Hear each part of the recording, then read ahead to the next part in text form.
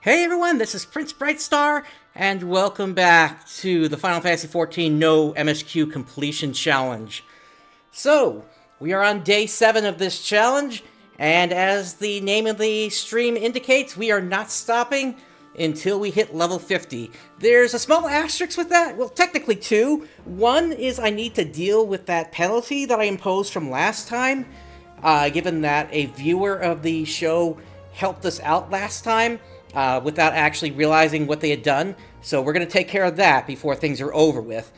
And then the second thing is, if this stream happens to go longer than 12 hours, YouTube has a 12-hour cutoff limit, or cutoff time rather, for the saving of streams. So, but we'll deal with that if we happen to get to that point here.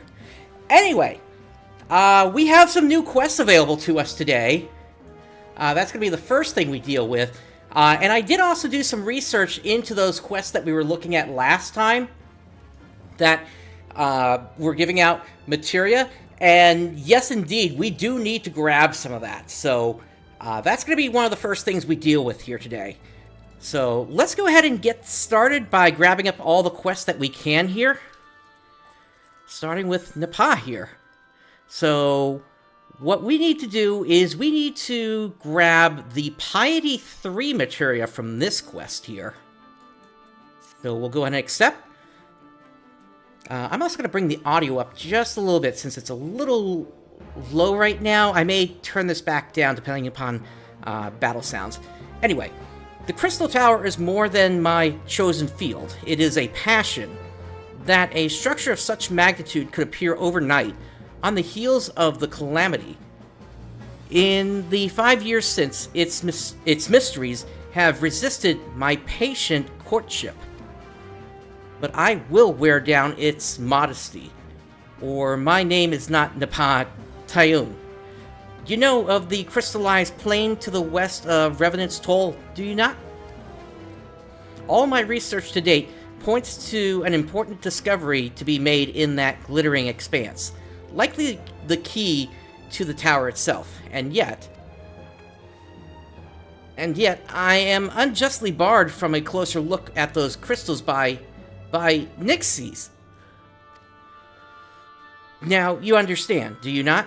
They must die, those Nixes. I will not suffer them to keep me from penetrating the secret of the tower. Alrighty. And then we have a quest up here.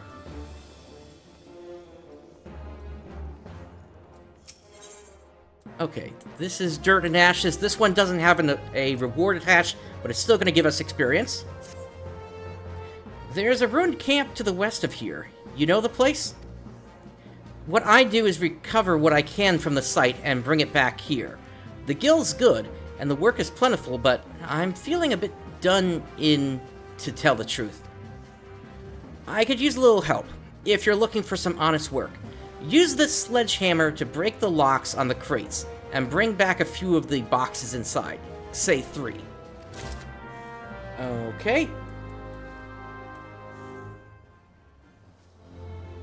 Alright, and then there was one other over here.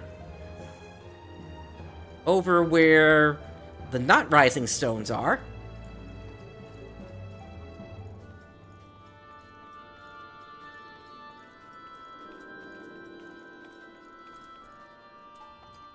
Actually, we got 2 quests here.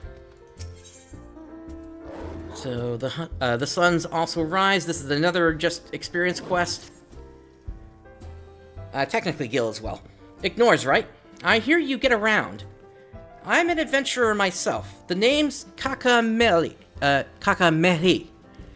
Hey, we can't all have an interesting name like yours. Look, I can cut you in on something fair, if you're interested. There's a camp set up east of here by an outfit called the Sons of St. Konak.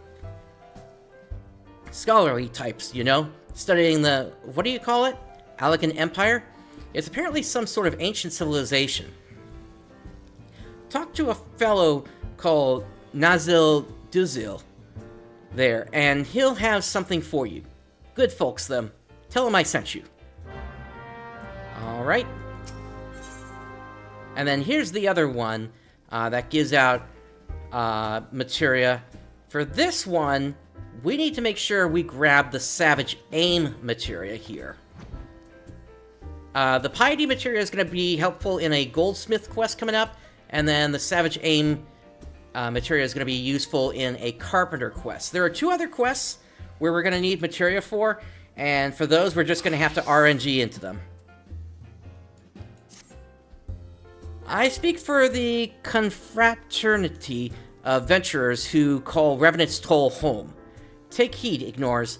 We have a common foe, a hated enemy, a fierce adversary, and its name is Morbol. Brother Ignores, you hate this enemy. Does your heart not yearn to slay it? Then do so, brother. Go and slay 3. This is a rite of passage, Brother Ignores. If you're to be part of Revenant's Toll, we must know. Do you ring true? Alrighty. So, we're going to start off to the west here.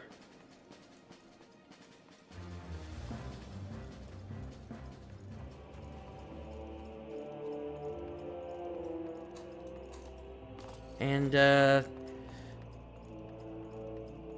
we got the 2 quests over here. One is for those Nixes.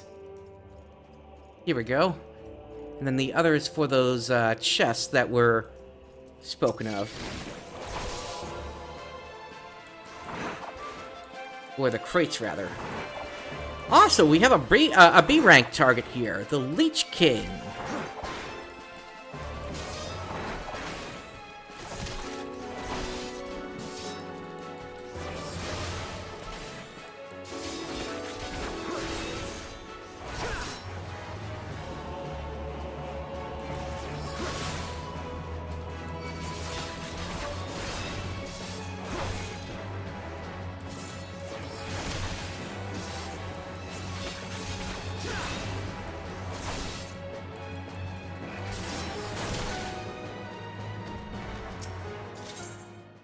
Alright, here's the first of those crates. Simple sledgehammer. Uses for a simple sledgehammer number 172, destroying locks on wooden boxes.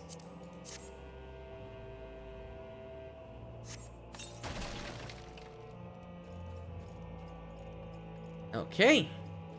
And on to the next crate.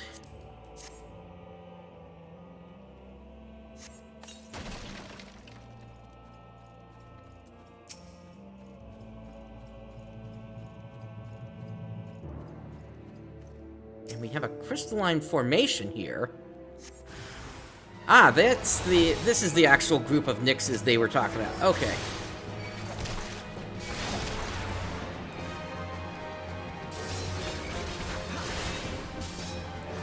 I'm gonna get away from the B rank there, because that would be a problem if that thing started to attack us.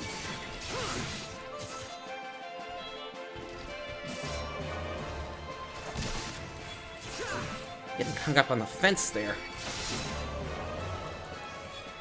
I might have mentioned this last time, but this little camp area here, this is where Revenant's Toll used to be back in the 1.0 game. This is effectively the ruins of that, and now Revenant's Toll just moved up the hill a bit. Here in the, once 2.0 came out.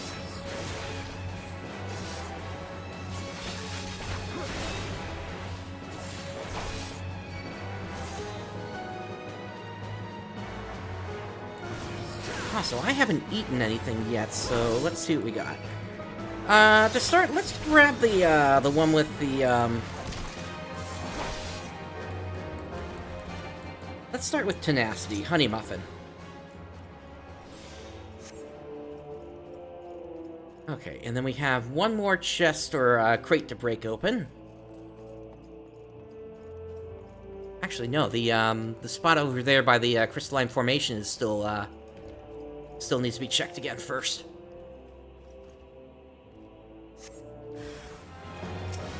Even more of these Nixes.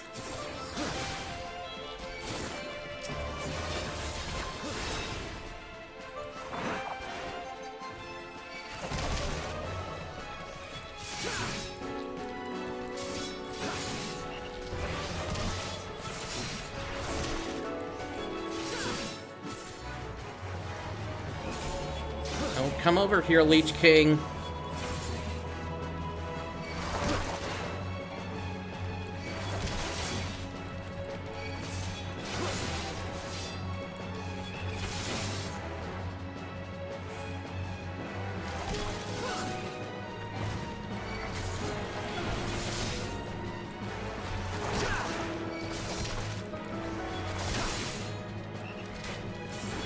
I said, don't come over here, Leech King.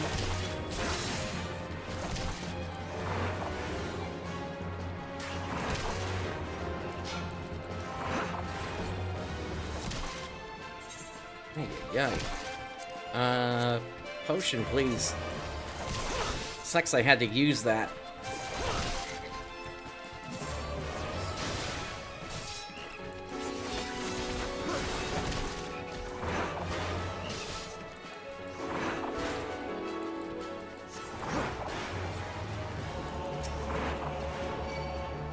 How did it... Okay.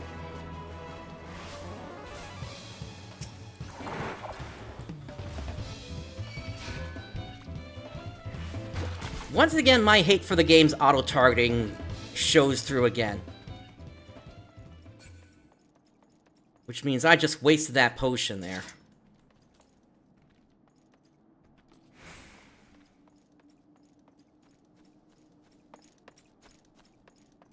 Like, please, somebody explain to me why it targeted the B rank instead of the target I was actually going for.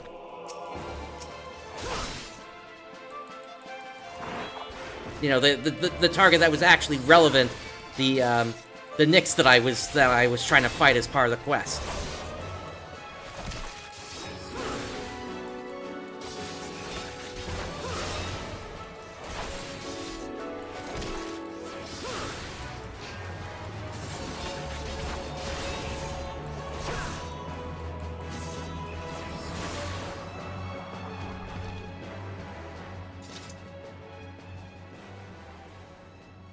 Again, as a small reminder, if you happen to be watching this, viewers should not be trying to help me in this challenge.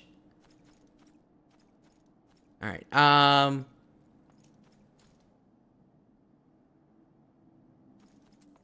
so how do I want to handle this? Because this guy got in the way last time. I'm not exactly happy about the prospects of trying to take on something that's level 50 right now. You know what? Let's back off for the moment here, because here's the other thing that we could do. I could easily swap to another world, and that thing would likely not be there.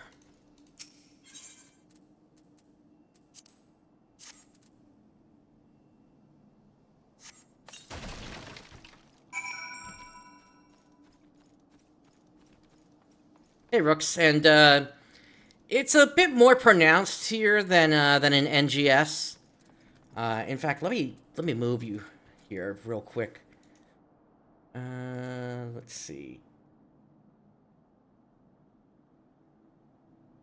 Yeah. So it's more pronounced in this, just because in NGS you're more than likely going to fight things.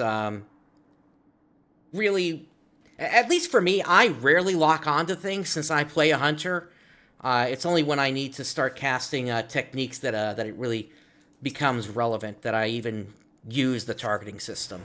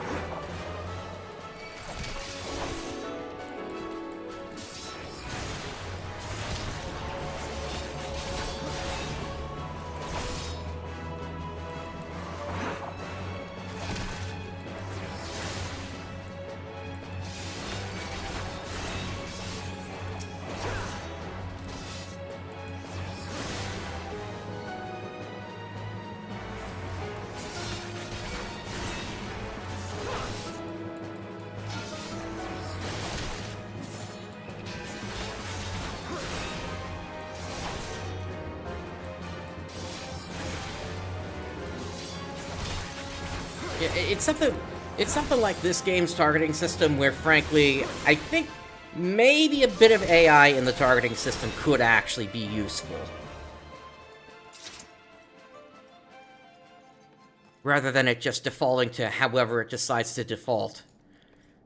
Anyway, we got one quest done at least here, so we're going to run off and hand that in.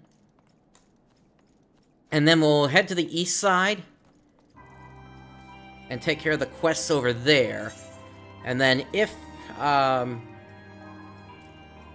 things still have not resolved with that B rank being there, then I may look at, I may at that point look to hop worlds, like I'm saying.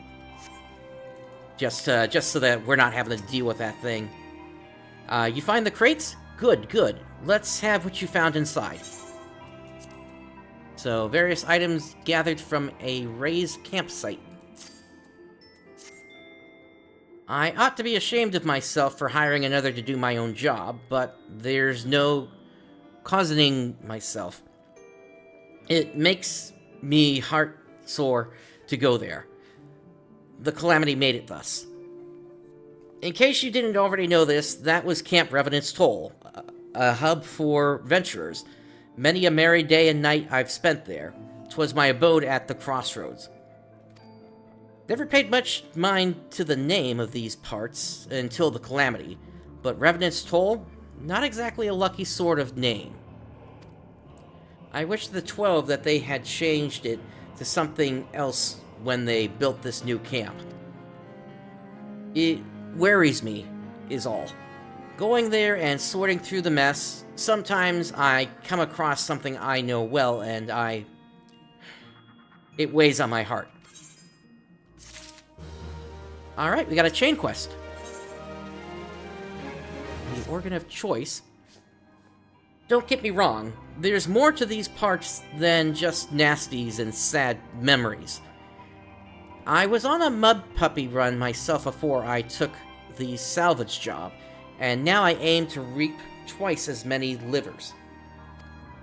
What's it for? Physicking for the old touch trap, of course. Mud puppy liver fetches a very pretty price on the market. As pretty as the petticoats that's the cause of the demand, I'll wager. Here, how about you give me a little hand? I'm still a little done in. It'll be worth the gil to have someone else helping me. You can fetch 5 livers, can't you? Alright, 5 livers. That's going to take us further out to the west. But like I said, we're going to go east first now.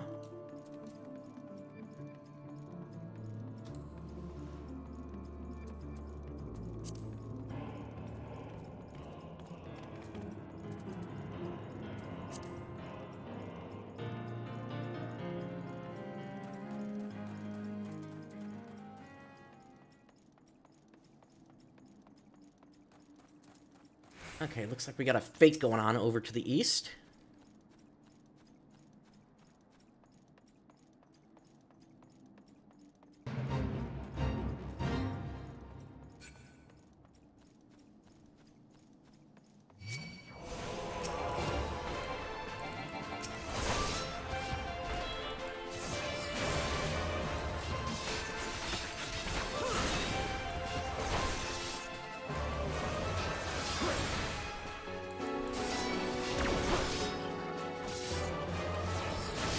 Just missed the stone skin. Oh well.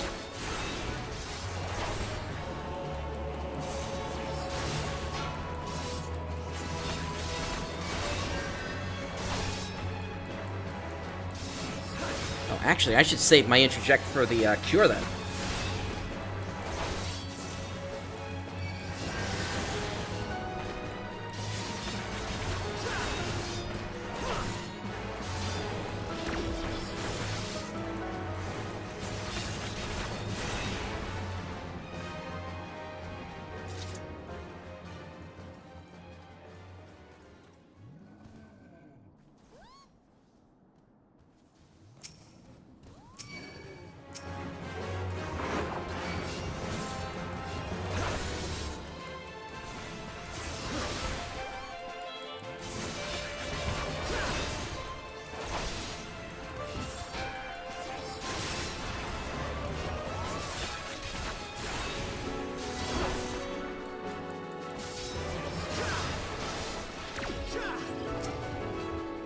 Got it that time.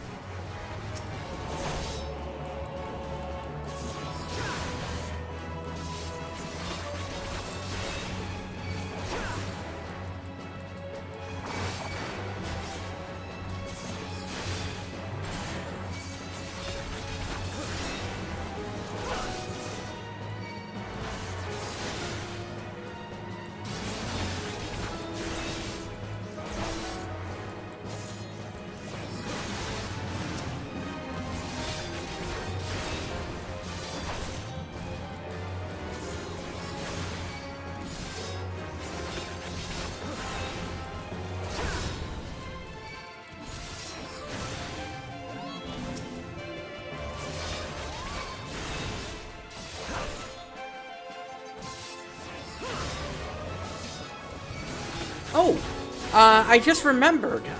There's something that we need to do after this fate, actually, before we proceed.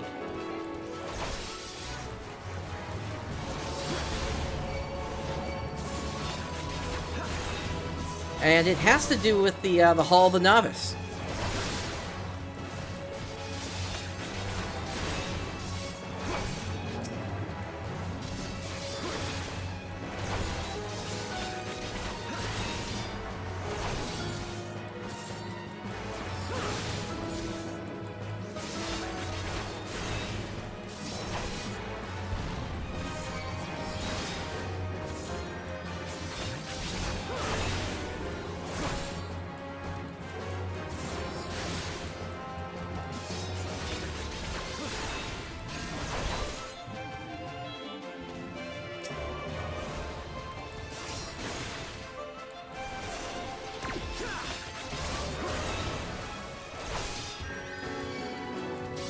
Ah, that's a shame. He used Cure back-to-back. I couldn't stop the second one.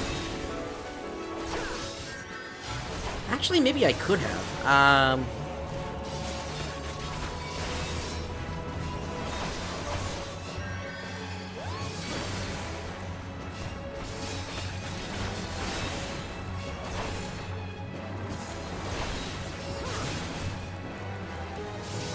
Yeah, if I can stun them like that, then yeah. I probably could have stopped it. I'm gonna back off for a second so I can get some health back.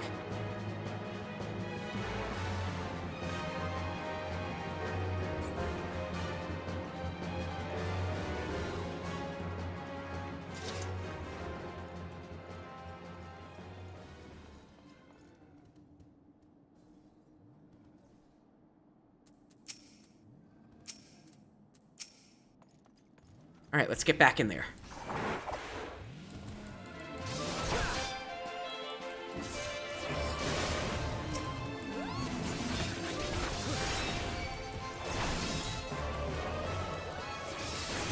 Probably just have to take down one or two more of these to finish up the fate.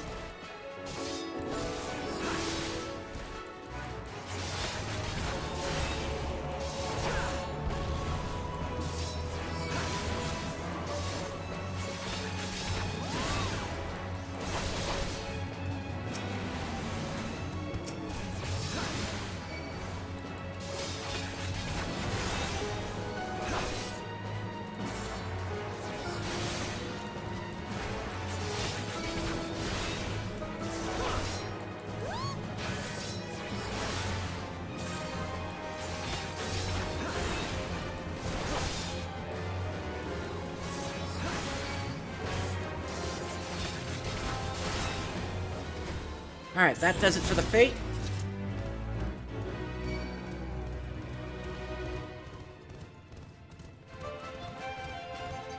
Now we're gonna go under... Let's see, where is it? Hall of the Novice. Alright, so... Basically now there's, Oh, really? So we can't even get into it without progressing the main scenario quest. Oh, wow. Okay, so I'm going to be one of the few people that ever see that message then. So what happened is they added some new exercises to the Hall of the Novice, which at the end of it, you're able to get a ring that gives you extra experience up to level 60, but I can't complete this without having progressed the main scenario. So I'm stuck with what I got. Oh, boy. Okay. Then in that case, we're just going to go and handle this quest.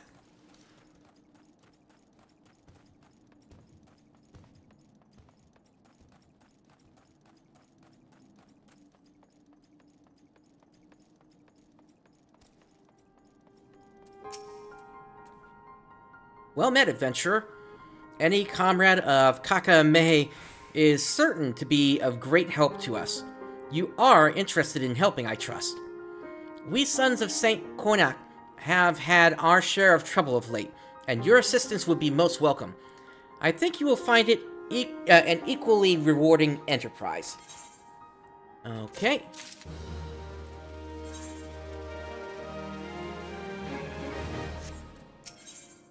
So, we have hit the hippogriffs here. You are the adventurer Ignores, are you not?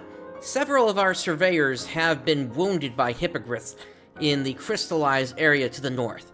It is astonishing how fleet and fierce they are in this region. Yet we must teach them to flee, not charge, when the sons of St. Konak are about their scholarly business. I suggest you call a few of the hippogriffs that they might learn this lesson.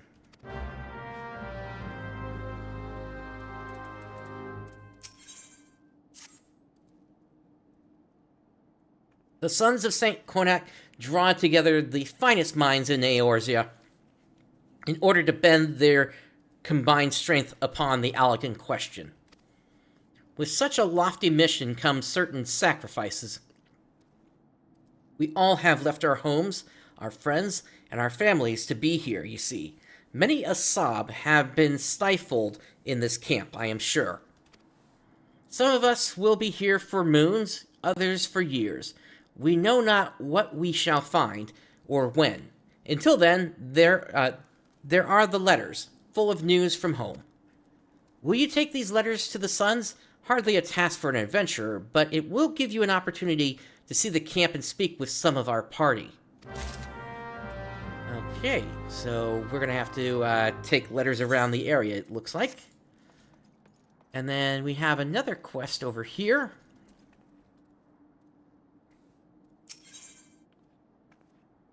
Look, so it took me 4 hours or so to get 2.5 levels last time, so I'm expecting around an 8-hour stream, although it could be even 9 or 10 hours.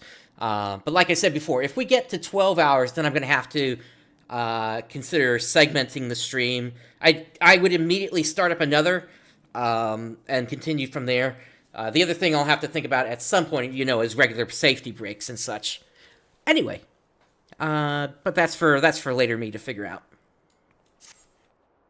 I have here a message from an expedition to the south. They are troubled by Gigas, and I fear an attack must soon come. Head south forthwith, if you would help us. Okay. And then there is one more quest over here.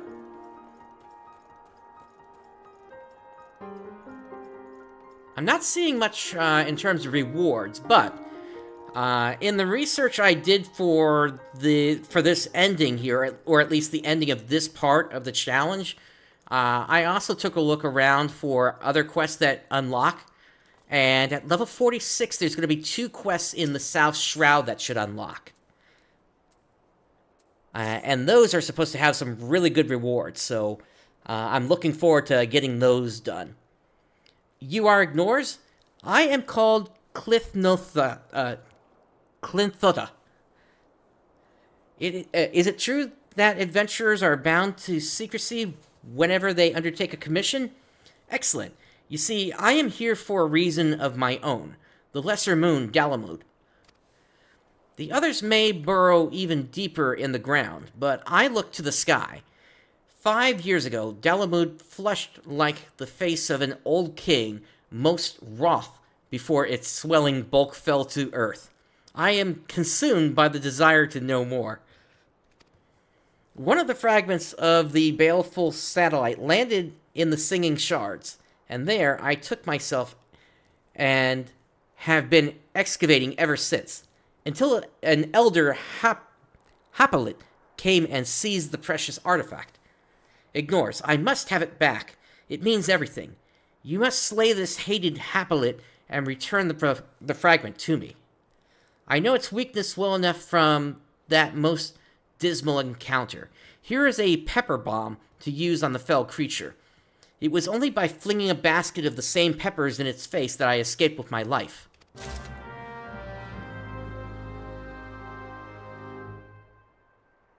Alright, so that should be all the quests in the area. So, I guess let's head counterclockwise around this area and we'll see how things go. This fate is about to wrap up, and then that one may be gone by the time we get over there.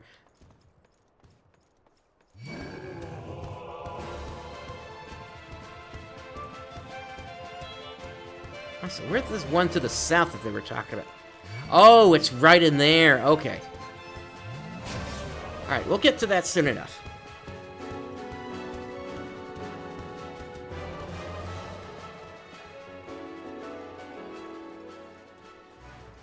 Alright, we got hippogriffs over here.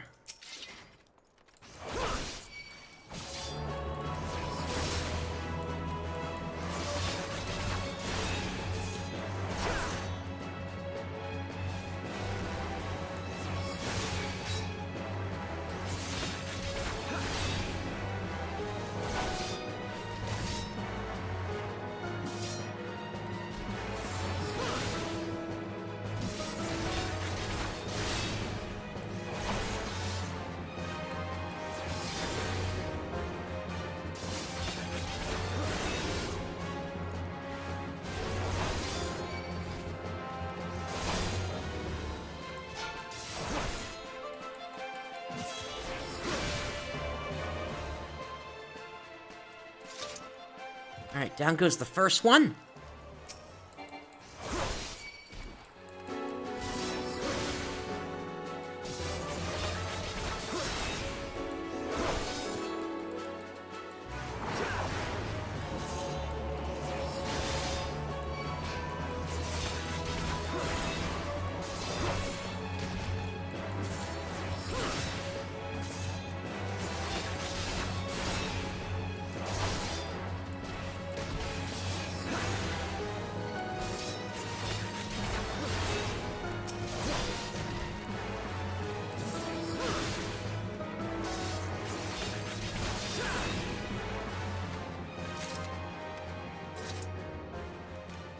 Oh, those hippogriff skins are going to be important as I work on Leatherworker.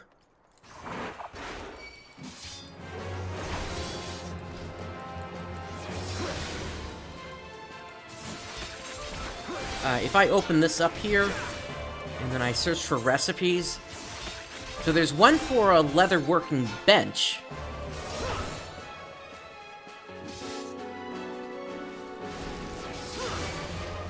And then there's hippogriff leather over here.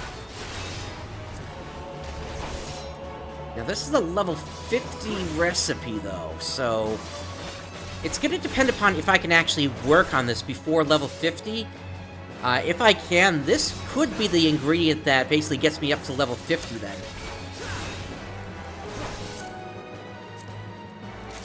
And then there's a whole bunch of stuff that uses this. For us, it would be probably not the artisan sandals. That's a 4-star rarity. But like this militia set, probably not the master stuff. That's going to be completely separate, more than likely. Oh, actually, that's Armor Smith. We don't even, or Armor Craft. We don't even have access to that. Here we go. Imperial Operative Choker. That could be something.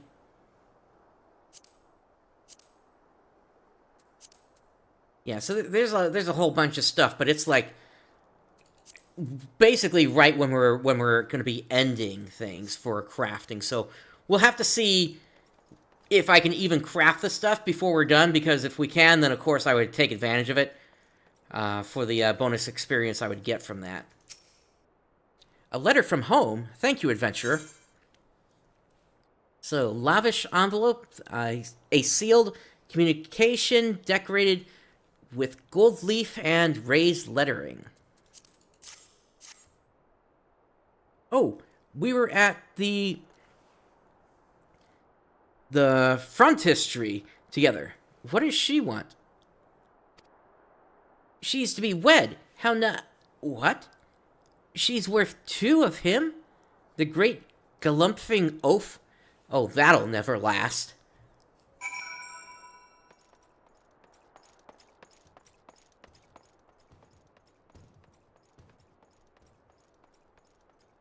Alright, let's keep making our way around.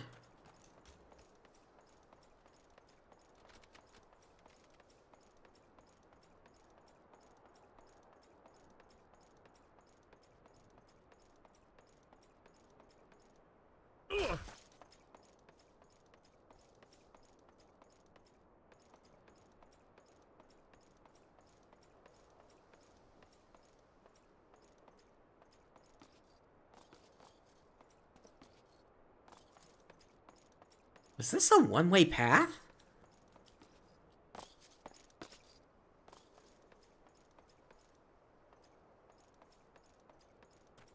No, here we go. I was just having trouble seeing the where the path kind of went here.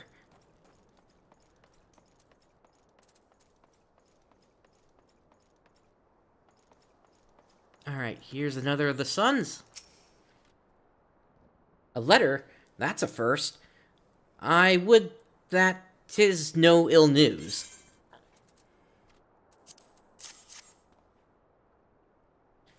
From the pater? Surely the master is not ill again. Quite the contrary. She's recovered from her dropsy, and demanding I return home and give her grandchildren.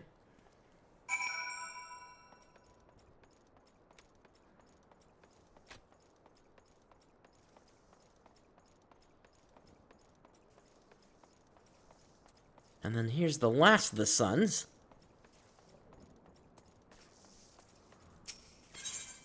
Whoops, that went too fast. Nathaka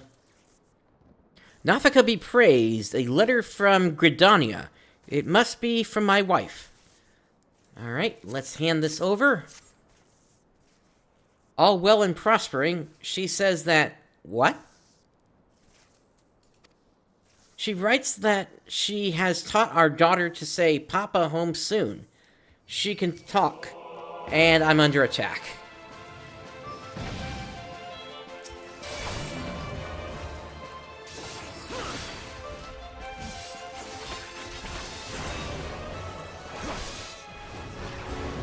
Also, these are some high-level mobs here, level 48.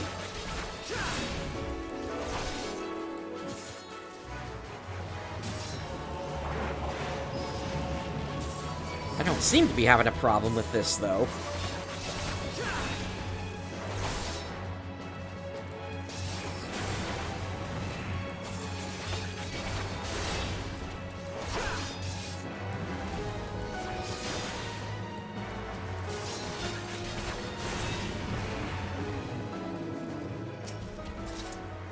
Okay, where were we?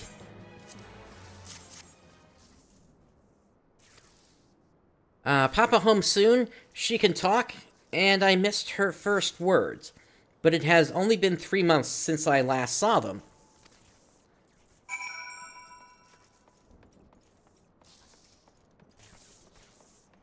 Alright, so that quest is done. Yeah, that fate ran out. We still have this quest to take care of, and then we'll head back south again.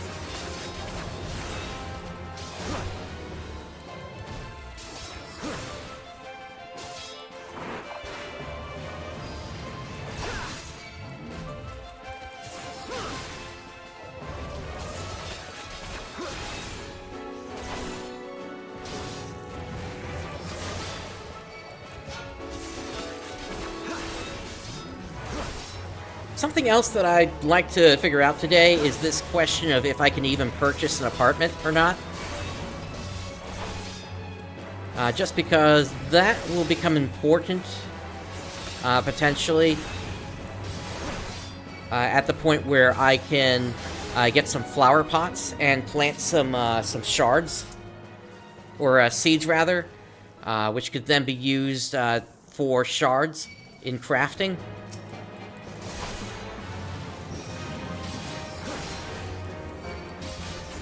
So we'll see about that soon enough.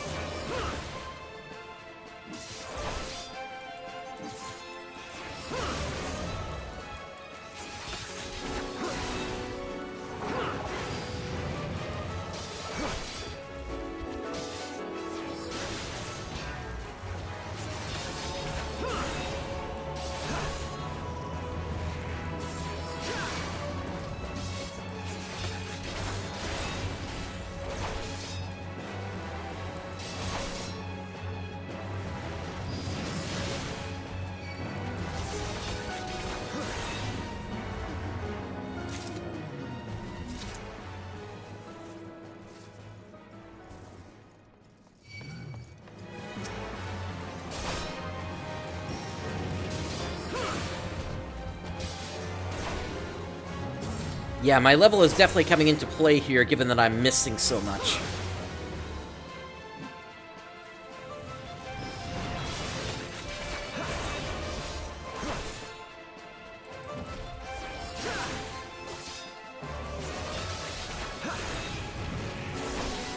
Unfortunately, when I miss an attack, it also breaks my combo.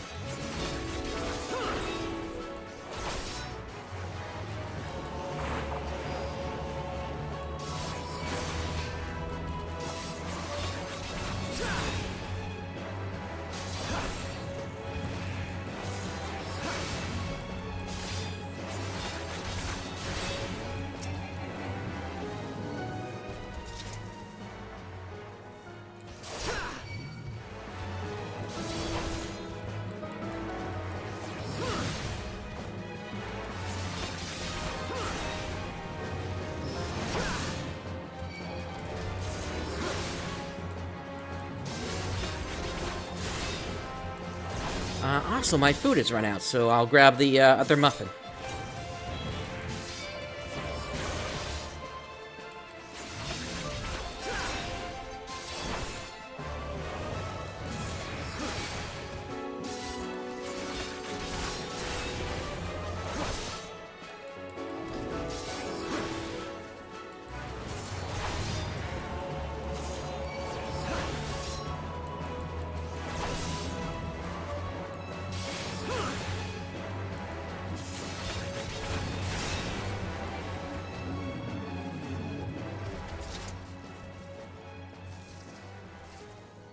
Okay, I've reached my destination. I want to heal up first before I start this fight.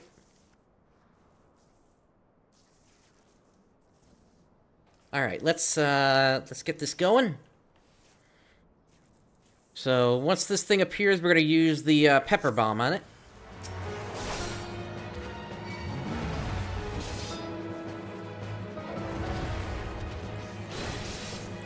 How about a stun first?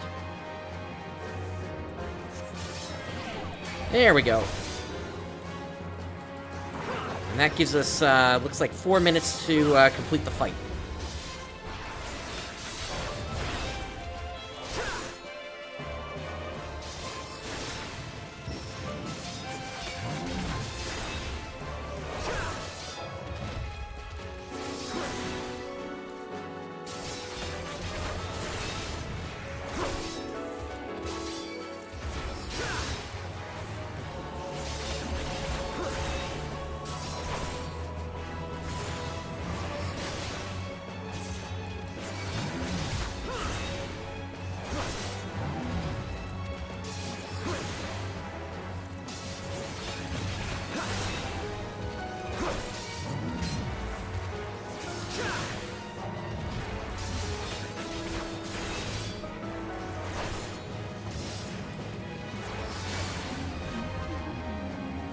Timber! Alright. Let's see. Looks like that does it for the area up here. We do have a fate that just popped up, so we'll head that way.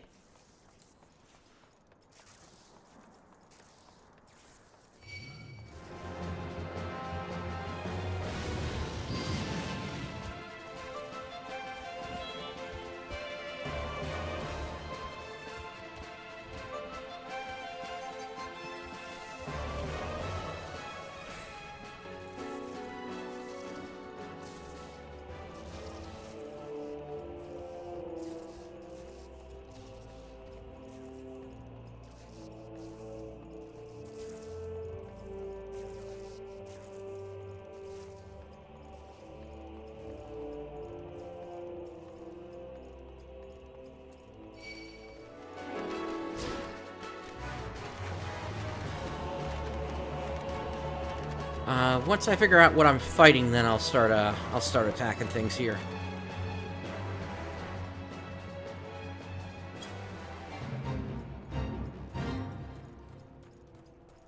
More of the Hapolits. Alrighty.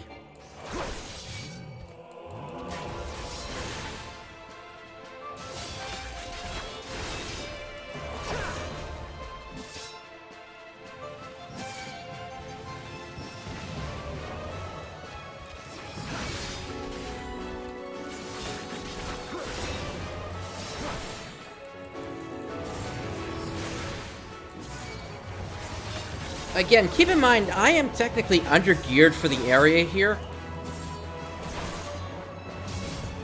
Given the restrictions of the challenge here.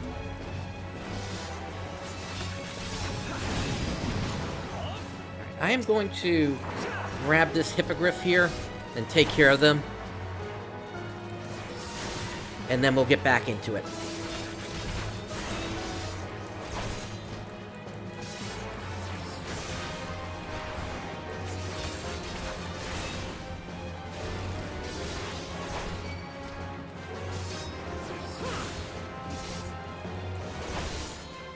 Also, something that had been bugging me for a very long time, not just only in this game, but in other games, was the fact that numlock had always been a thing that would change what my number pad buttons do. And so over yesterday, I finally took care of that using a registry hack that basically completely disabled the numlock button. So I should never have to deal with that again. And if by some weird coincidence it does ever get flipped, all I have to do is just open up the virtual keyboard that's available in the Windows Ease of Access controls, and just tap the button once there to fix it. Should have done this a long time ago. I did the same thing with my caps lock button years ago, but I guess it's only more recently that numlock has also been more of an issue for me. Because what numlock was doing is, instead of allowing my my abilities to go on cooldown and activate, if I accidentally tapped numlock, as I would say, going for the number 7 button, it would just zoom my view in as if I wanted to go first person. Which, when you're trying to do some basic raids, yeah, that's not a good thing to have happen in as you're trying to avoid mechanics.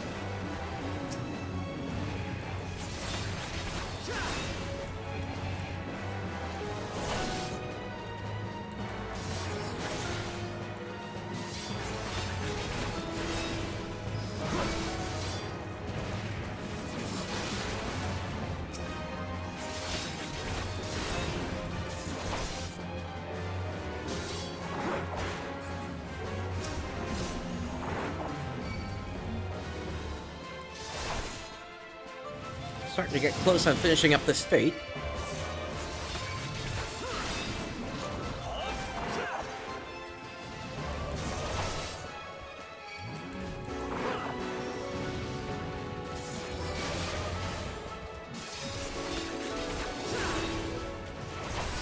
Now, something else we might be able to do as we get to higher levels here today as well is we may check around and take a look at some of the beast tribes. There's one in southern Thanalan. There's one over in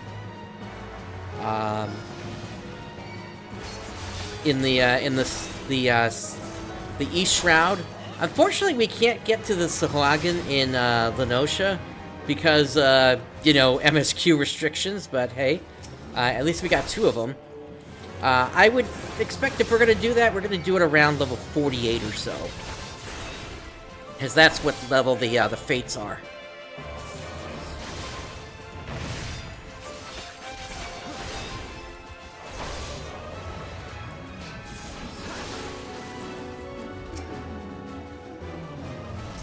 Alright, fate is finished.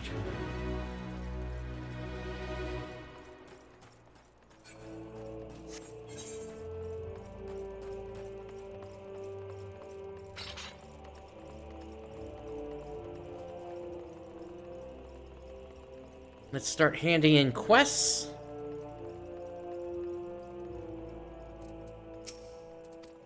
Oops, too fast there. Our protector returns. Thank you for performing your duties with such speed. We will be able to plan a survey this very afternoon.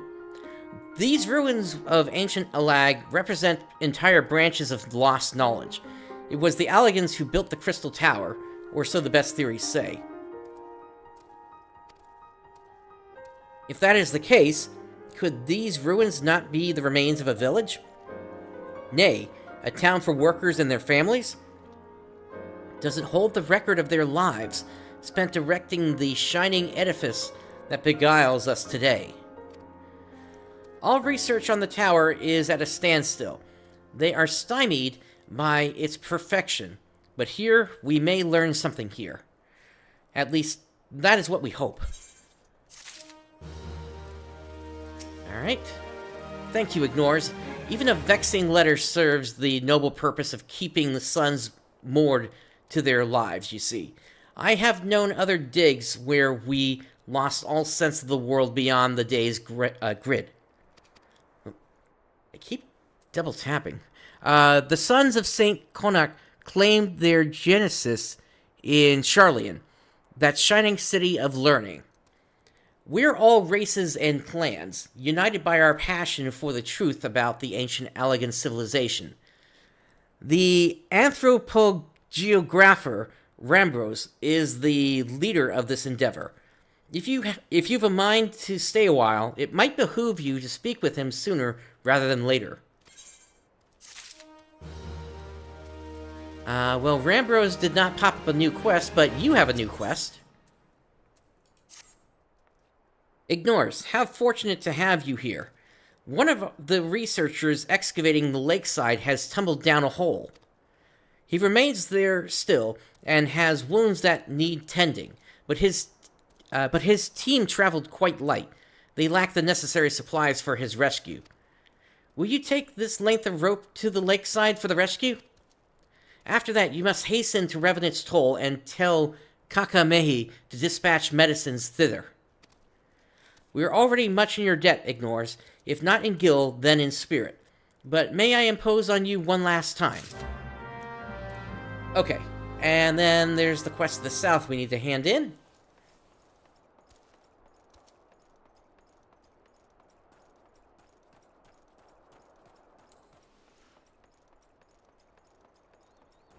And then there is the quest further to the south that we need to work on.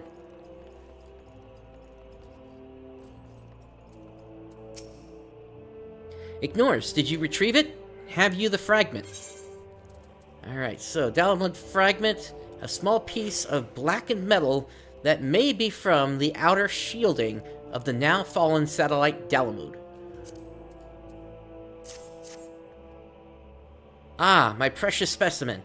There is much to learn, but see you this earth-shaking discovery of mine. The fragment is made of no material known to Eorzea, save for that which has been unearthed in those Allagan ruins. What if Delamode was a thing man-made, created by the sons and daughters of Ul'Dah, then cast into the sky? This is a powerful piece of evidence I hold again in my hand. First the Crystal Tower, now Delamode. That a civilization could exist capable of such creations makes my calculations shiver and all jadedness shrivel. Ah, it is a good time to be alive, Ignores. Thank you for all you have done. Okay, that wraps up that quest.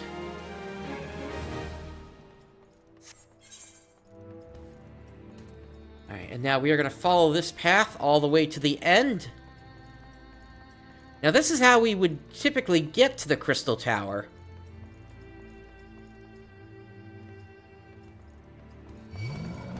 Alright, no way past this guy.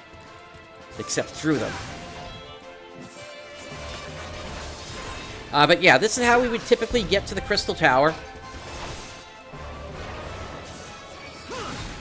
But I don't know if we'll actually be able to go through the doors. I know that the quest stops just before them.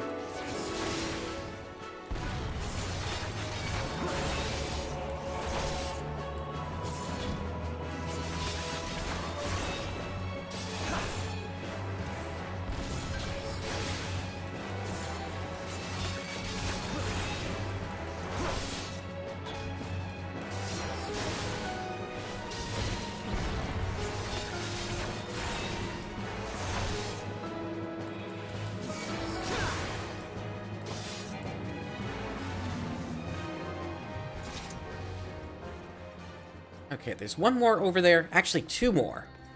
So I think I'm probably going to need to pull at range unless I can actually get to my target there.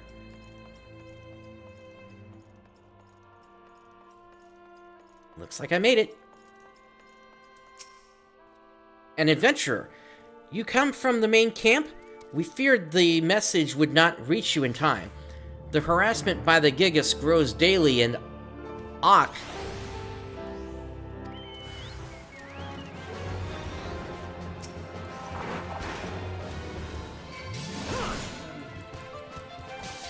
Now I gotta hope that those two don't turn. In fact, let me,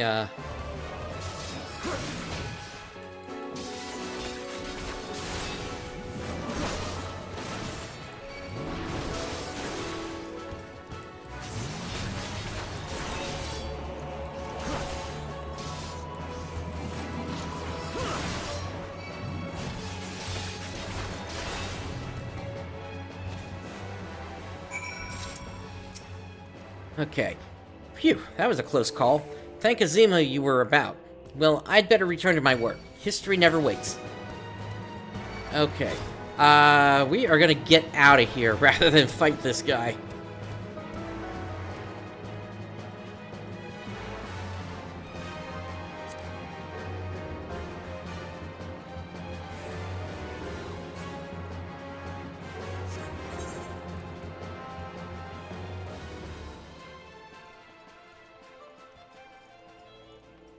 Okay, let's head west next.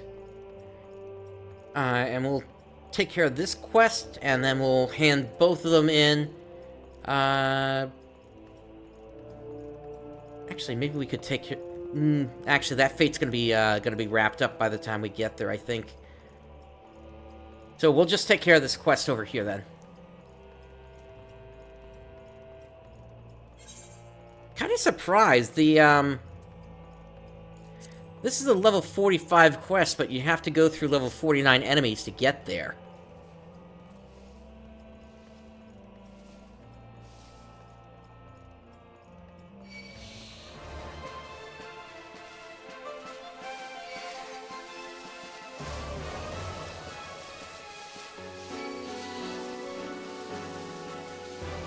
Let's see if they're still all following me here. Nope, that's all I had to do. Okay. Hello, thank the 12 you're here. He fell right down this hole. Thinks he broke a leg. We have to get him out before he passes out again. The pain seems to be bad. Have you any rope? So, thick rope? This brambleweed rope, twisted from several thinner ropes, appears strong enough to support the weight of a grown Rogadin. Good and stout. Right, I can fish him out by myself here. But once he's out, he'll need some true physicking.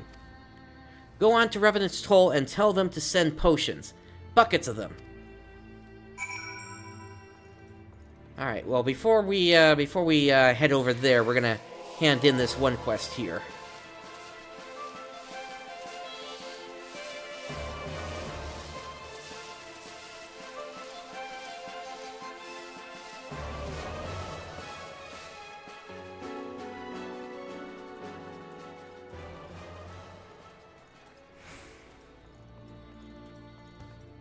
Also, it looks like a bunch of my gear has materia ready to extract, so let's take care of that here.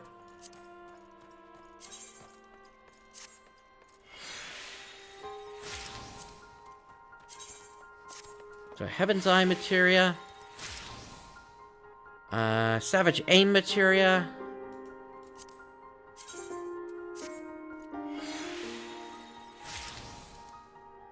Battle Dance.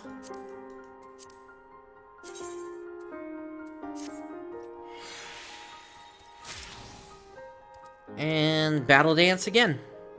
Battle Dance Materia 3.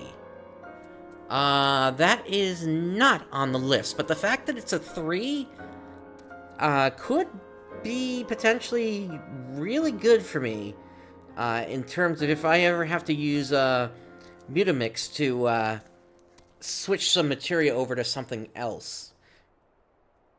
Okay.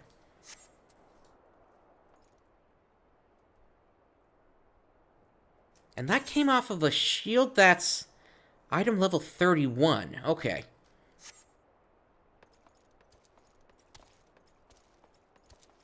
I thought it was usually higher for level 3 materia, but maybe not.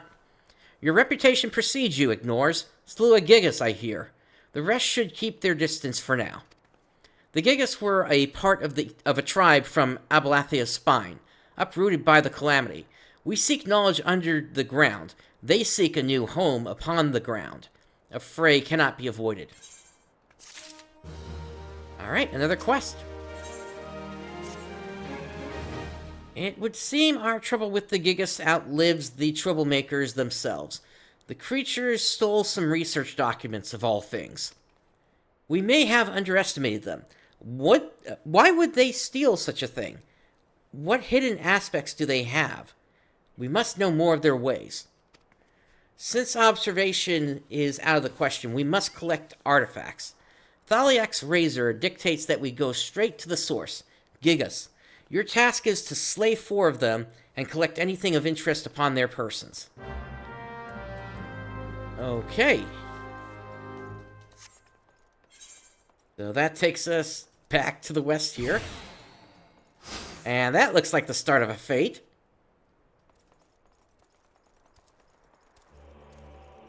Actually, there's a fate down here as well. Now, this is a boss fate, so I don't know if we'll be able to do that one or not.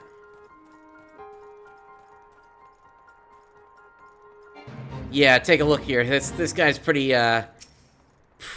menacing. I'll give it a quick shot, but let's see here. Nah, if I'm doing that little damage already... Well, then again... Nah, they're gonna outpace me on health easily. Again, I don't have a way to heal myself. If I was a warrior, then I at least have a couple of buttons that would let me heal. Granted, I don't have the big one yet at this level.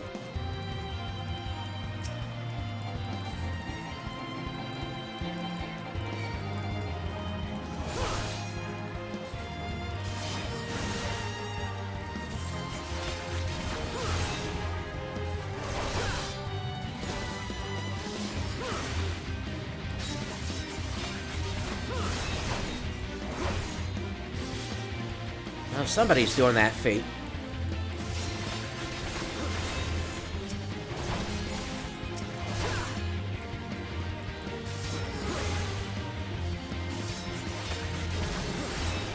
Actually, it looks like a few people are doing the Fate.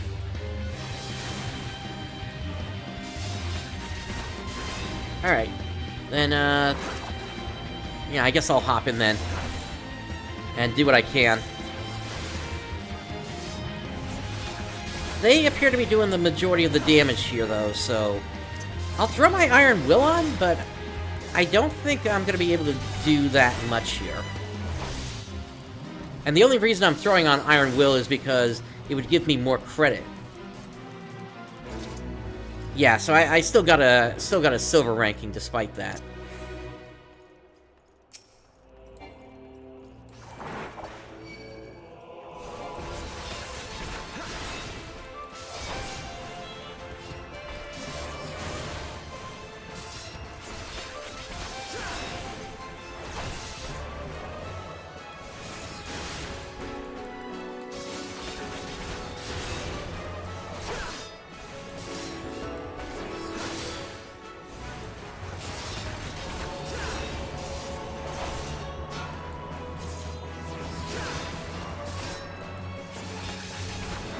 And as a reminder, as part of the challenge, even though the rule is that I can't join a party, but I can still participate in a Fate just because it would be unreasonable for me to have to, you know, jump out of an entire zone if somebody were to randomly start helping out in a Fate. So that's why that's still allowed in the rules. Now this guy's just healing himself up. Let me go ahead and set up for the interject and such then.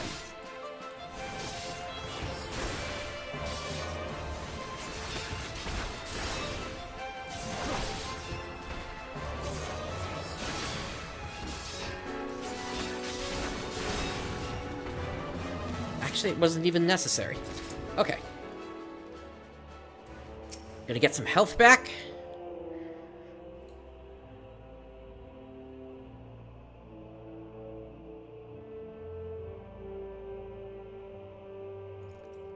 Alright, let's jump into the next one.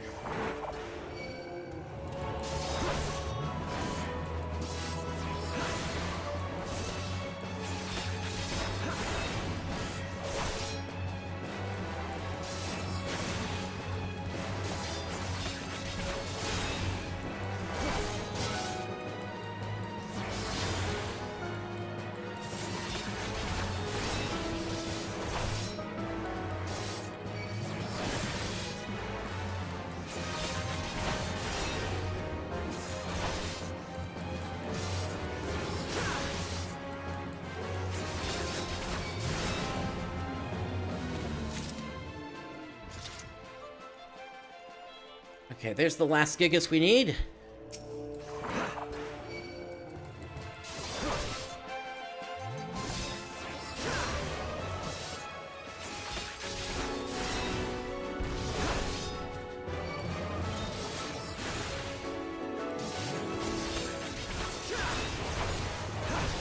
Just taking a look at the status of our gear here.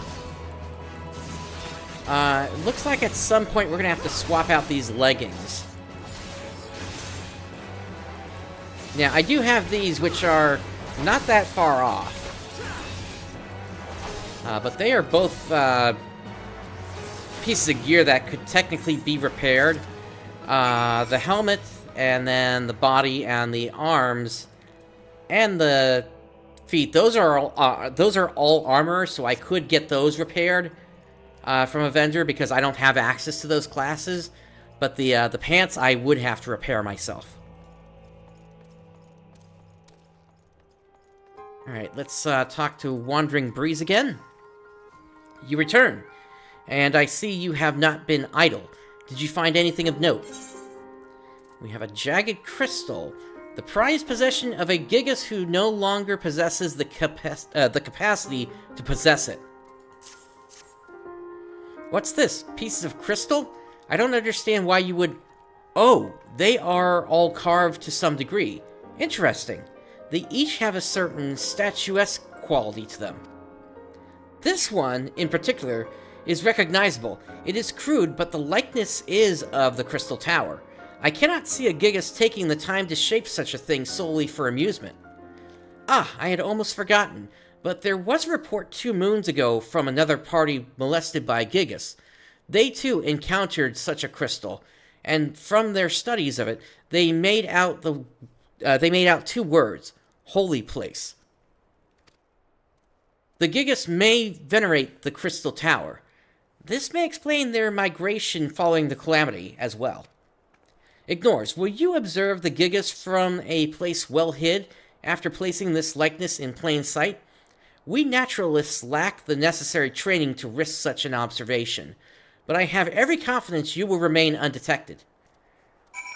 Alright, so that's going to take us back south.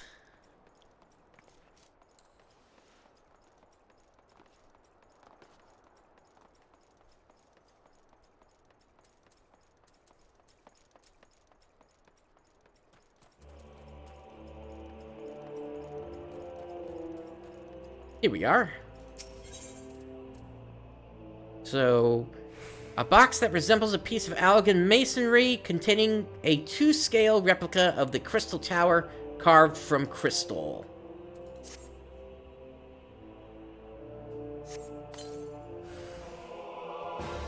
Big is beautiful, or rather baleful. And I did not want to grab this second one here. Do I still have that? Yes, I do. Let me just see if I can drag him over here.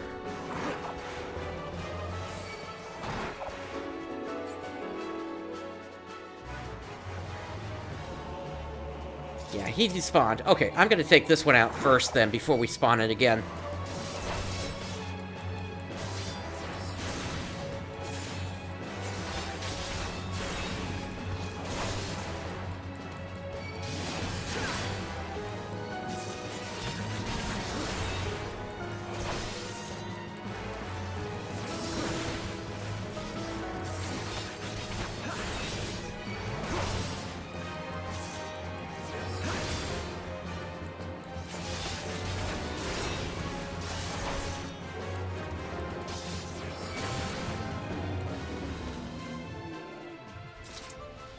Alright, let's go ahead and drop this down.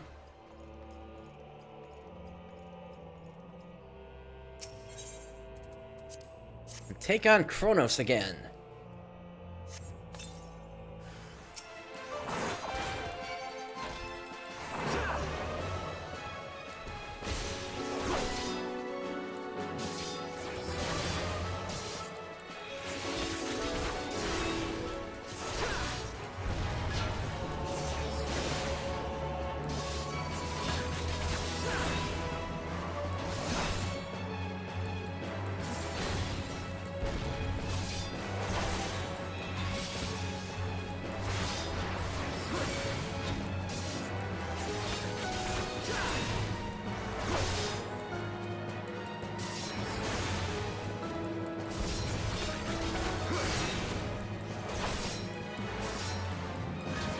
Again, I don't believe we're going to be getting any more abilities at this point. At least until we hit level 50. Yeah, the next one is Circle of Scorn, and that's level 50. We'll be able to get a tiny bit of use out of that, but not that much in the end.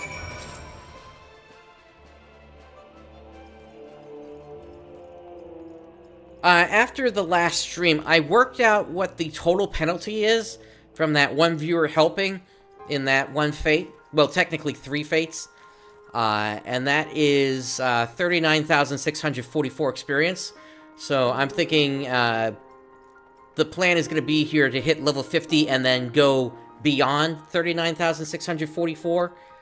Just to make sure that I have completely taken care of that. And then at that point, we'll be able to call it from there. You observed them? What I would not give to have been there. What manner of things did you see? We have a stolen document here. After smoothing out the crumpled pieces of parchment, you are able to discern a list of findings scrawled upon it. This is from the documents reported lost to the Gigas. We had thought it had been carried off pell-mell, but you say one who looked like the chief among them had it? He tore a sketch of the Crystal Tower from the records and kept it as a precious thing. We must conclude that the tower is indeed holy to them. Gigas have been known to lead other giant kind, for they have the cleverness for it. If they can lead, they can create an army. If they can worship, they can start a crusade, or so history tells us. These are matters we must be mindful of. Thank you, Ignores, for risking so much of this knowledge. For risking much for this knowledge. Alright. That quest is done. And then we have a hand-in to do over to the west. We'll go ahead and take a...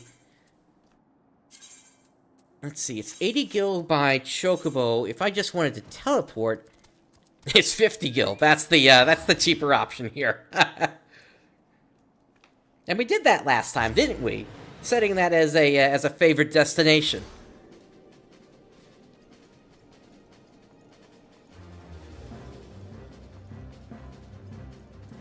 This is inside of here we need to go.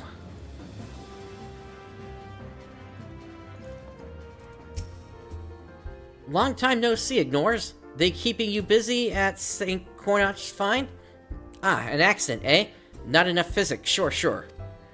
I'll get what's needed to the Suns. You look like you ran all the way. Go sun those souls. You've earned a rest. Okay, complete. Alright, so we still have 3 quests left here.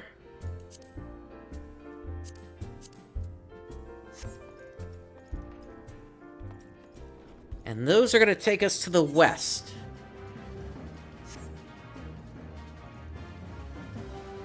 Now, before we head west here, I do want to take a look at the situation here, see if that B rank is still there. If it is, then we're going to proceed with my plan here.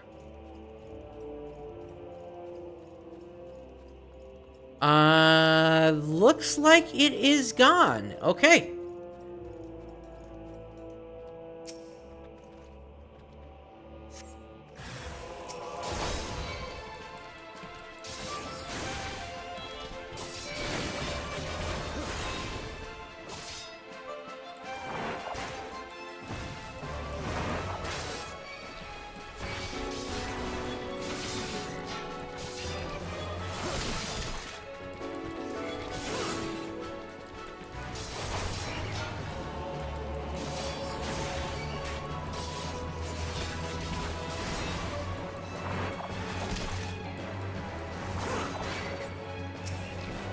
Alright, that's one.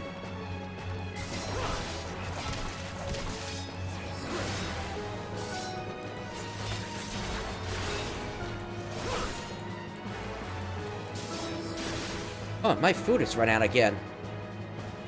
On to the mustard eggs.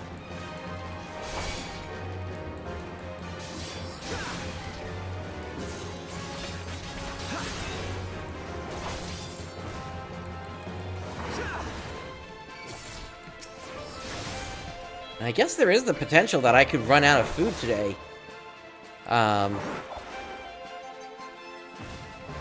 We'll have to see. I still have the higher level ones, but I'm trying to save those for a little bit later.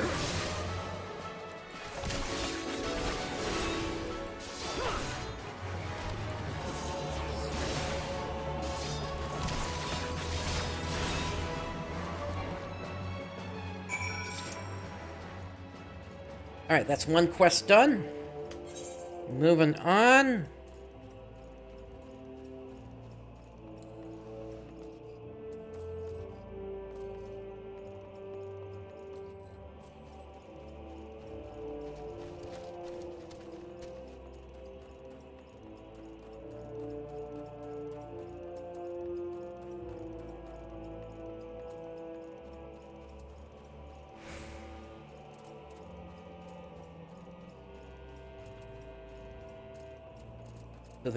So we got mud puppies and Morble around here.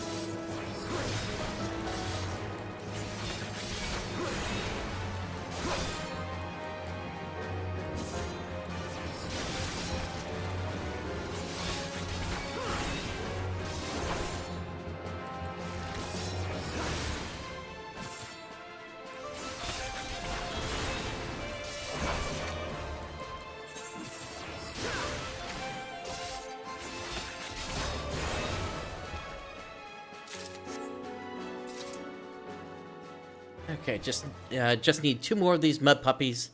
There they are.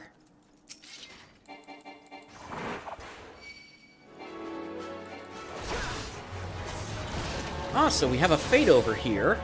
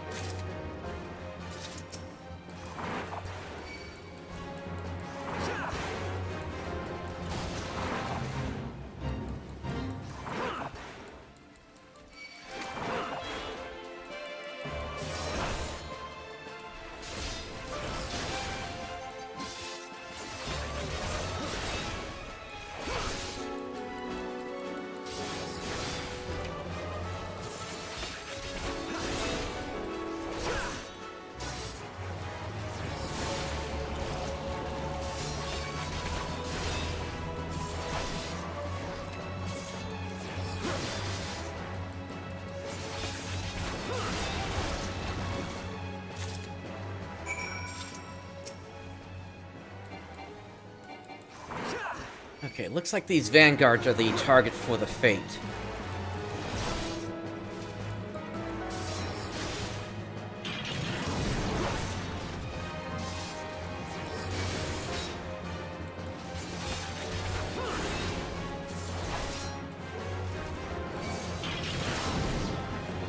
Oh, and I grabbed a marble at the same time.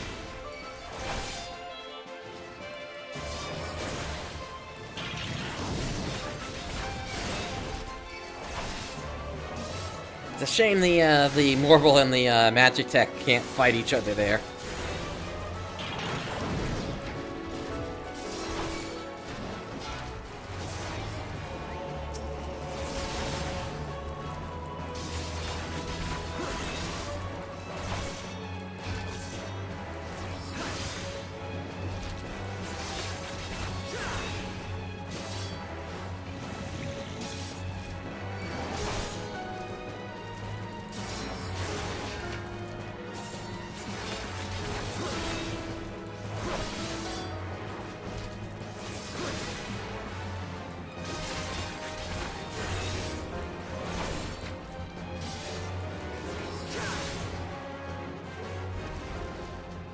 Alright, healing up. We are probably not going to finish this fate, but if we can at least get a gold on it, that'll still be worth a good amount of experience.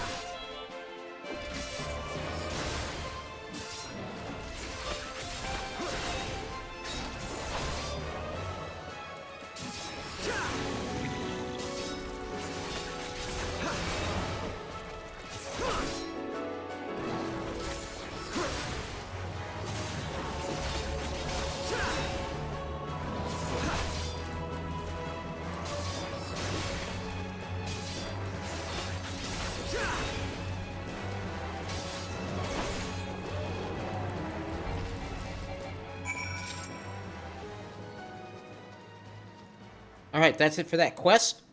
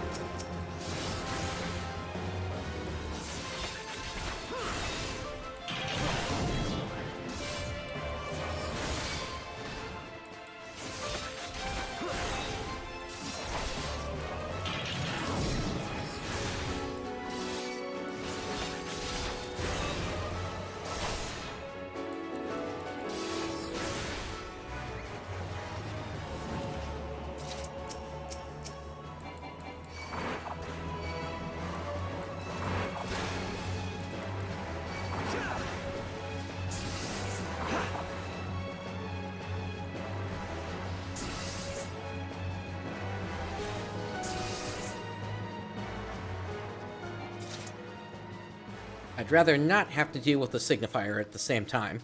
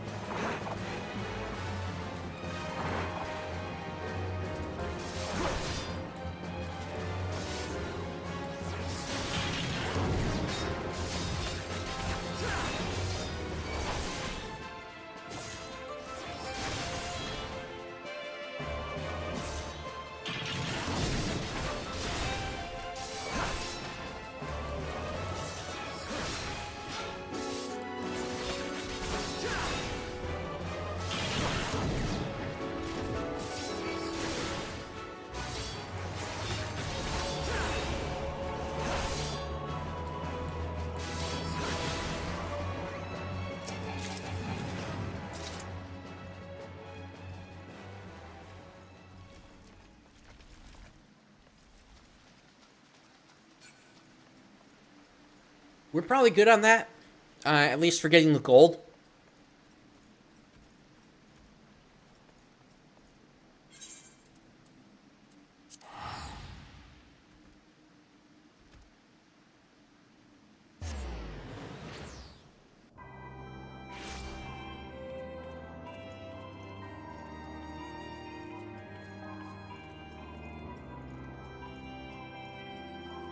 Let's go ahead and hand these quests in.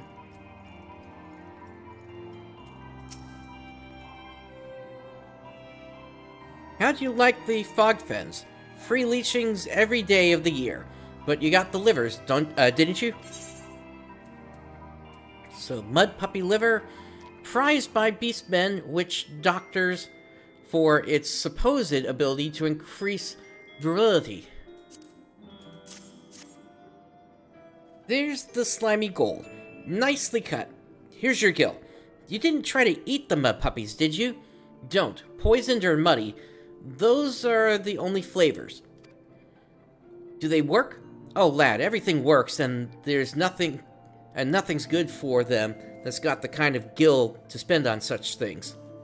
Yeah, we got we got gold on the fate.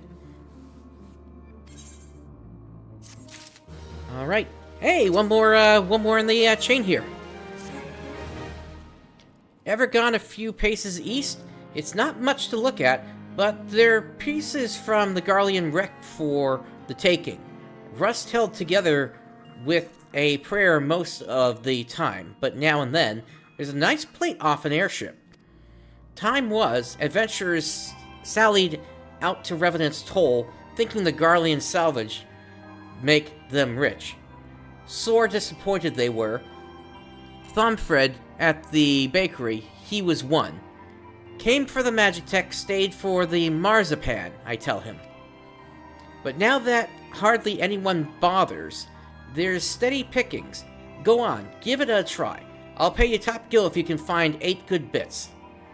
If you find something likely, go to Wandering Breeze over at St. Conach's Find and ask him what the stuff's worth. He knows his Garlean relics, that one.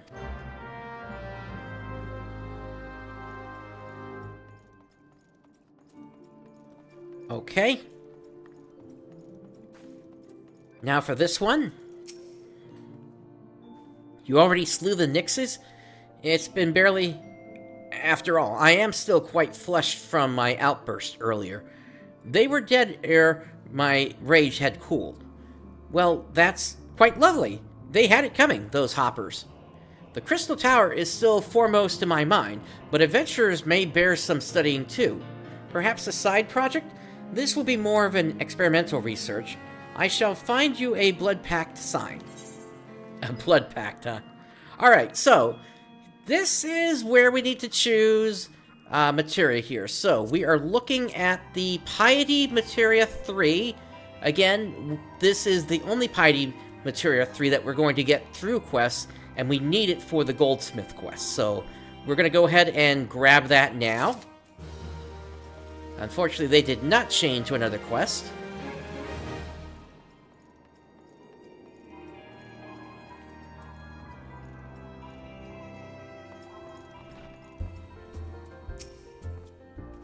Hear ye, hear all. The Morbles are slain, and Ignores has passed the first test of Revenant's Toll Venturers. What, you didn't think it would just be one test, did you? The next trial is by combat. Face our nemesis, the enemy to sing our Threnody, the foe to tag our big toe. See you where I place the mark on your map? Return alive, brother. Okay, where is this taking me? Because these are both going in two different directions here. Okay. So, I need to... head west again. As for the materia that we just got, I'm gonna drop this all the way down in the corner. So that way I know it's there. I really cannot be losing that.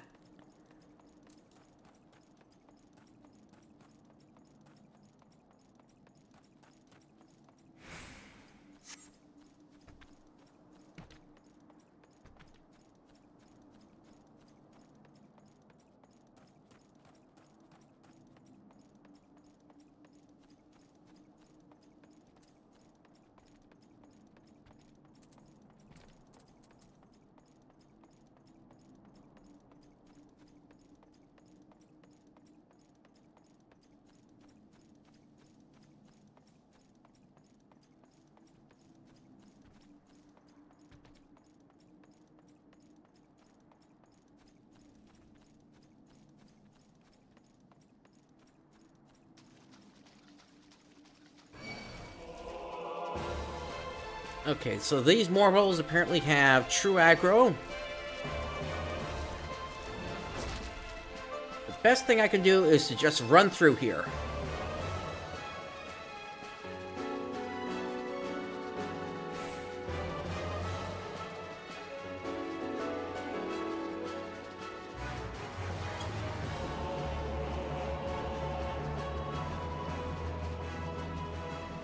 Alright, we made it to the destination.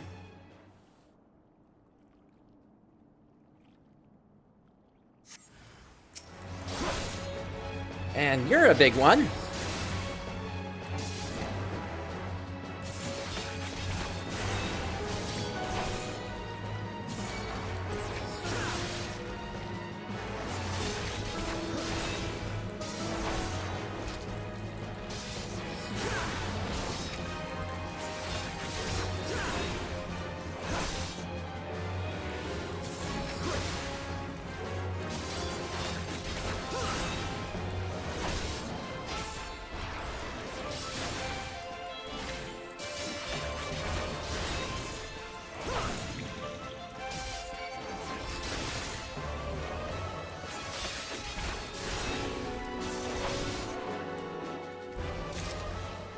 Alright, that's done. Back to Revenant's Toll.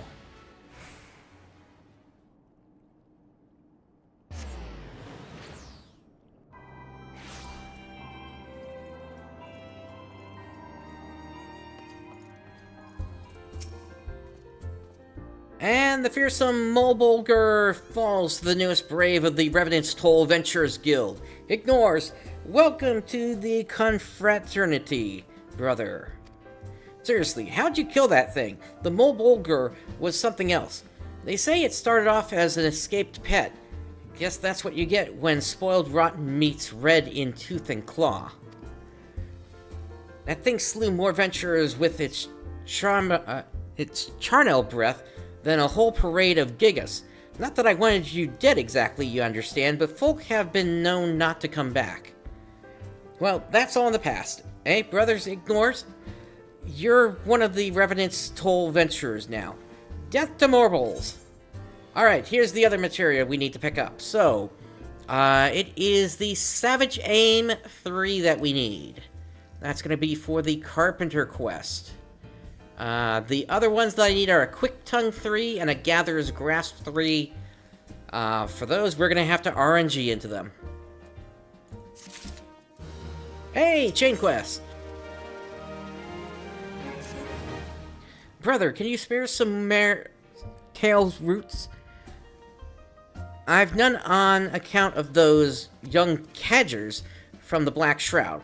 I told them the root teal settle that belly of yours, and the next thing, I've given them all I have. You don't have any either. Why, every adventurer working these parts ought to carry some with them. A poultice of mare's tail keeps wounds from festering, and you look like a festering sort of fellow if I ever saw one. Since we're both short, how about you go and get us some? 8 roots should do it, I say. Okay, where am I going for these? To the west again.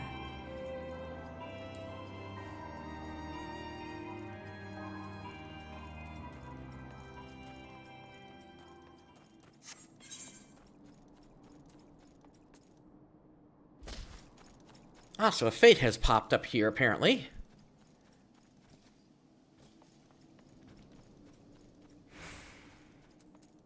And I think we've taken care of this one previously, so I'll skip through the text here.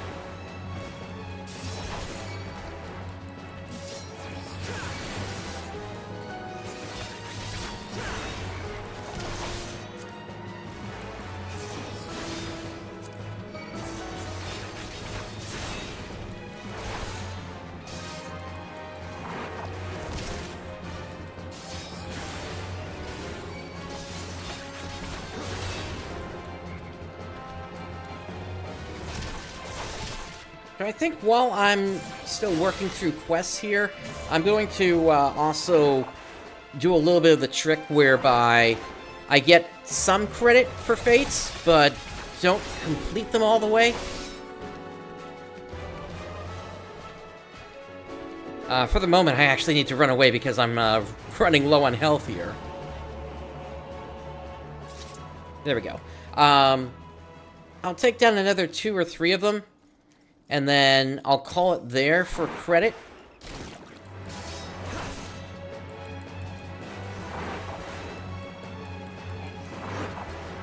Because at the same time, I can also do... I can also start into yet another fate. Hey, Wolfric, thanks for tuning in, and Happy New Year to you as well.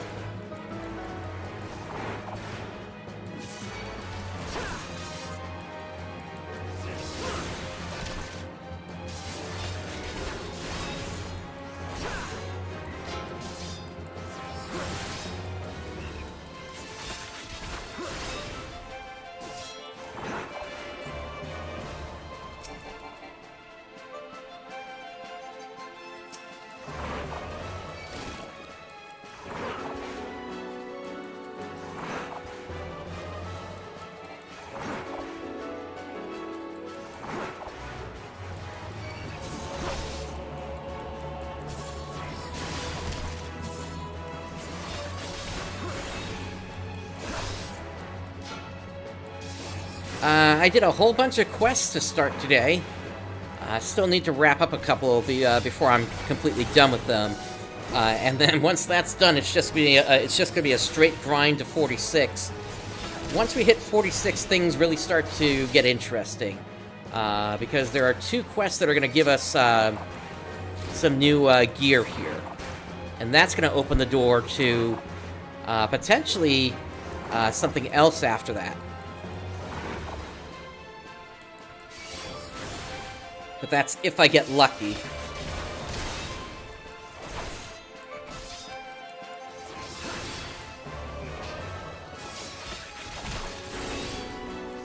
Can't exactly say I've been the luckiest person with some of the things I've done to try to find gear so far.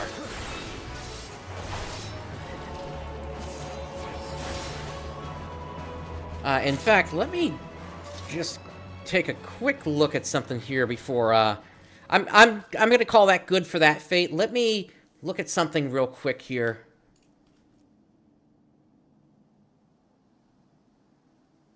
Because I need to know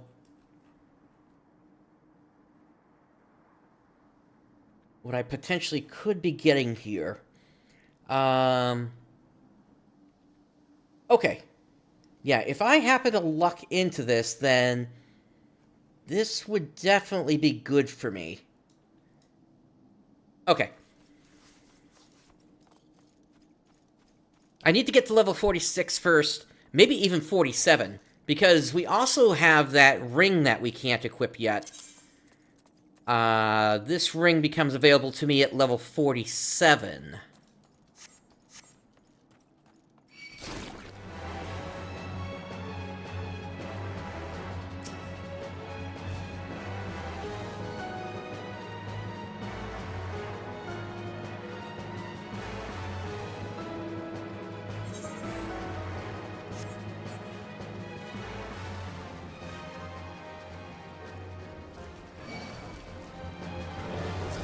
Alright, so we've made it to the mayor's tail roots. But as we can see, we got a Morble to deal with. Oh, and it got me. That's a shame.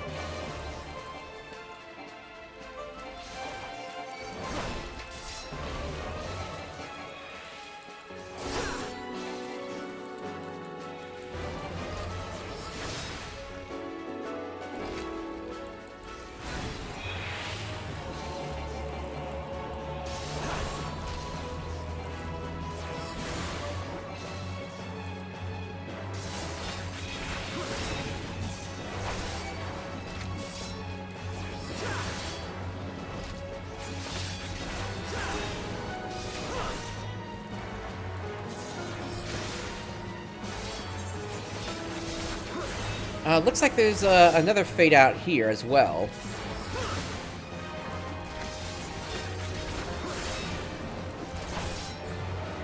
So I'll hop into that once I get the rest of the mayor's tail roots.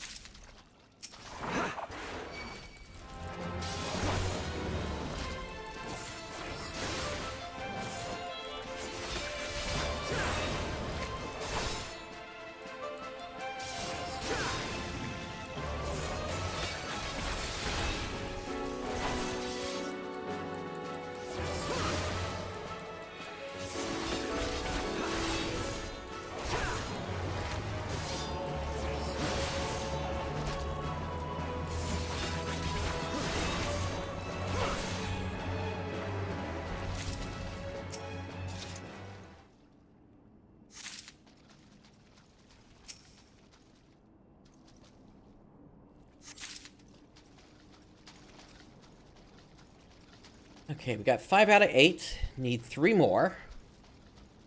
Here's one of them. The rest are probably to the west. Yeah, there's one.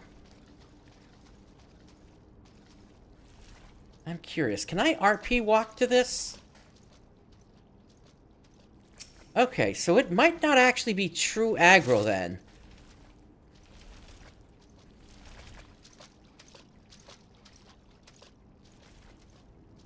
It could just simply be that they are, they're sound activated then.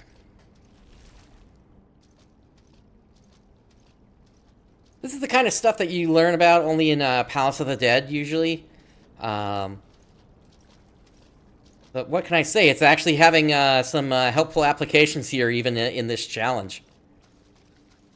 Alright, so where is this last one?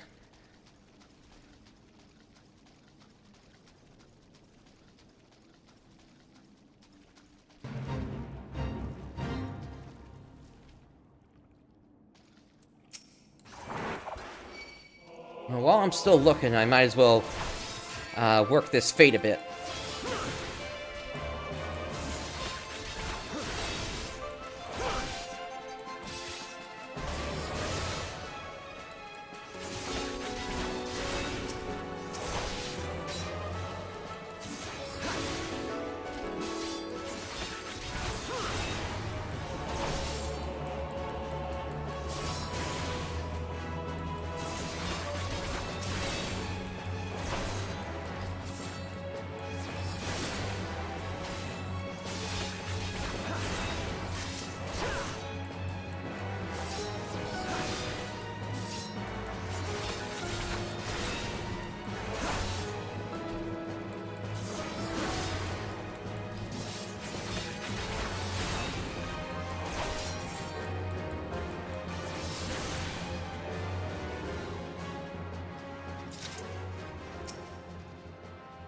Alright, let's heal up.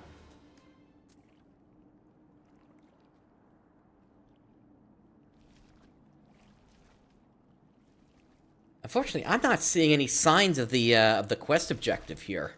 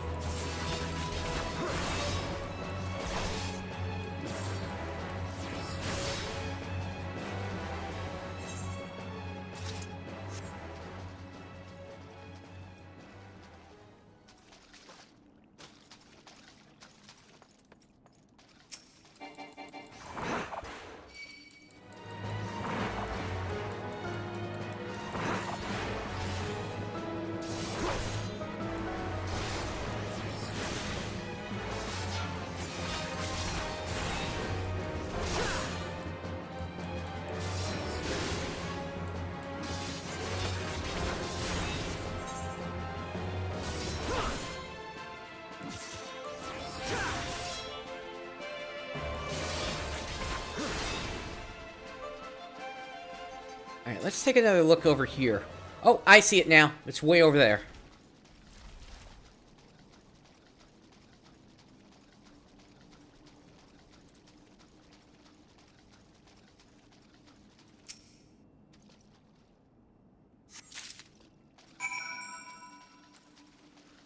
Alright, let's take care of those budding morbles one more time.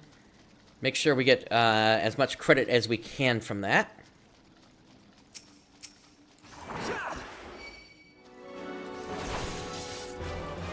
I think this will be the 5th one I've taken out.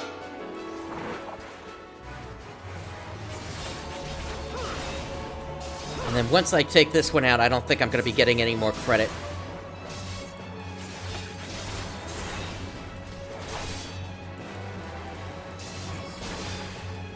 We're still waiting for that one to resolve up there.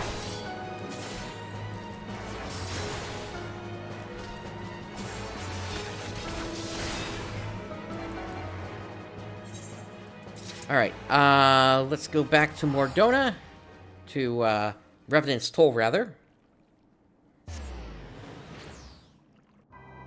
And we'll hand this in now.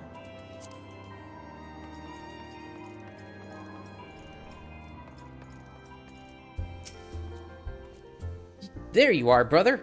Got what we need? So, mare's tail root. These spindly white roots of a mare's tail, an aquatic plant that earns its name from its uncanny resemblance to a chocobo tail.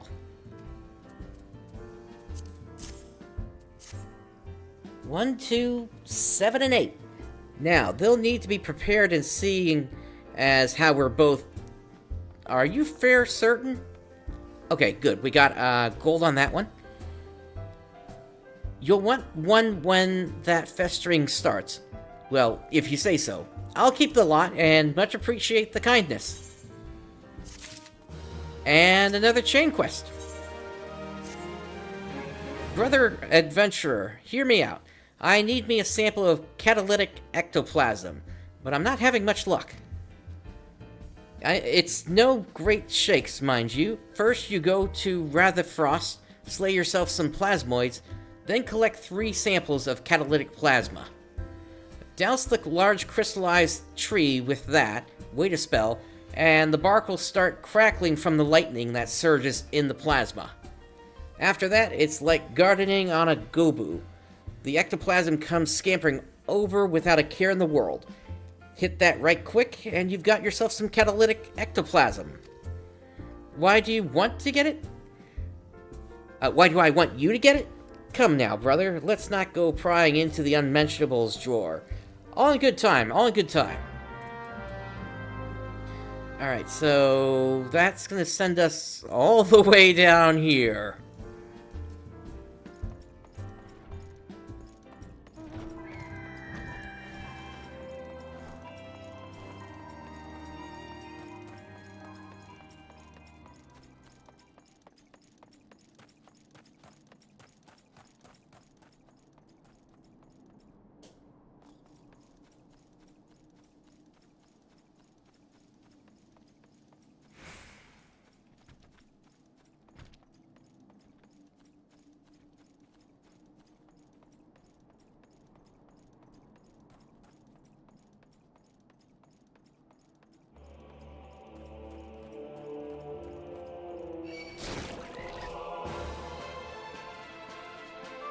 Thank you for the damage boost.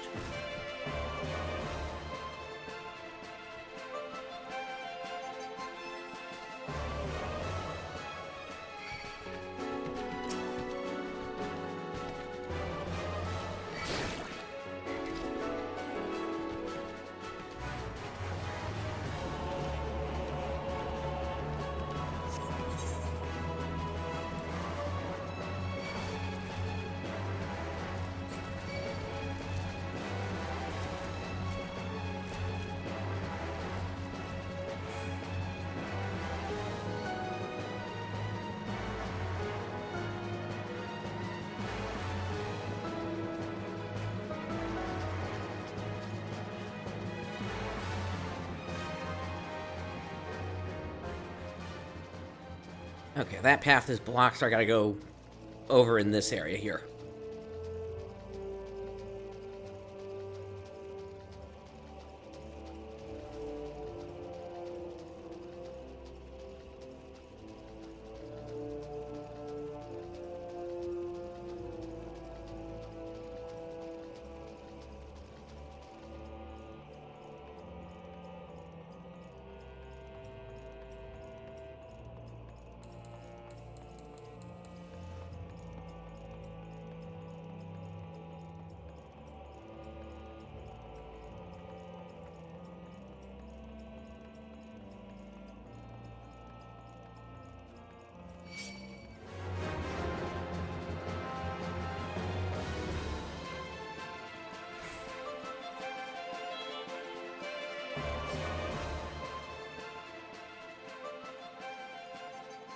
There's the plasmoid.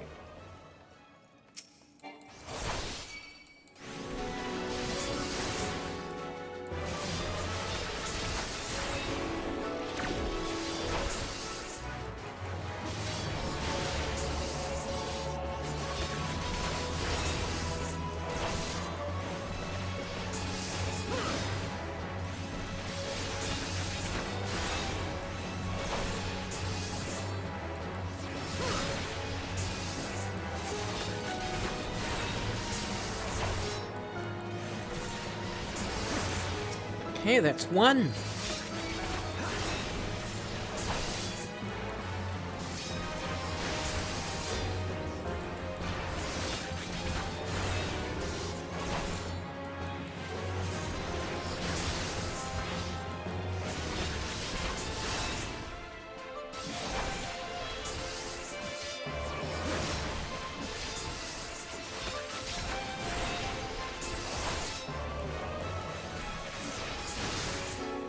Alright, waiting for some health to come back.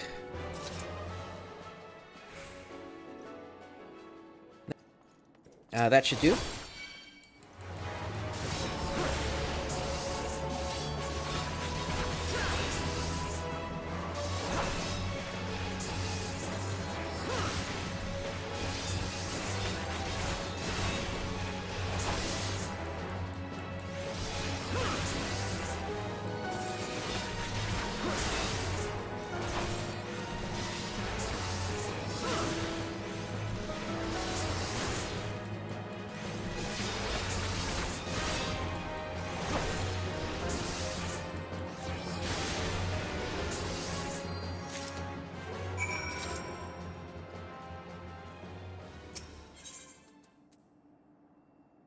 Alright, catalytic plasma, an ethereally charged mass of energy taken from a plasmoid.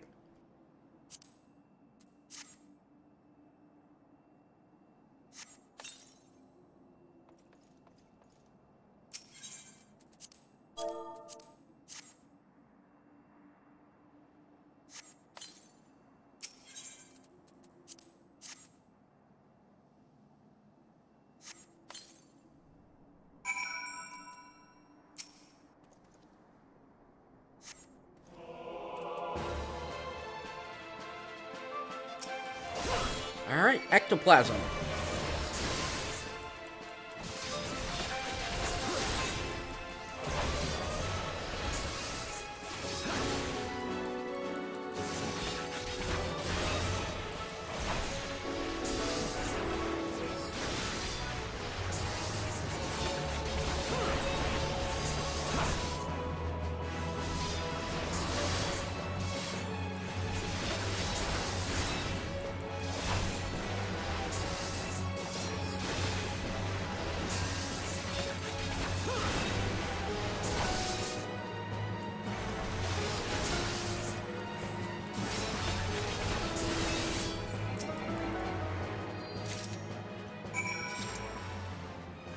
Alright, we are headed back to Revenant's Toll.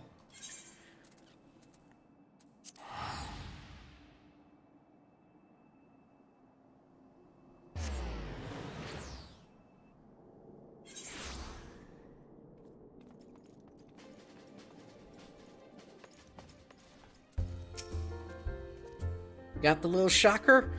That's what I call an adventurer. You're a fearless one, brother. So, catalytic ectoplasm, an ethereally charged mass of energy taken from an ectoplasmic entity. Ow! Swiven sons of 7 hells for 7 brothers. That hurts like a troll marrying me daughter. Now I see why I was none too keen on getting the bugger myself. I don't know what it is, but I always end up getting shocked. Maybe I'm lightning aspected. Or straight lightning disrespected, even. Just my luck that I keep getting commissions from these learned types, and about half of them, and half of the rest, are studying lightning. I should give up adventuring and be an agent at this rate. Alright, that's the end of that quest chain. No gear reward for us at the end, unfortunately.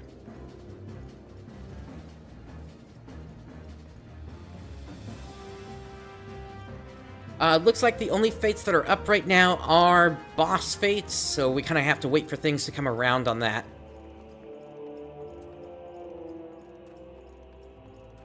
One will be ending soon. We'll see what happens to pop up with that. And of course, we always have the option to hop worlds if we have to get a different set of fates. Anyway, we're collecting pieces of an airship now.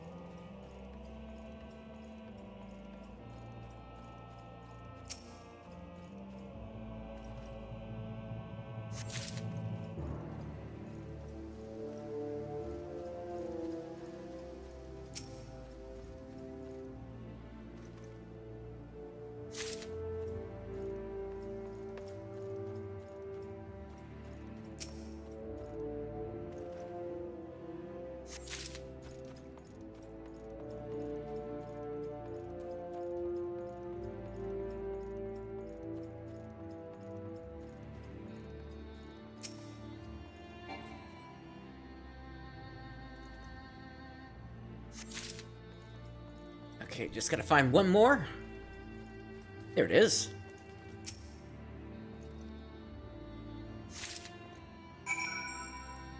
Alright, with that, we are headed east.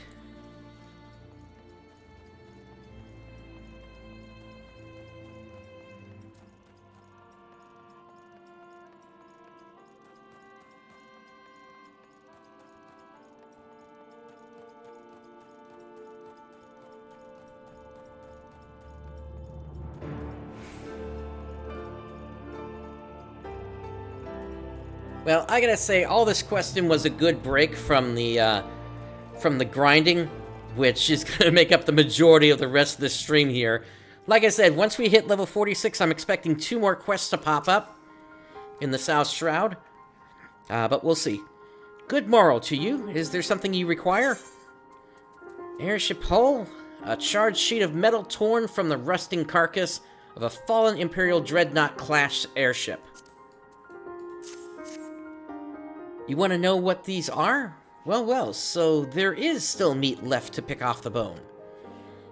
This is made of cermet, a Garlean alloy, greatly resistant, some might say impervious to cannon fire, and beyond our capacity to create. If we could produce our own, there would be cement pouring out of every metalworks in every city, or mayhap, if we knew what metals sired this alloy, we could use the knowledge in other ways. Are you not wanting us to study these, then? Just information? Ah, let me guess.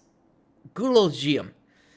Here are the pieces back, and tell her again that the Sons are not here to provide free appraisals.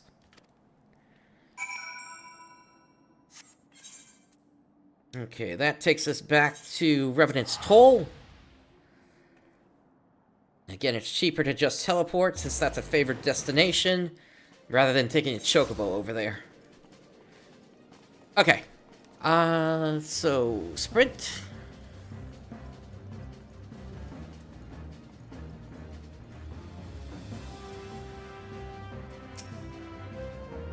Well, is it to be Magitech or Marzipan? Did you find anything good? The airship hull that you asked me to get? Well, well, laddie. All Garlean cermet, huh? That will fetch something high, wide, and handsome from a trader. What? They can change the tide of war? Your problem, lad, is that you think too much. These are worth a good bit of gil, and the only tide you should worry about is the tide of ale you can summon with your share of it. But you're right about something. I should learn more about these loys so I don't have to go to the Sons, hat in hand. Here. That's your share. Remember what I said about ale. If I find more of these cermet pieces, who knows, maybe I'll be able to pay back Wandering Breeze what I owe in a couple of months. In a couple of moons. Alright. That's it. We have run out of quests in the area. So all that's left now is just a straight grind for experience to get us to level 46. Let me make sure I move this over here. And we're going to head to the southwest, since that's the one fate I see up. That we might be able to take on.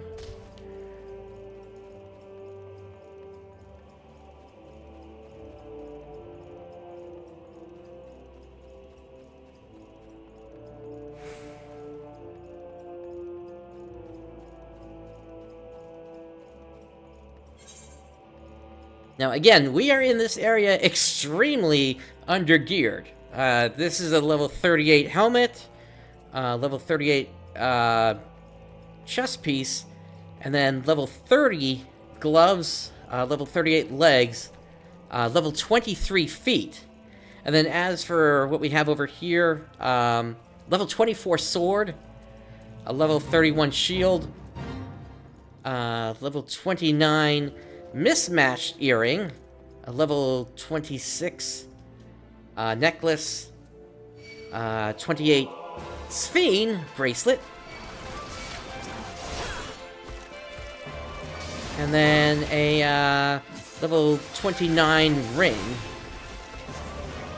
Okay, that's a bit of a mess there. Actually, I should at least have one more ring on.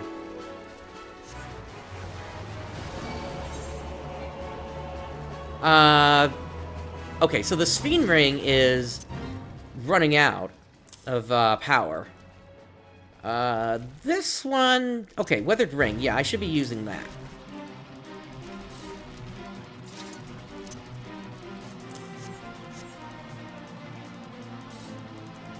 Nubru.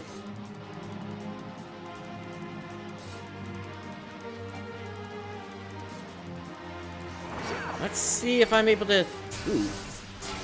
That's a problem. No, they are all tethered to him, so no, I'm not going to be able to take that.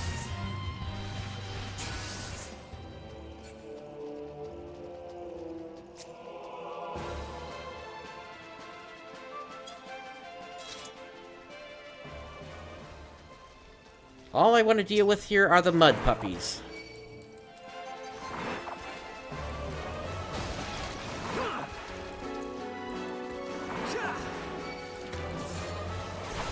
And unfortunately with that Morble there, I kind of have to just take these hits with the bog bombs.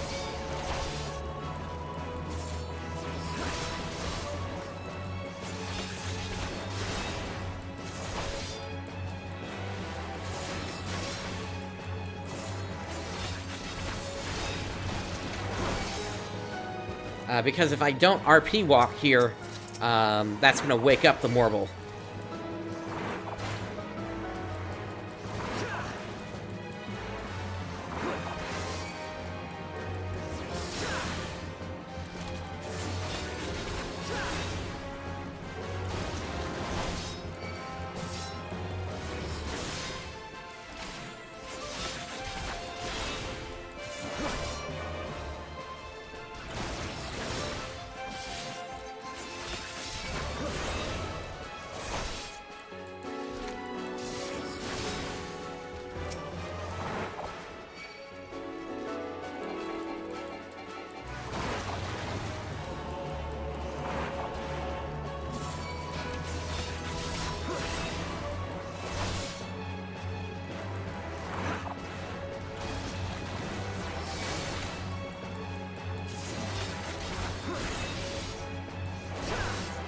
I need to have something to eat here, so mustard eggs.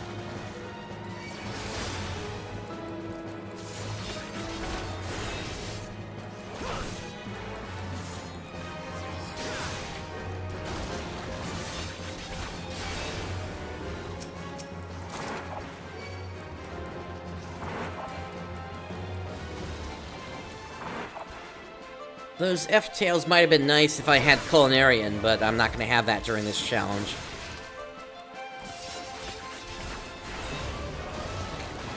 Reason being, every other time I've said the reason.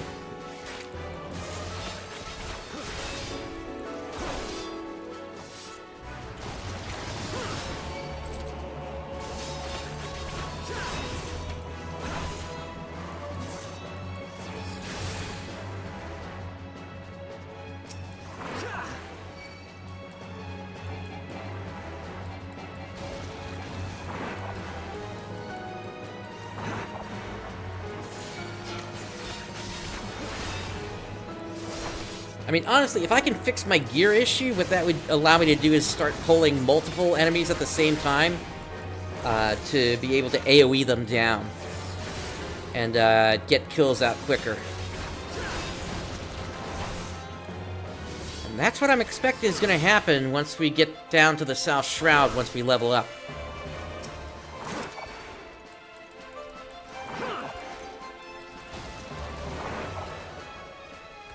We are gaining a little bit of experience off of just the off the kills themselves, but it's such a low amount that it's still better for me to go for fates.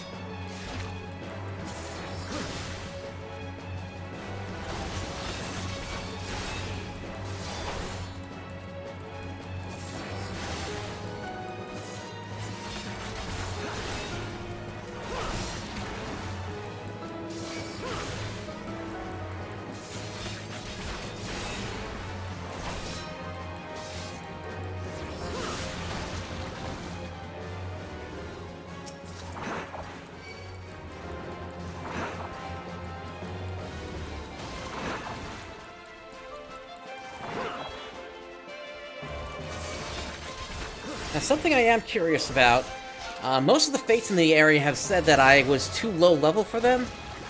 This is one where I'm actually of appropriate level, so I'm curious if I'm going to get more or less experience from this one.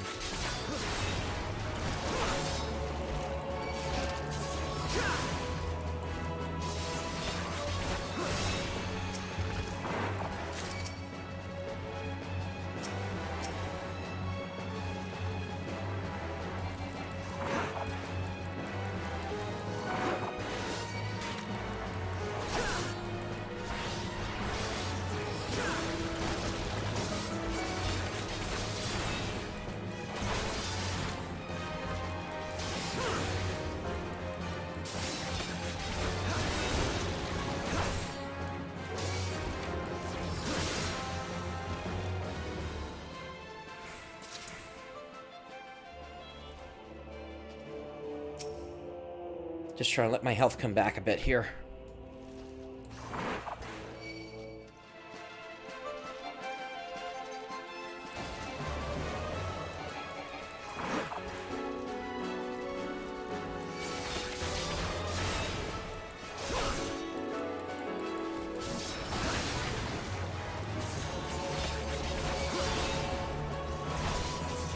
I may try to take 2 mud puppies at the same time for the last little burst here, just to make sure that we actually clear this fate.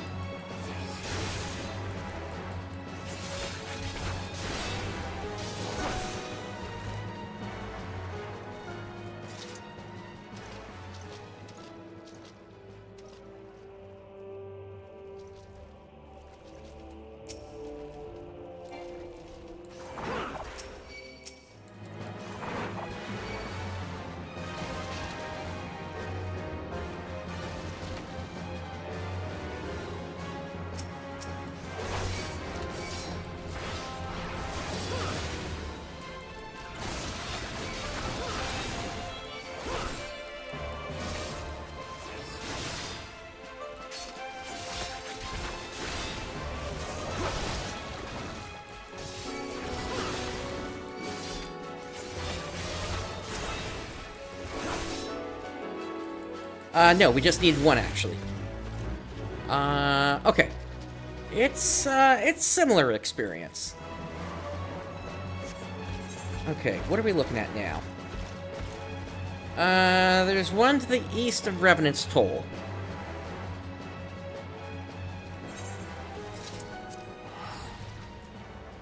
Now, that one only has a little time remaining on it, though, so You know what? I think this might be a good time for me to hop worlds here and see if we can get a better lineup of fates.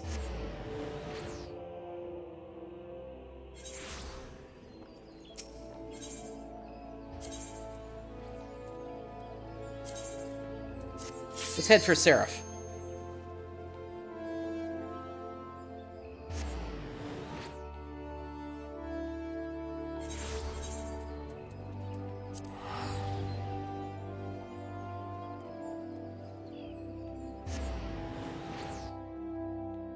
I mean, it really doesn't matter to me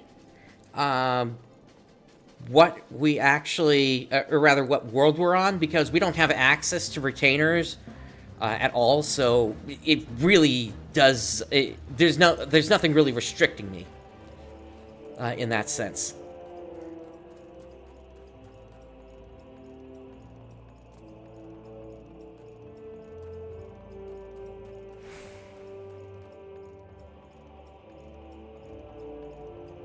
I think this is the one with the Gigas.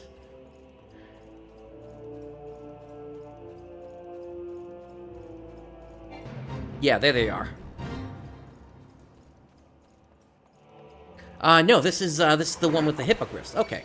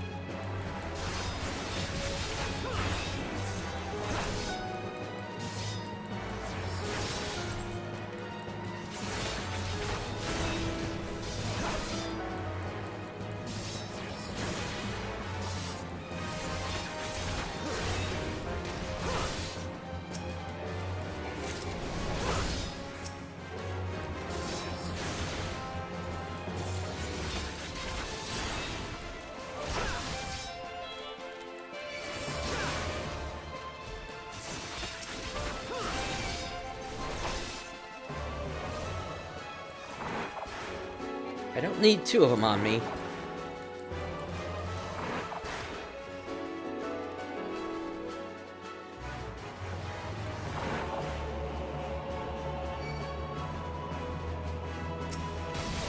Alright, you're halfway down, so I'm gonna finish you off.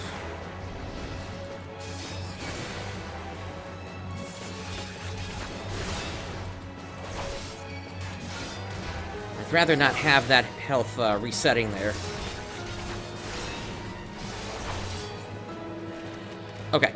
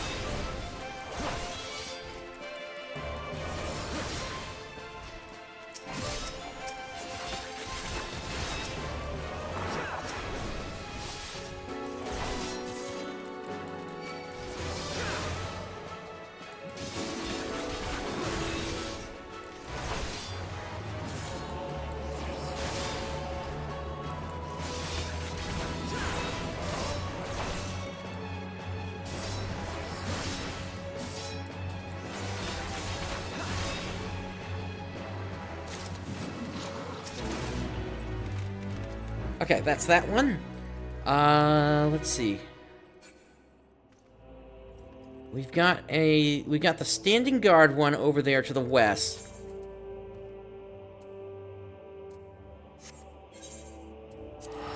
I would say that's one of the harder fates that I've seen here, so we'll go ahead and swap worlds again. Let's see. Let's go... How about Merilith?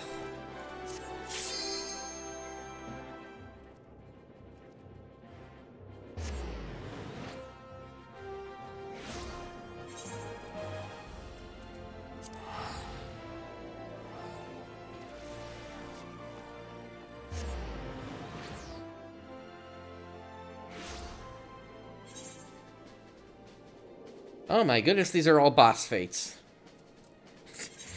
I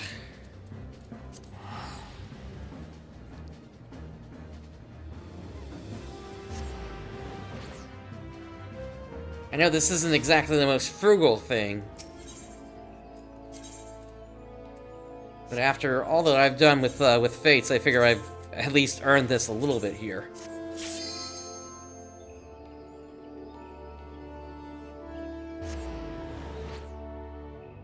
Especially since I'm trying to keep a good pace here at this point.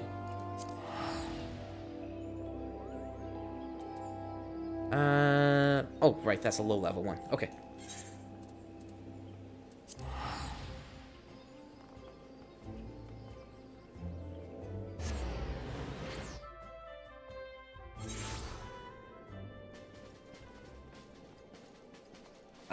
There's a good... Oh, no, that one's about to run out. But there's only 2 fates up right now, so there should be another one popping fairly soon. In the meantime, what I can do is I can go after some lightning shards that I'm going to need. Problem with the prior world was all 3 of those fates were still fairly new at the time. So I would have had to have waited like 15 minutes or so for them to run out. Alright, so Lightning Sprite. Give me your shards.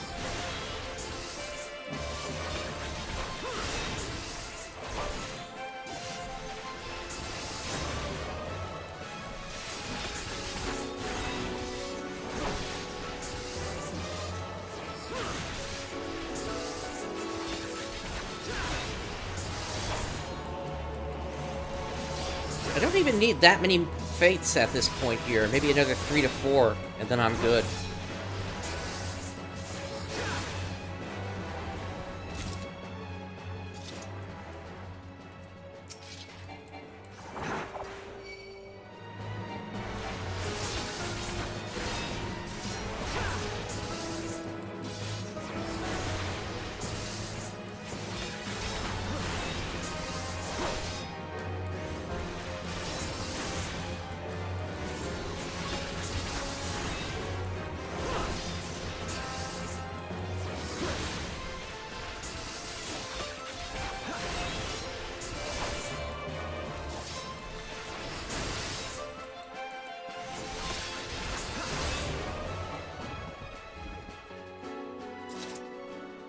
Well, maybe I'd find a good fate if I went back to Korthus at this rate.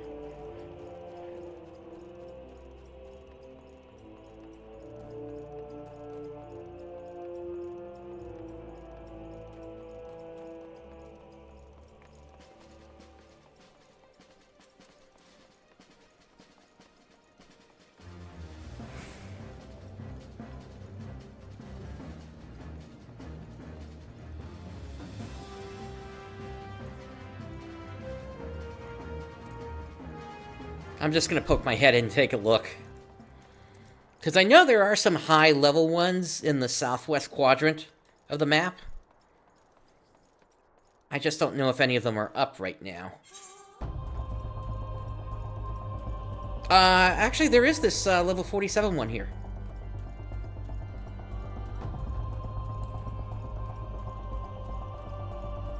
So we kind of lucked out on this then. especially since it's not a boss fate.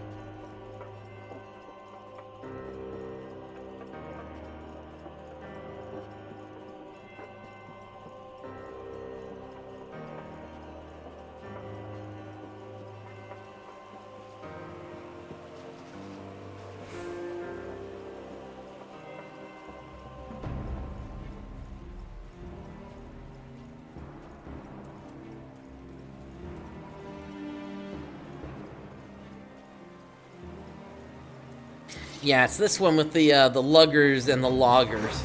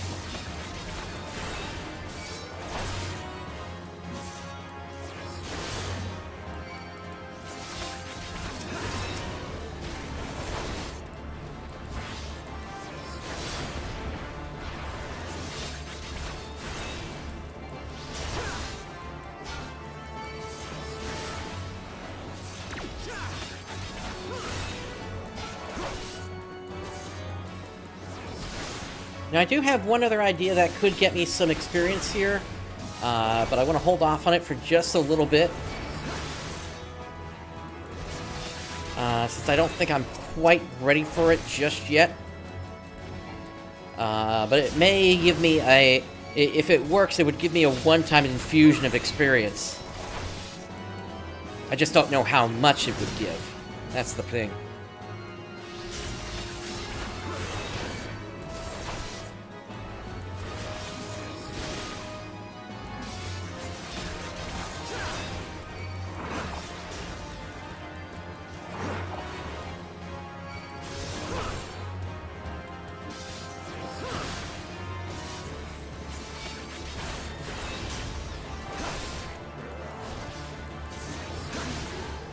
Okay, I'm gonna get out of here, get some health back.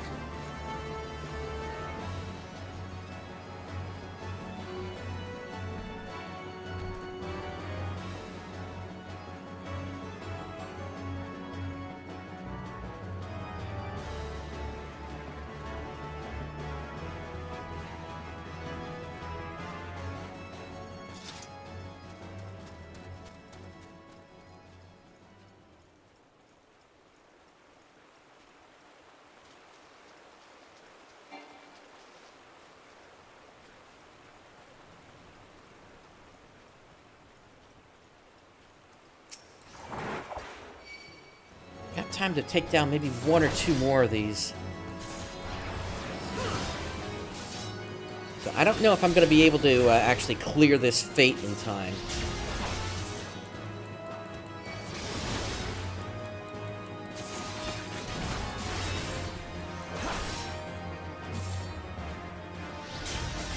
Technically, there are also fates over here where the Ixal are. I don't know. Well, as we reach the higher levels, 48, 49, that's when we'll kind of start looking at our options in those areas, I think.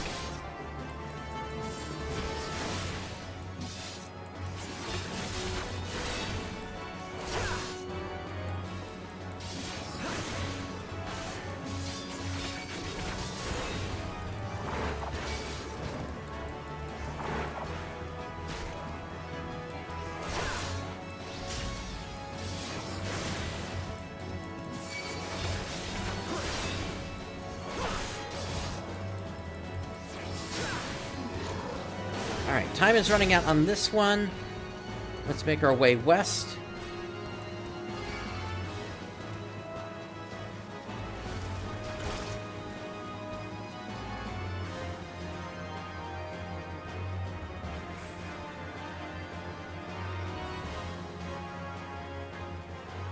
Alright, maybe another 2 fates and I'll be good.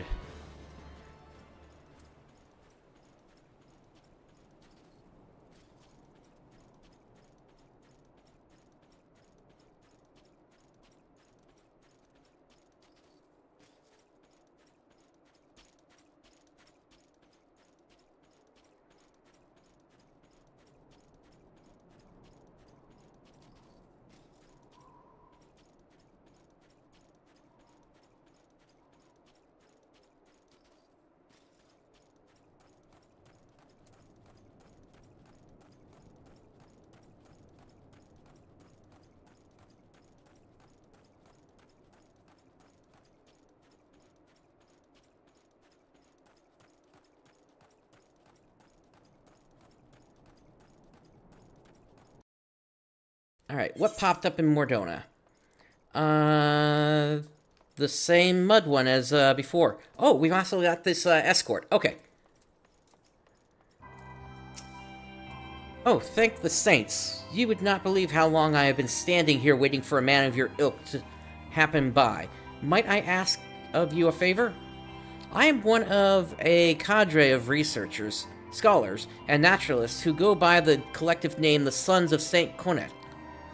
I am returning from a foray into the lowlands of Corthus to collect supplies, but find the road blocked to our site of study overrun with terrible creatures who were not there on my way north.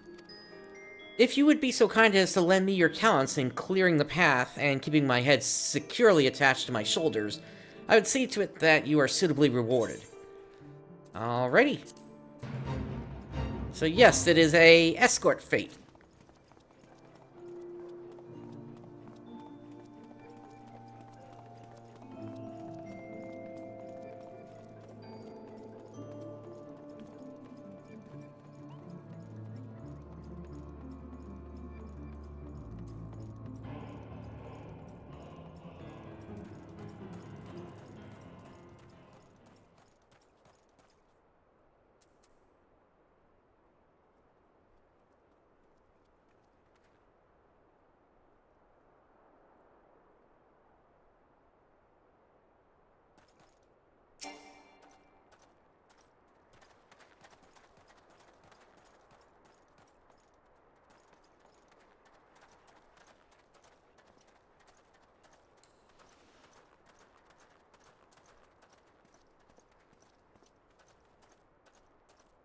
Would you look at this? A remarkable specimen.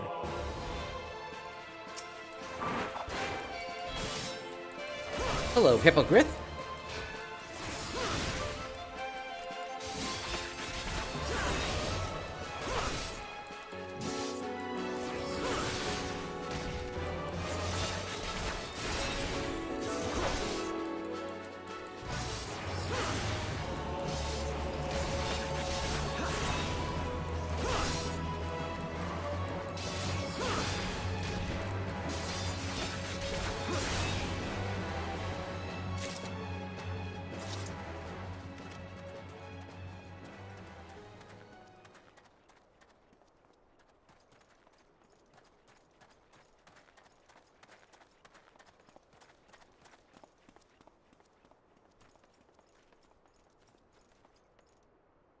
Can you see how the crystal resonates with the sound of our footsteps?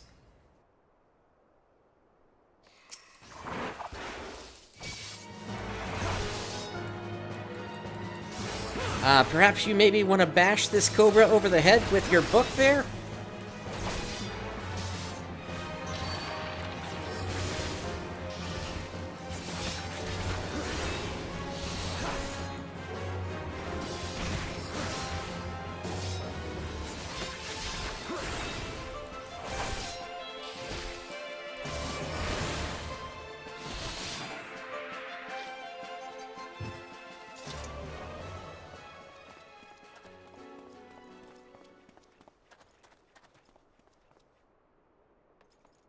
Simply marvelous. I must have a closer look.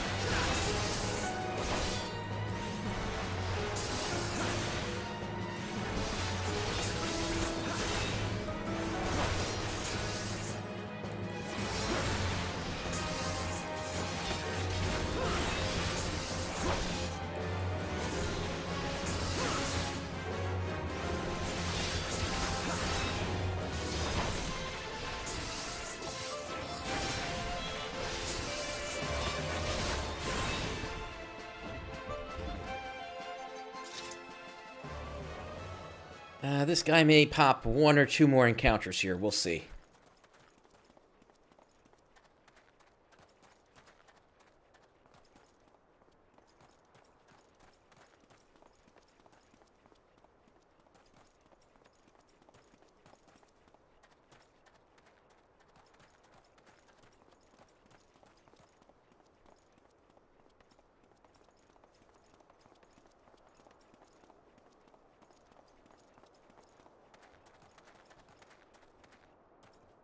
The Sons back at the camp will not believe this.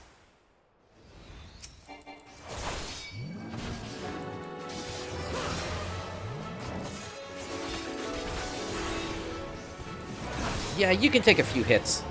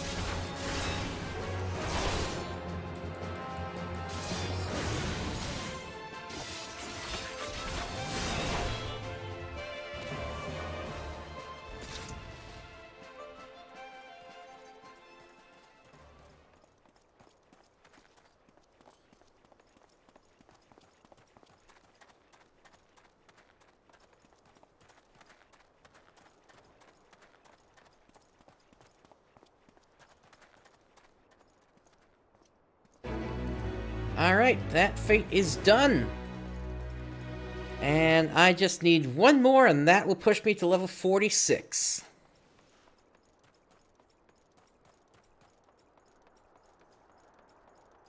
Again, though, I think I'm going to have to hop here, because we've only got 2 fates up. That one's about to run out. That one's a boss fate.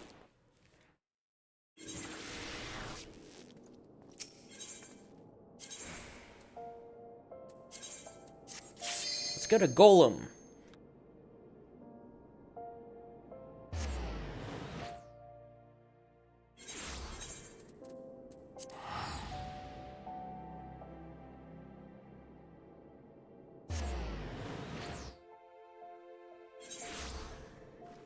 Oh yeah, that's looking much better there.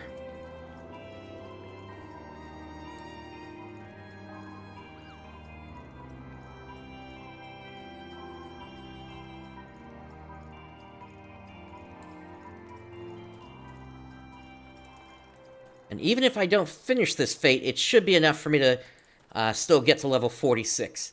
After which point we are going straight to the South Shroud.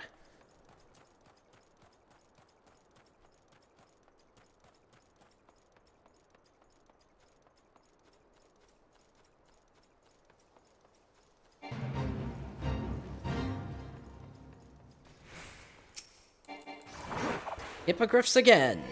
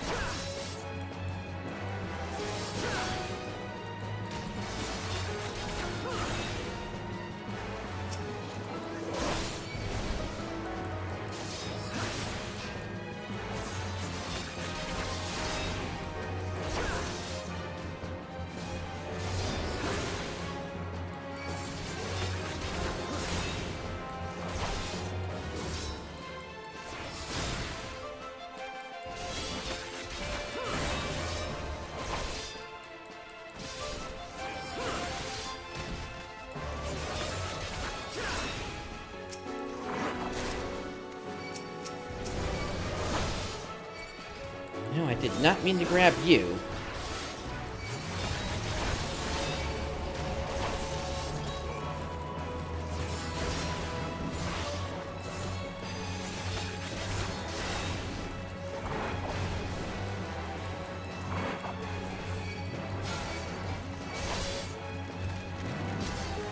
Alright, let's get out of range.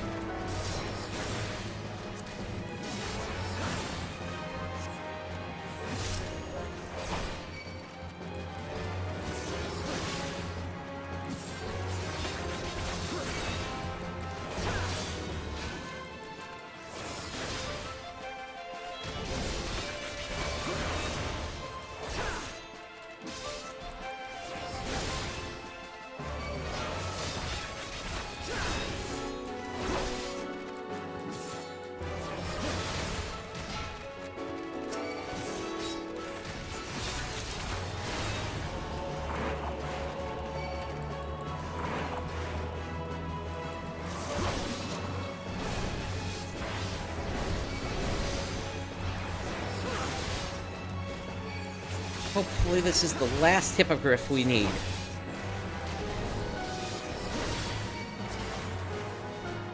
Yep, that's it. Level 46! Alright, let's get out of here. Let's go to the South Shroud.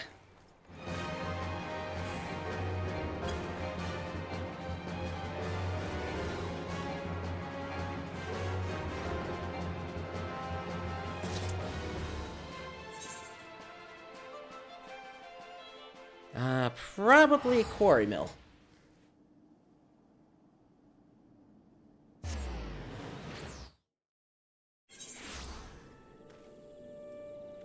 Yep, here we are. So, Carriage, you have a bunch of gloves.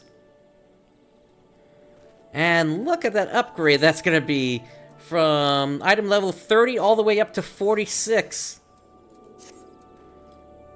Boo! I am the Dark Rider of the Shroud. Ooh, thou art scared death of me. Art thou not this? If thou art not, thou art a fool. Kneeleth before me, noweth.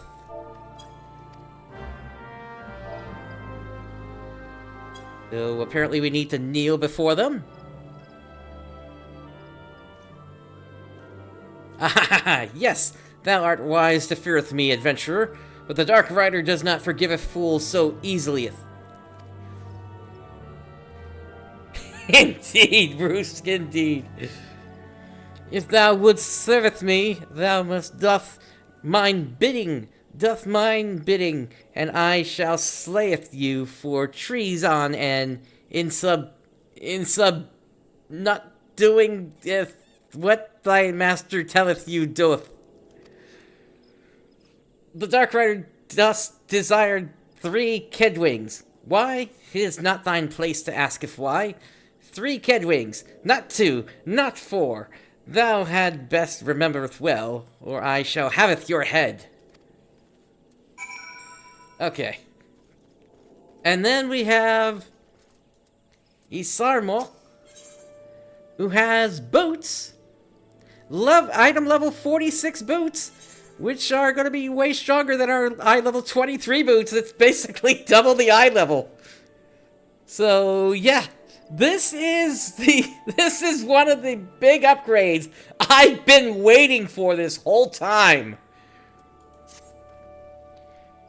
So anyway, another day on the hunt, and not but antelope meat to show for it. Personally, I don't mind the stuff, as stringy and grisly as it may be.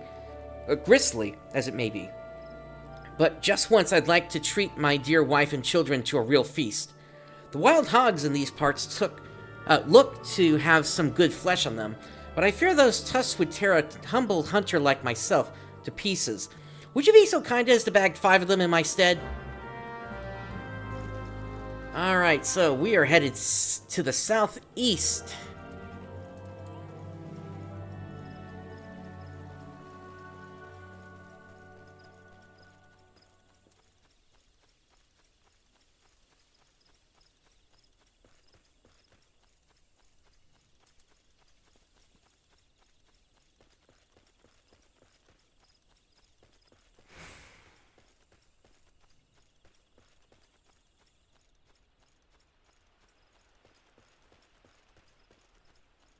And then, like I said, with these upgrades in hand, I think we'll be in a position where we may be able to give some stuff a second chance here. But first, we gotta take care of these.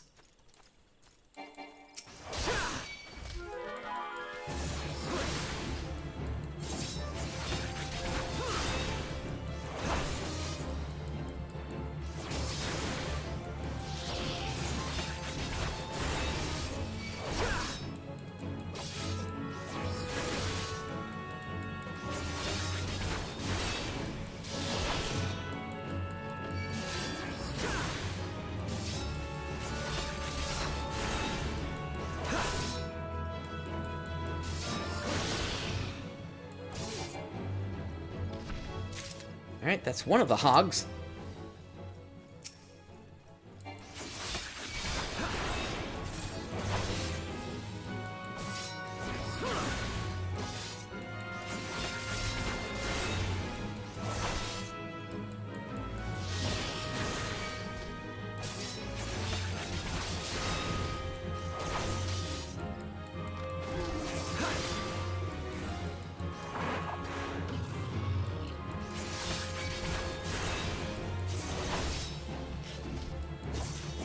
Ain't exactly the cutest guys here.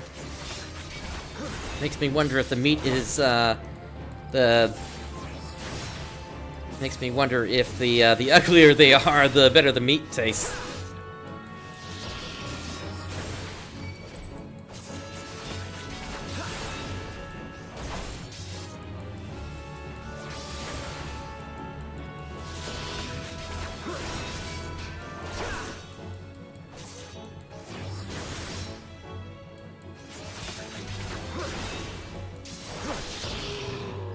And if you have no idea what I'm talking about, Koltova.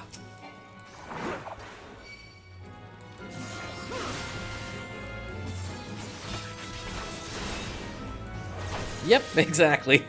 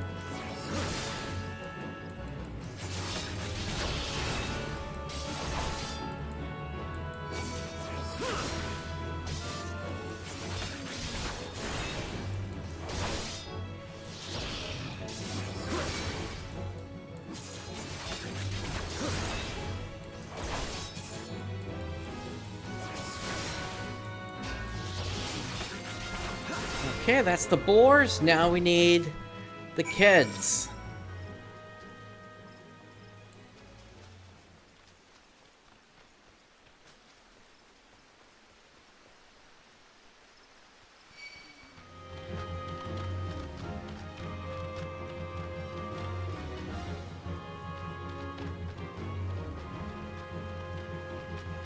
Oh my goodness, we have an A rank here.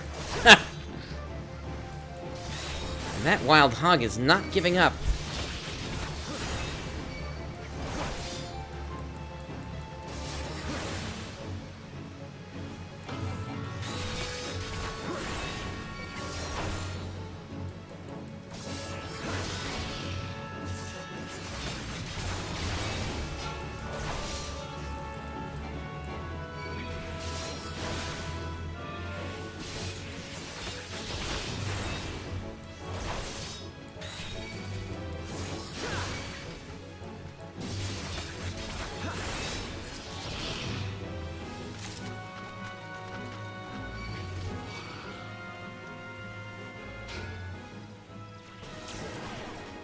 And the A rank got pulled, just my luck.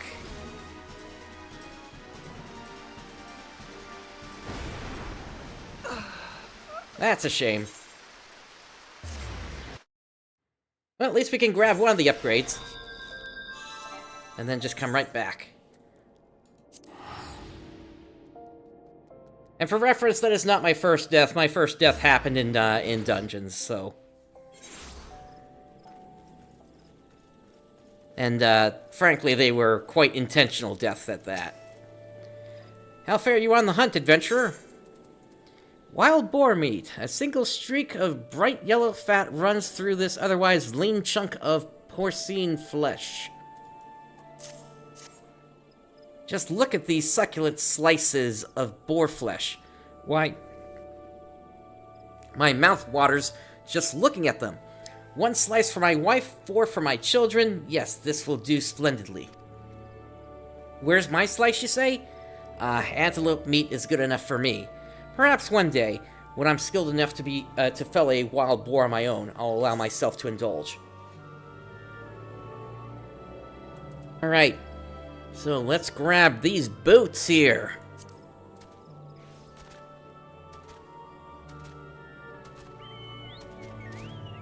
Actually... Huh. Is that really the way I should go, or should I go with the moccasins? Because the moccasins give me dexterity as well.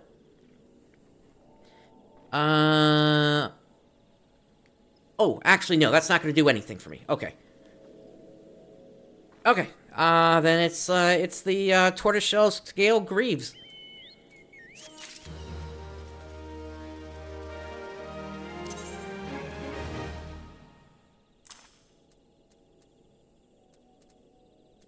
Yeah, it's not like it's a huge upgrade. Actually, no, it gives me a bunch of strength, that's for certain. And determination. And vitality. And that vitality is where I really need this here. Because that gives me like an extra, what was that, 71 HP, I think? Plus the extra strength and determination. Yeah.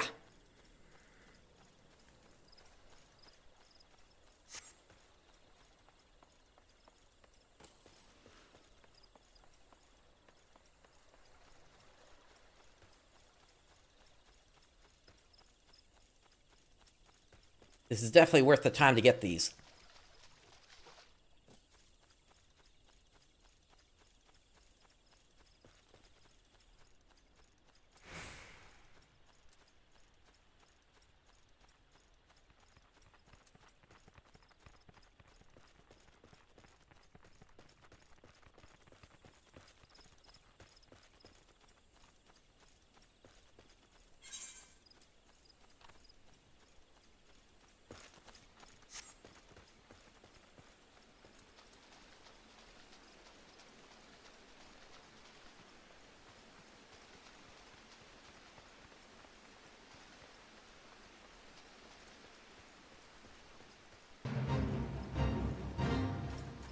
There is a fate here, and it's for a giant boar.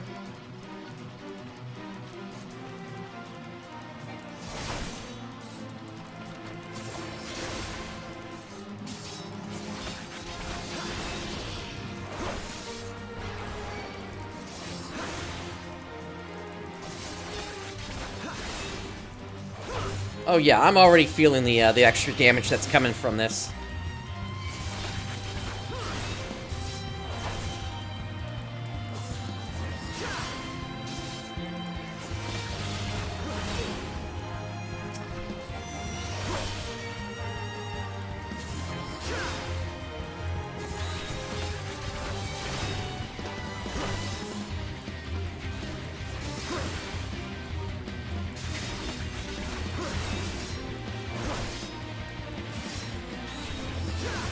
Now, what I'll say is, if this A rank gives us trouble again, I'm gonna swap worlds immediately. Just so that that A rank isn't there anymore.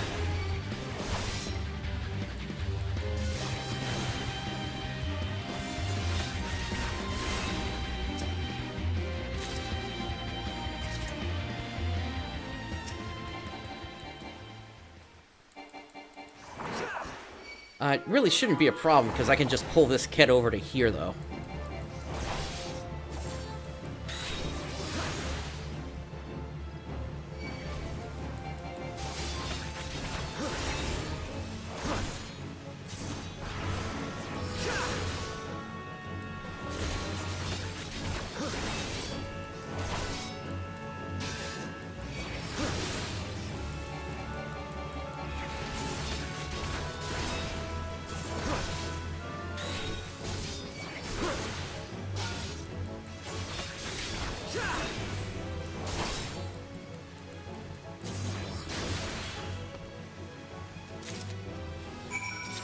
Alright, back to Quarry Mill.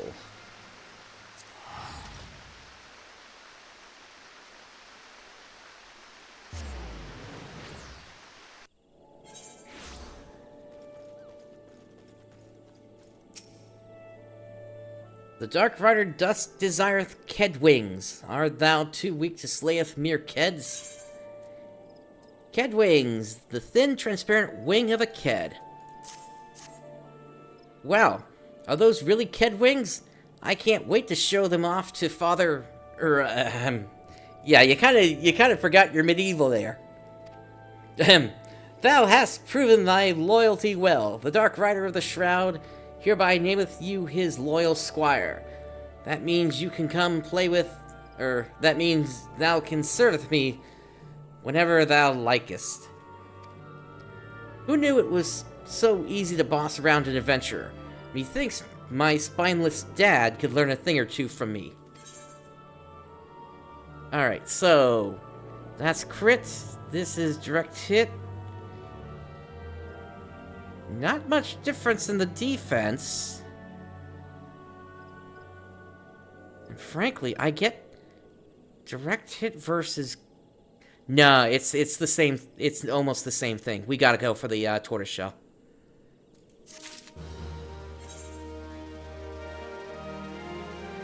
Okay. That gets these on as well.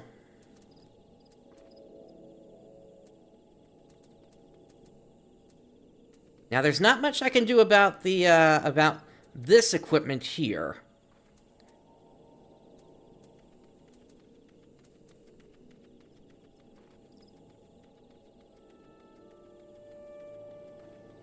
But with what we've got now,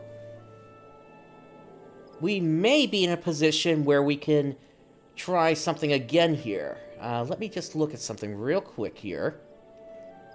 Actually, you know what? This is the perfect opportunity for me to take a quick 3 to 5 minute break here. At that point, then we're going to continue on, getting up to level 47. So stand by, everyone. I will be right back.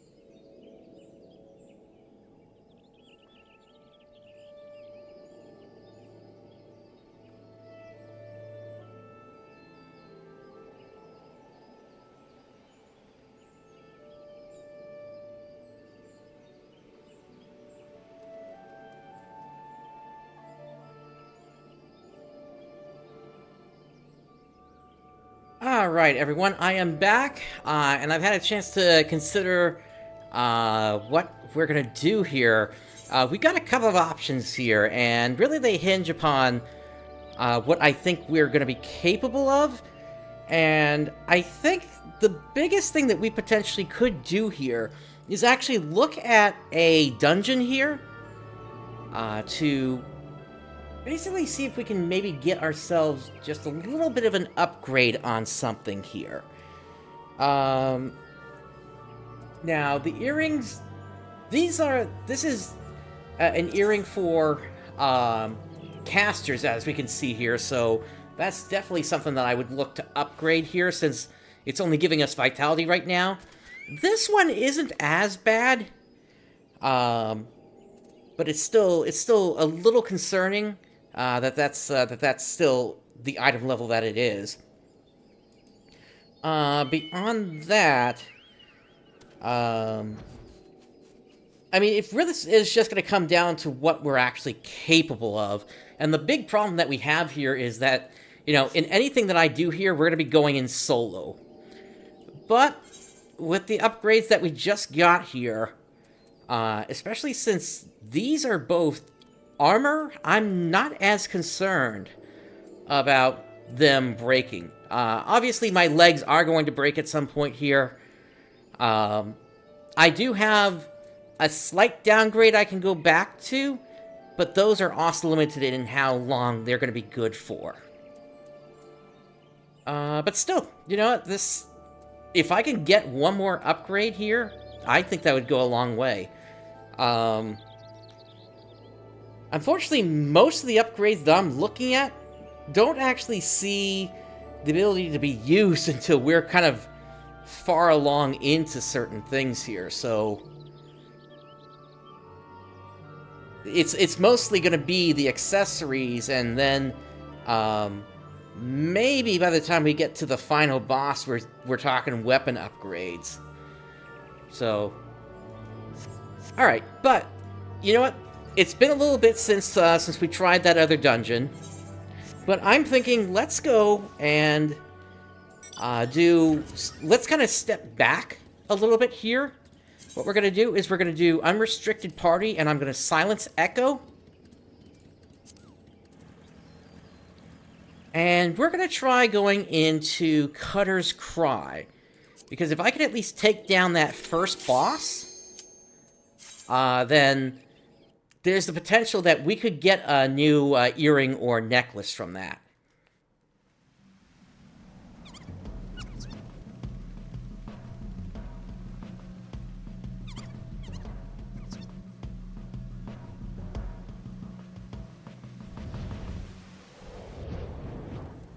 My preference would, of course, be for an earring.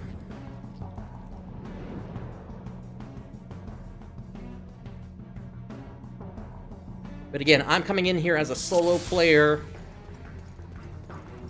Silence echo, so I don't have the epic echo. If I just had epic echo, that would make things way too easy here. And we'll see if this gear is good enough or not. If it's not good, then, well, then that's it.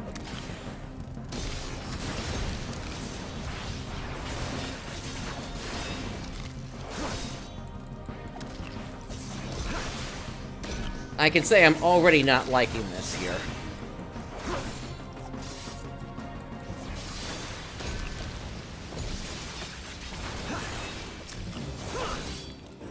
Especially because we don't have access to potions. That's the other thing of all this. I have a few potions left. So, I mean, I'm not, like, completely hopeless here, but still.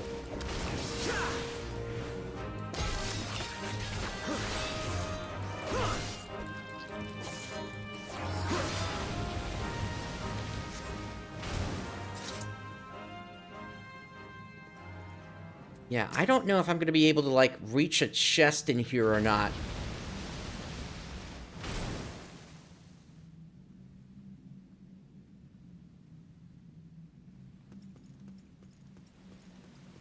Because I think the first chest is beyond the first boss in here.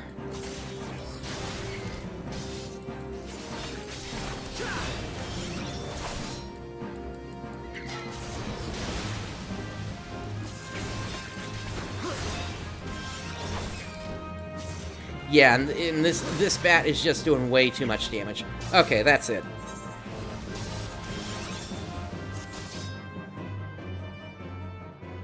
I'm calling it right there.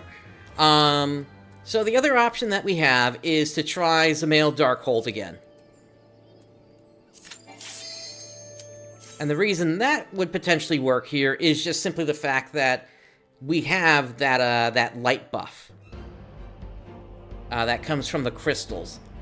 That lets us take less damage. It's like 90% less damage than normal.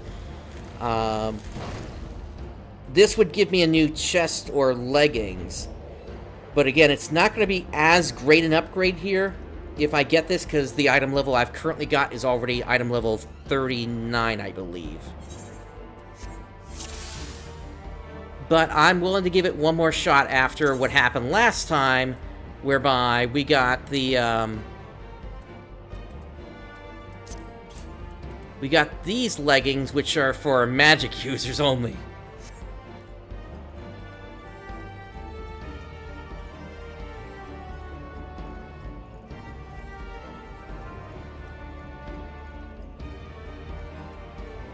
Alright, so I need them to look away. Alright, keep looking away, please. Good.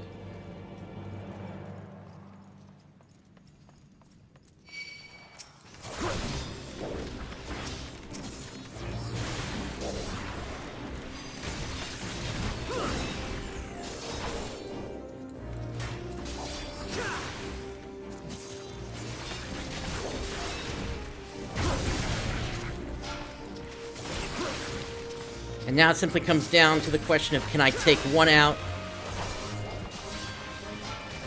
before I go down?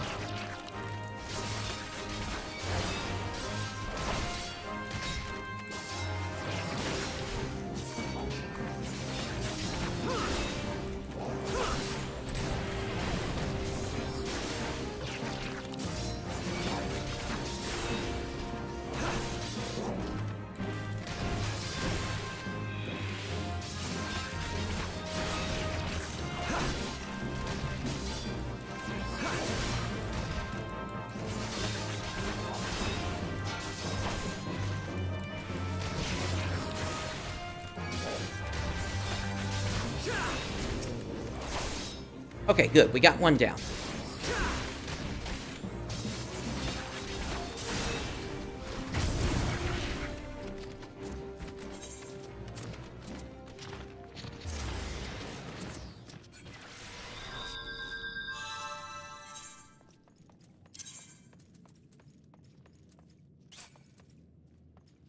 And then, if I remember... No, this is basically the best that I've got right now here, then. No,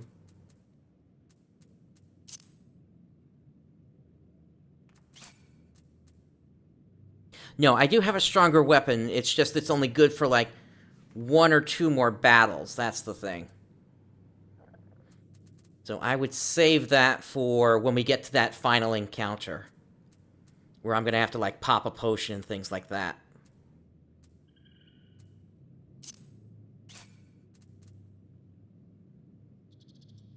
Along with the Sphene ring that I have here.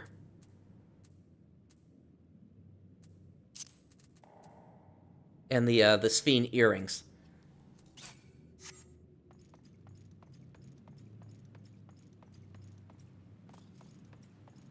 Yeah, we're not going to spend long in here. I just want to give this one more try here, basically. Yeah, that kind of sucks, that I got that pattern.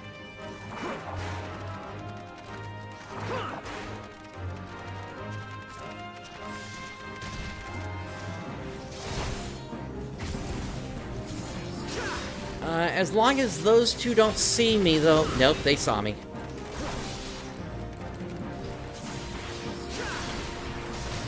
Well, again, I'm gonna try to take out one.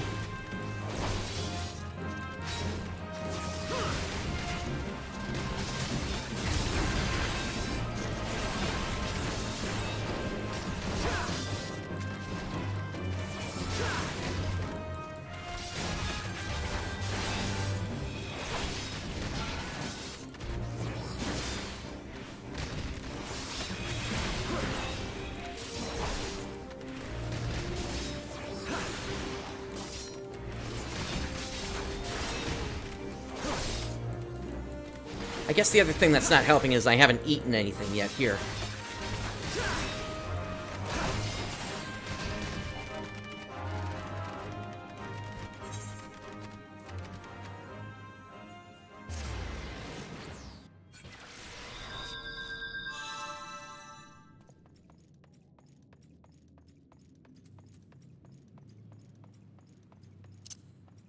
I'll go ahead and have one of those fried eggs now. Alright, I need them to be looking away and in a good pattern here.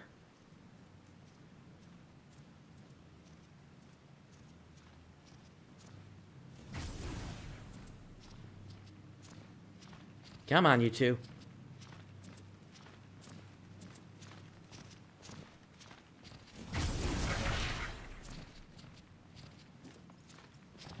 I think that works.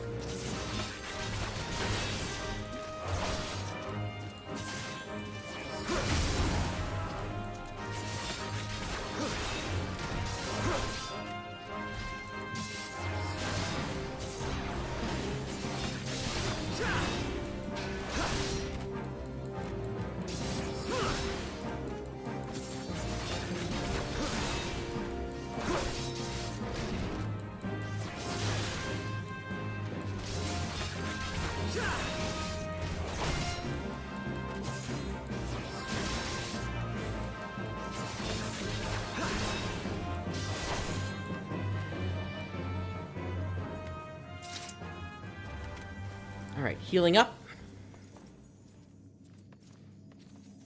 I don't believe there was anything over here. No, it's just a betrayed soul.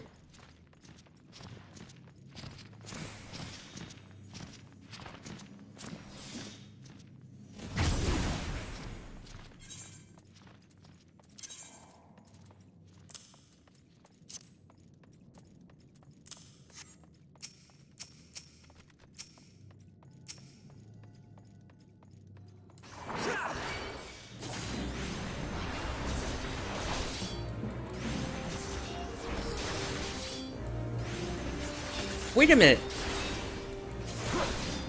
What in the world? How did I grab only the betrayed soul?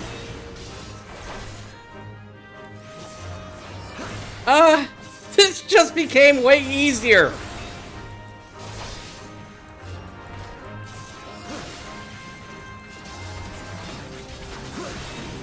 I don't know if this is a glitch or what happened here, but I'll take it.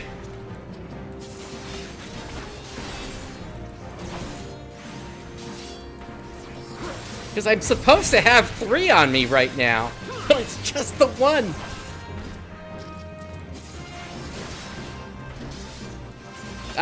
I don't know. That your guess is as good as mine, Bruce.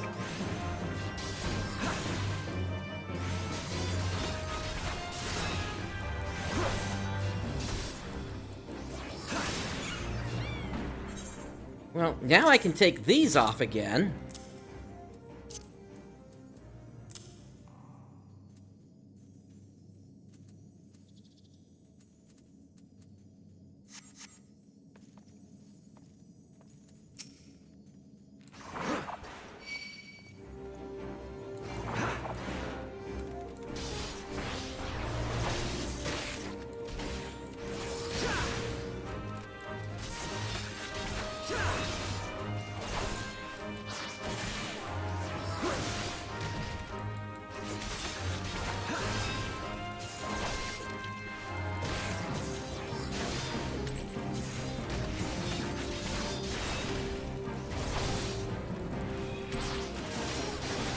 This is some kind of freaking miracle. Either that or that was just pure skill.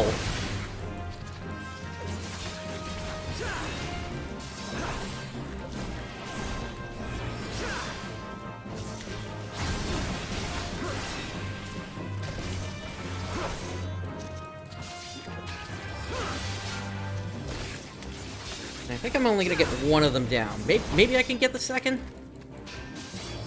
Or the high potion?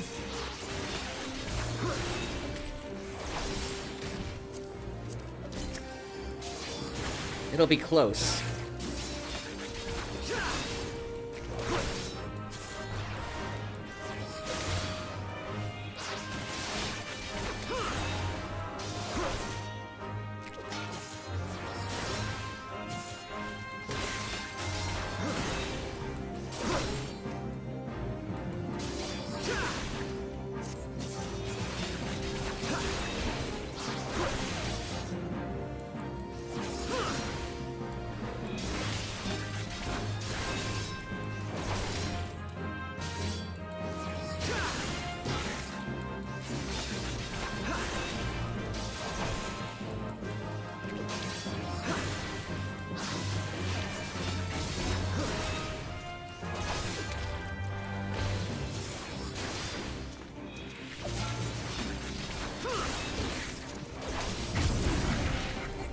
Ah, the all-seeing eye got me. Oh well.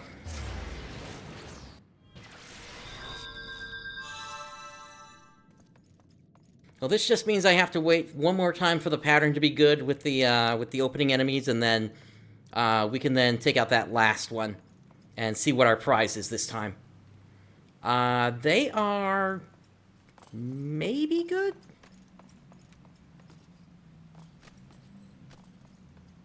Yeah.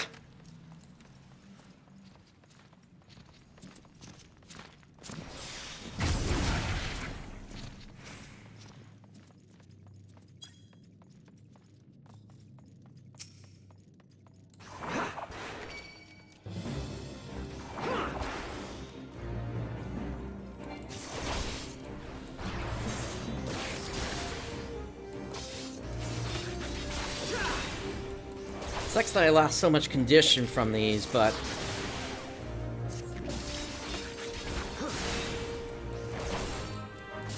I'm still hoping it's kind of worth it in the end.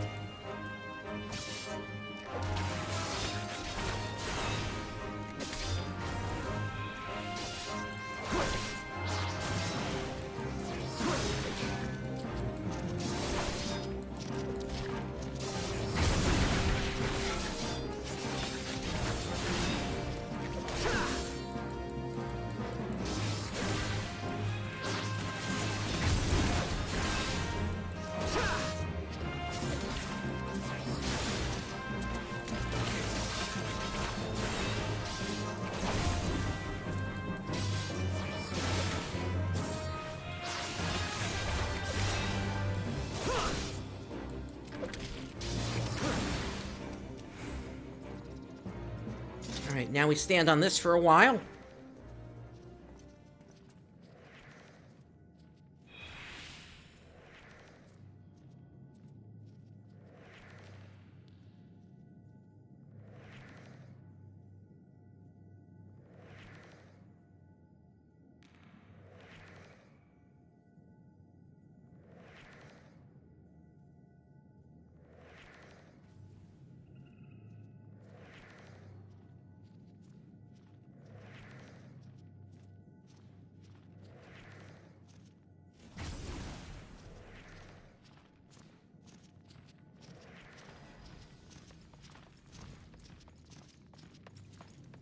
Alright, let's see what we got.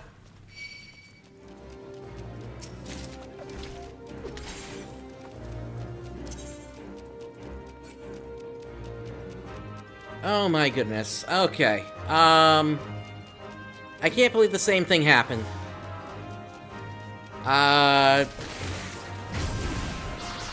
Well, okay. It's not completely useless. It may be for casters, but it's also got crit and direct hit on it. Compared to this, which is just skill speed. So, okay, that's actually not that bad. That's actually an upgrade, I think.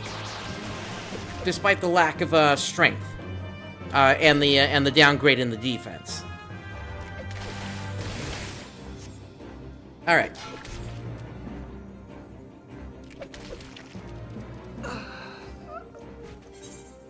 All right. So we're gonna get out of here at this point.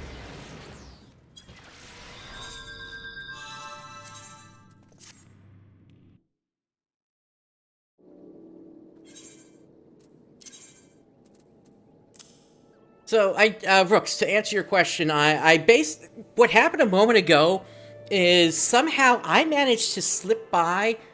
at least I'm thinking that's what happened. I managed to slip by a couple of enemies so that they did not pull. So, what was supposed to be a 3-enemy encounter turned into a single enemy encounter. And, here's what those glasses look like.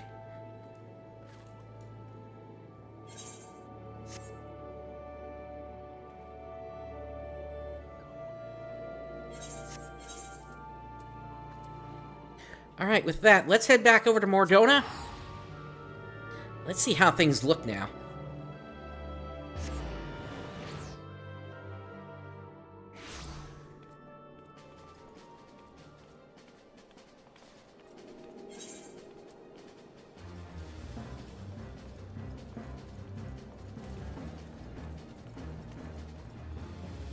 Oh, that one just resolved. Okay, there's one to the east.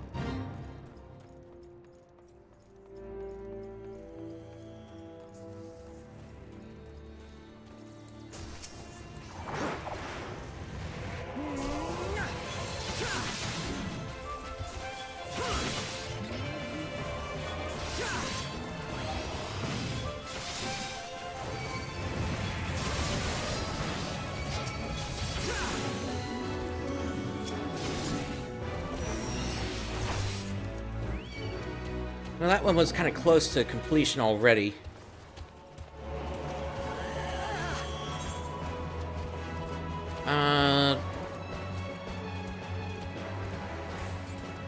Let's see if we can handle that one to the north now.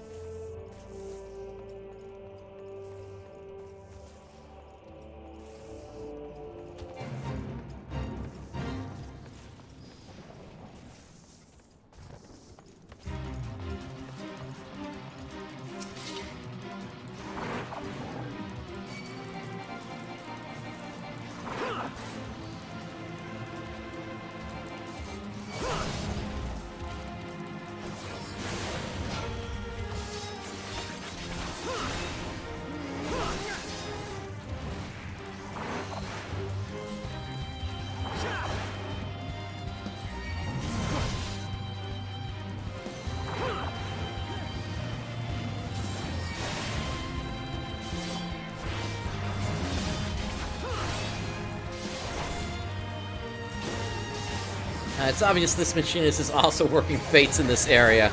But again, this is not a violation of the rules. The only violation would be if I accept a party invite. Make sure that doesn't become a problem.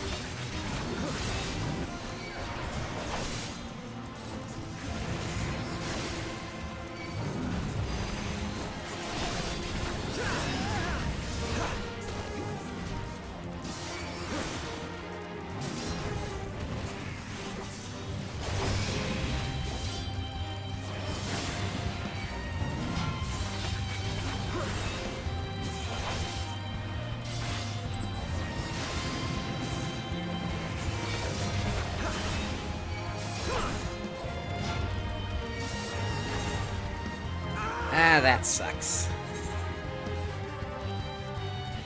I think the machinist went down as well. I think that's what happened right at the end. All right.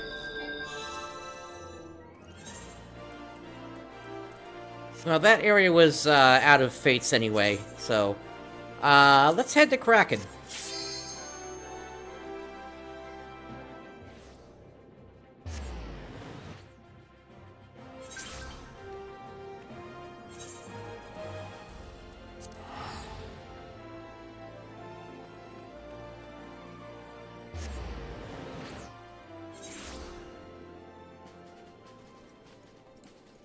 There we go, there's one right over there.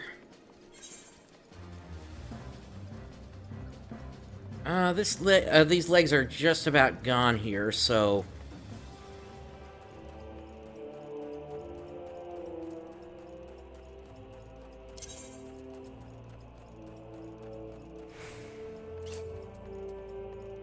Yeah, again, this is not a huge downgrade. It's going from an item level 38 to a 36 here. And instead of direct hit, I'm going to have determination instead.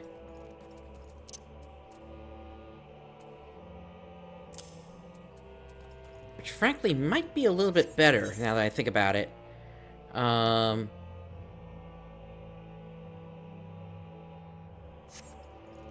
only thing is I don't have any healing spells, so...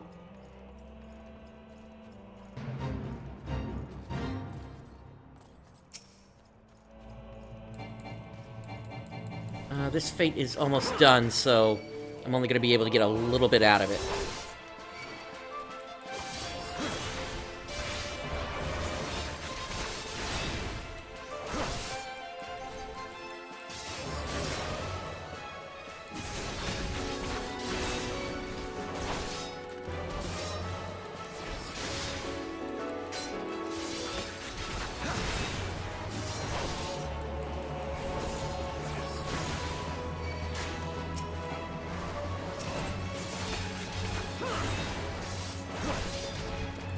Probably only getting a bronze for this. No, actually I got silver. Okay.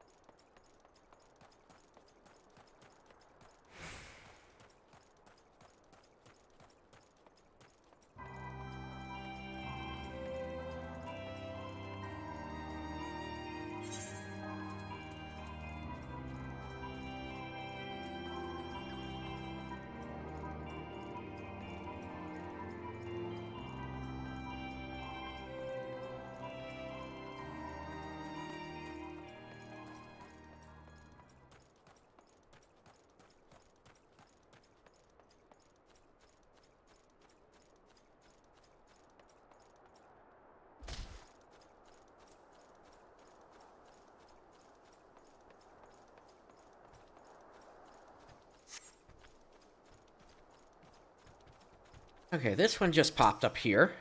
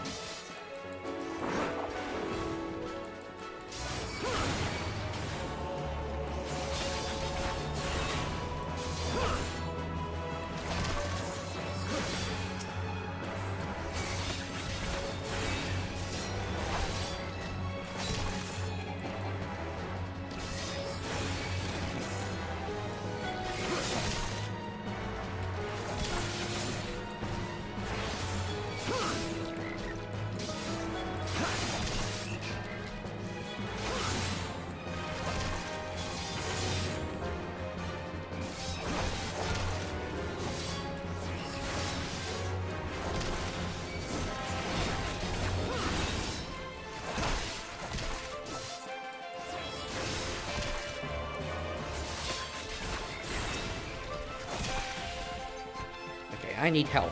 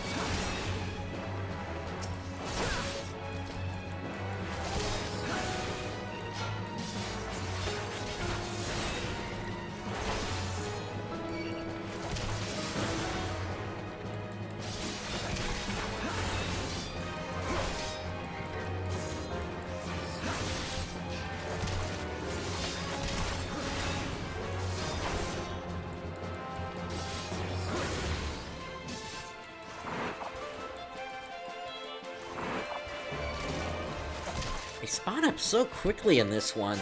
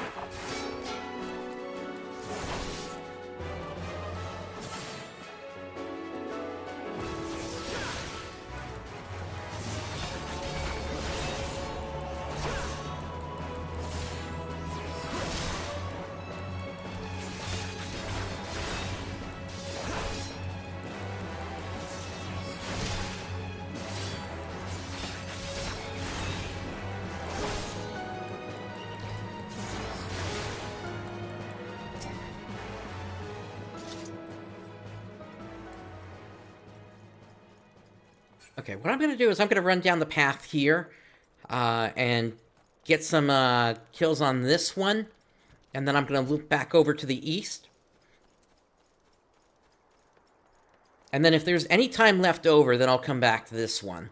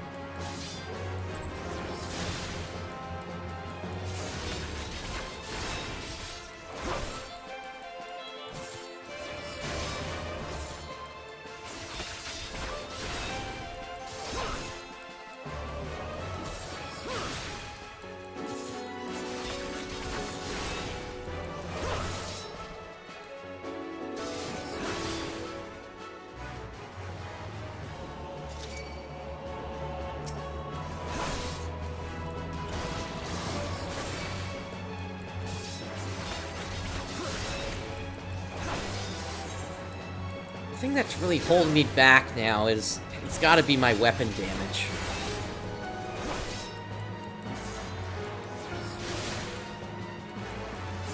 Like this is only an item level 24, and unfortunately, as I mentioned earlier, the large majority of weapons available only come from end bosses in dungeons. There is possibly one thing that I could do to improve the situation. Let me take a quick look at something here.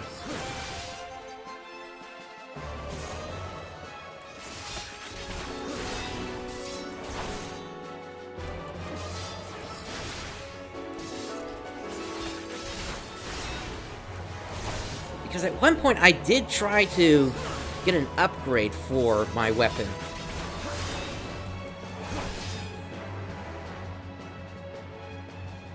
Let's see here.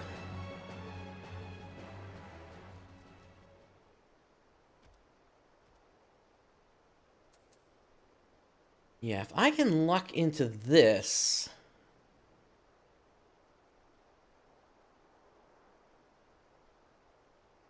it would be an item level 37.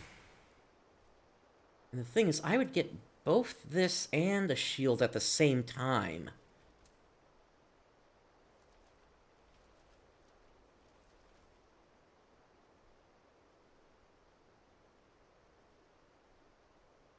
You know what? It might be worth it to go for it then.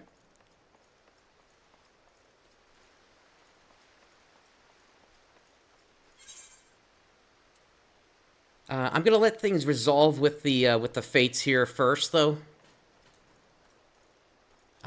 Where are the... there they are.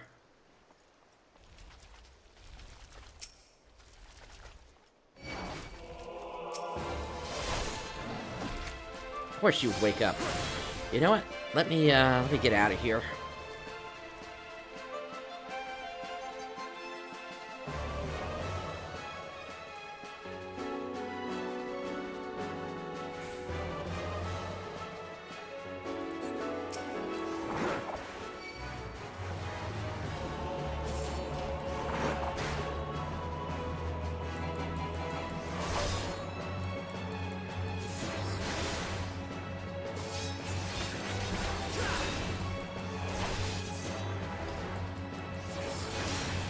Yeah, there's not enough time for me to finish this fate.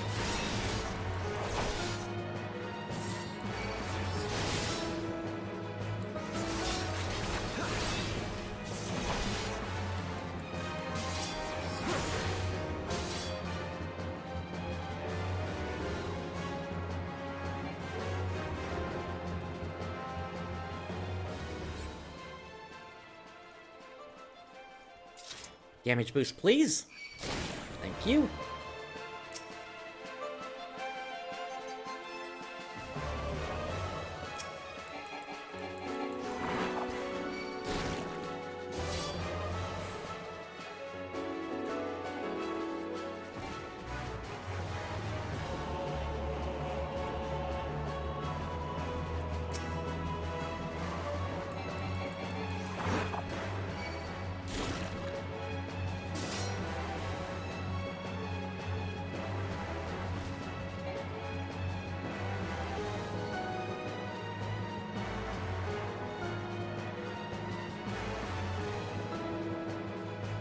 Alright, so we're gonna get like maybe 3 to 4 minutes on this fate. And then we'll start to see the second of the experience pop. This one's gonna pop in about 1.5 minutes. This one will pop in about 3.5 minutes by the time we get down here. Once those have popped, and once we finish this one up, then we'll go ahead and take a look at the last idea I have here. To try to get some other kind of upgrade here.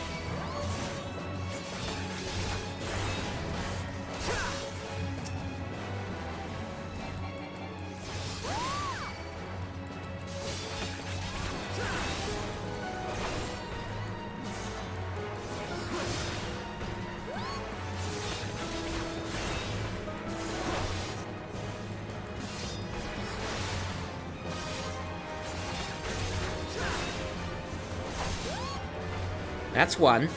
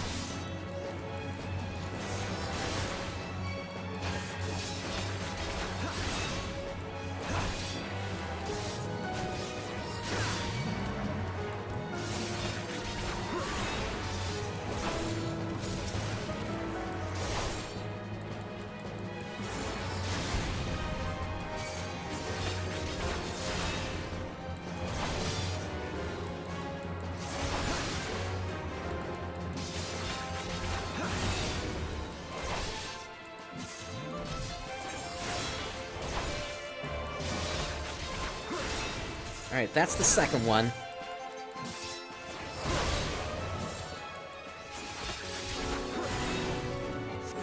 And this should be the third. Yep, there we go. Alright, so I'm gonna try the last thing I was thinking here. That's gonna send us to the Sunken Temple of Karn.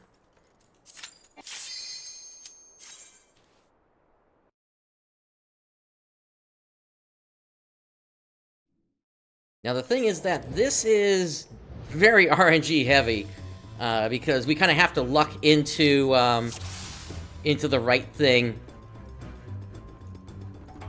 dropping.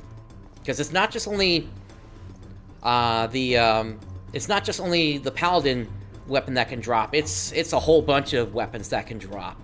So I need to get lucky in terms of what weapon drops. But at the very least, with the stats that I have now, I shouldn't need that poisoning potion anymore.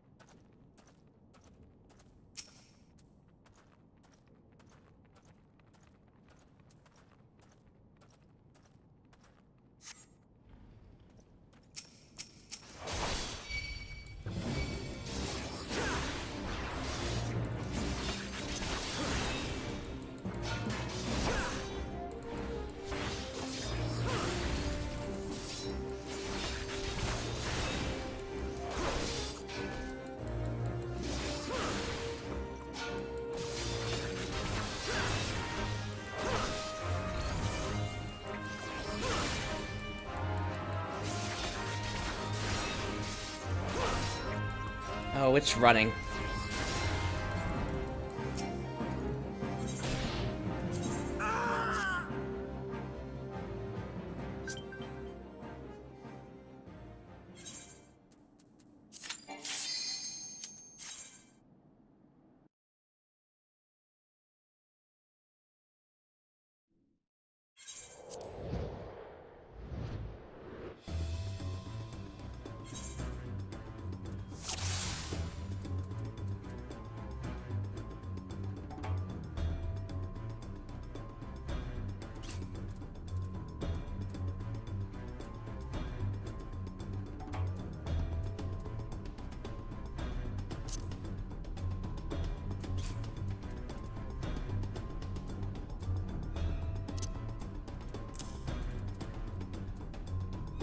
throwing that helmet back on, and then...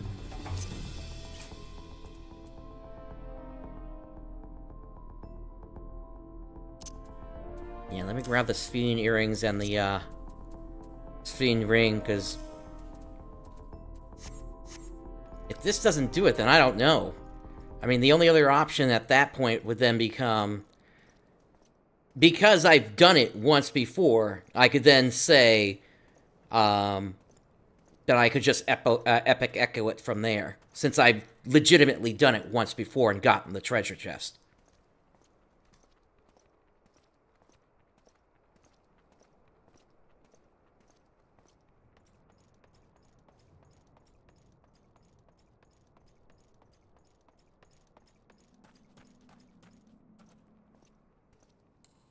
I'd rather not go down that path if I can help it.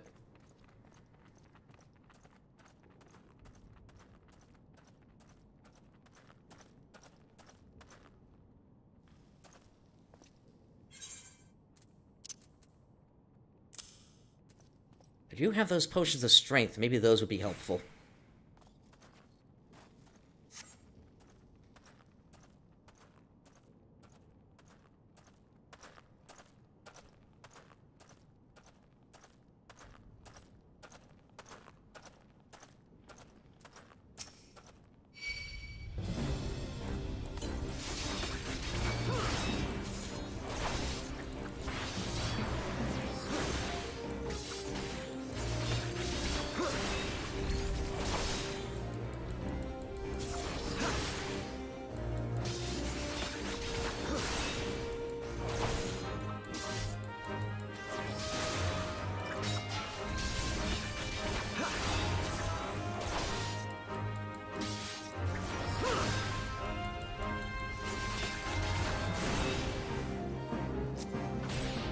Okay.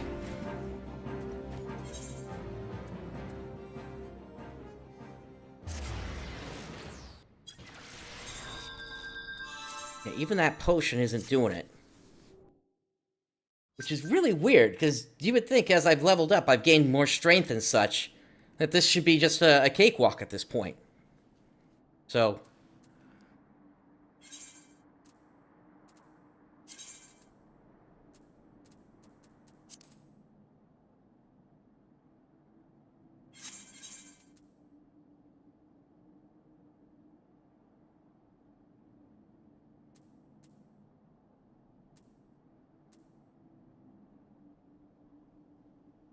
let me take one last look at a couple of things here.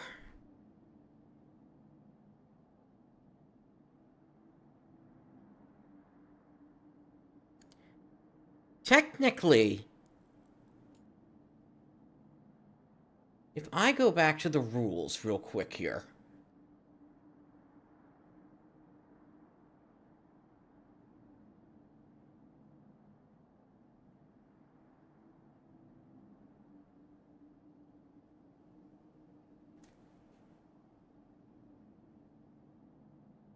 Okay, I may not purchase equipment. Okay. Then that's not an option either.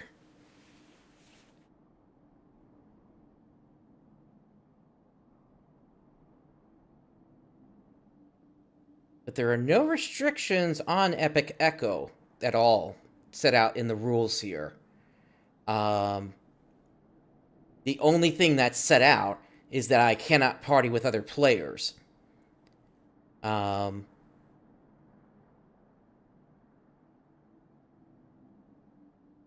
So yeah, I'm going to say, since I was able to get that treasure chest to appear previously, and that is how we were able to get, if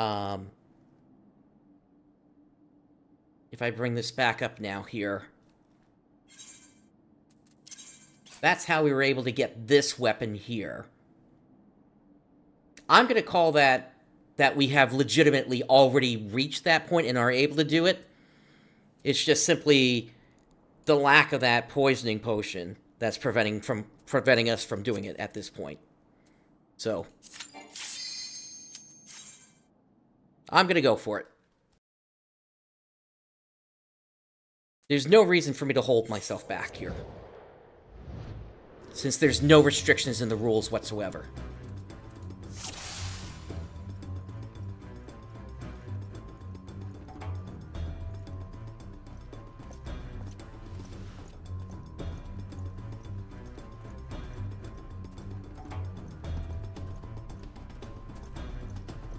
And as you can see, it's not that huge of a buff. It's only 30%.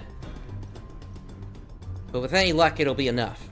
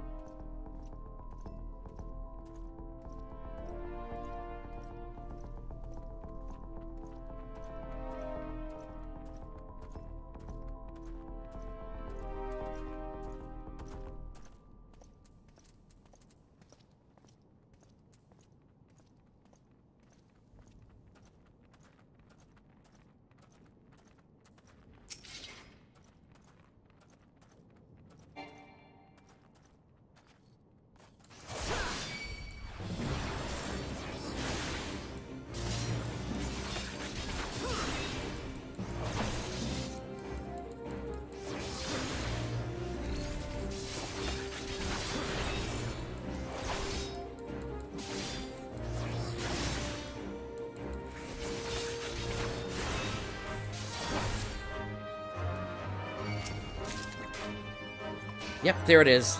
We got the rogue weapon that time.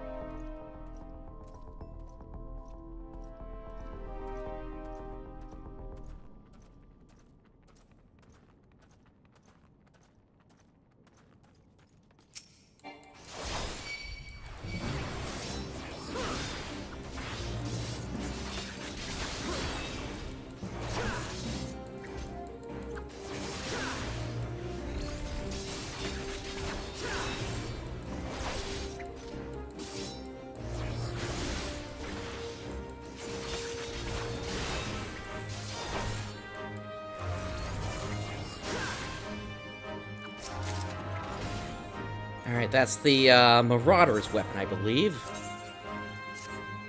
And we're out of the strength potions now, so let's see if I can do this without it.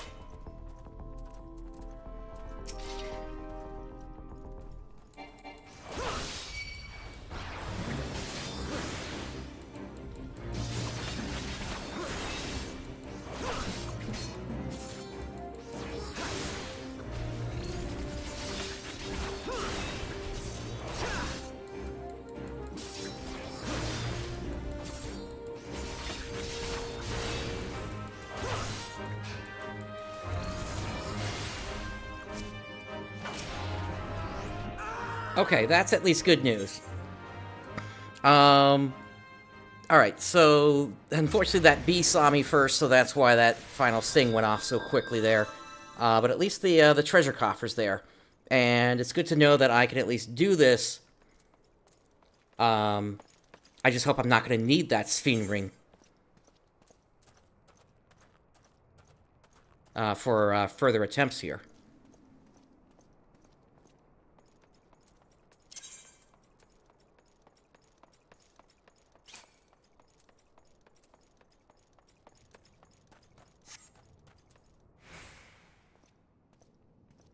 I still have my brand new ring, but that would be the last of it after that.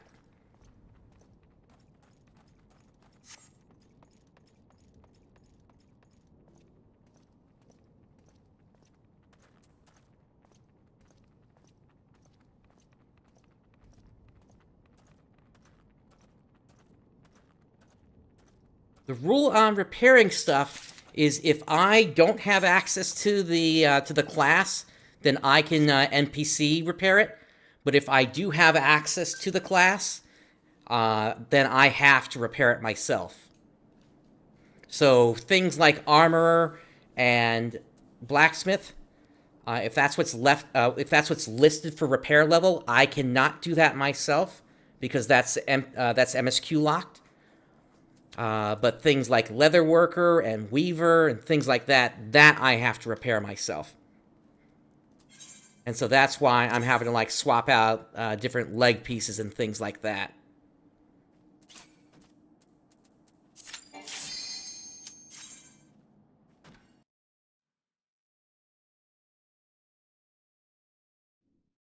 And I mean, I'm technically holding myself back because I don't have those classes unlocked yet.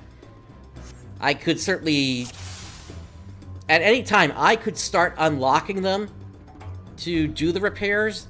What I've been doing here is literally just an extra challenge on top of the original challenge. Which is to hit level 50 before I job change at all. But if I can make it... if necessary, then I will start that early. Earlier than I want.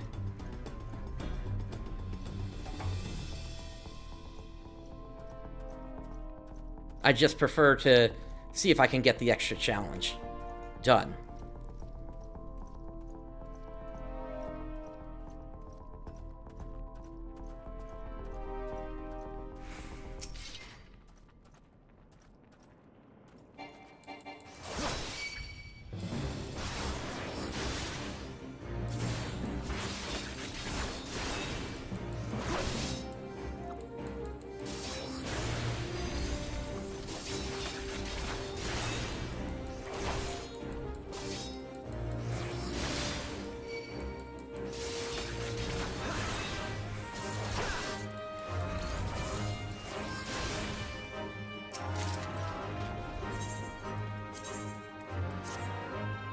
I'm getting everything but the paladin weapon.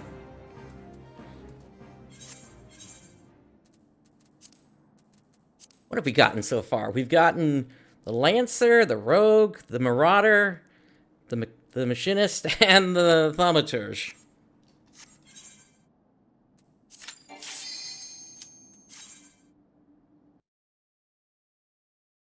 But if I can get out of combat before the final sting goes off, then I don't think I actually lose any condition on things.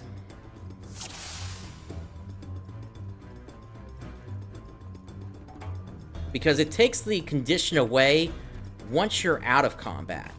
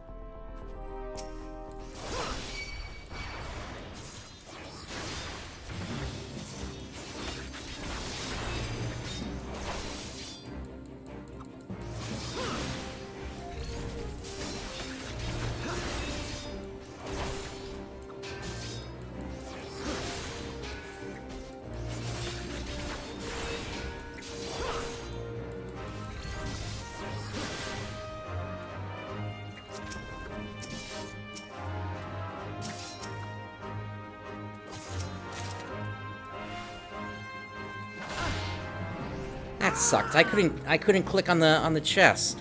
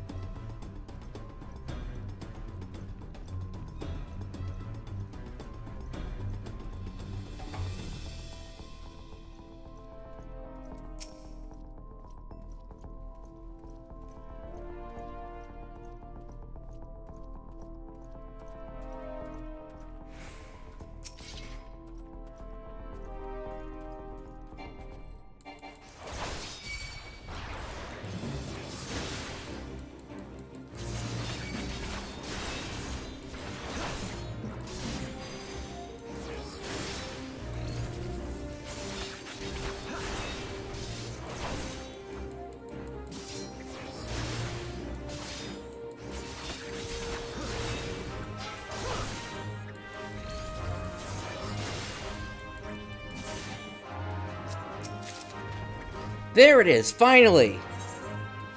Let's get out of here.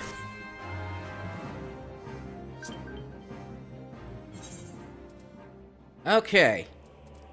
So, Paladin's Flame Tongue Arms, level 35.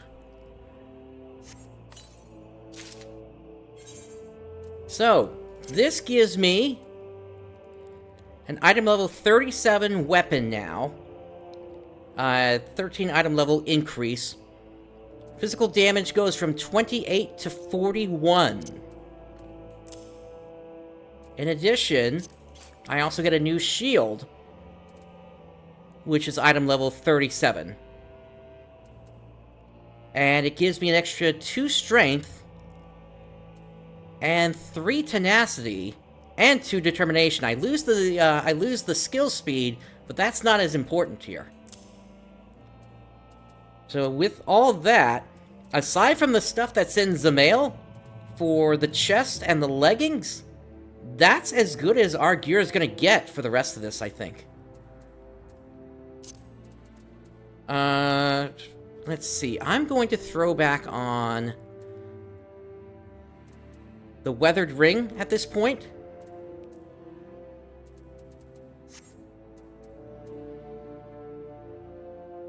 And then we just have to hope that this is going to be enough to push us to the end here. Again, I can repair this helmet, no problem. I can repair this chest, no problem. I can repair the hands, and I can repair the feet. It's just the legs I can't repair. But I do have... let's see. These are still in good condition. They're at 76%. And worst case, I can drop down to these velveteen trousers, but I prefer not to do that. Alright, let's see how this feels now that we've gotten this upgrade. Unfortunately, there's no fates out here, so let's head to Ul'Dah and swap servers.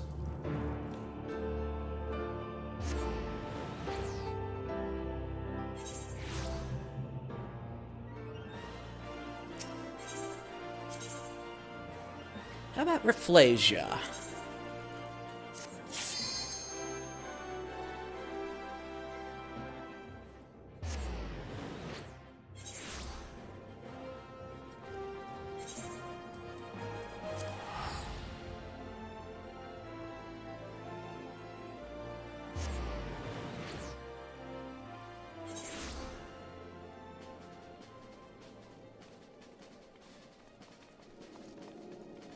Rafflesia ain't looking much better here. Let me head over to Corinthus real quick just to see if there's anything up there.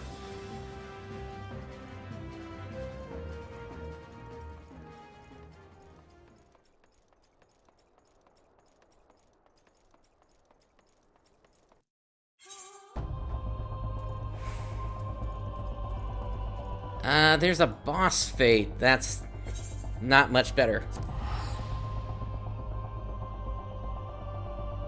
In fact, it's all boss fates. Oops. All boss fates. Alright. Then... Maduin.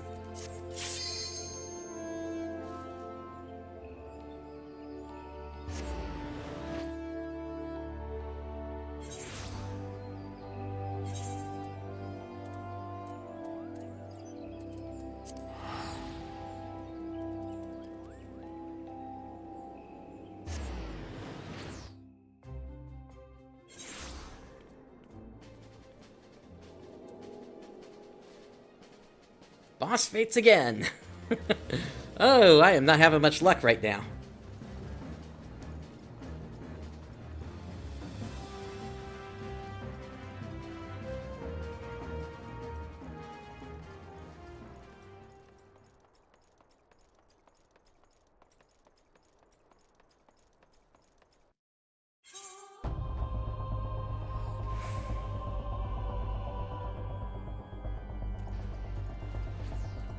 There is one fate up there. How long does this have, though? That's gonna disappear. Forget it. I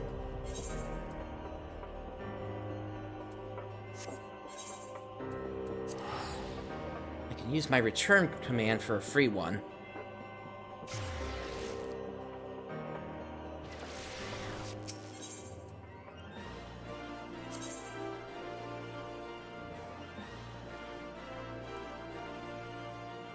Merilith.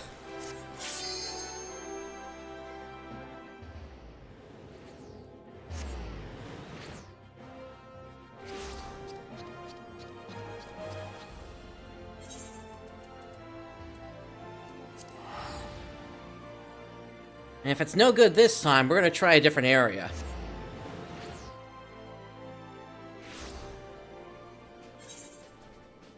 Okay, that's better.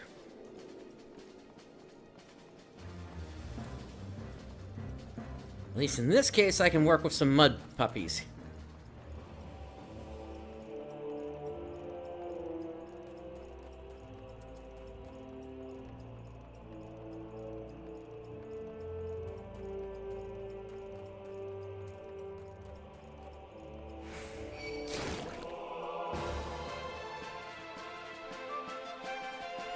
And then once this fate is over, we're gonna have to head to South Shroud, because my food has actually run out at this point.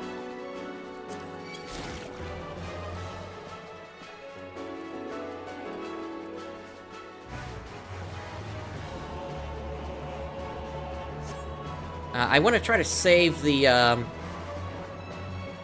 these last 4 pieces for the last 2 levels of the journey. So that being 48 and 49. Especially since there's one final area we need to go to.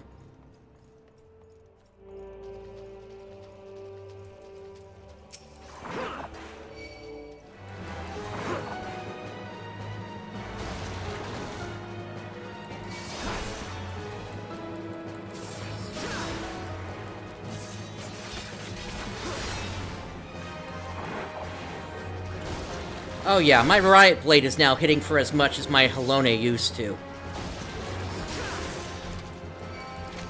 So this was definitely a worthwhile upgrade to go for this weapon.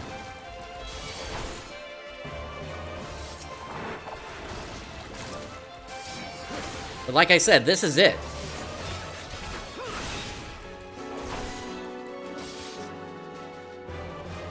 The only thing that's left is in Zamail.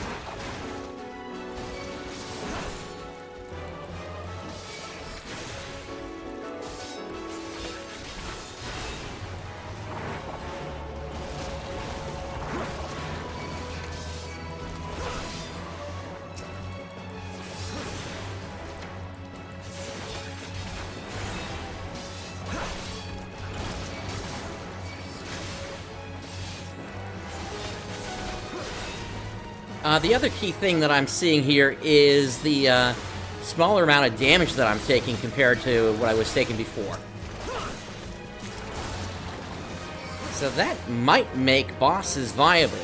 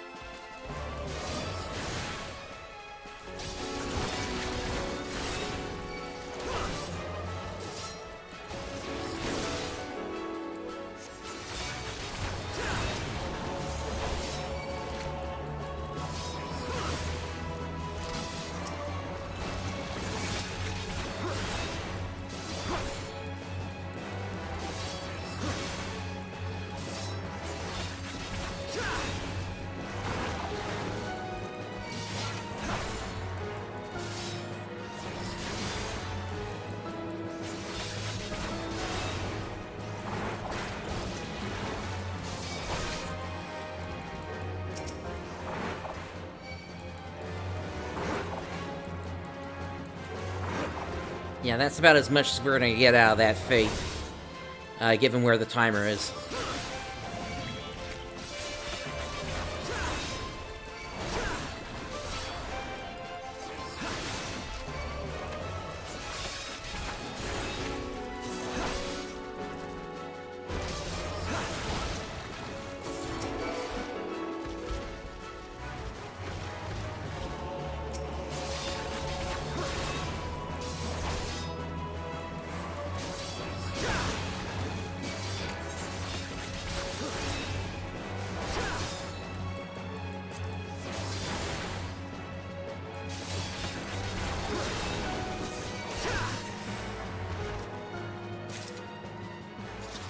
Alright, we're waiting for the timer to tick down, and then we're gonna make our way over to South Shroud so we can pick up some new food.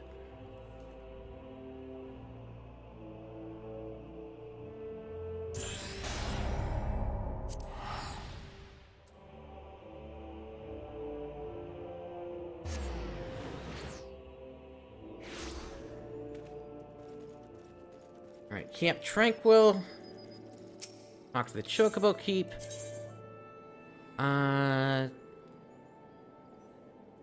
I think this is what I need.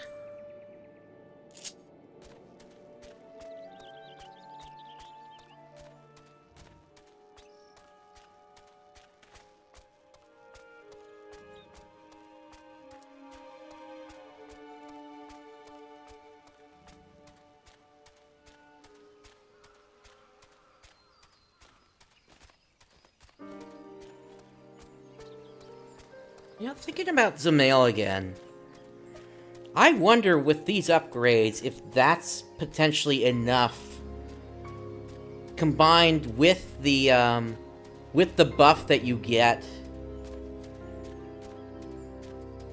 if maybe that's enough to take down the All-Seeing Eye. Be really curious about that.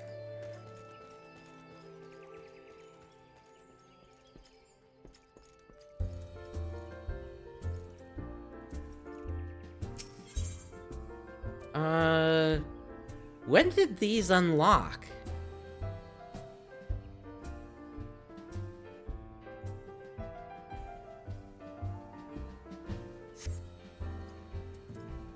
Oh, you know what? I think these were holdovers from when I was going to have to go through, yeah, that's what these were.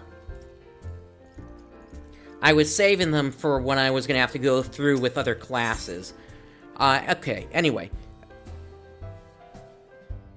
So what I need here is a bunch of mustard eggs. Let's say maybe 12 of them. Again, I cannot cook. I don't have access to Culinarian, so I am allowed to buy these.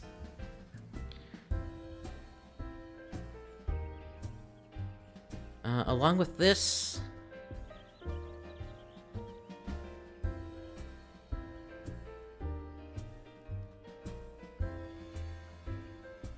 let's go with the honey muffins. It's probably overdoing it, but I'd rather not have to come back here. Okay.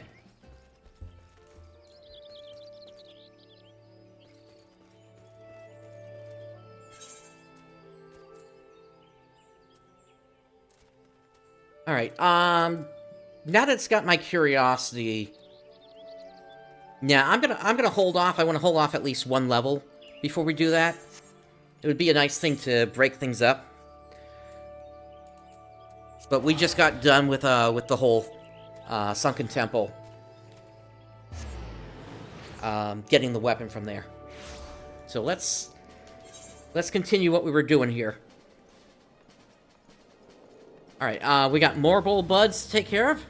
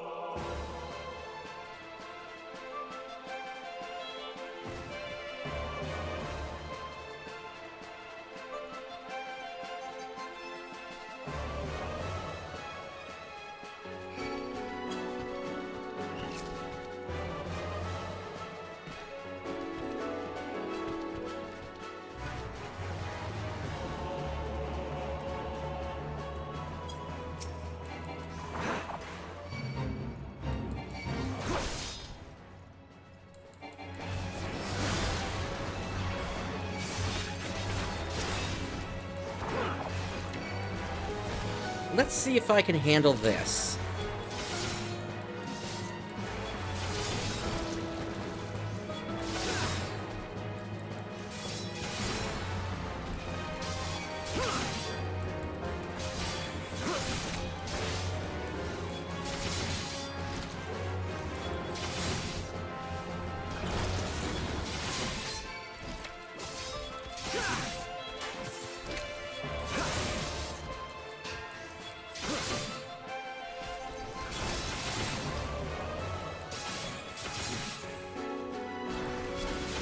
So it will work for Fate enemies, but not for enemies that happen to get pulled outside the Fate.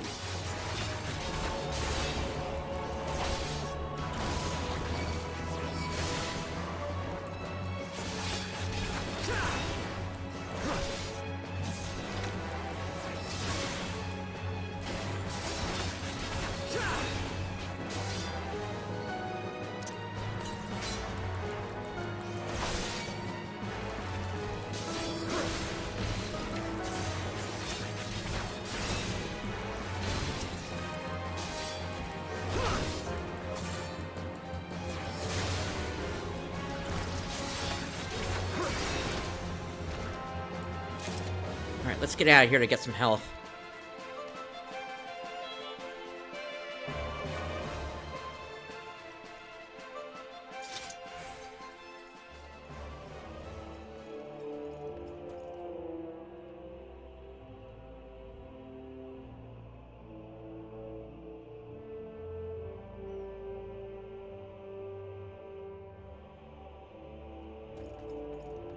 Okay, back at it. Oh my goodness, that mud puppy came back up almost immediately.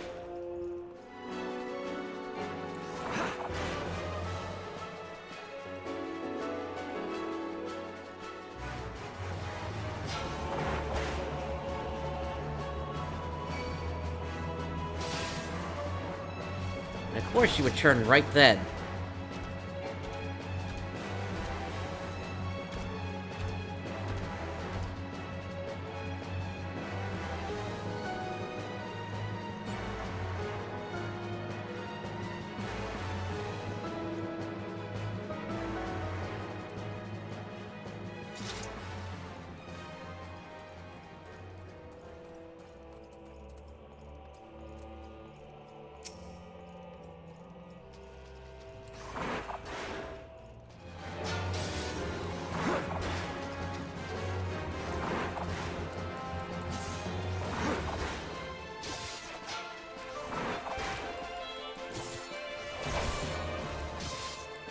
Who designed this fate? There's nothing connecting to the other part of the fate.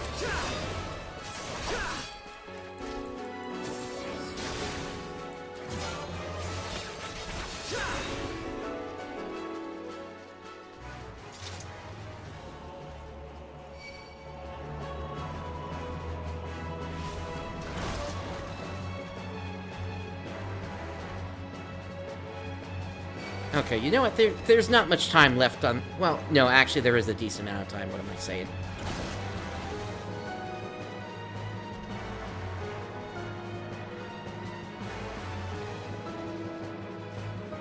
I think I'm just gonna park myself over here.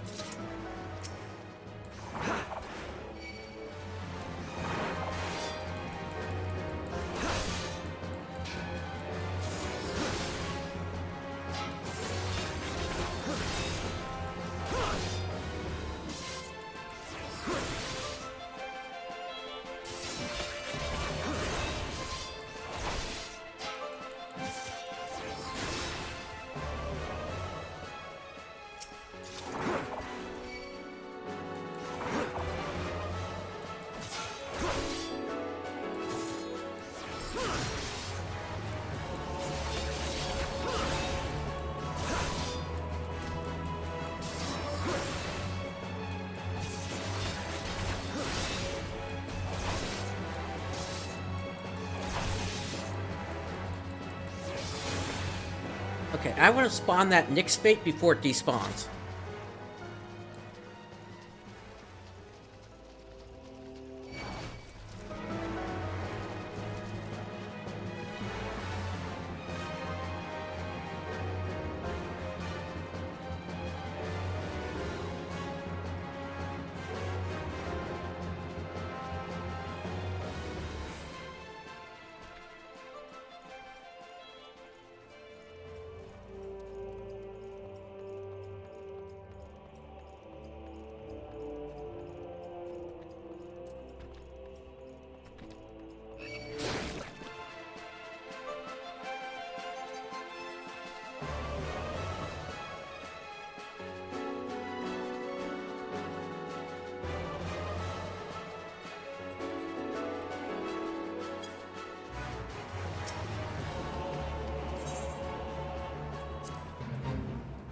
Alright, here we go.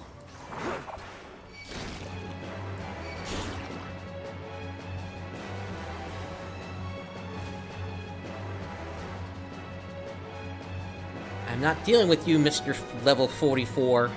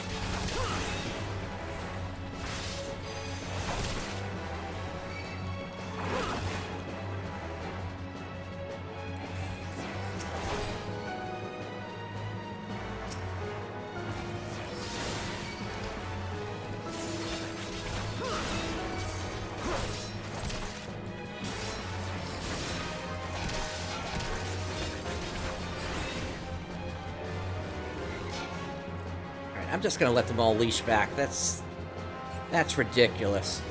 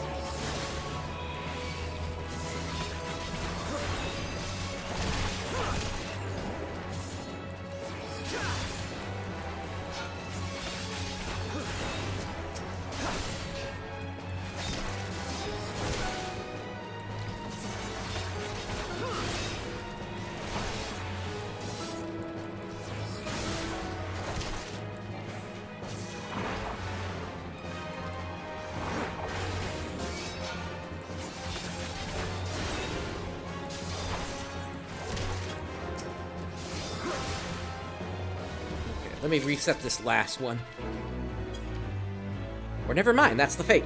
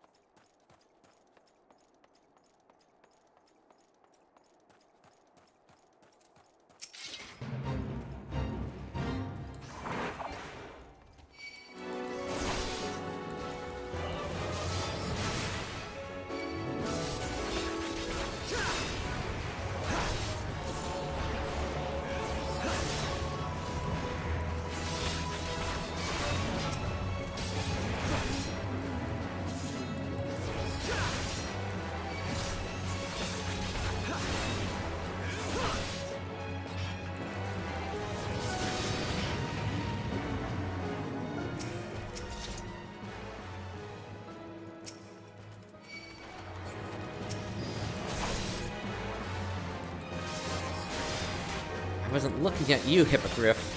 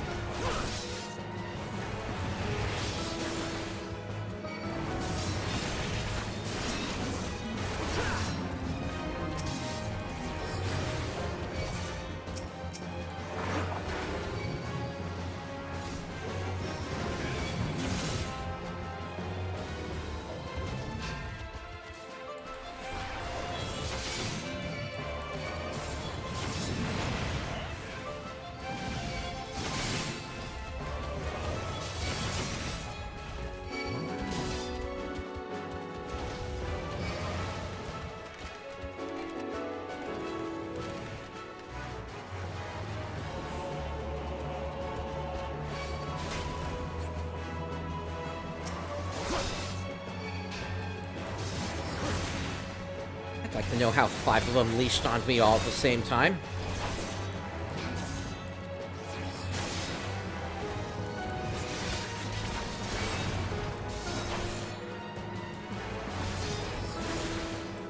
I'm not even in my tank stance right now.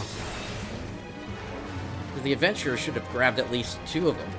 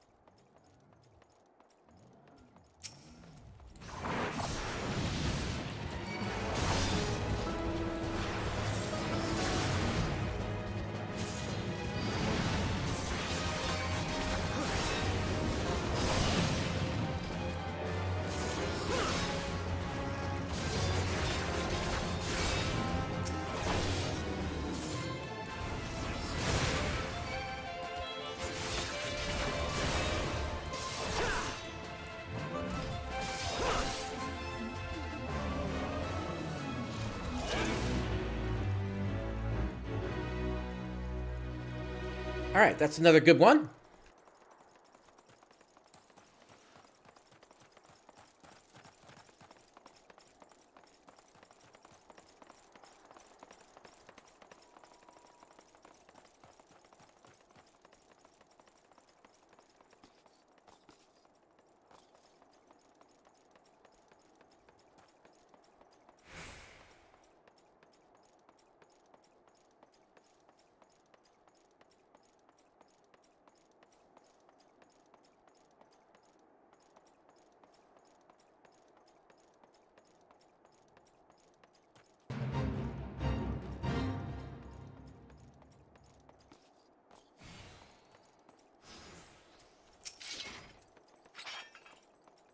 Okay, now I'm looking at the hippogriff.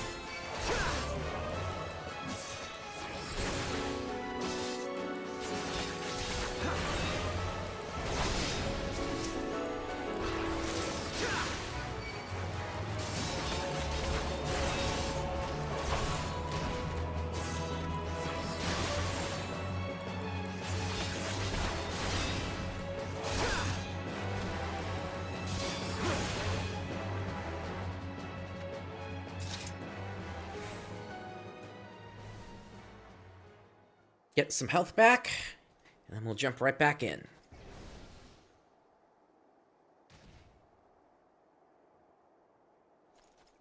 Let's do it.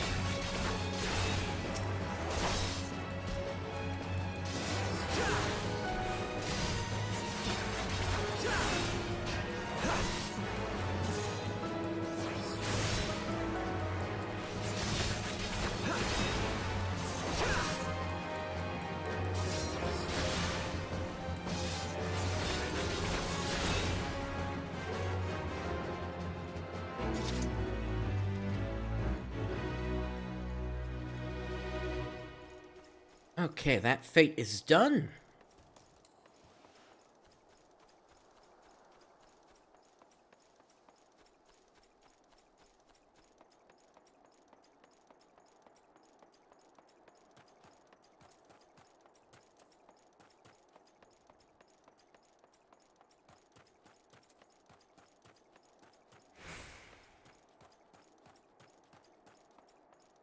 I'm gonna go poke my head into Corthus.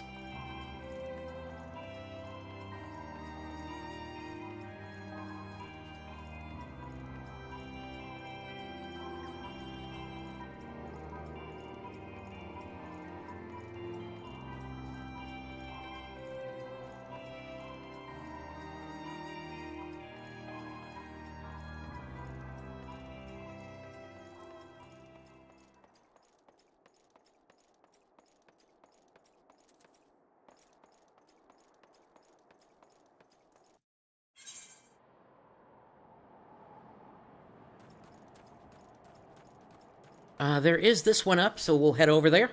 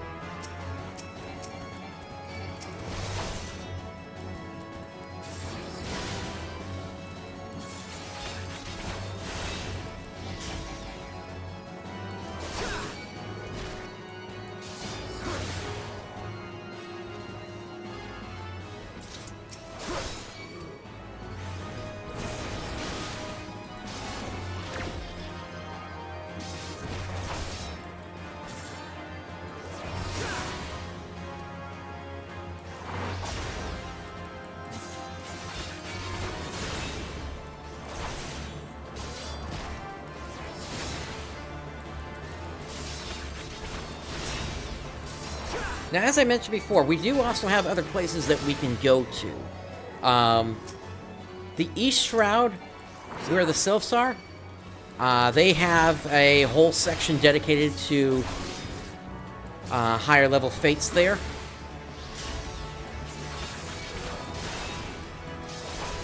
There's also in Southern Thanalan for the Ul'Dah. But I believe theirs start at like level 48, if I'm not mistaken. So I'd want to get at least probably one more level before we head over there.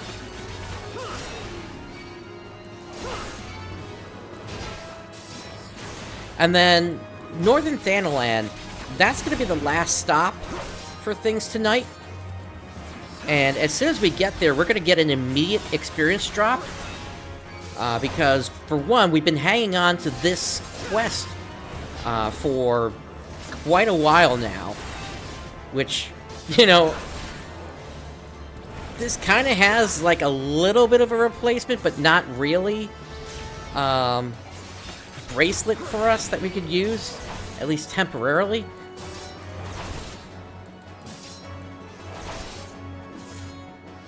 I guess for that last level, maybe... What do we have currently? We have the Sphinx bracelet. And we'd replace that with the Amethyst bracelet.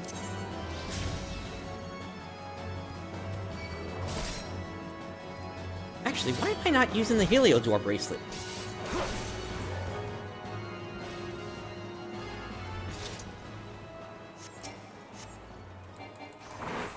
This fate is almost done. I need to finish this up real quick. But yeah, there's no reason I shouldn't be using that. That still has plenty of,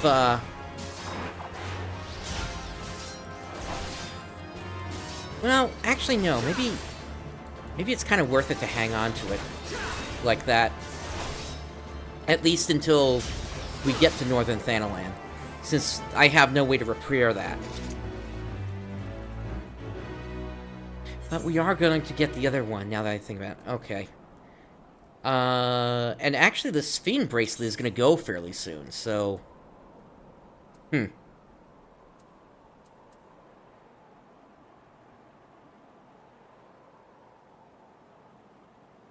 then, worst case, we got this Fluorite one. Okay. I'll throw it on.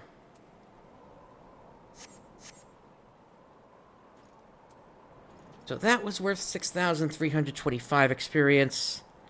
So we are about 45% of the way to a level, I think.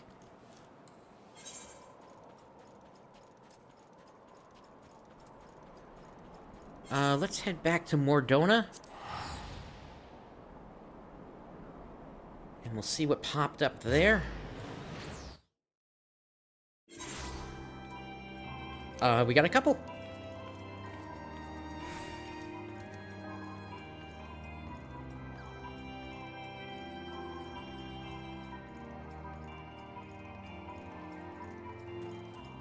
I'm gonna do this among giant ones, and then I'm gonna try the Gone with the Shadow. That is a boss fate, though, so I don't know if that's gonna... I don't know if I'm gonna have any luck with that. Okay, this helmet's about to go, actually. So... Huh.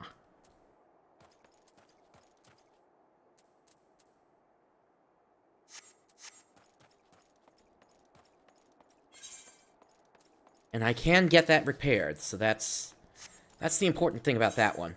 Let me take care of this, since this is ready. Silver Gorget gives us Savage Aim Material 1.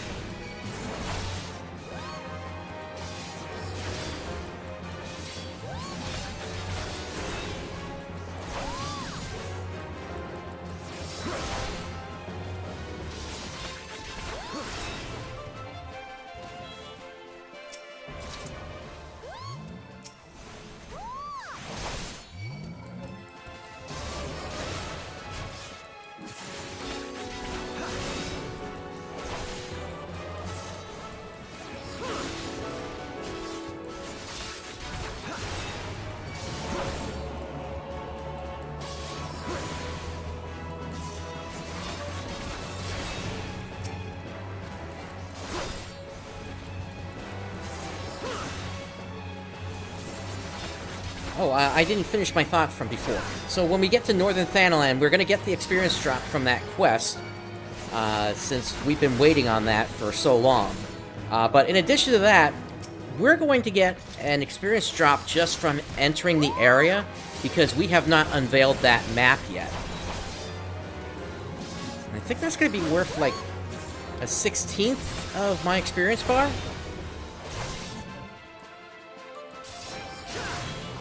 And the other thing is, once we get there, that's when we're going to start encountering the level 49 fates.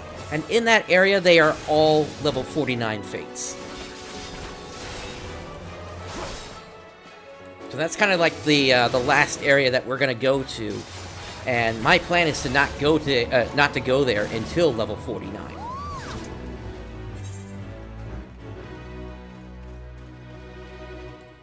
Alright, I need to get this helmet repaired.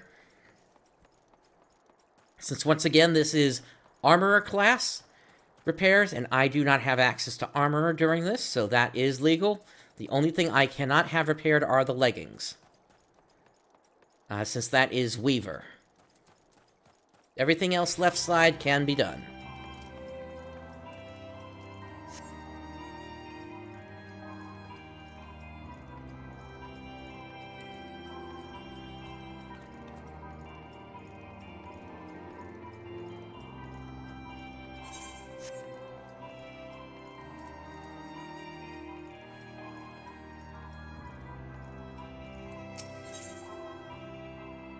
Okay, so I want the helmet, armor, and I want, at this point, we'll go ahead and get the scale mail done as well. Since that is so close to needing it as well. And then that's it.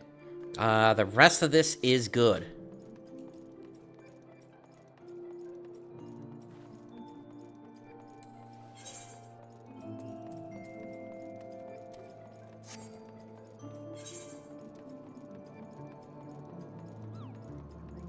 So we're going to head over to this boss fate. We'll see how it goes. If it's no good, then we'll back out, and maybe we'll head over to East Shroud early.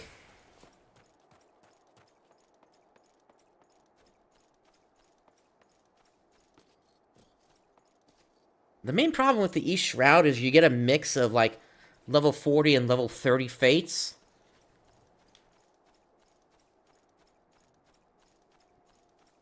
Compared to here, where it's all, like, level 45 and above.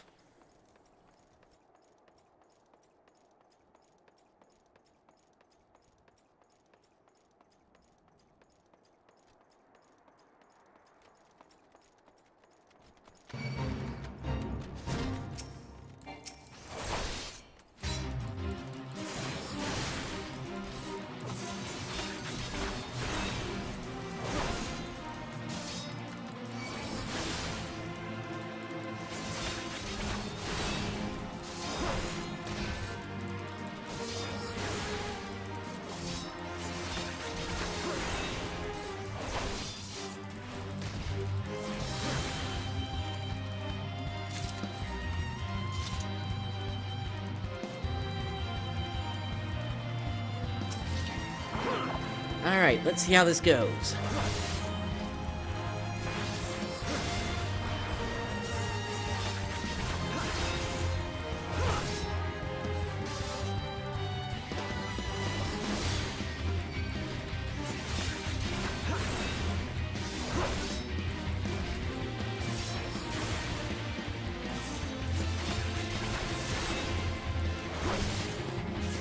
Already, I don't like it.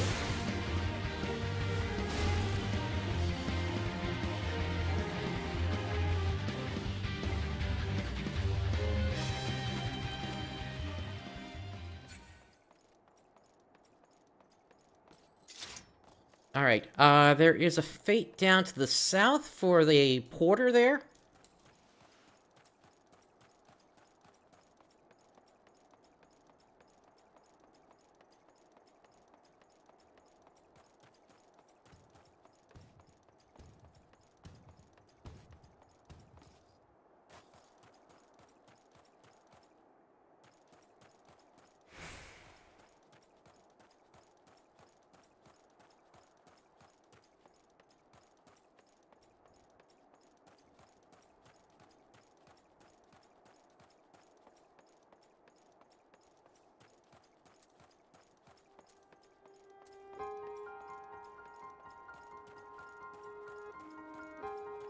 Alright, let's see this one.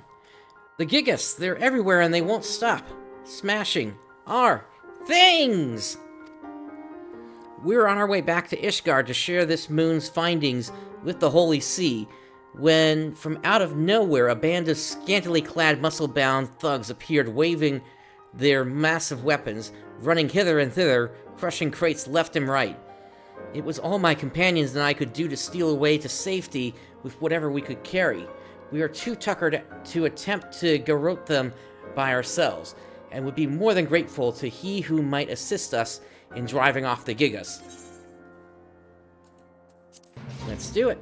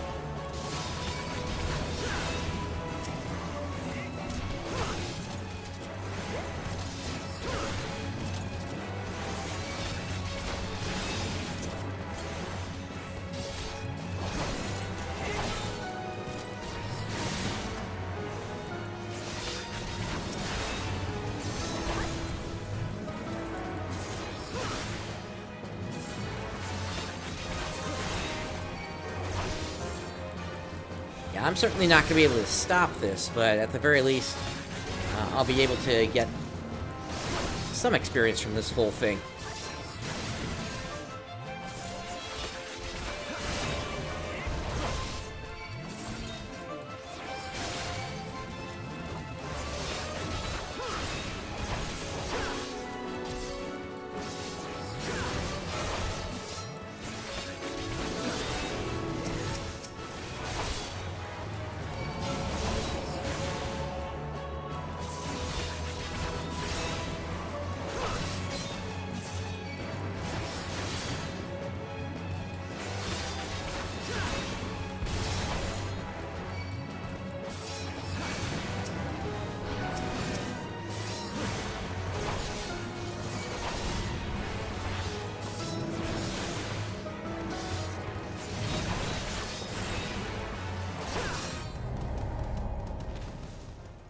All right.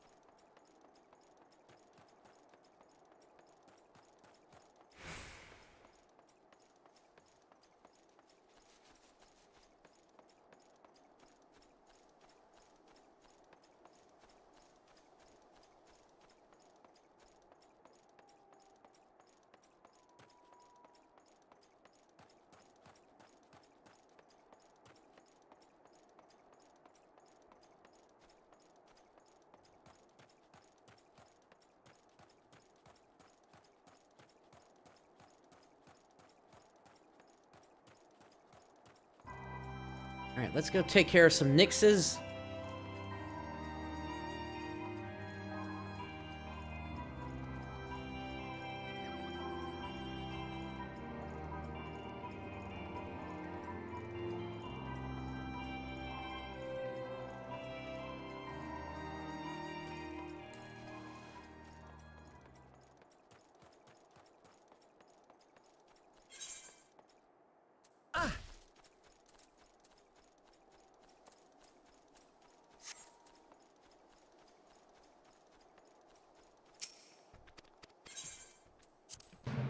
Best option for me on this one is probably just going to be to do single pulls where I can.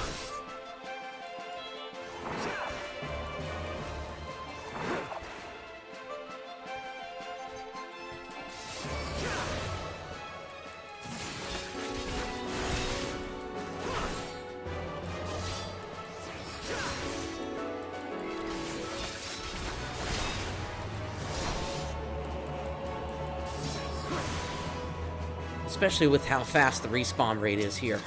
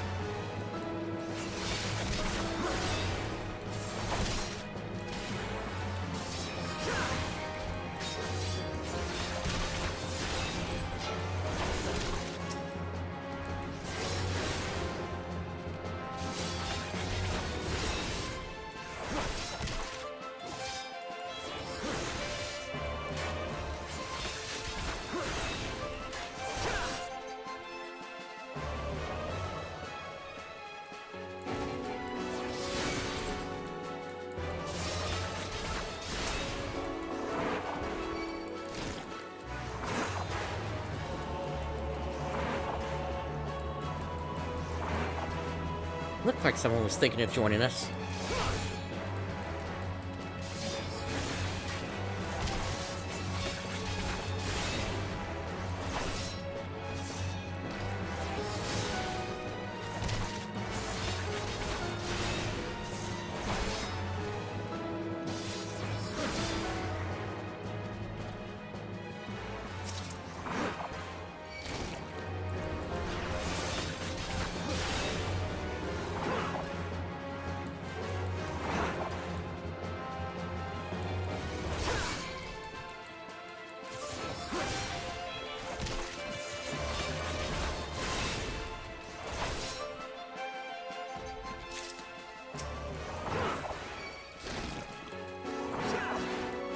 Surprised I'm not getting Gigantoad skins that fast here.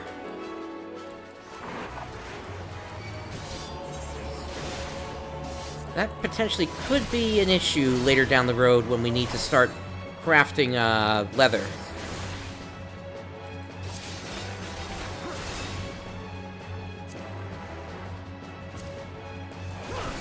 As you can see, it is it's used in the level in the high 20s, low 30s area for crafting.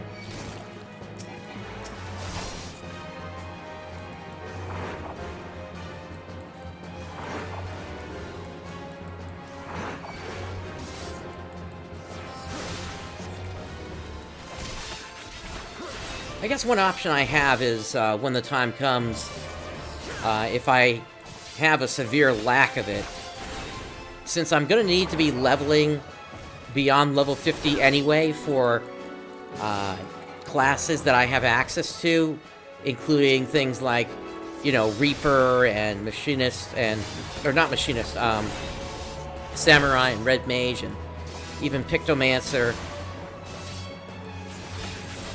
You know, it really wouldn't be that hard for me to,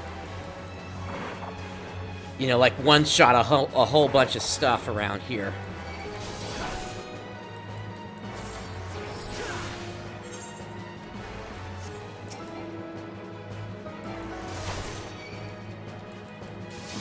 And right now in my inventory, there's something that's going to be able to help with that quite a bit. But I'm not saying what it is just quite yet.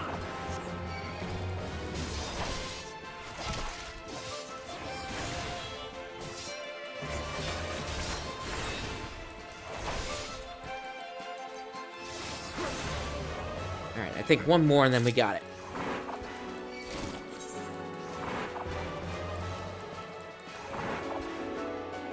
Nice, 2 more popped up to the east.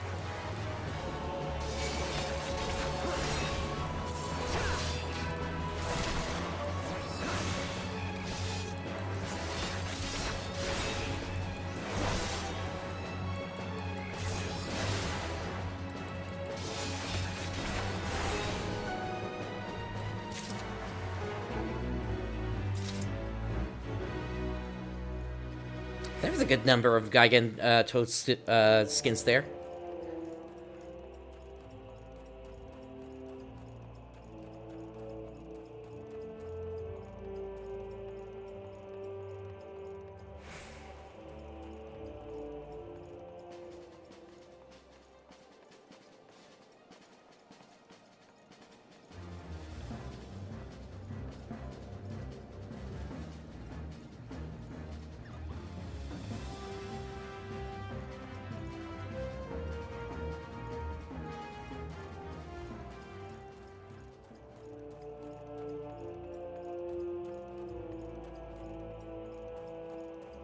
Of course, by the same notion, that means I also need to get all the other classes leveled up from level 1 to at least level, what is it? Level 30, I think? So that being Conjurer, what are they called again? Hang on. Conjurer, Pugilist, Lancer, Rogue, I think is available, but I'm not entirely sure. And then Archer and Thaumaturge.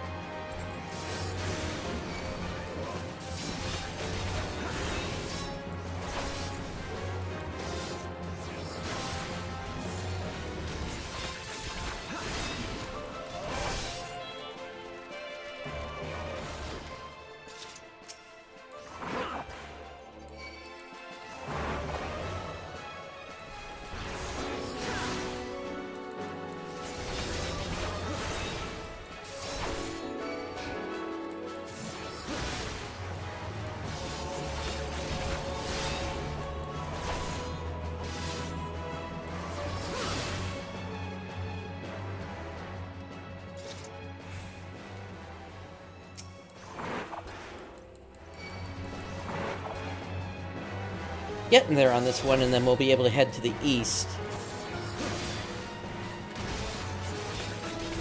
And jump in on the end of that one.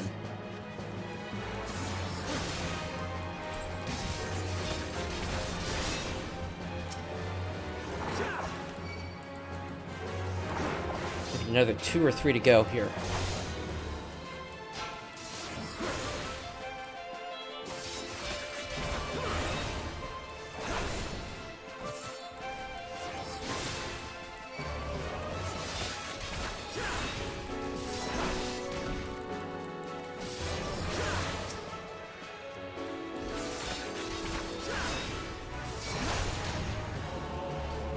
Anyway, with it being the new year, do any of you have any big goals that you're trying to do in 2025 here?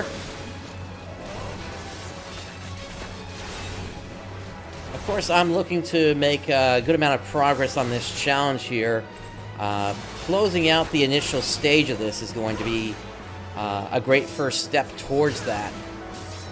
And then, you know, we're going to have all the gathering and crafting after that to take care of.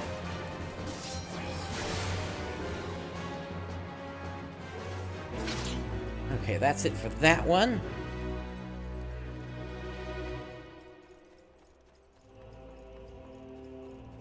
And then, yeah, I want to turn my attention back to Phantasy Star just a bit here. I still have to finish up Phantasy Star Online Blue Burst, as well as PSO2S. And maybe even get Nova out of the way finally, because that's ready to go. I just have to bring it up and kind of remind myself of how that one plays, because it's been a hot minute since that one. Ever since my memory card corrupted live as I was broadcasting. But as I mentioned before, I don't know if I mentioned it during this series, but I was able to save the save file. So we're good to go on that.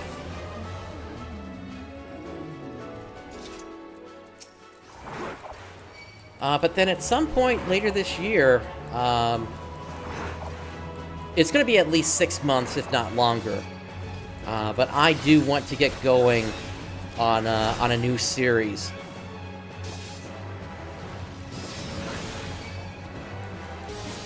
I think it's been a long time since I've really jumped into anything like truly brand new.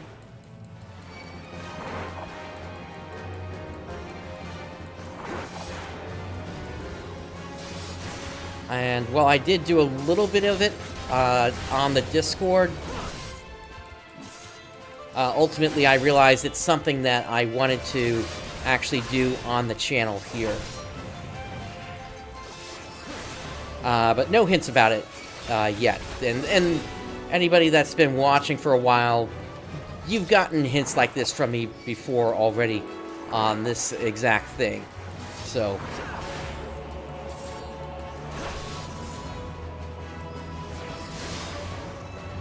to be revealed.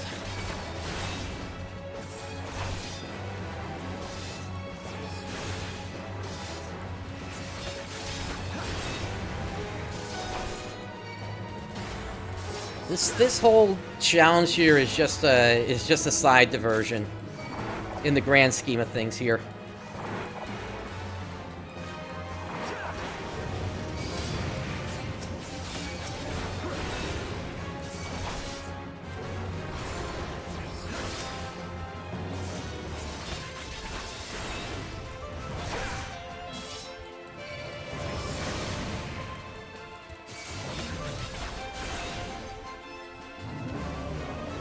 Alright, that's it for that fate.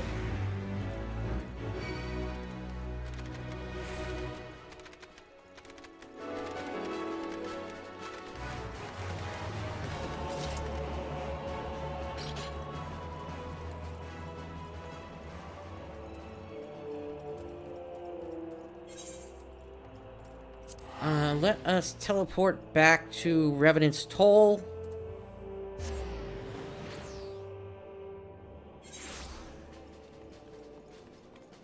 And before we head to that one in the west, I do want to check Corthus real quick.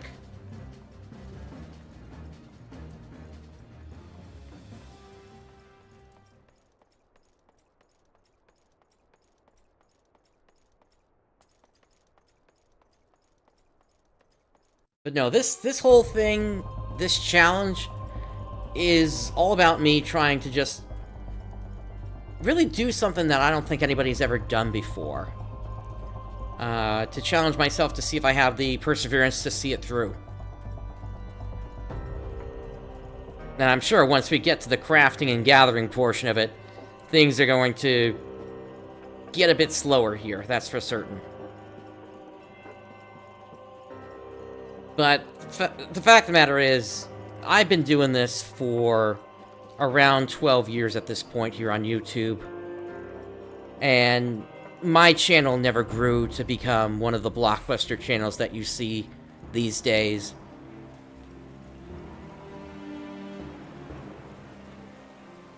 And while I love doing this, I mean,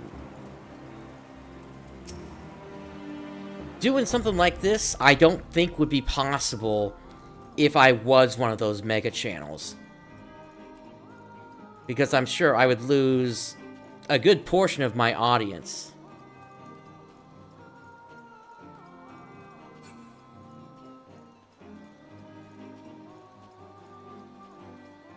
Maybe there'd be a way for me to spin it, but I just don't see it immediately here.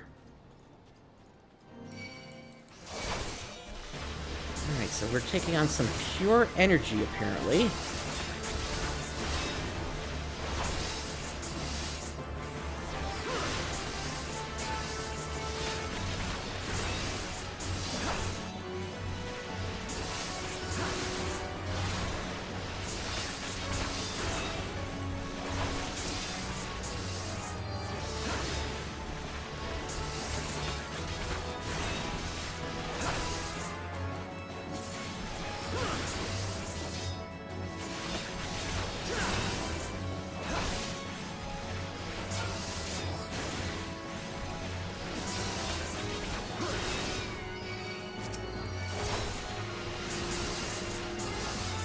Oh, they're gonna take me down.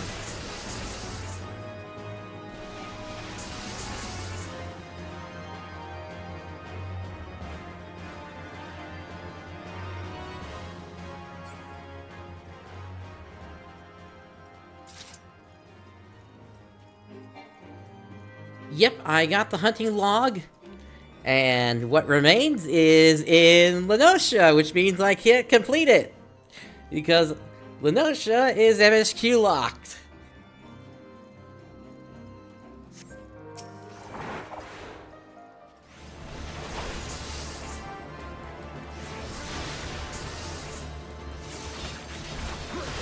And unfortunately, the challenge log is also MSQ locked.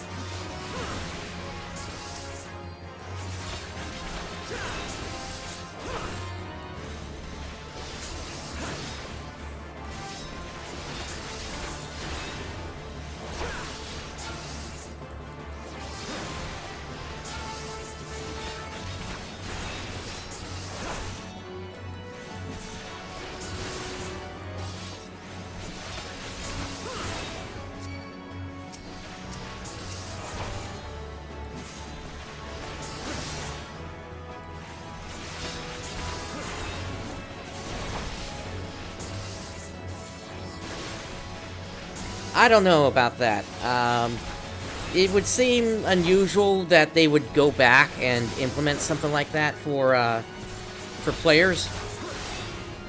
Especially with how this version of the game, at least for this, the original release of A Realm Reborn, was kind of a rushed job.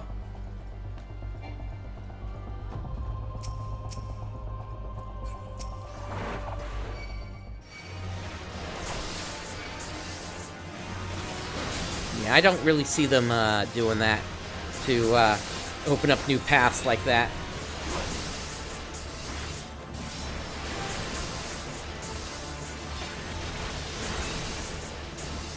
Thank you. Yeah, it's, I've been going at it for quite a while, so it'll be nice to have this done. And for anybody that's worrying about the pace I have so far today, don't worry about it.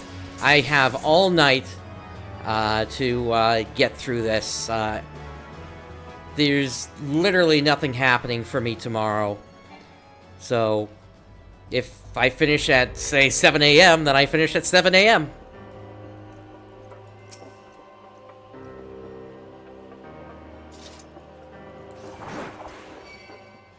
But I really don't think it's going to be that bad in the end.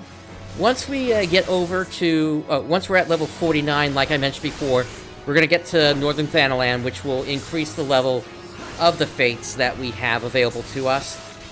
And the amount of extra experience per level it's like close to maybe 20,000 each level. So it's really not that huge of a jump. So it's like next time for level 47, instead of 214,000 experience, we're going to need like 234,000. It's really not a huge jump at all here. Alright, I think this fate is going to time out before I can finish it.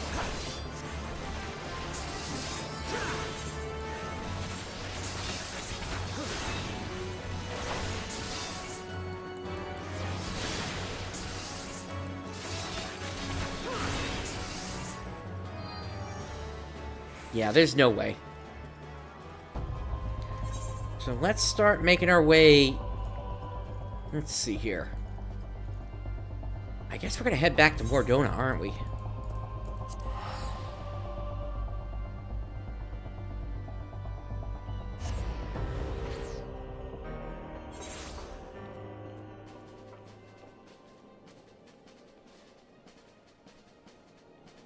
Okay, those are all looking like boss fates. You know, just for a breath of fresh air, let's head over to the East Shroud. Let's see what's over there.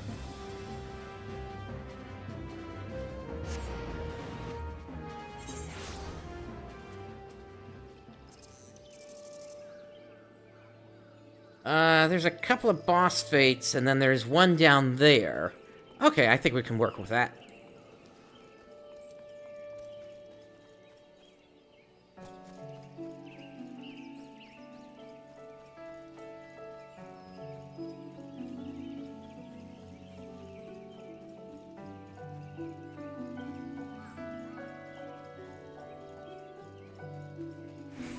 And this also kind of gets to a question of efficiency. Like, is it really efficient for me to be going at, like, at those high-level Mordona fates? When I'm technically, you know, like a level below?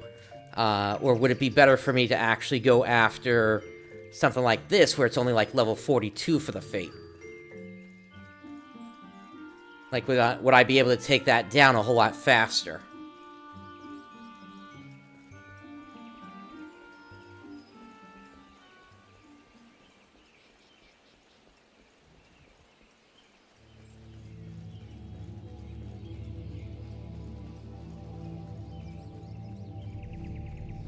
Yes, do not help me at all.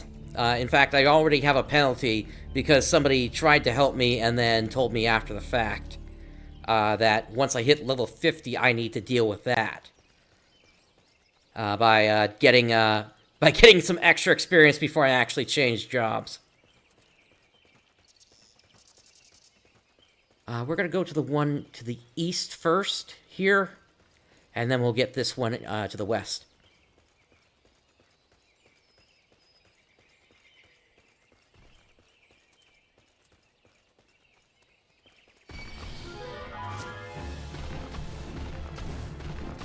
Really, dude? I'm 5 levels above you.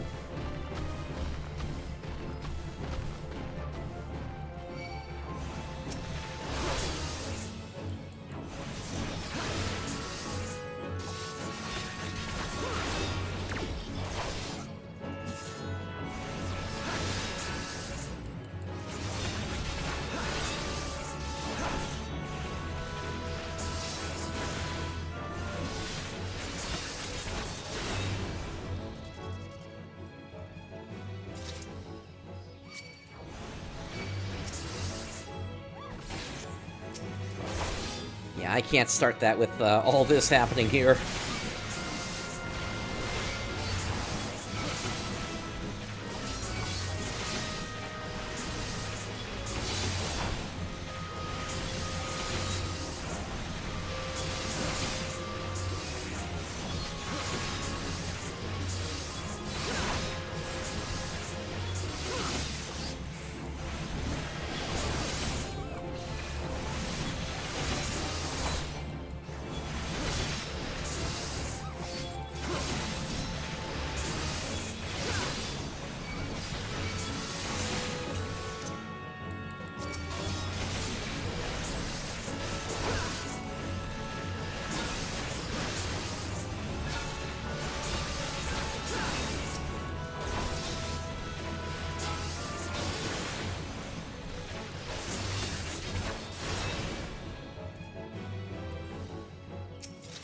Alright, we gotta kick this off before it disappears. Shh, quiet down. Any louder and you will compromise my position to the enemy. Over there, can you not see the small party of Imperial troops? Their purpose and how they made it this deep into the Twelves Wood without being discovered. That is what I was here to find out. That is, until the tempered sylphs arrived. Now the two groups are fighting, and more sylphs gather as we speak. The tempered followers of Ramuh are not what one would call friends of Gridania, but we may be able to use this situation to our advantage. Allow the Beastmen and the Imperials to weaken each other just enough, and then swoop in and put the Garlean invaders to the sword, frightening off any sylphs who remain. See Miane's far-fetched plan into motion? Yes. Think about it. If this works, I'll be awarded the Emerald Leaf. Oh, and, well, you could try talking a little slower there, or moving a little slower. Anyway.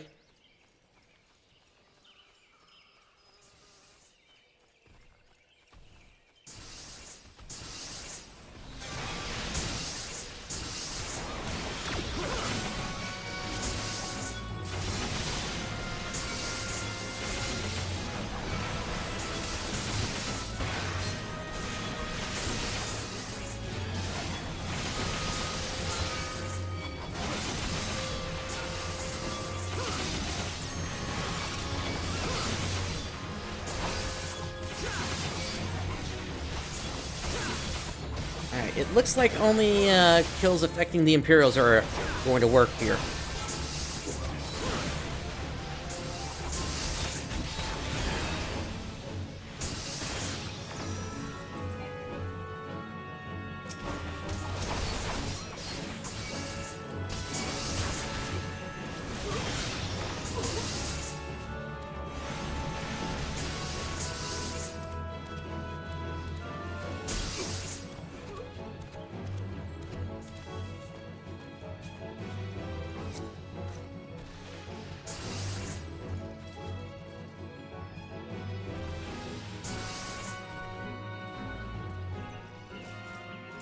Alright, so I think I gotta single target them down.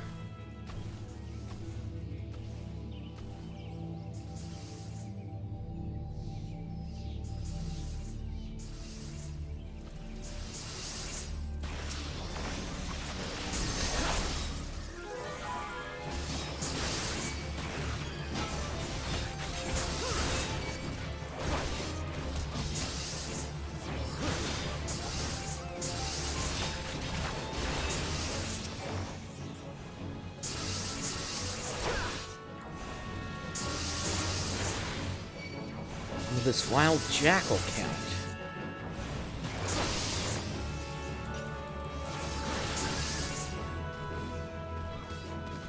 Looks like it did. Okay.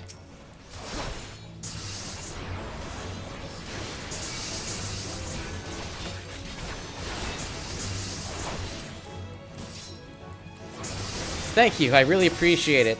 I put many years of work into this, so... but I knew that it with the state of how things are, I knew that I needed to expand out. And I've had 14 running for several years as well at this point, as a series. This is really the first time I'm kind of stepping outside the bounds of really what the MSQ and what some of the main content is for it, though.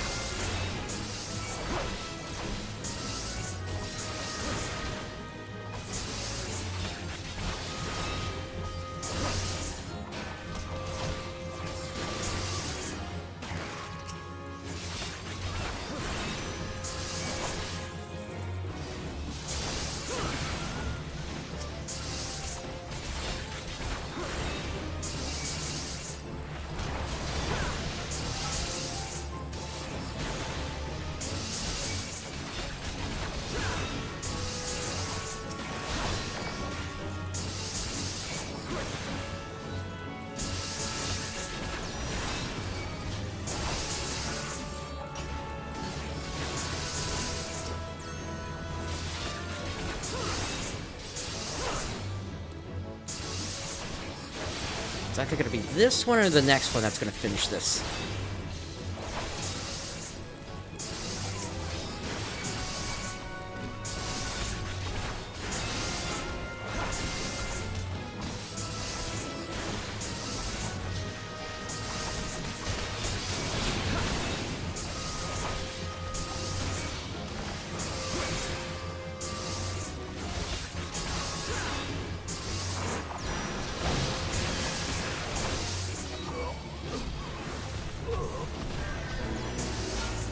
There we go.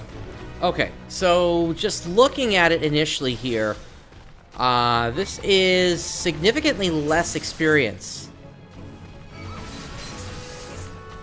Because I was getting like 59,000 for a completed Fate.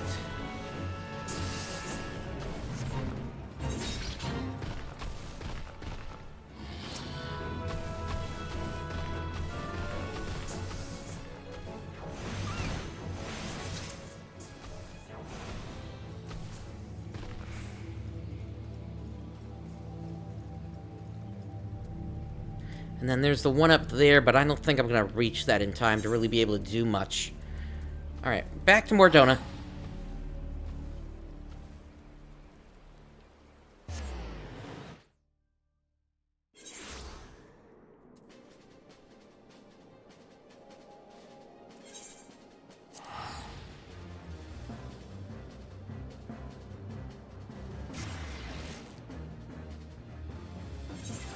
Alright, so Ul'Dah is going to take us to another world. Let's go to Kraken.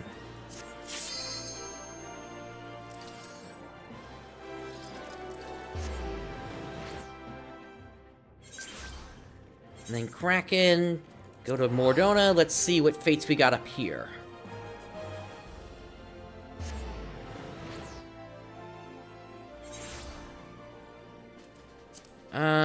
We got the Nyx one.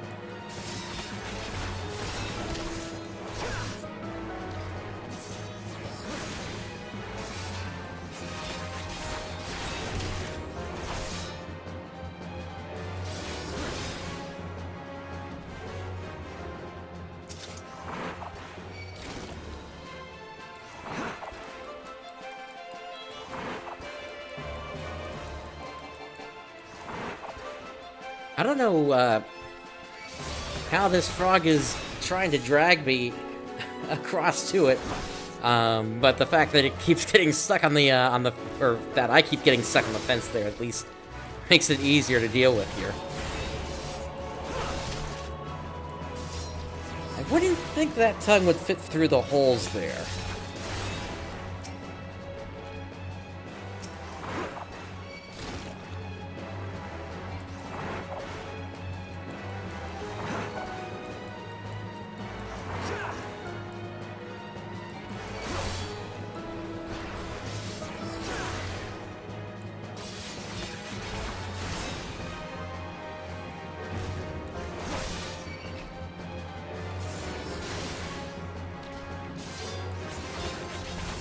Yeah, no kidding.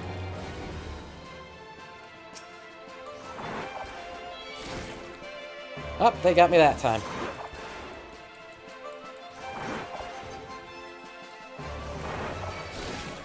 Oh, and there's the big one.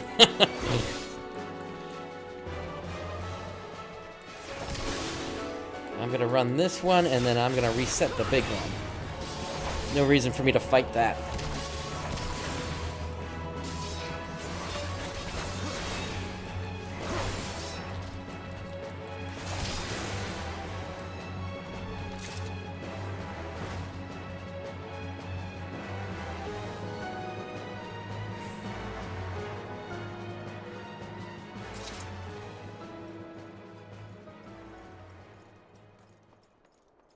But yeah, eventually I'm just gonna start one-shotting these Nixes once I get an appropriately leveled class. Might be Viper that I do that on.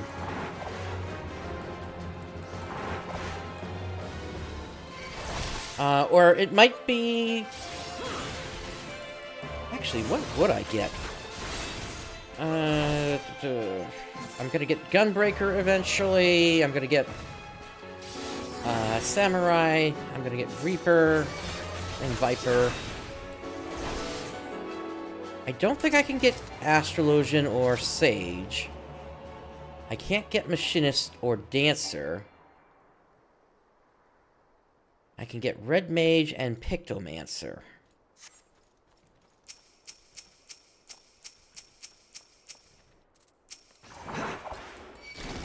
Yeah, it's probably gonna be on Viper.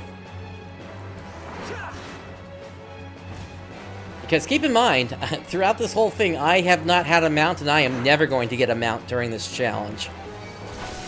I mean, sure, I may have a Chocobo thing waiting for me in my mail, but without the ability to complete the My Little Chocobo quest, which is which has a MSQ requirement,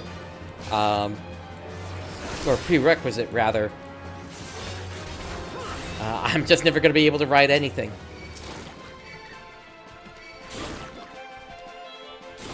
Oh, we got the trifecta.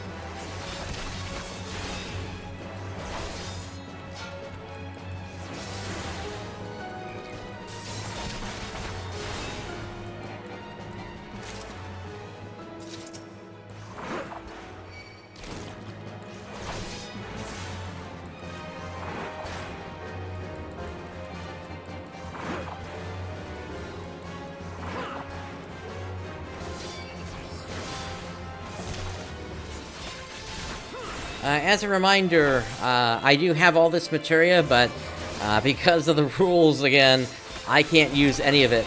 I need to be able to meld this myself. And I will be able to start melding once I have crafters of appropriate level.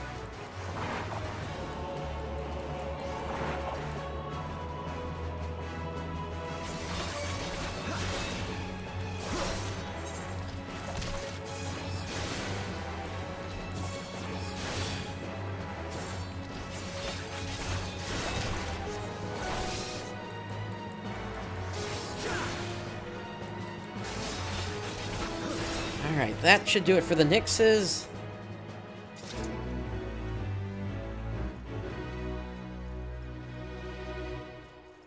Let's get over to the east.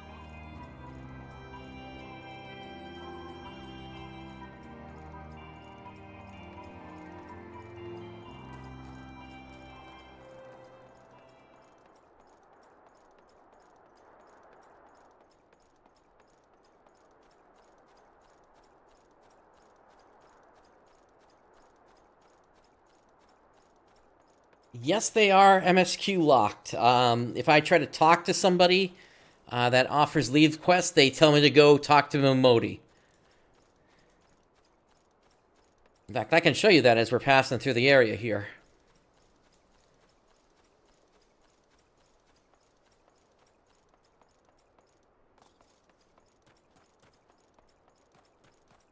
Yeah, all the paths that I have are basically sealed off in this challenge. It's the hunt log up to like the 20s, and then fates for the rest of the deal. Unless there's one possible boost of experience that I could do. Let's see, Chief Flame Sergeant. I think you have them. I've no time for those who have never bothered to take up a leave quest. Yeah, and then where is the... Yeah, there's the leave meet. Battle Warden. Archibald Two Tree, Battle Warden with the Adventurers Guild at your service, good sir. I have seen my share of battles in the 25 summers since I took up a sword and slew my first wharf rat. That is why I can tell if a man is ready for the trials that lie before him. I can tell, would not stand a chance against the tasks I offer. Yeah, so not even those roulettes. Mordona is a hard place, and it takes an even harder man to survive the challenges that lurk amidst its deadly beauty. Your body may have weathered the journey here, and you may have the skill to overcome the hardships of this forsaken land, but whether you can be trusted to fulfill the tasks I offer is not for me to decide. I leave that to Guildmaster Modi. Yeah, so basically I don't have permission.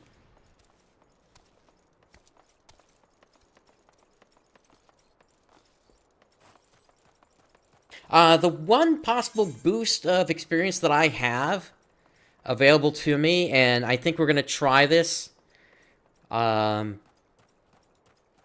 next level, is there is something called, and actually before I do this, I should take another glance at the rules I set, because I want to make sure that this is going to be legal for me to even do this here. So let me see here.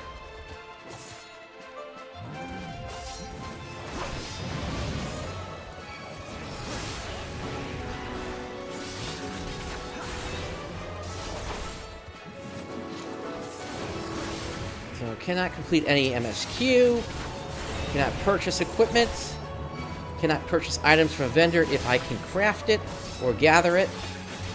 I cannot party up with other players until I hit at least level 50.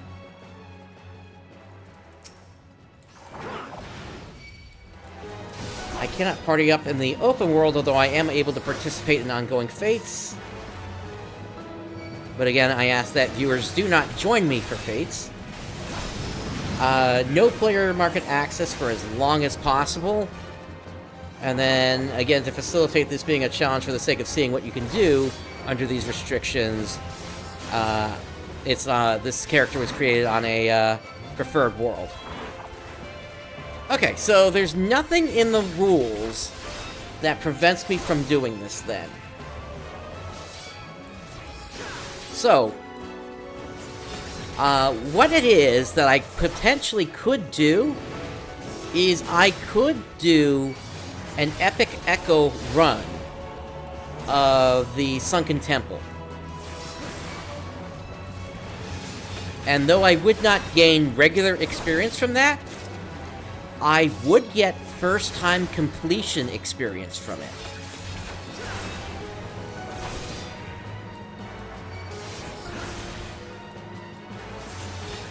So, that's something that we could try. And the thing is, I think that was always an option to me. I think I may have been unnecessarily restricting myself away from that one. But I know for a fact that if I had tried to do that at level 37 when the Sunken Temple first opened, even that boost was not going to be enough for me.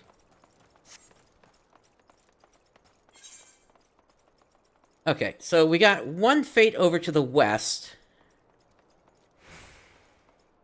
That's the one with the marble buds.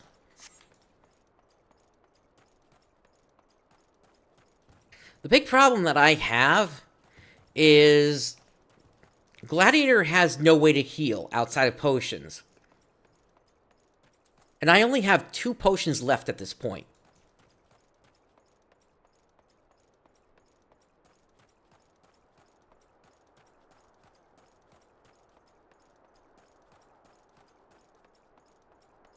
Now, at the same time, I could also potentially do this within Zamail Darkhold as well.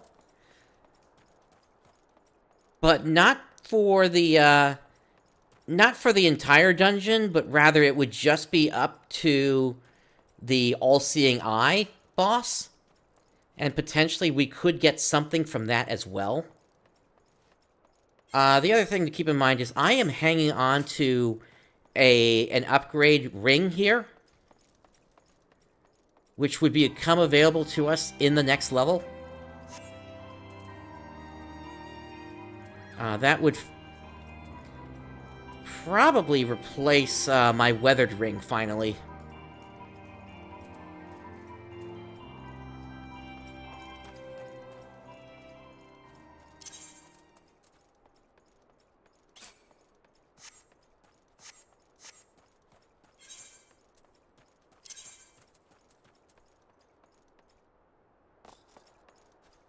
Yeah, I got a bunch of stuff that's just gonna start breaking here. That's my other problem in all this. Like, I could put these Lapis Lazuli earrings back on, but then I'm not getting any stats out of them, aside from Vitality.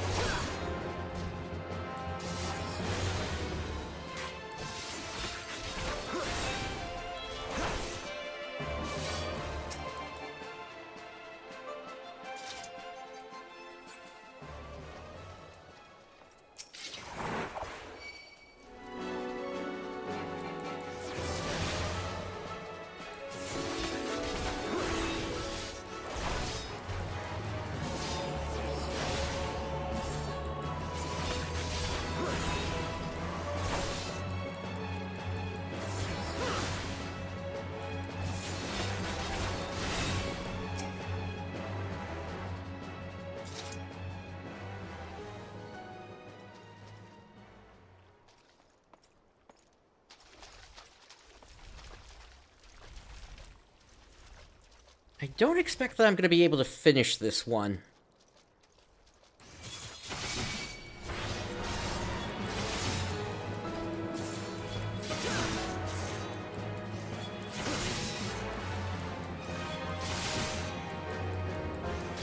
Unless I get, like, really lucky and they all start just spawning right in this spot.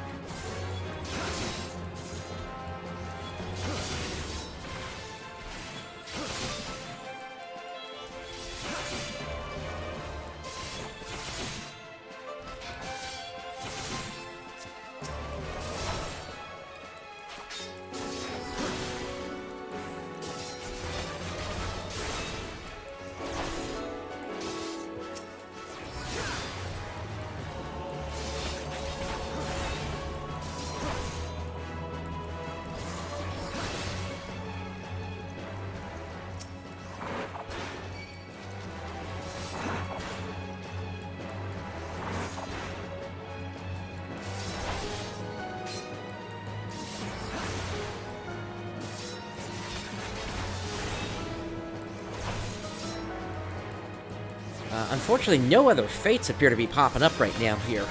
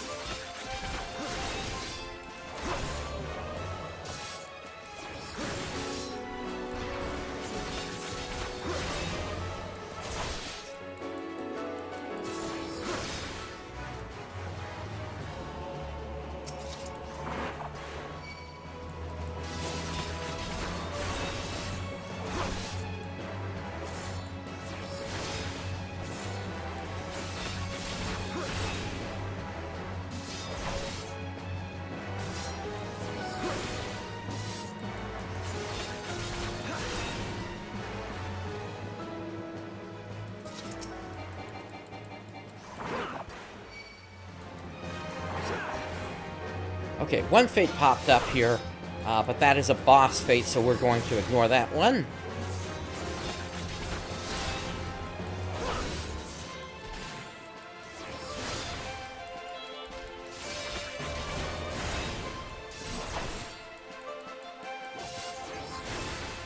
If we get to 1 minute and nothing pops up elsewhere on the map, then I'm going to teleport my way over to Revenant's Toll. And once the timer on this fate runs out and I get the experience, I'm then going to poke my head into Corthus. And if there's nothing there, then we'll make our way over to Ul'Dah for a world swap.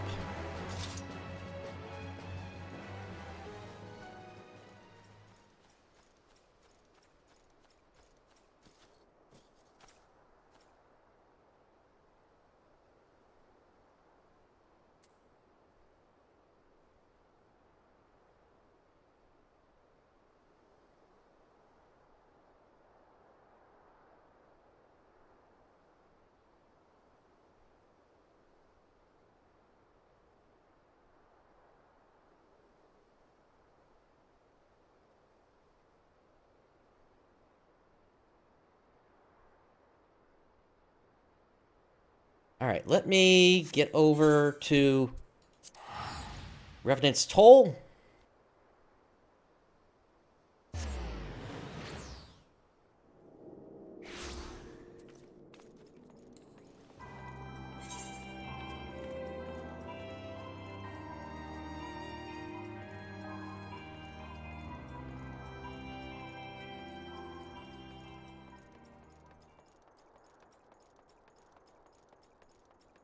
And I'm waiting for the experience drop.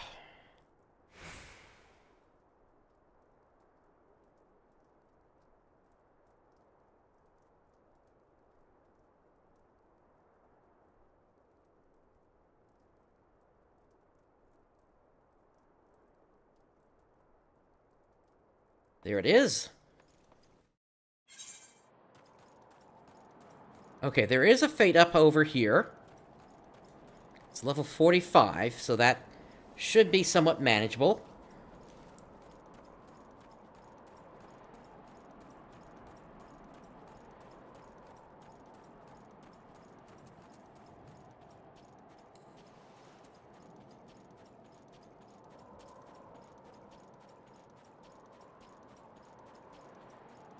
Once again, the evenings here on in Eorzea. In the areas of A Realm Reborn where there is no evening music. Aside from combat music.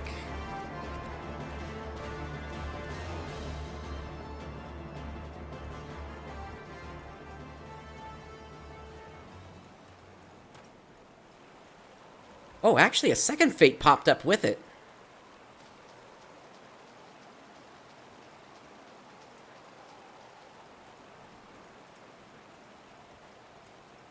We need to get this one started first, because I don't know when this is going to despawn. You there, yes, you there. My unit has abandoned me, and I sit here cold and bleeding. Might I convince you to spare a few moments of your time clearing the area of a few, small pests up about Monument Tower? I use the word small in a purely figurative sense, for the pests I refer to are actually quite large. Giant, one might even say. So then, do you perhaps fancy yourself a slayer of giants? Yes, I do. Just the answer I was hoping to hear. Injuries be damned, your spirit has rekindled mine own. They keep walking away so quickly.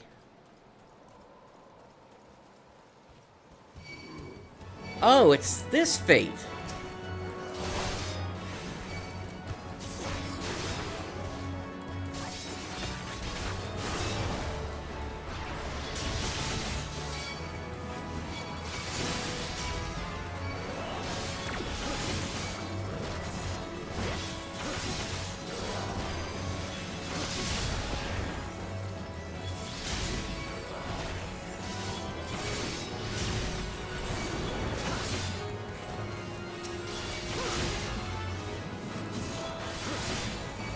Oh, that's that good. They were standing on top of the ice sprite and I couldn't see it.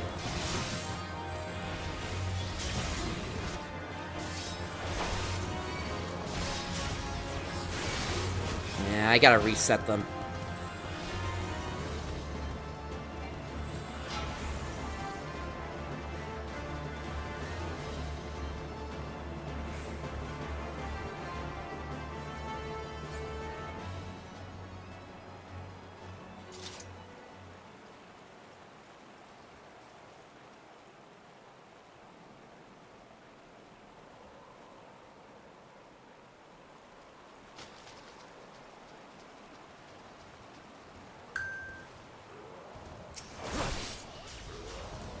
At least I don't have to keep these guys alive, apparently.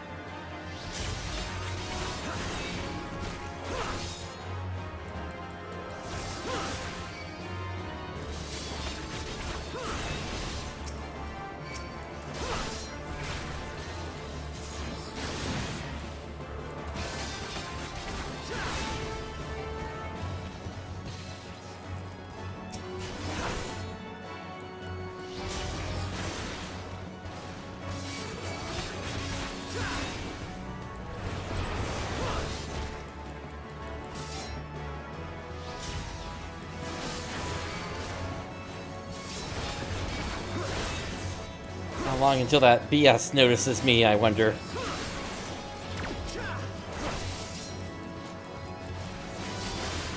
Apparently it's not gonna notice me.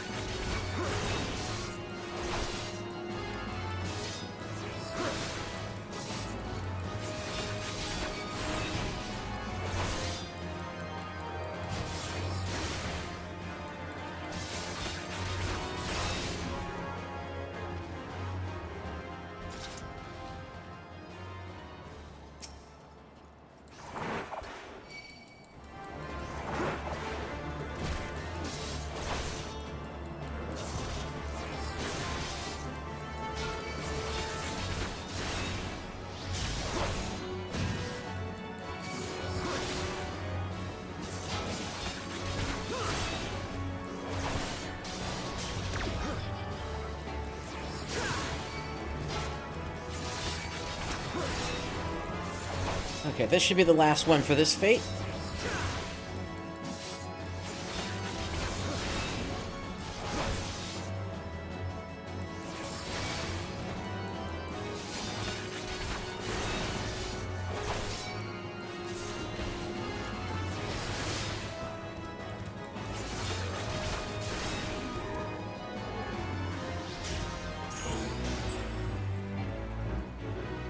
Alright, on to this one with the pure energy again.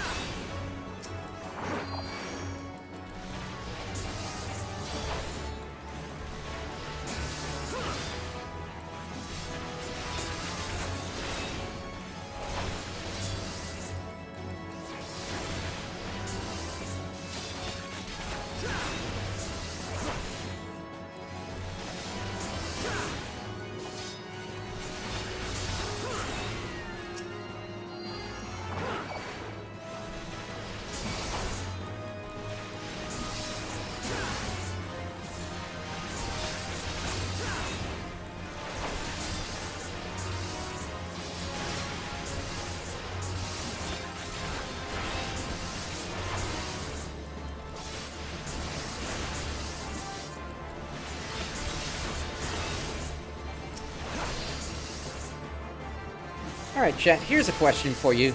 If you could live in one region of Eorzea, what region would you want to be in?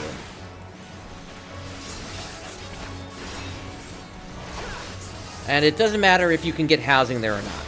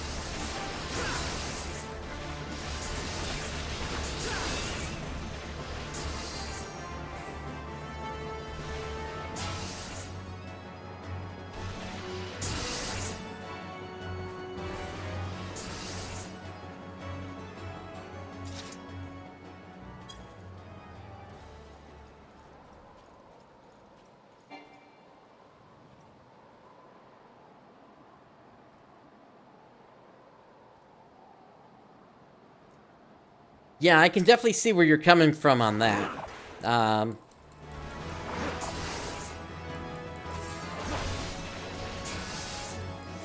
They definitely love their subjects there.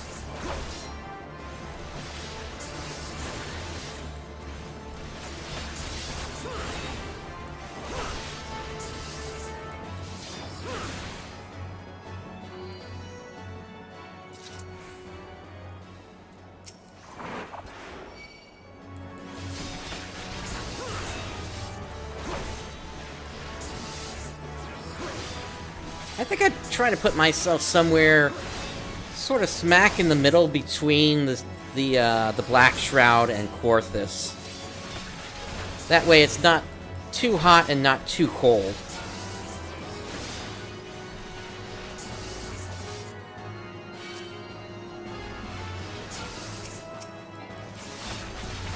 And I also wouldn't be, you know, too in the way of the elementals in the Black Shroud. Of course, we don't know when all this snow is going to go away for Korthus. That all started thanks to Dalamud coming down, and you know, with all the devastation that came from that.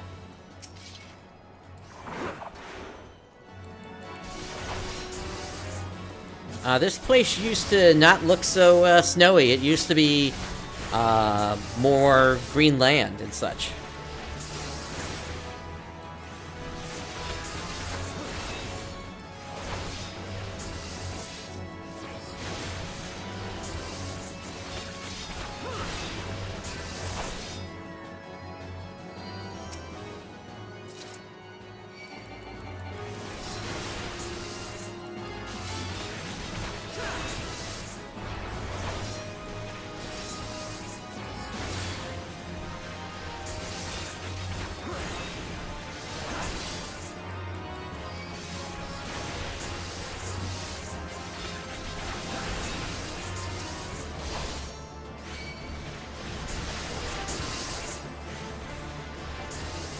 Of course that pure energy would just come right at me.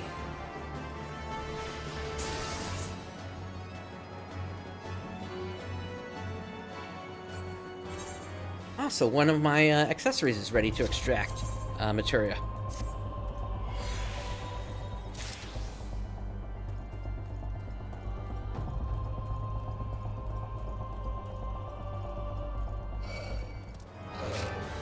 Well, yeah, of course, there's always that aspect of things.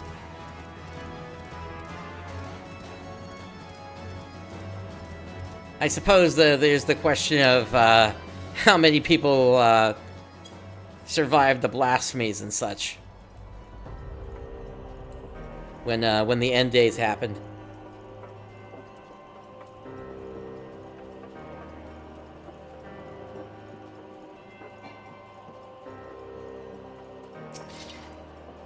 I want to try to take one down real fast here. Hopefully that'll finish up the fate before time runs out.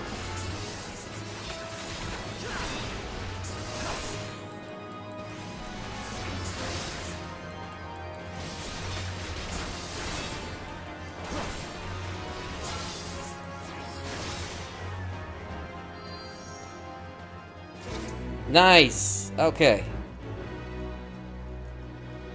Alright, let's head back to Mordona and see if things have refreshed.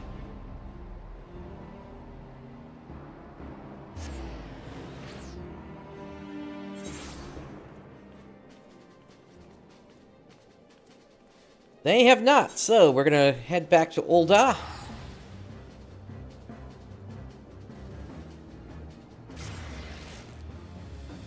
And we are world hopping again.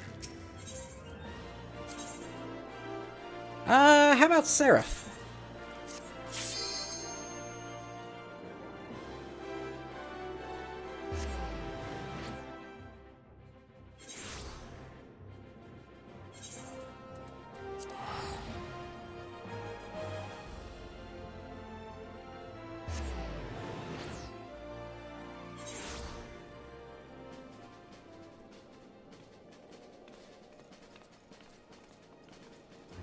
Okay, there's only one fate up. No, actually, a second just joined it.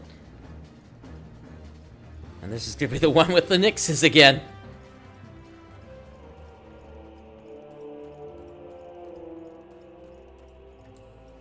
But I'll say this, if I'm able to make some starting progress on this one, I'll then head down to where Good to Be Bud is.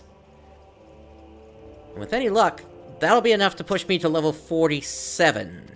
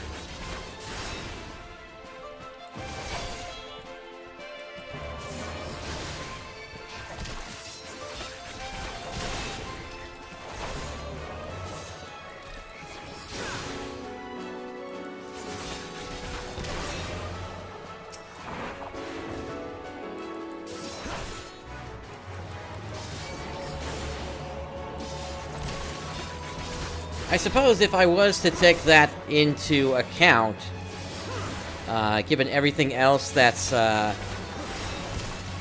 been going on, related to the planet and such, then probably the safest place to be would actually be with the Loporits then.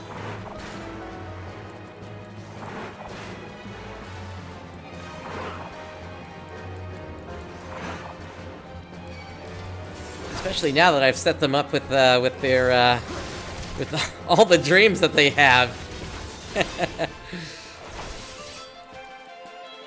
Seriously, when seeing that raid for the first time was something special.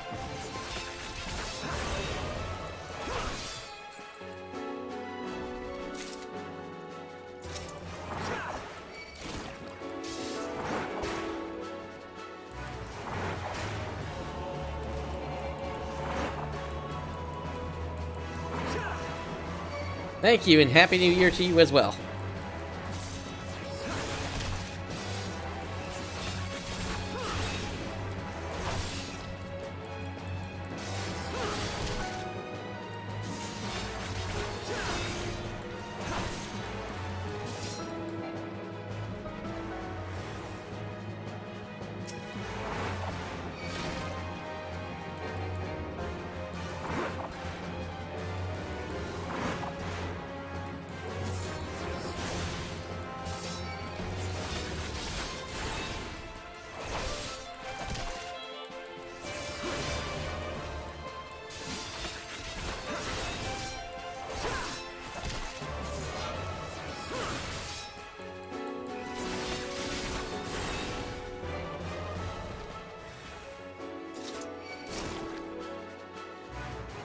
No, I don't want you.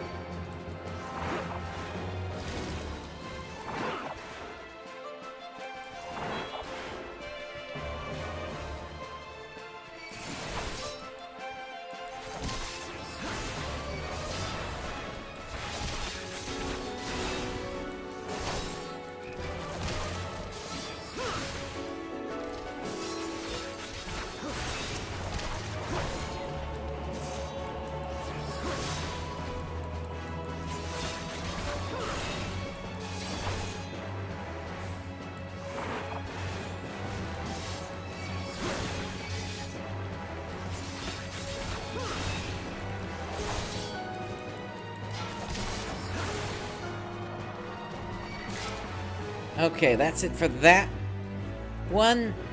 And then let's make our way west a bit here. And what we're going to do is we're going to spend a couple of minutes with this fate, and then we're going to move over to the east. I don't believe there's enough time for me to finish this one, but I can at least collect enough credit on it to at least get a bit of a payout.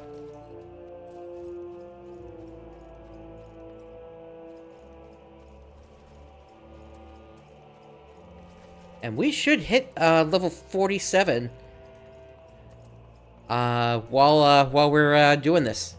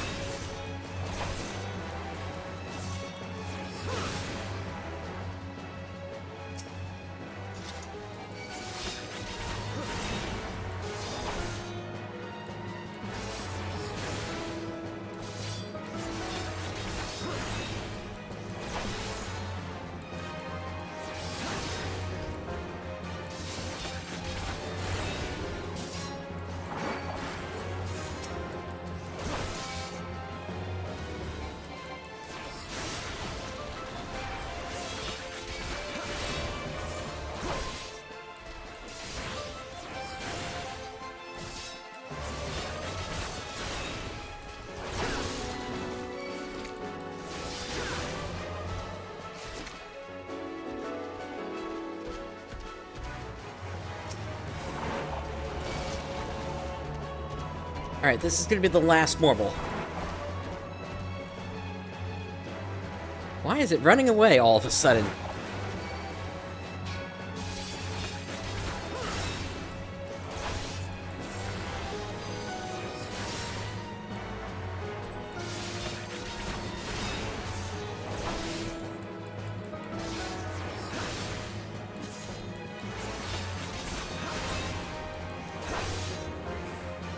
So again, just enough so I can get some credit. And now we're gonna run our way... Well, actually, I'm gonna teleport over to Revenant's Toll. And then we'll run the rest of the way.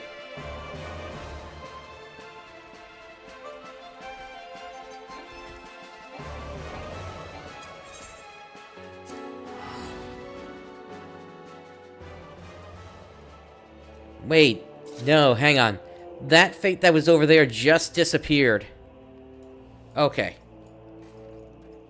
Alright, so then we're just waiting for the clock to tick on the fate over here then. Because there's no way I'm gonna finish it in the minute that's left.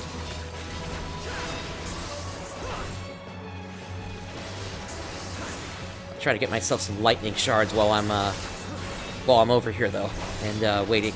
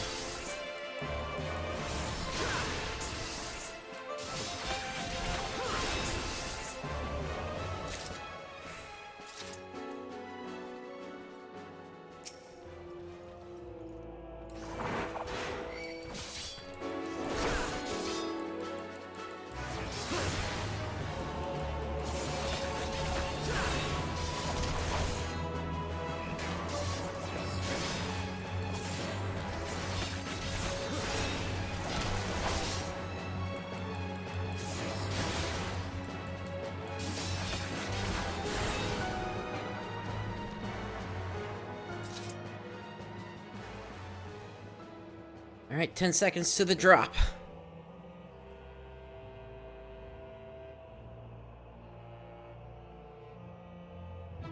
And that's it, level 47.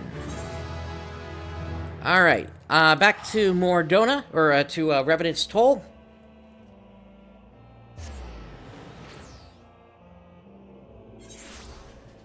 Alright, and so at this point now, we've completed 2 levels. We've gone from 45 to 47.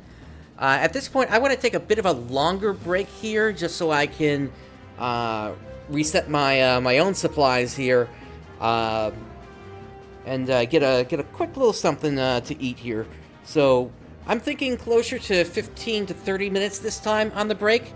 But I will be back. I'm gonna keep the stream going, like I said, until this thing is over. The stream is not ending.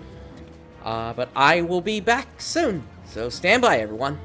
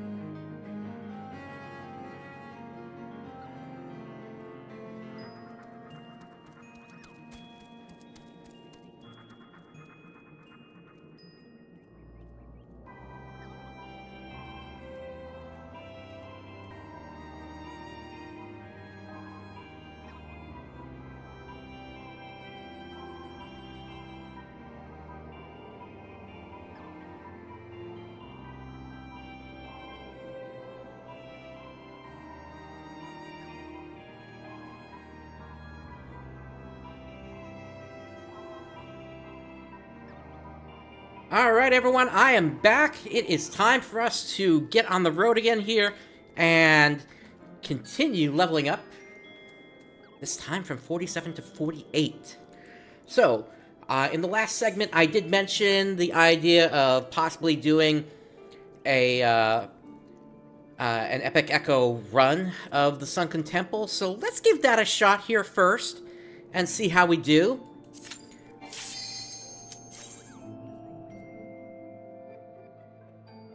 If it's even possible to do it.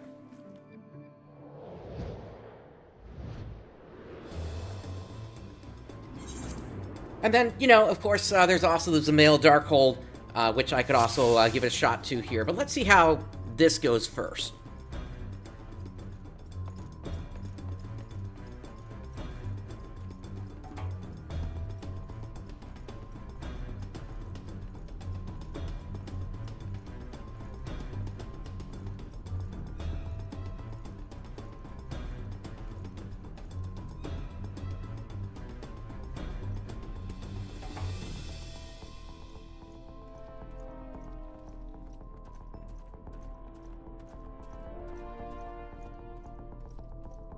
If I can even get past the first boss, that'll at least potentially do something for me here.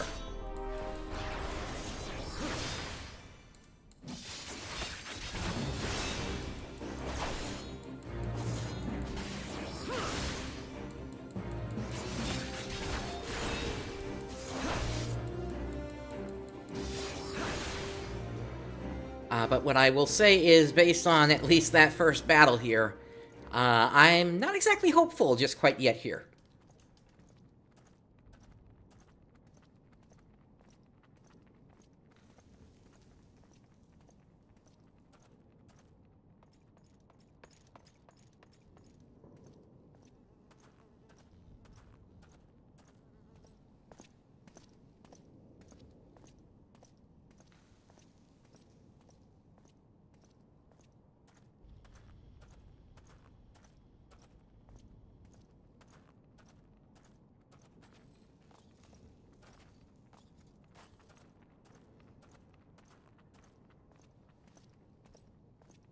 Well, the good news is that we did at least make it to the first boss here, so let's see how this goes.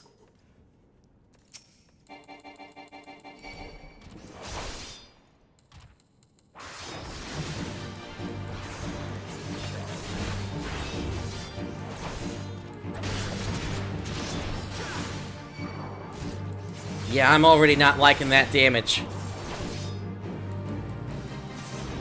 I stun you? Yes, I can.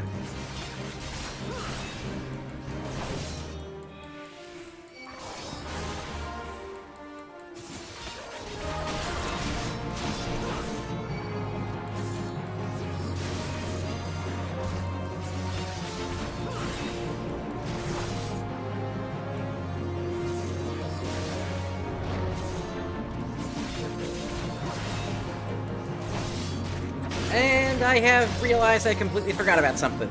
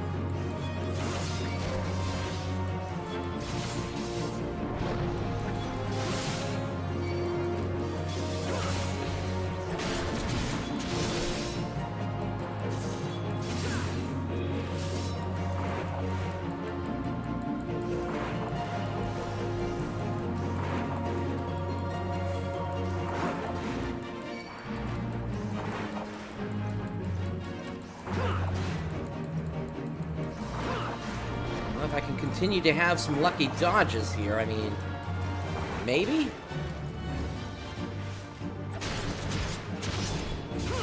Unfortunately, these bugs are not helping here.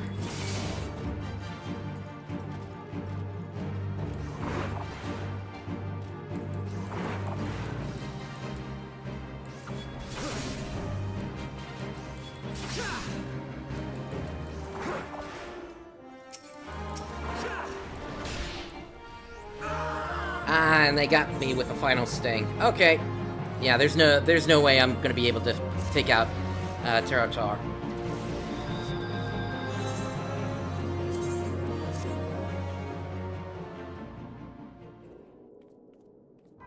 But that leaves the question of Zamail Darkhold. Will it work there?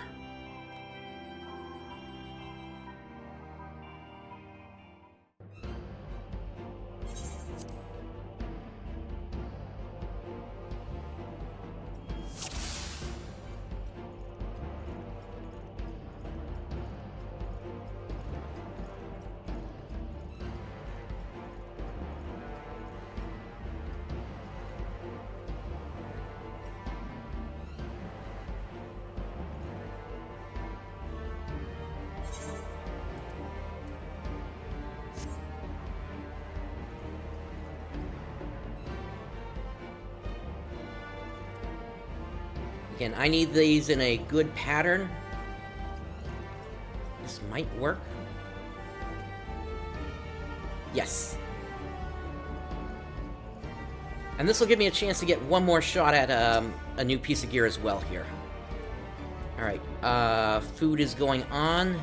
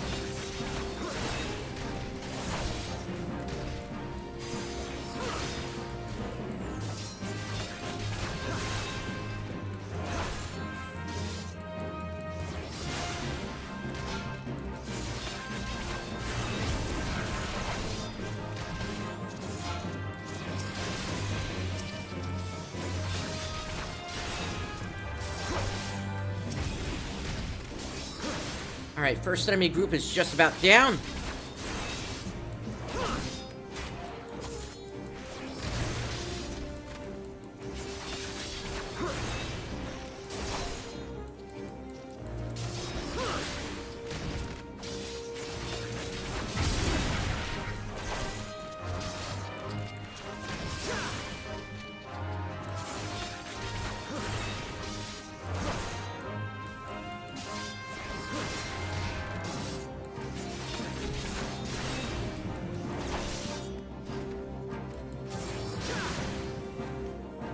I'm gonna heal up.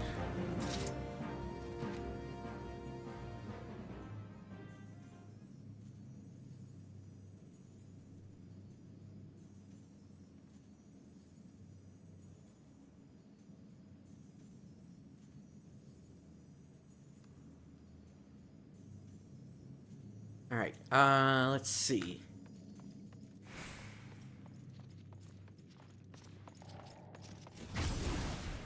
Yeah, really what I should do is I should wait for the all-seeing eye to pass by first.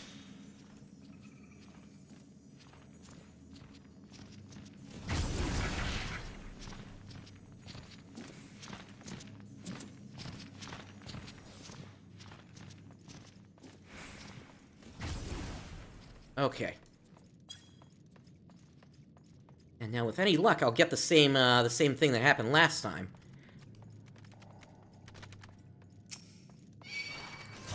Nope. Although, I only have 2 enemies instead of 3, so that's at least a sign.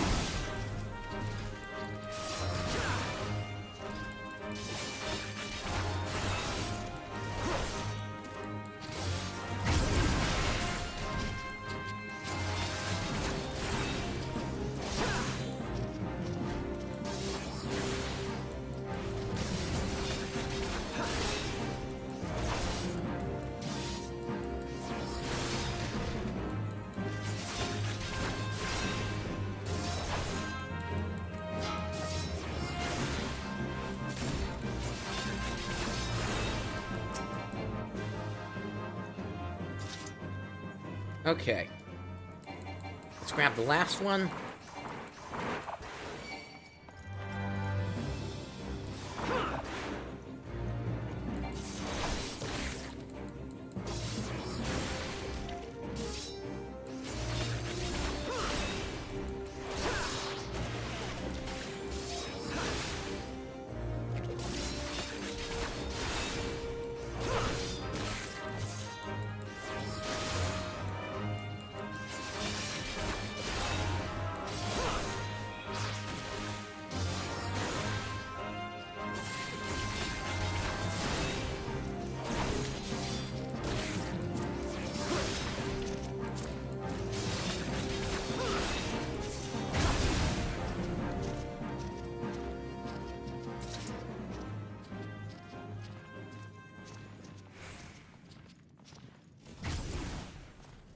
Well, thank you very much.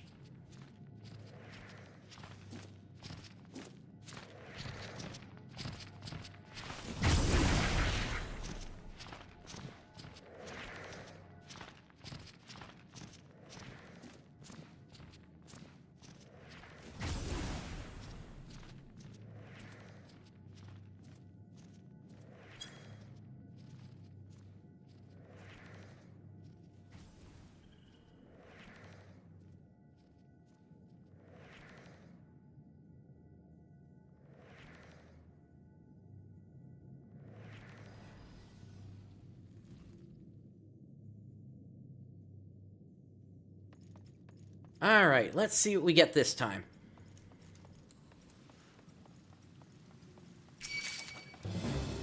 Buccaneer's boots.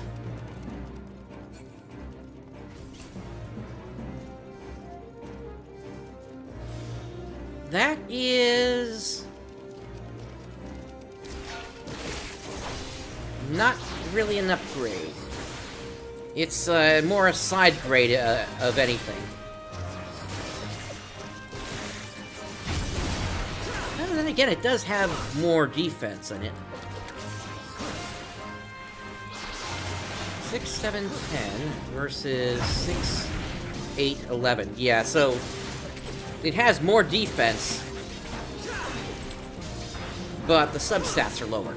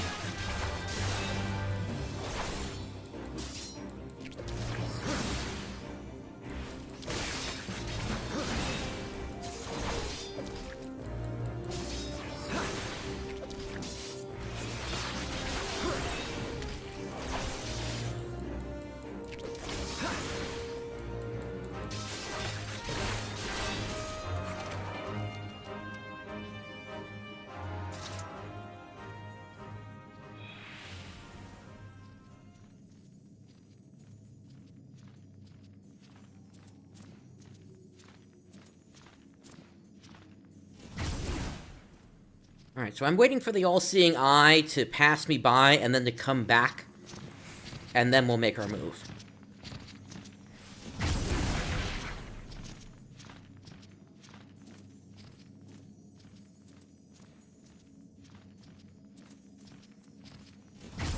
go.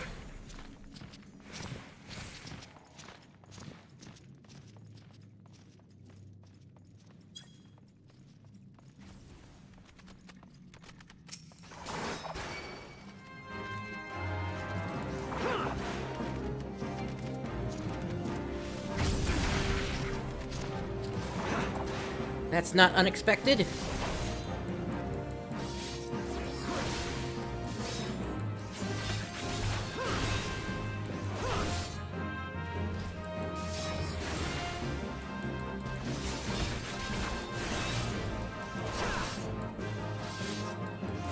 Now again, for this run, we're only going to be able to take it out to the first boss.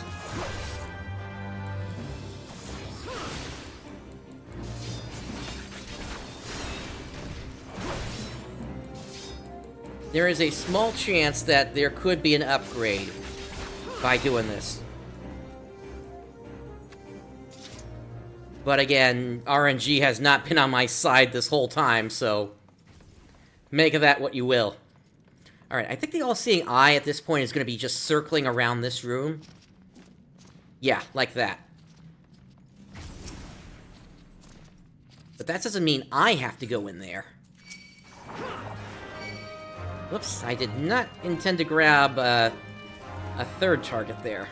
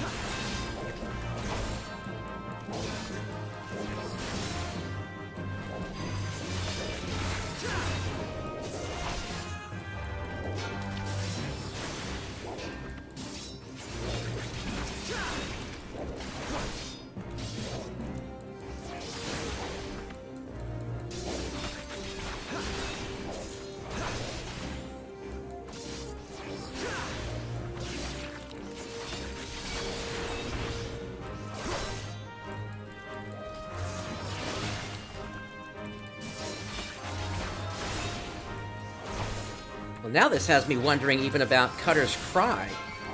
And, Epic Echo.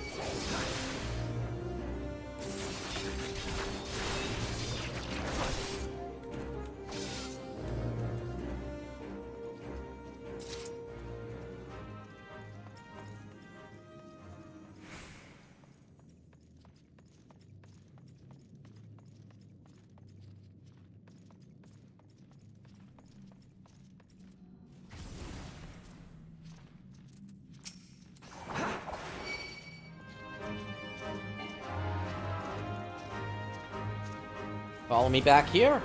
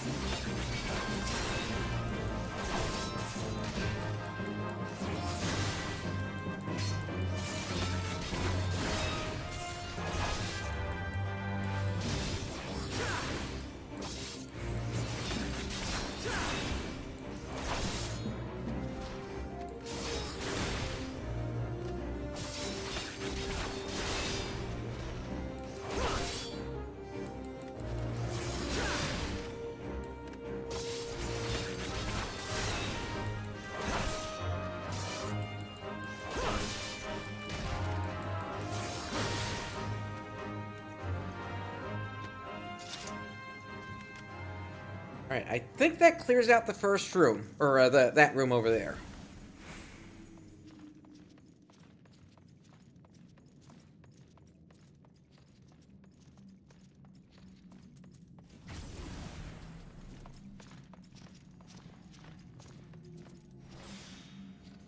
So now I just kind of have to stand here in both of these countdown timers for a bit.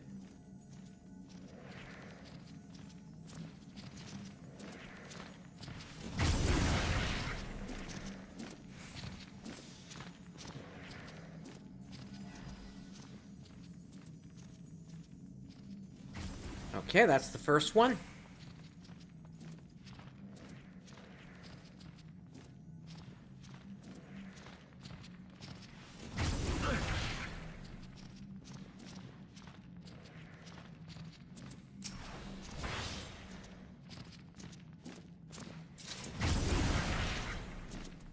And defensive cooldowns do nothing for that. But we're good because the countdown is completed, the gate has opened.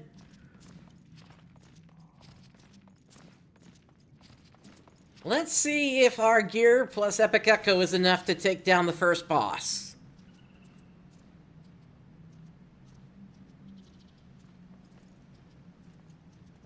Actually, I want to wait for that cooldown to come off first here.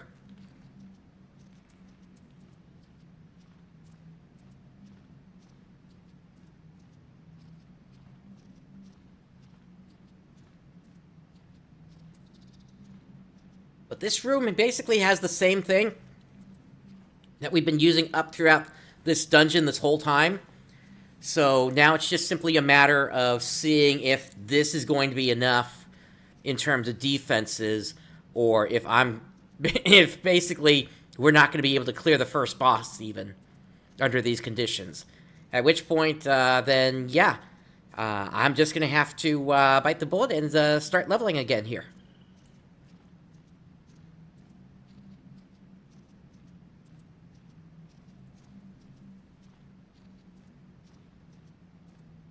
Alright, that should be close enough. Into the light we go. Let's see how this does.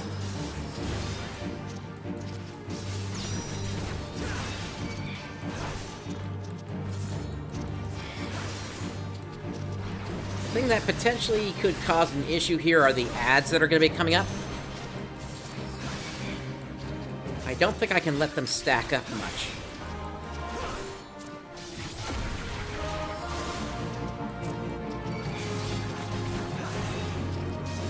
Funny thing is, if I had access to a different class, say Gunbreaker, I probably wouldn't have an issue here. Because Gunbreaker actually has built-in healing, even at when level synced.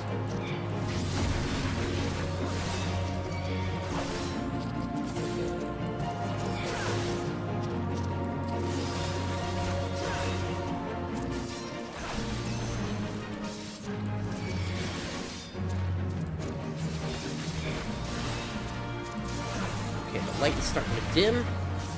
Let's move.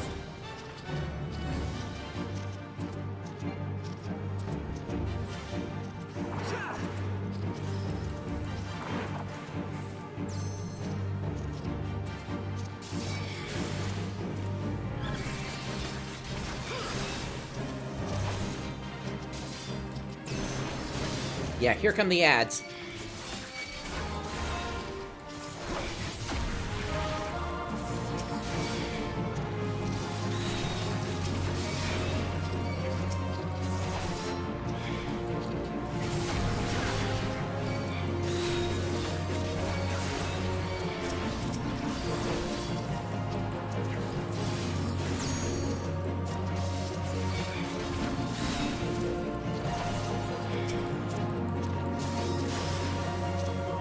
Light is dimming. We gotta make our way to the next spot.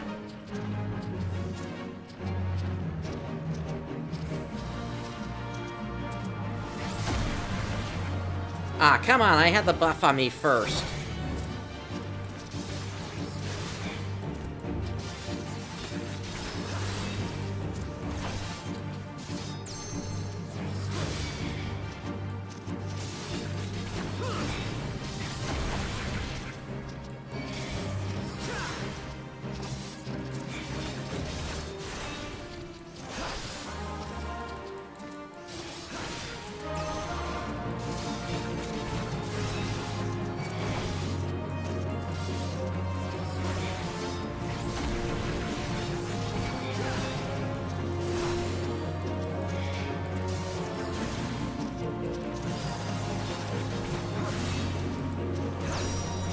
It's dimming.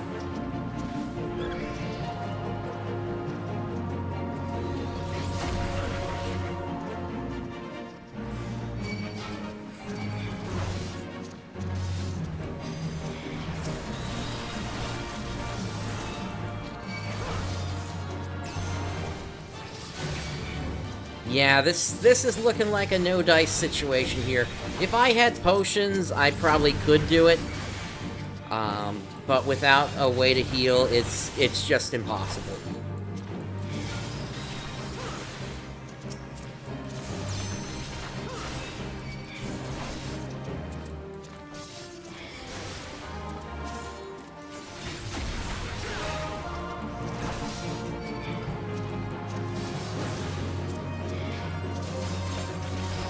Alright, yep, that's it. Well, hey, that was still fun, to, see if that was even gonna work here.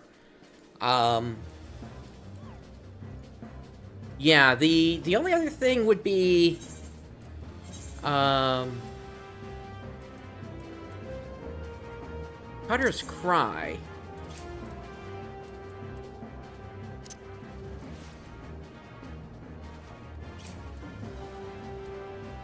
At this point, I really could use a new earring or necklace from that first boss, but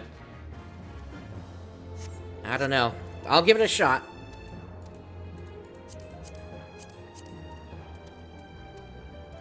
But I'm not really getting my hopes up here.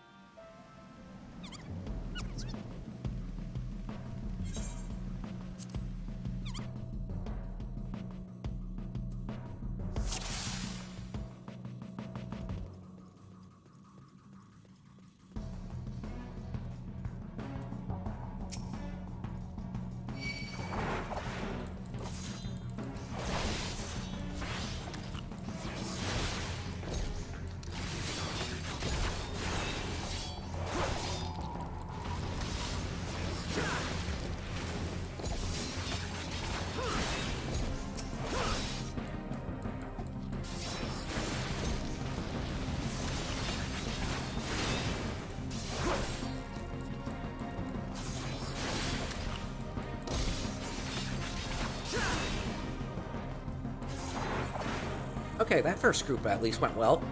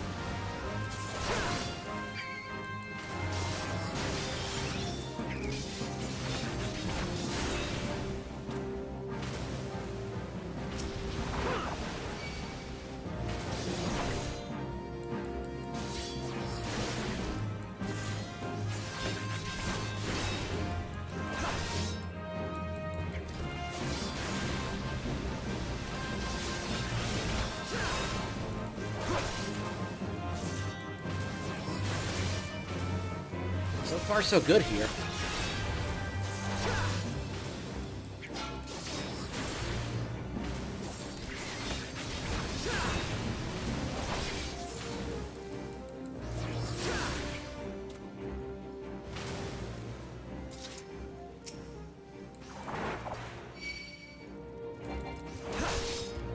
Okay, this could be trouble.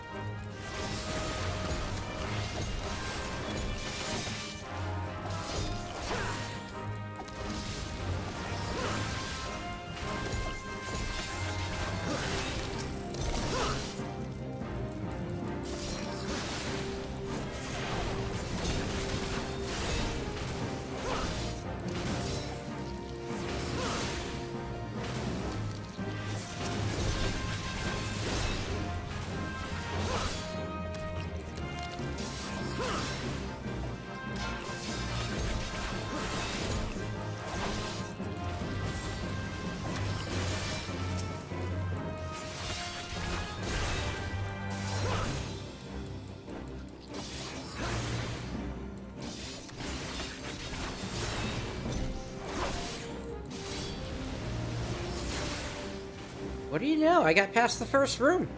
Alright.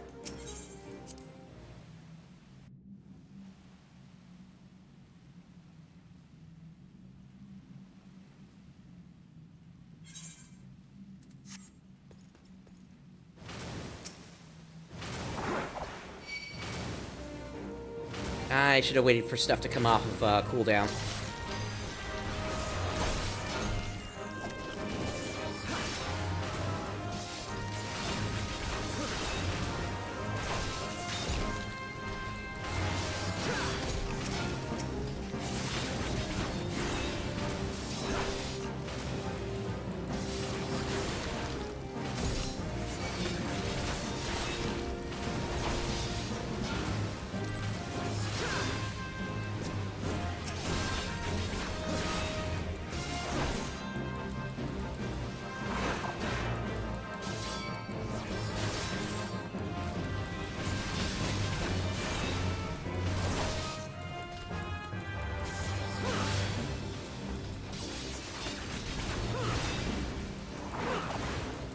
Okay, movement is a form of mitigation.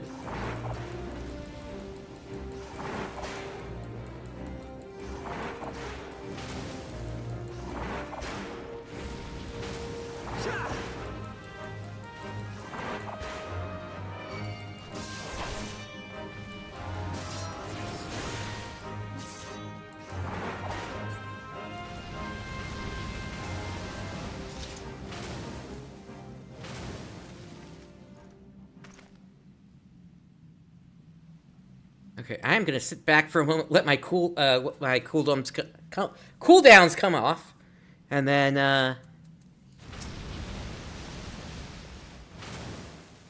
we will do this set.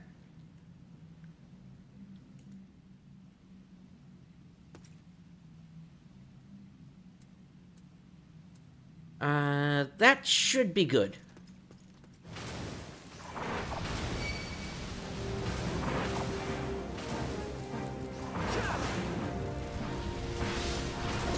This time there's 5.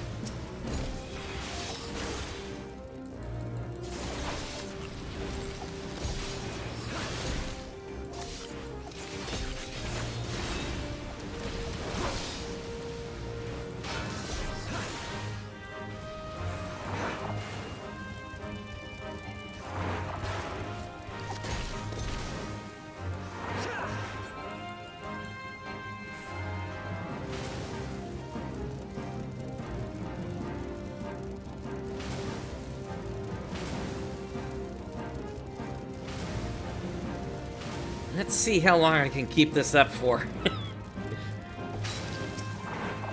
Obviously not forever.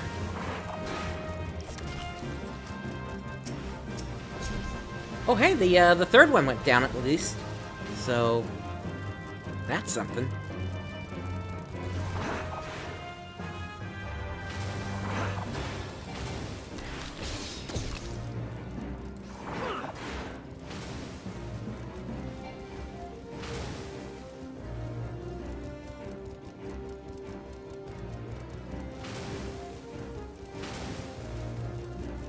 Yeah, Rooks, I don't even see anything from you in my chat at all here for some time.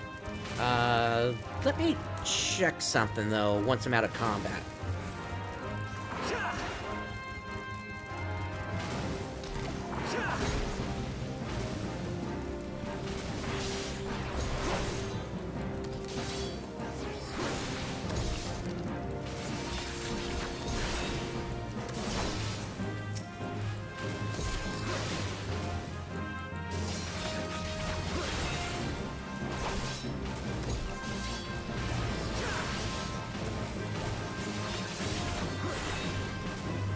Okay,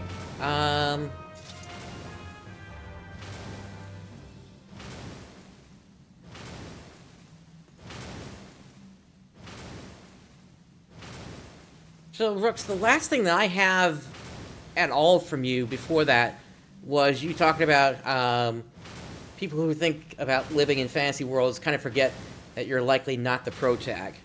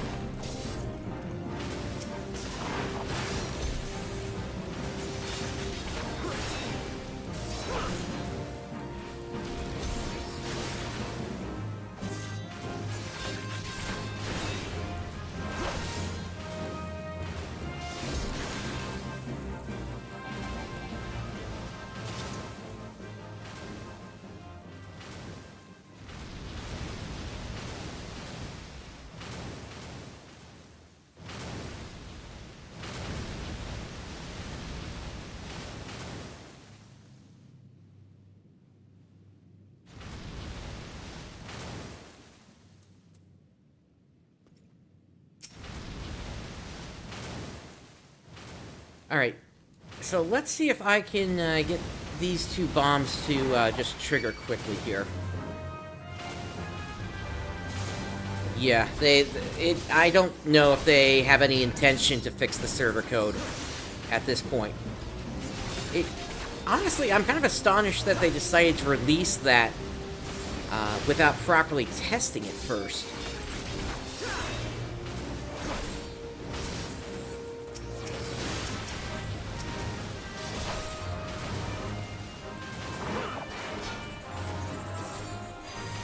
But then again, this is Sega we're talking about, so... Alright, there's one self-destruct.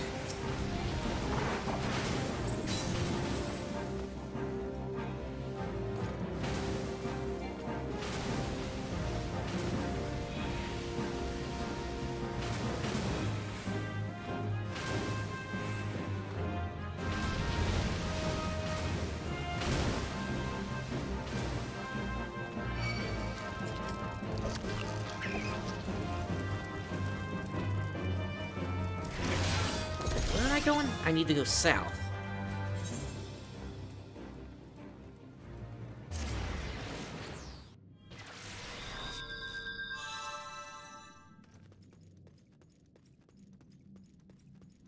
The mini map zoomed in somehow.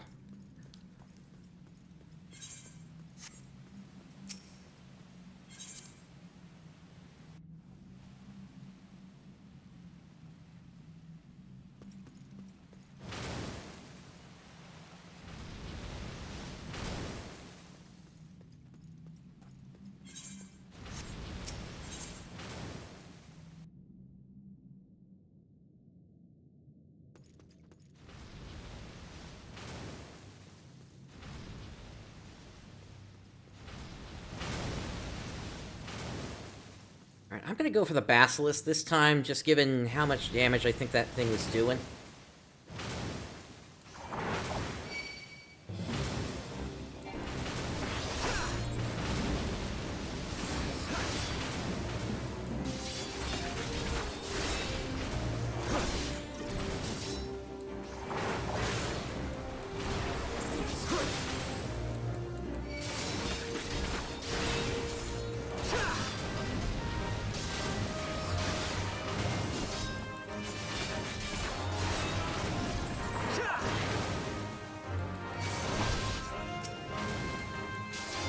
Okay, that just leaves the shrapnel.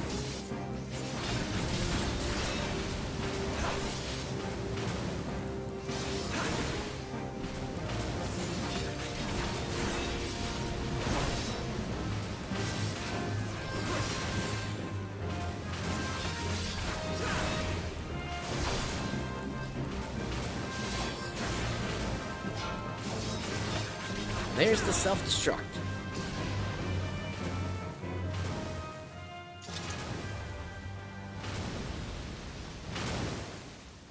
Yep, and I am still going for quite some time tonight. I am doing everything that I can to try to figure out a way to get through, well, all of this here. And at some point, I'm going to have to segment this stream into a second stream, just because of YouTube's 12-hour limit. But that's a thing for in a few hours here. All right, let's get on the princess. Let's see what we can do.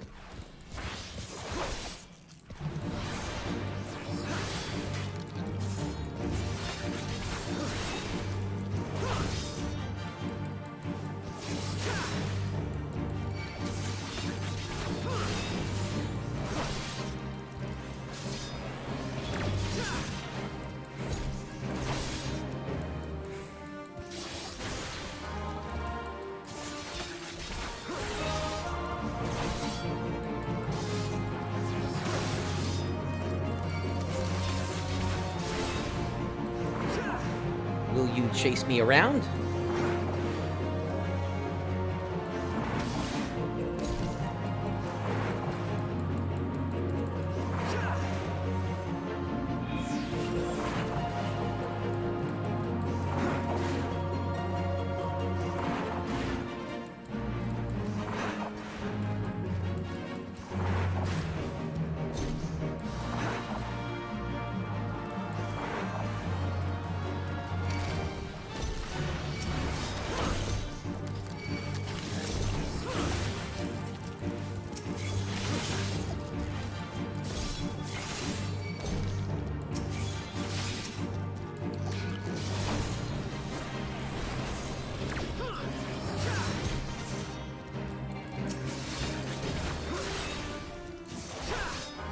You sense danger again that quickly?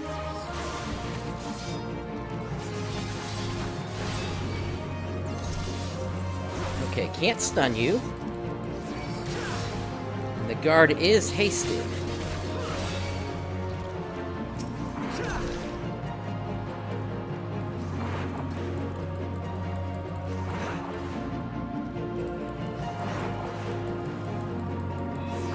Danger again. How many things are you going to summon in the end?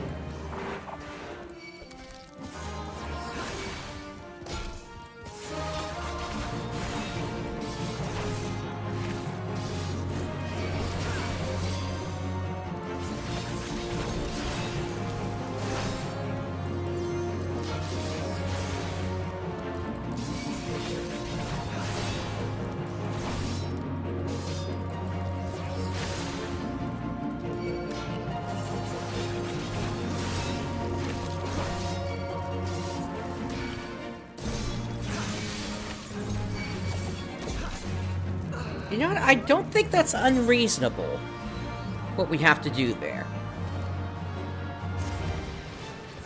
I want to give it a second shot.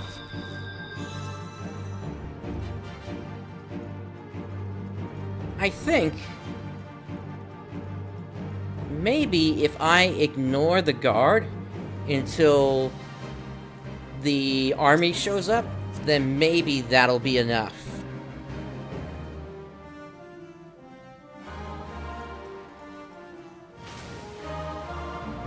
And instead I just keep DPS on the princess.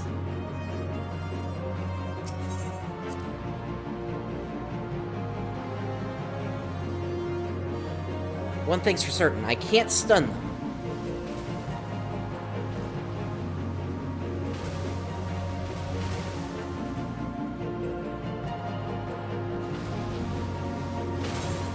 But this will be my last attempt at it.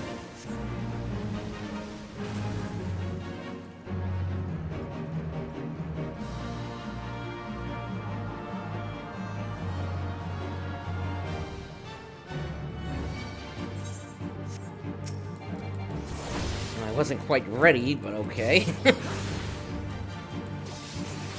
was hoping to set my potions up, as this would seem to be the last opportunity for me to really do anything with them.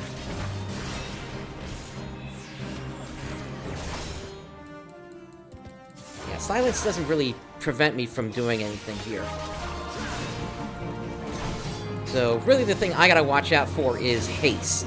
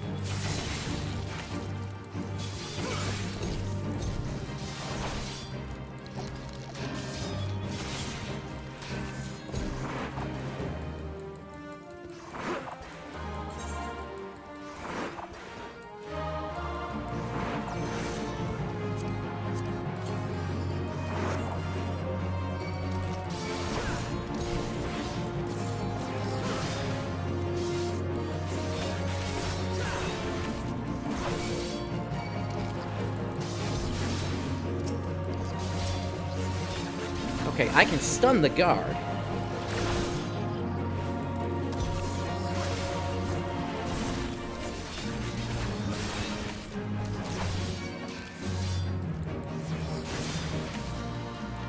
Yeah, I'm just taking too much damage for this to work.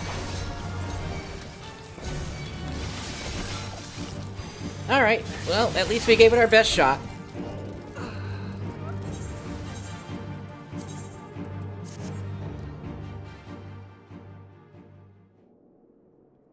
I am happy with that. Okay. So, from here...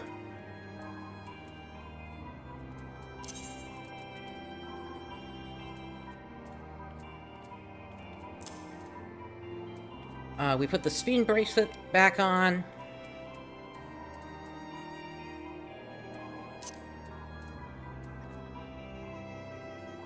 We put the lapis lazuli earrings back on.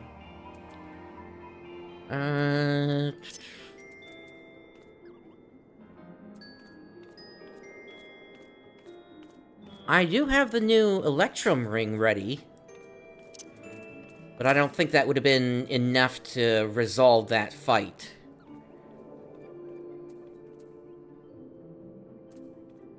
Okay.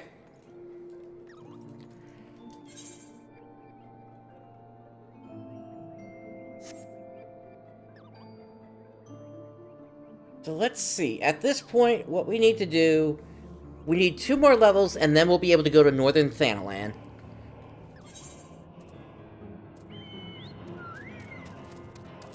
What I do want to do at this point, though, is I want to try... Let's go to Southern Thanalan. And let's hang with the Ul'Dah for a bit. See if we can get any number of fates there. Looks like there are some in the Zanarak there.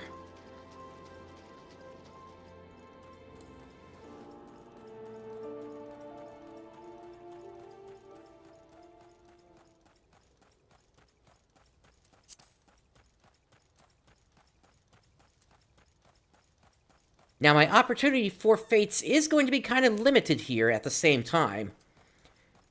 Just because they need to kind of show up in this middle portion for them to work for me.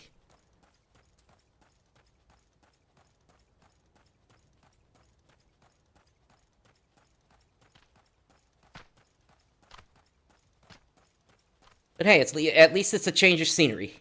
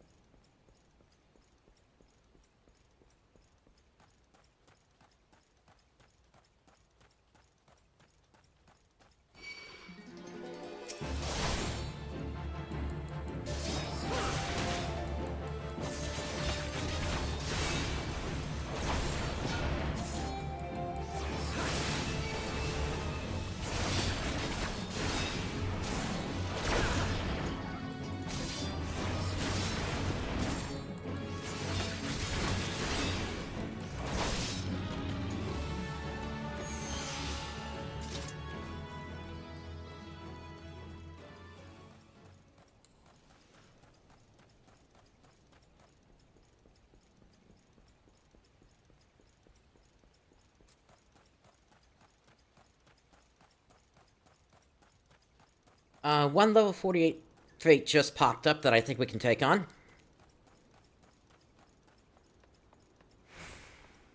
Not the boss one, but one to the east.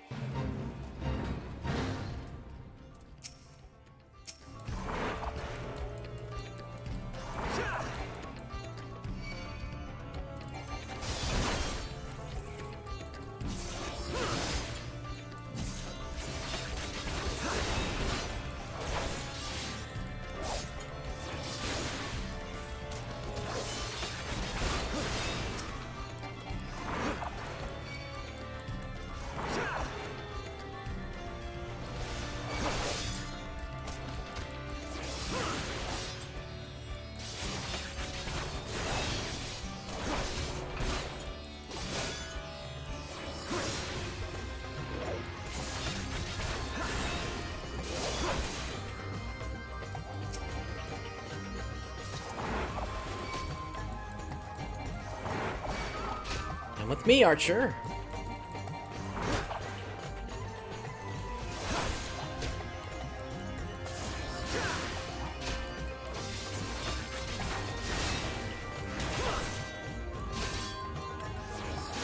This is just a small amount here, but it is also... I am also getting a little bit more experience from these guys, just in general, compared to what I was getting over in Mordona.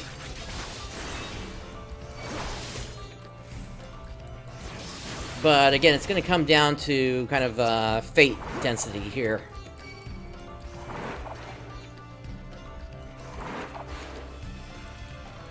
If I'm going to stick around or not.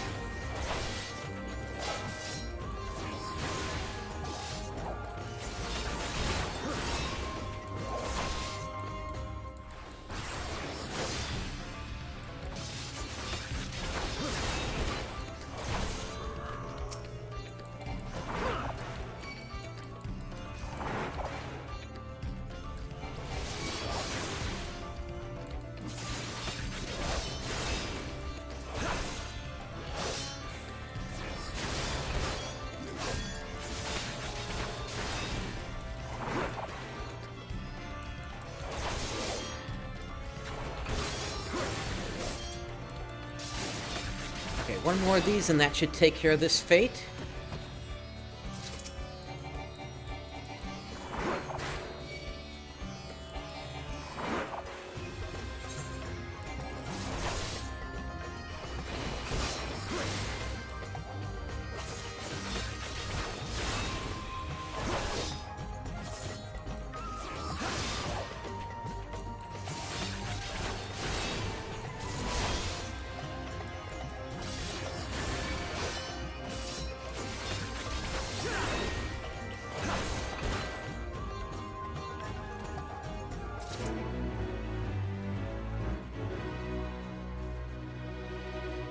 Okay, that's given me about an extra 500 experience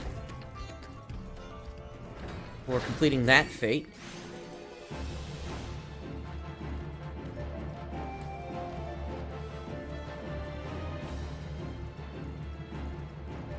No, do not help me. That will force me to incur a penalty. In fact, I have it listed in the rules there. Please do not help me.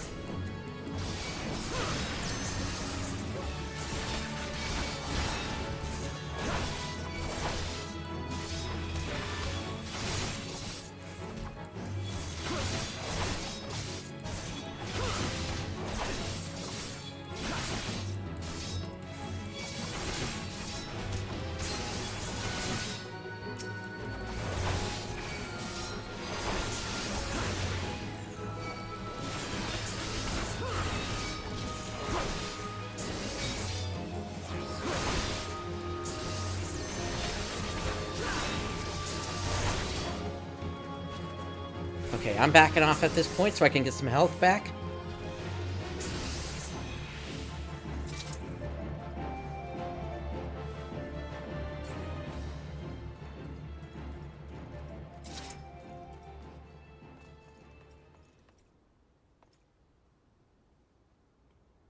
This is a bit of a troublesome fate with so many around.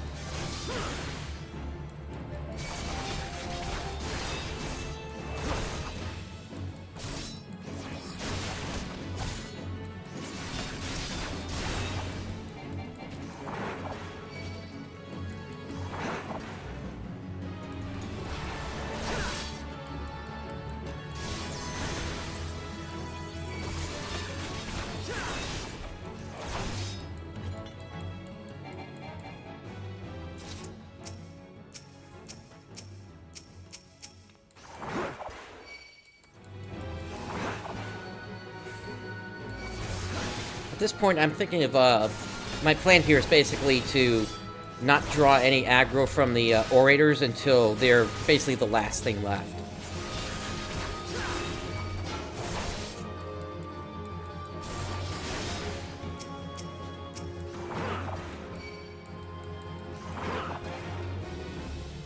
Especially since they're the spellcasters.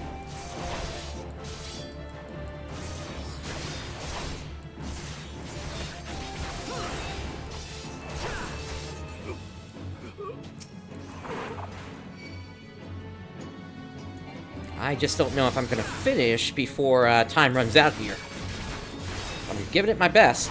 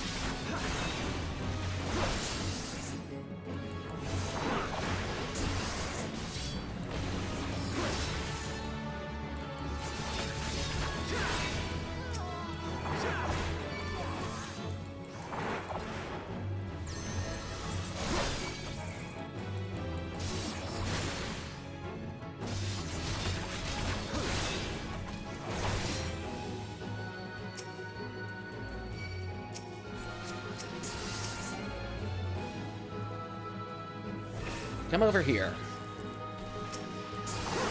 There we go.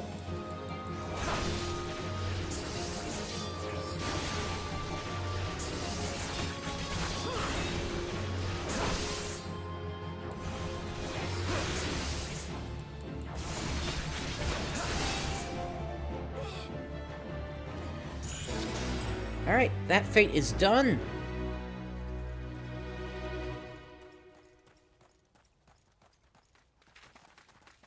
And now there's another fate over here.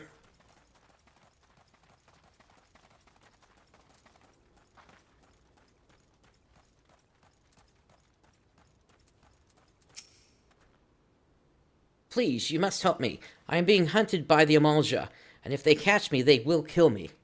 You see, I was tasked with infiltrating Zanrak, and stealing their battle plans. But I was caught and taken to the Bowl of Embers for tempering. However, I managed to escape when the carriage transporting me and the other slaves slipped off the road. Though I have had somewhat of a head start, it took their battle drakes little time to pick up my scent, and now a party of pursuers is only a matter of malms away. I must get to the Aetheryte at Little Alamigo, so I might relay my findings to the Flame Commander, but do not believe I can make it on my own. Oh, this is a level 26 fate, forget it. Let's make our way south instead.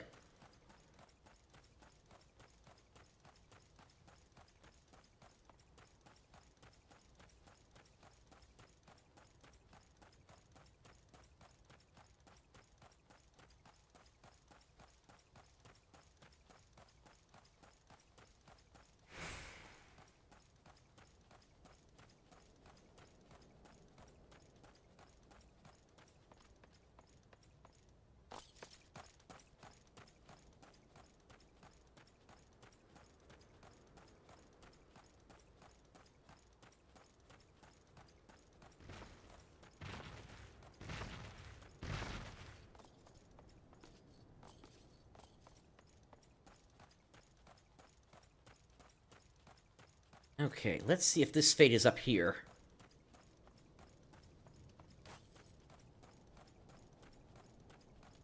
No, it appears to be below. Yeah, there it is.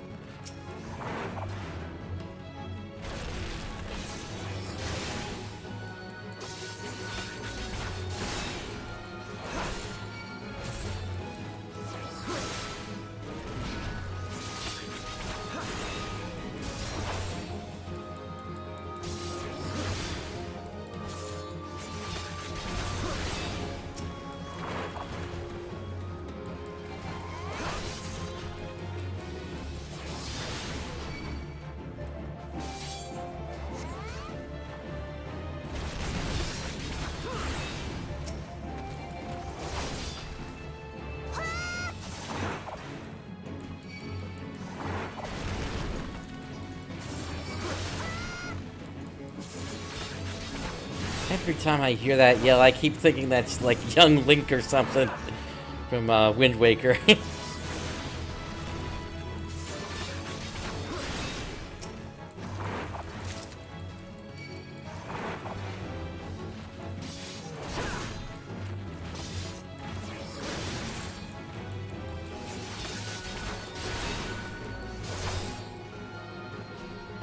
Adamantoid shell. What is that useful for?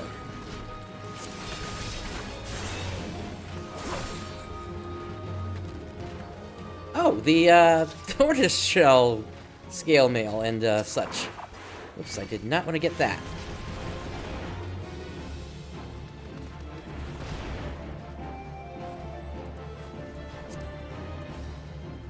But as for me, it would be good for an Armalay, it looks like.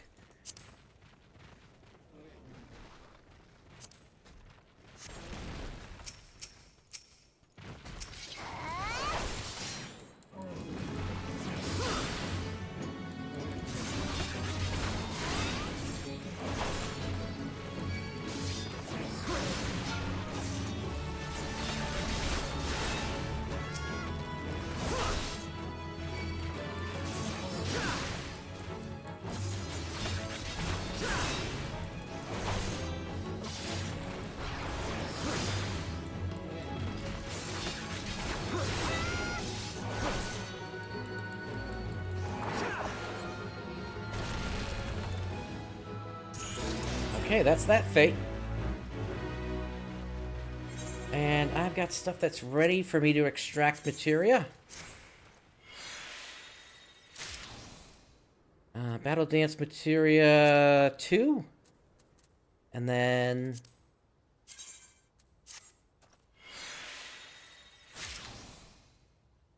Savage Might materia 2.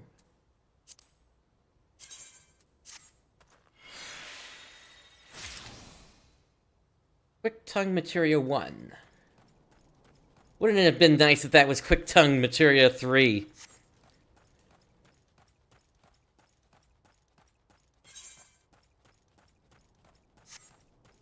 Okay, there is a fate to the east I need to get to.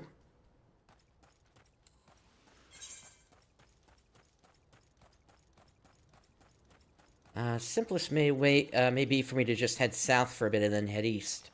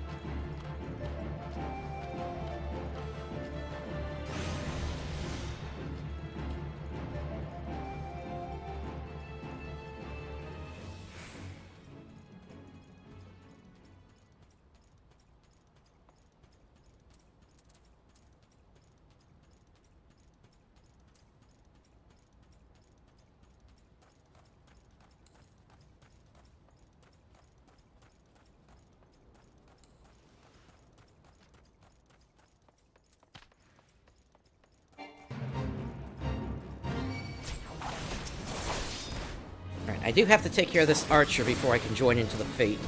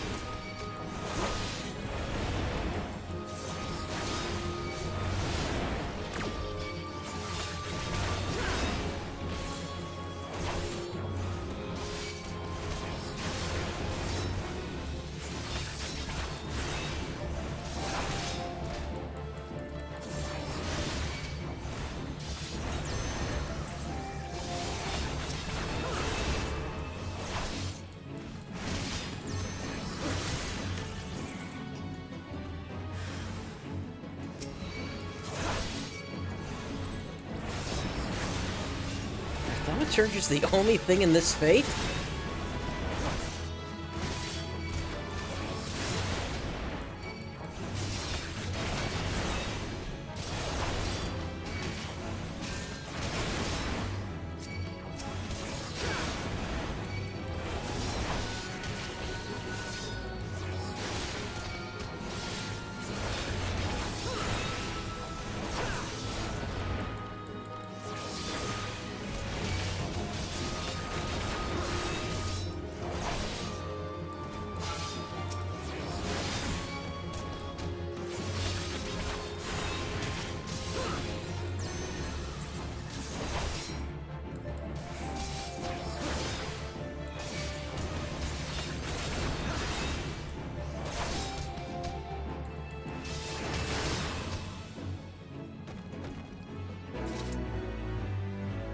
Alright, that's another fate down.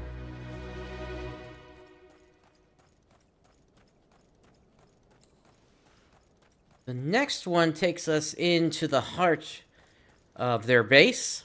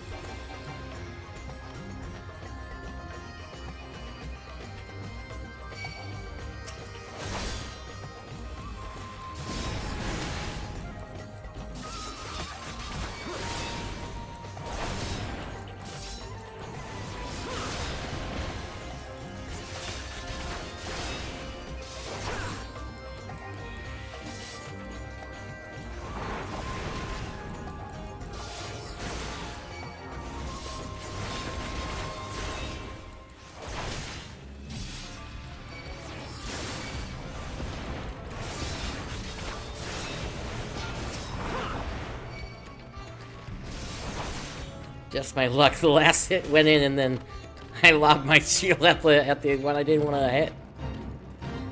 Alright. Let's see how far they follow.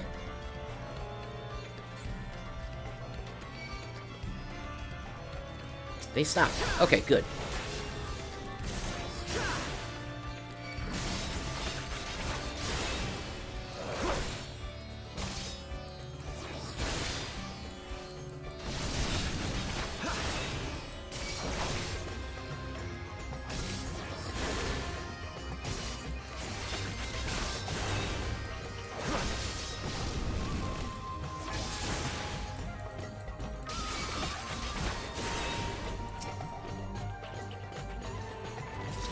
I am about to lose the Lapis Lazuli ring and the Silver Gorget.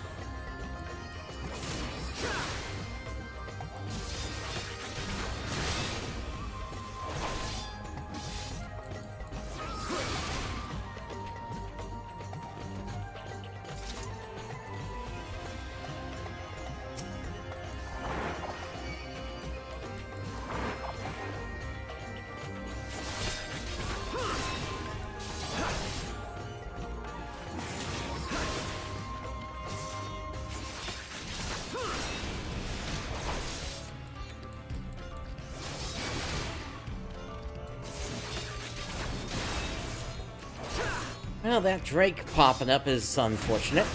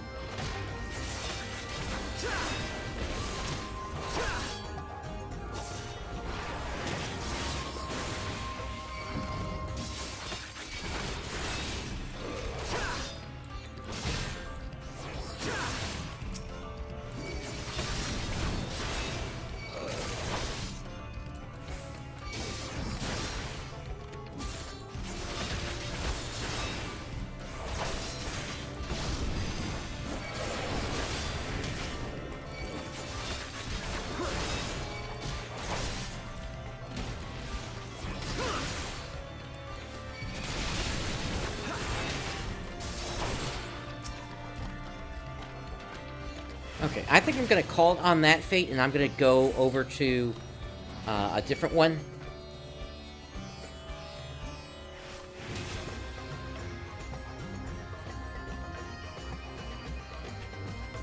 I should be able to get full field credit on that.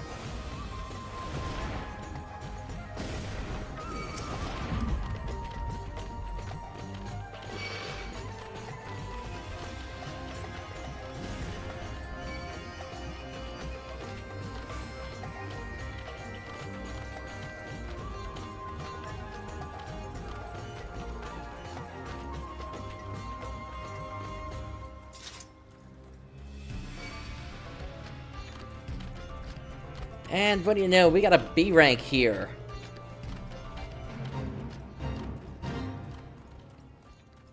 Okay, this looks like the same one from before.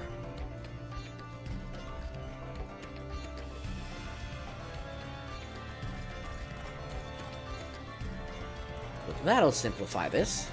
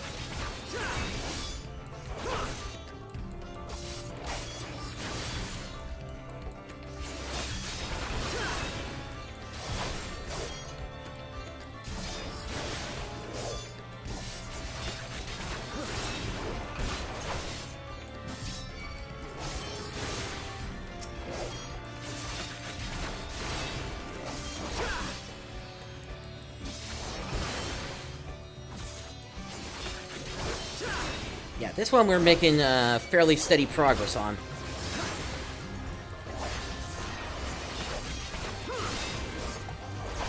The one back there, we were just getting interrupted way too many times.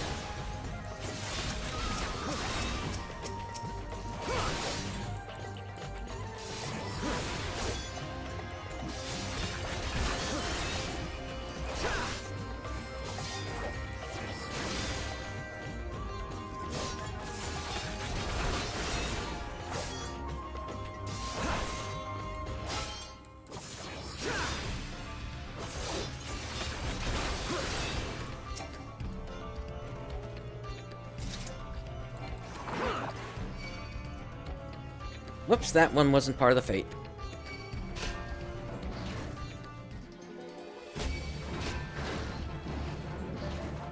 Nor are those two.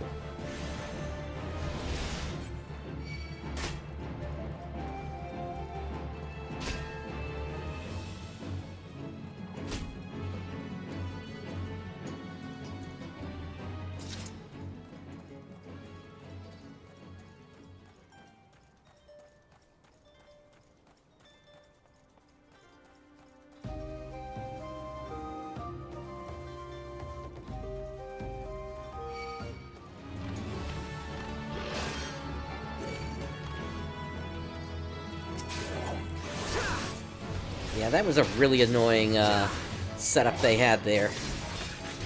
But no way around it except to fight now.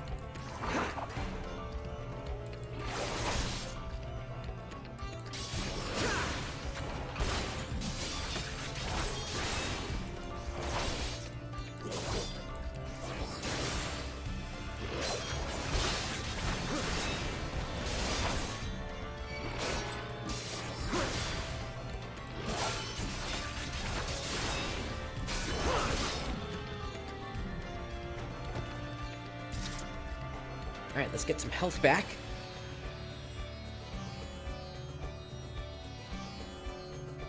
And on to the next one.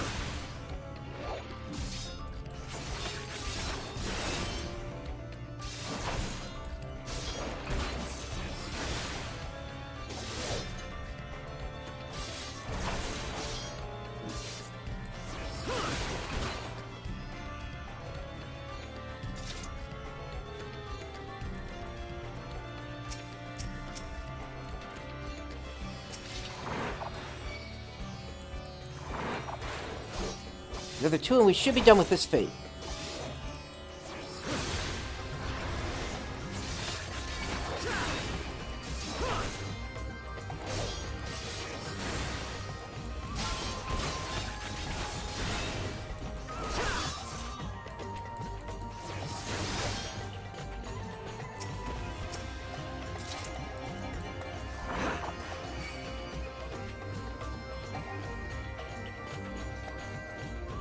Okay, that's the one we gave up on earlier.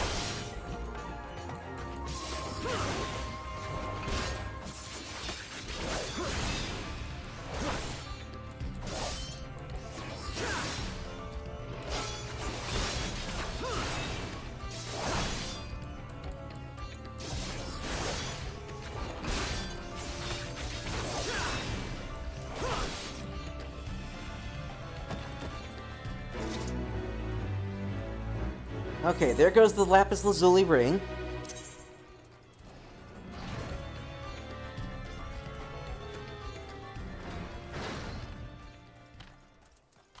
So we are back to the weathered ring now.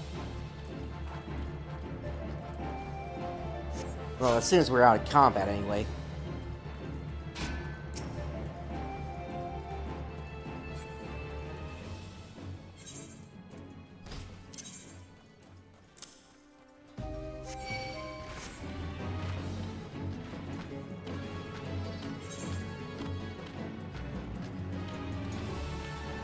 That bracelet is probably going to be the next thing to go.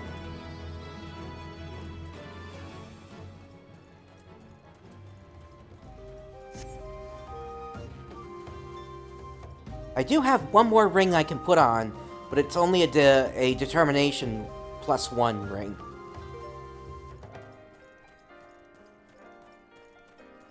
Alright, we got this fate here.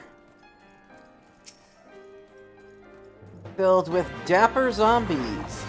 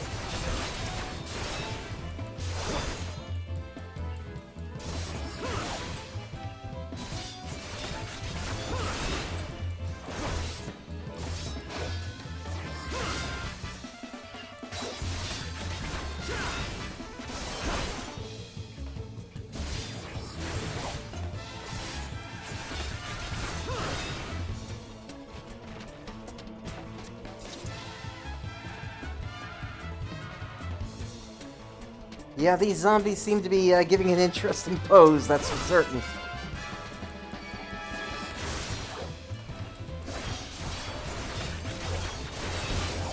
And there's a reason behind it, too.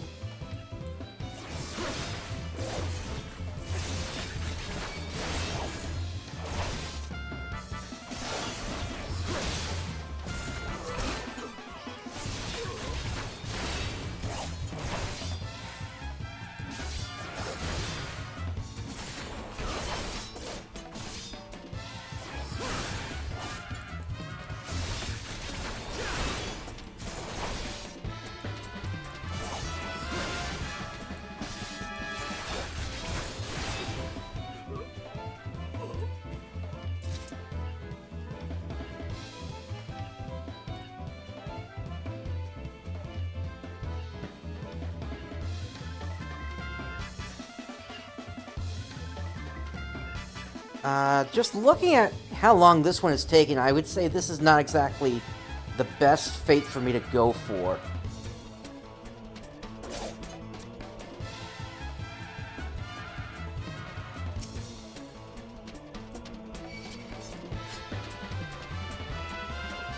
Granted, there's also not much up at this time. But I'm going to at least say that that is probably at least silver in terms of rating, if not gold. I want to try to head down here to the south.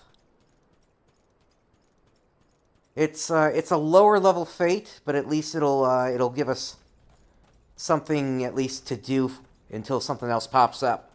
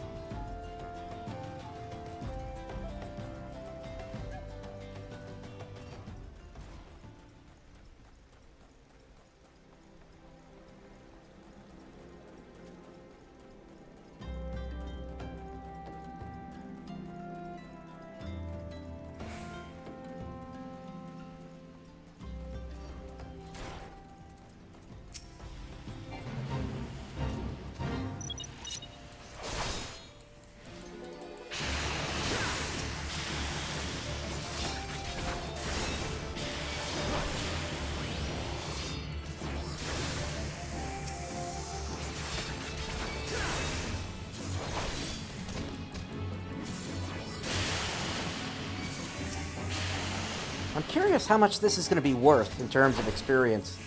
Because this will be a real comparison of, like, if going for lower level fates is going to be faster. I would think no, but let's see what happens.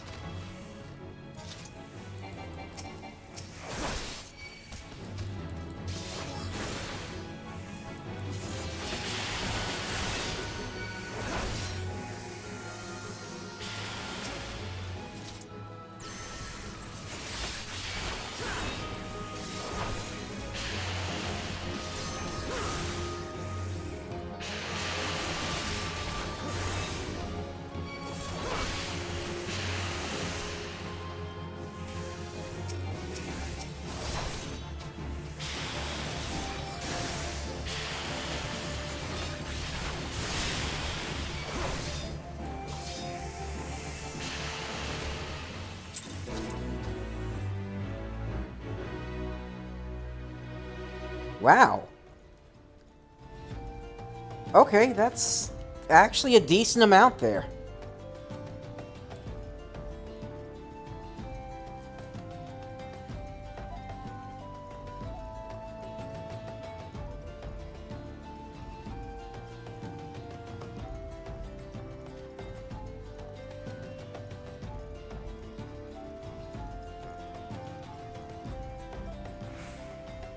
It's certainly not like a huge amount, but I mean, if I'm waiting around for another fate to pop up, then it's at least something to work with.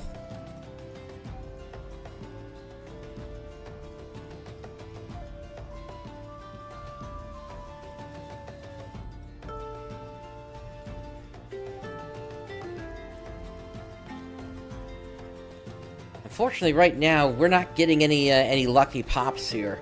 The boss fates are just not going to work for me, given the gear that I've currently got.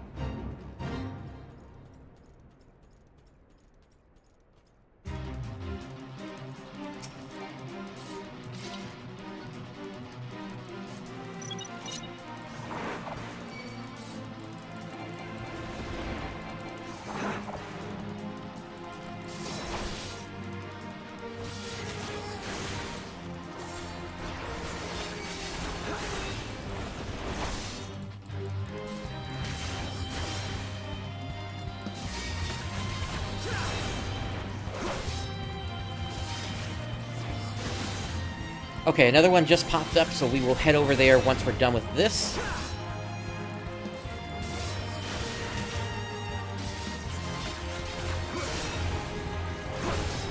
But yeah, take a look at this fate here. Even though this is a boss fate, because we are basically over-leveled for it, and technically we're over-geared, that's why we're able to take care of this one without any issues. It's for ones, it's the boss fates where I'm currently under level 4, that's where I run into trouble.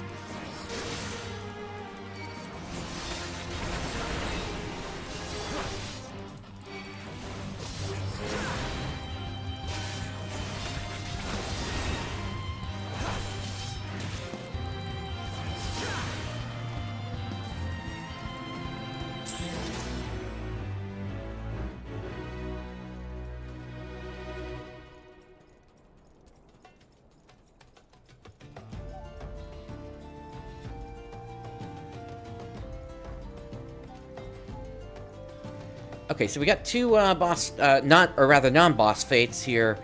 One, we haven't done yet. The other, we did a short while ago here.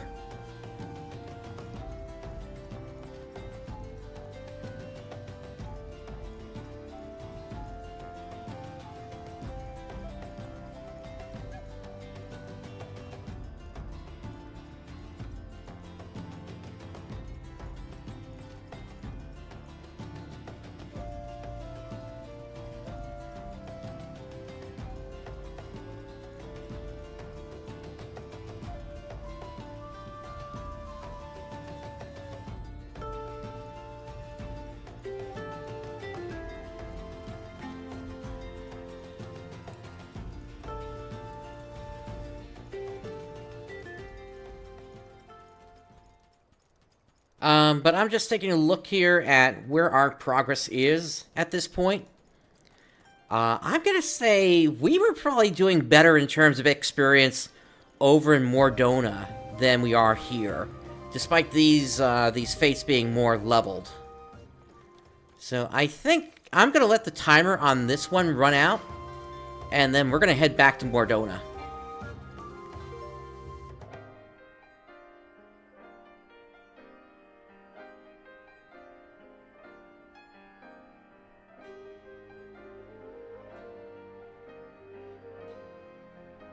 Once again, I think we can attribute this to the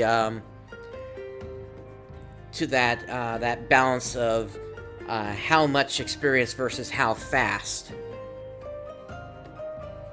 I think Mordona, since we're just slightly higher level than what's needed there now, I think that works out better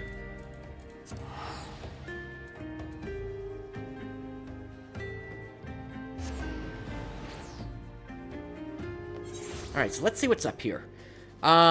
We've got the Gigas up.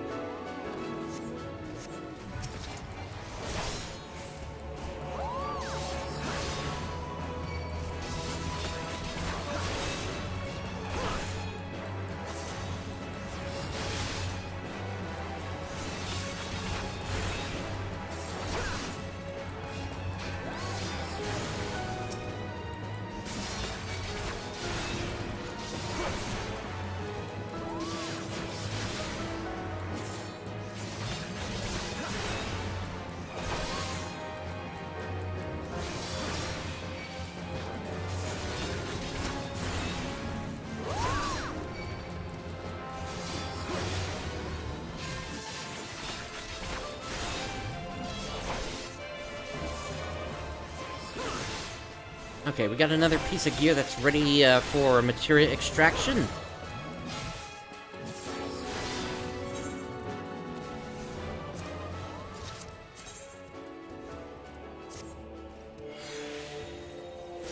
There we go. Battle Dance Materia 2.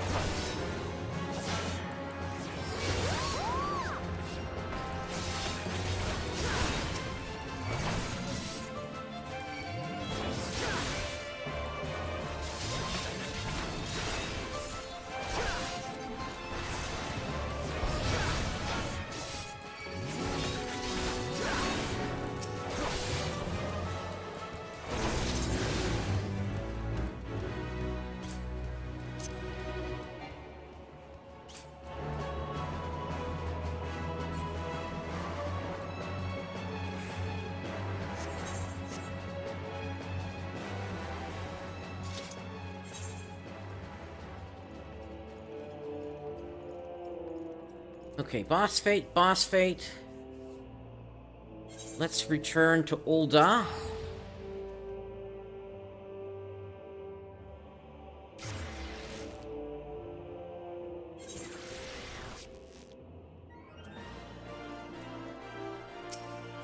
And we're gonna make our way back over to Kraken.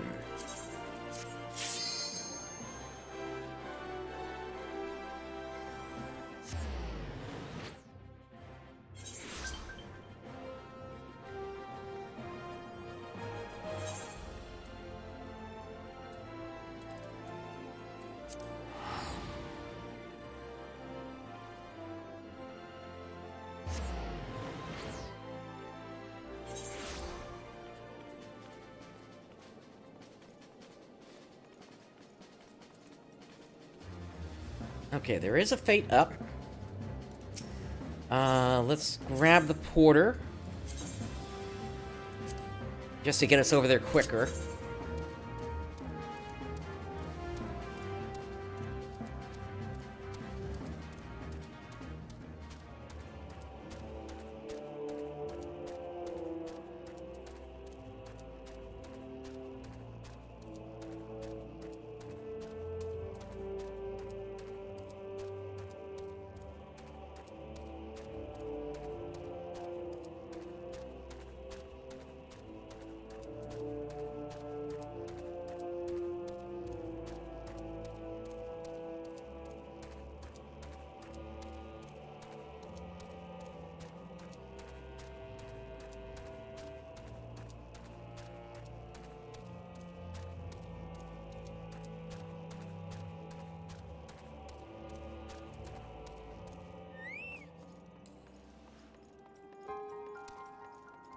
Alright, we're sprinting the rest of the way.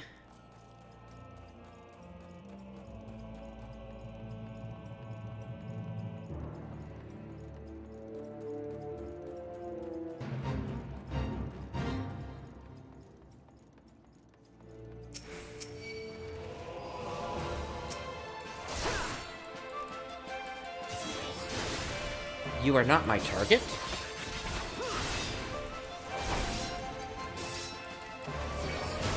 But you are also very annoying, so I will take you out this time.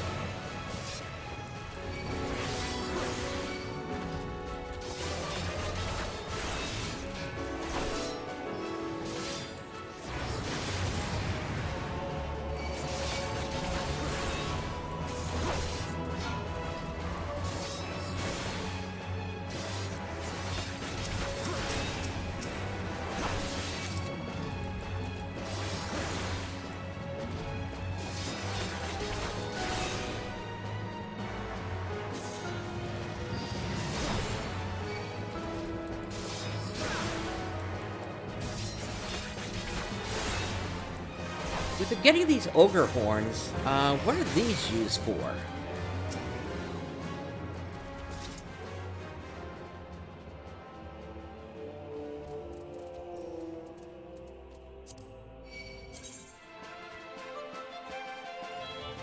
They are used for a thaumaturge weapon and a thaumaturge weapon. Don't know if I'm going to be using that or not.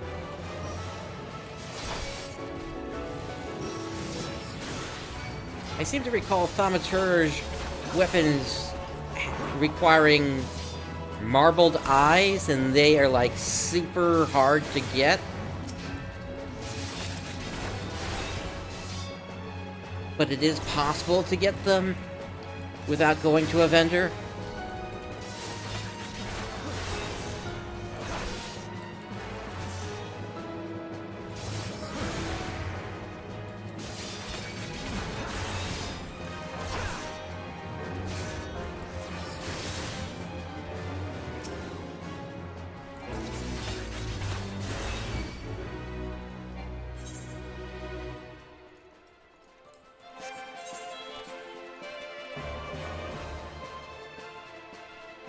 Okay, there is a fate over to the west.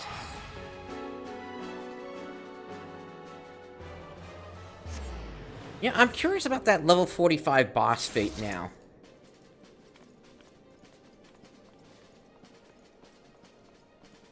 Maybe there's a chance we could tackle it.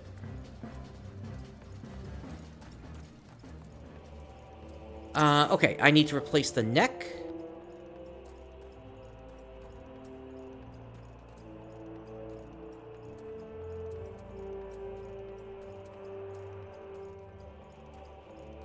We'll go with this one.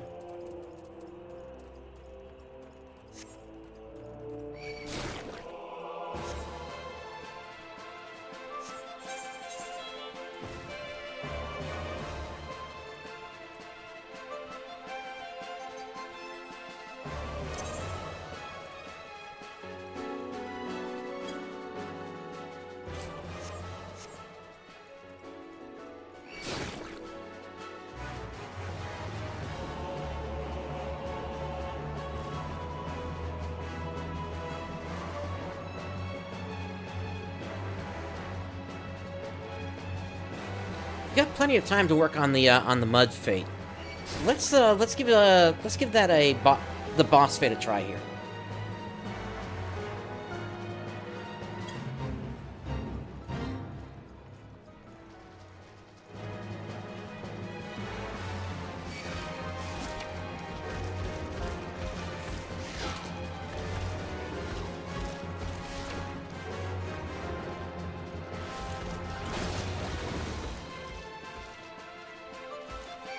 Again, RPA walking lets us sneak by the Morble.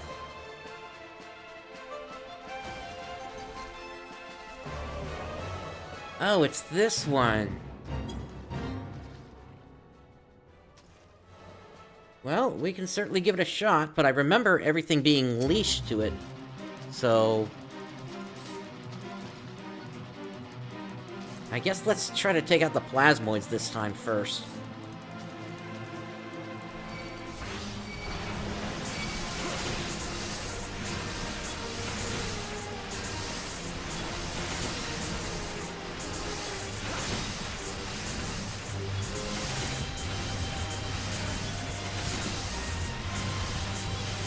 Yeah, that's not working.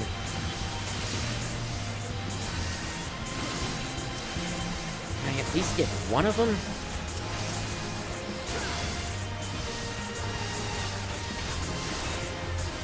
Okay, we got one of them. Now the question is, if I run away, does that stay down?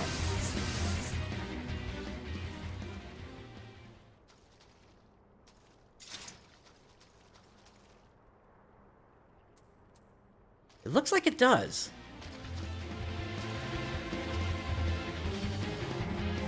Okay, so I'm waiting on cooldowns, I'm waiting on health.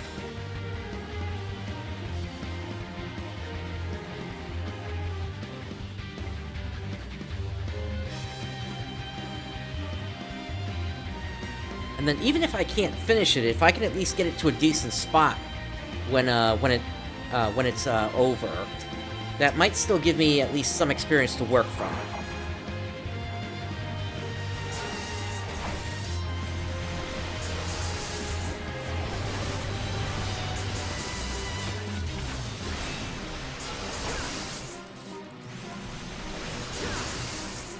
Ah, no, it's reviving the plasmoids. Forget it.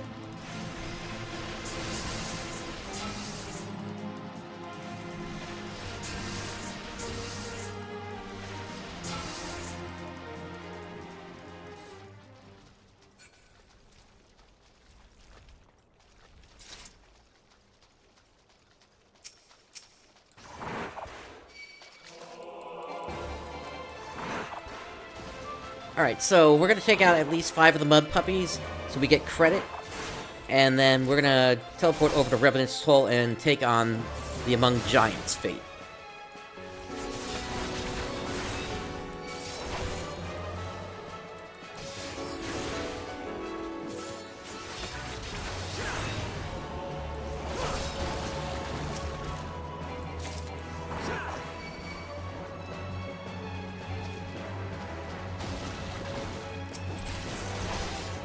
Really did not want to pull you.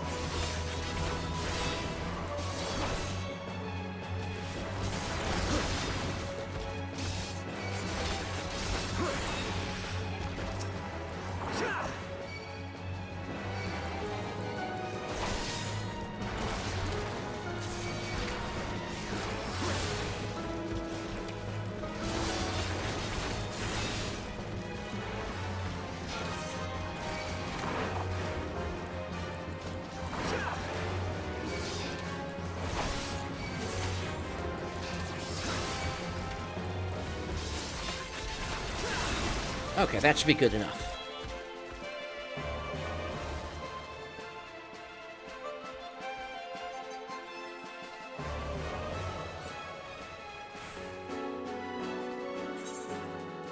Alright, back to Revenant's Toll.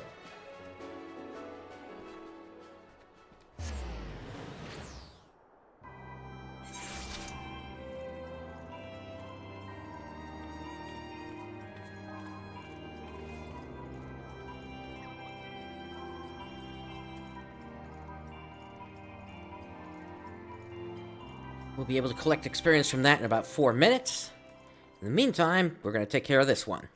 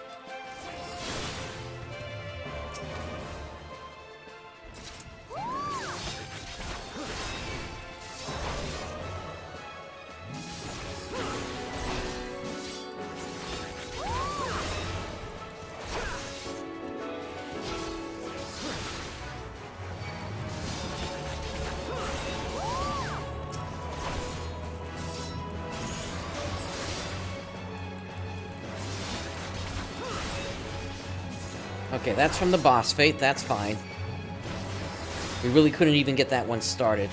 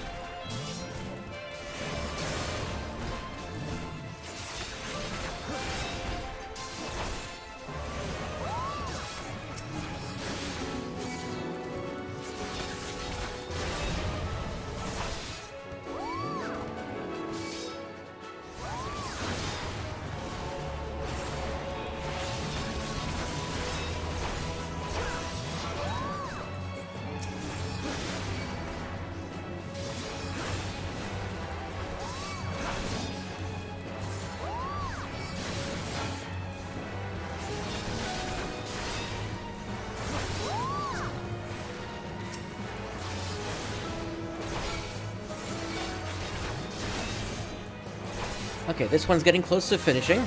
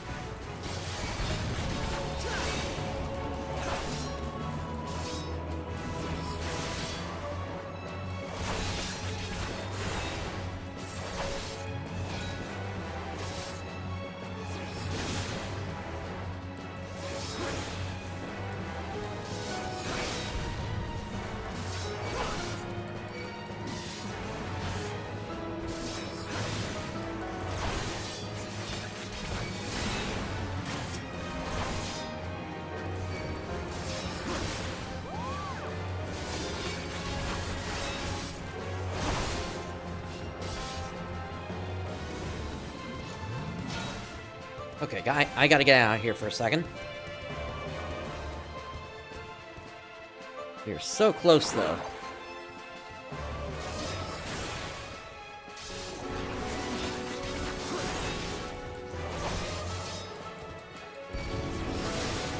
There, that should clear it up. Okay. Next...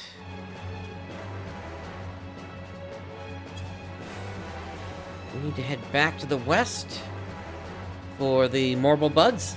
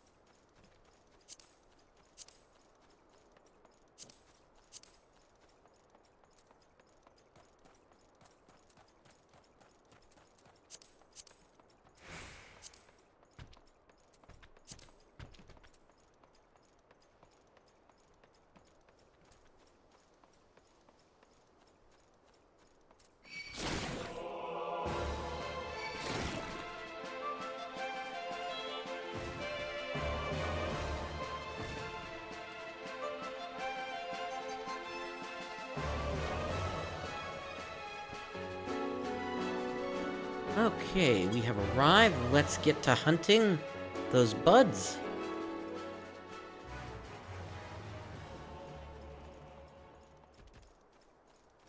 And we're going to be sticking here for a bit since there is nothing else up. There's the one fate over here, but again, that is a boss fate.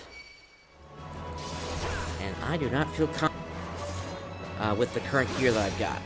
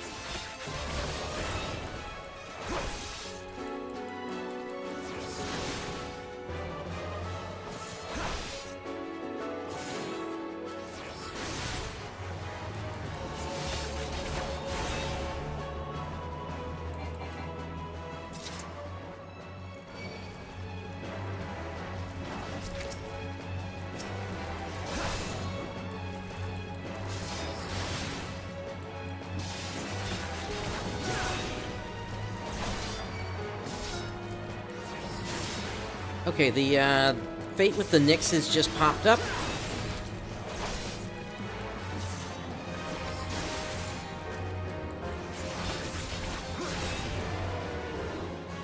think I'm gonna go ahead and... Whoops.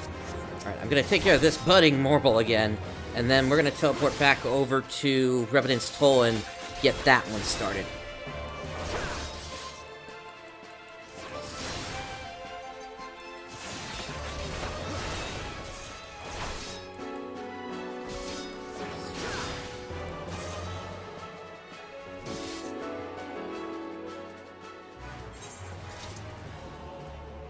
Also, another boss fate started down there.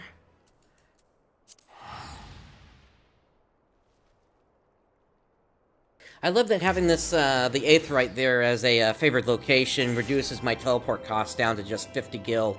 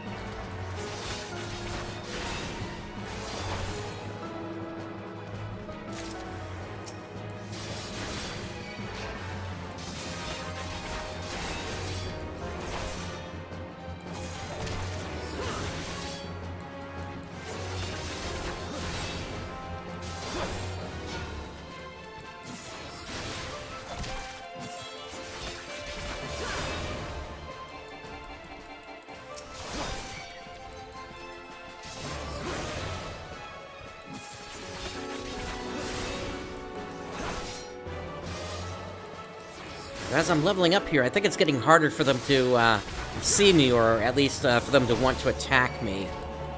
And that's kind of standard fare for most MMOs. But it is starting to come in useful for this particular fate, where frankly the respawn rate is so high that it doesn't even make sense for me to try to AoE them down.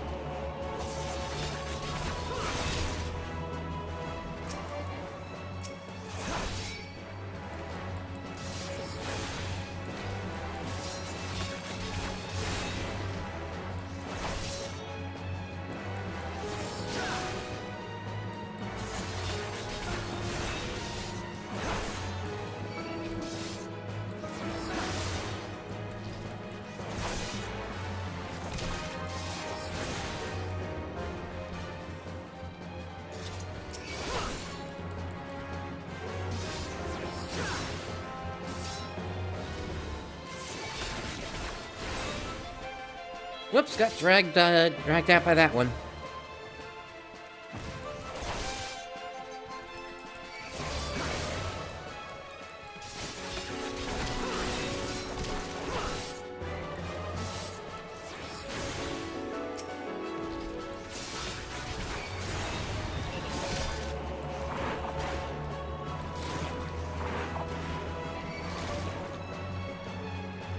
Oh, now they're starting to see me.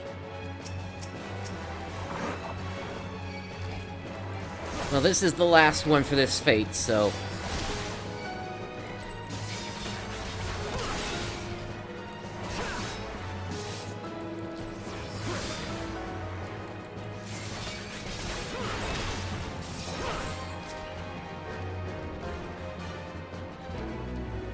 Alright, Fiend Bracelet is now 0%. So let's... Nope, that's the ring. Here's the bracelet. We are putting the Fluorite bracelet on.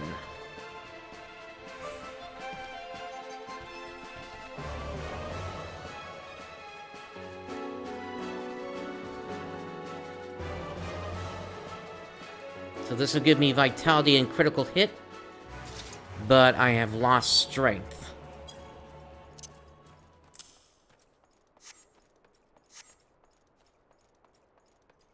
That one is going to finish in about 2.5 minutes.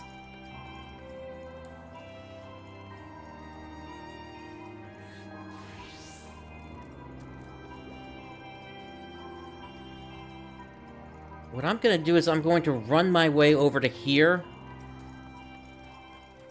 Oh, actually, that one's going to finish before I can even really get there. Alright, then we're going to head to the one to the south, then.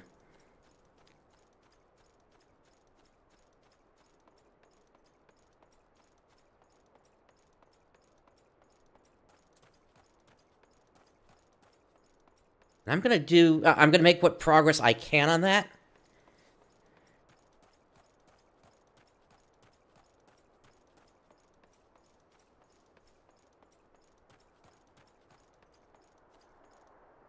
Actually, no, that's not gonna work now that I think about it. I should have headed for the one to the north. Because that one at least would finish with me just starting to get there. Alright. We're basically waiting 80 seconds here for this one to finish, and then we're going to, once that's done, we're going to poke our head into Korthus if nothing else pops up here.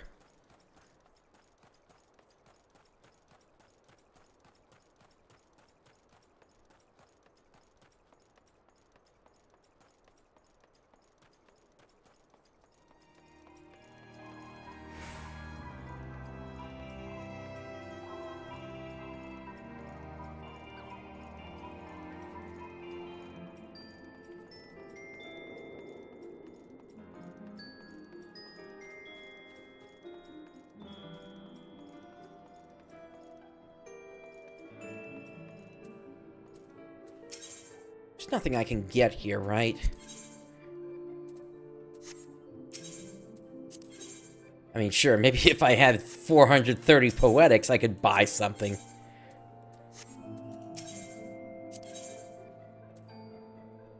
But there is no such dice.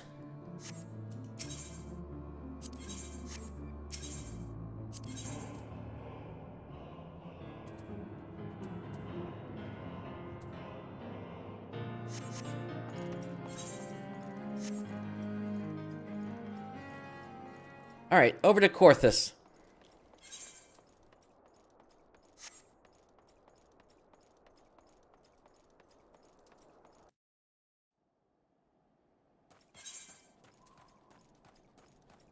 Well, there's one up, but it's going away in 40 seconds, so I think we're going to call this pass, and we're going to make our way out of here.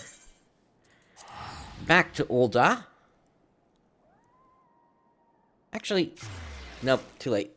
Alright, we're going to hop worlds again. Let's do... It's been a while since we went to Golem.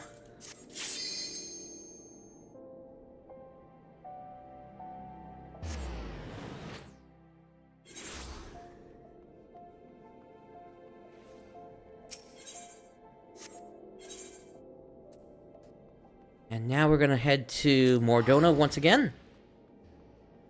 Let's check out what fates they got open.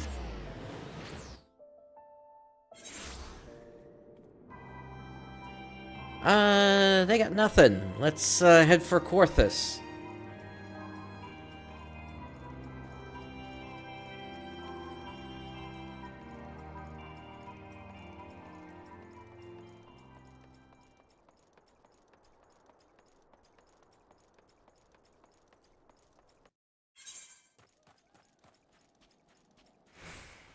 Alright, there's one open. That is going to go away in about 4.5 minutes or so. But that's time for me to at least get that one started.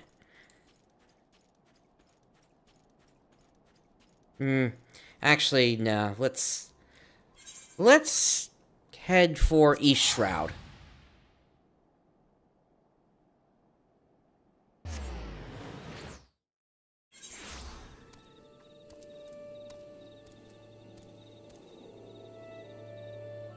Okay, there's at least one fate open here.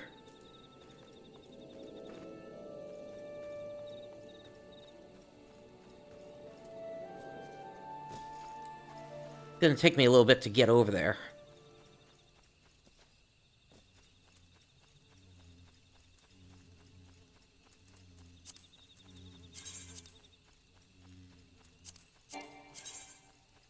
And now that I'm really starting to get down to it, I'm starting to wonder what else there is I might be able to do to get some additional gear here. So,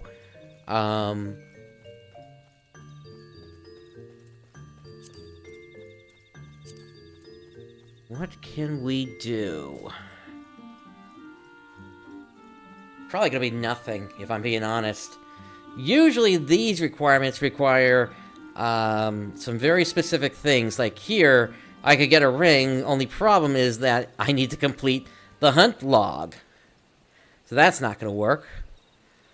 This requires 3,000 fates completed, but I'm nowhere close to that. I'm still only at 140, despite how long this adventure's gone on for.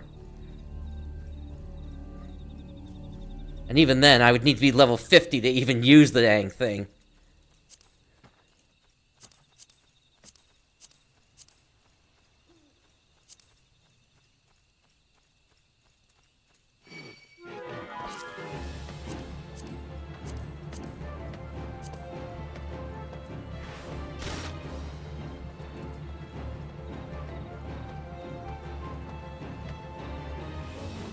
Caught on a log here. Okay, we have a boss fate up. Let's give that a quick shot before we move on.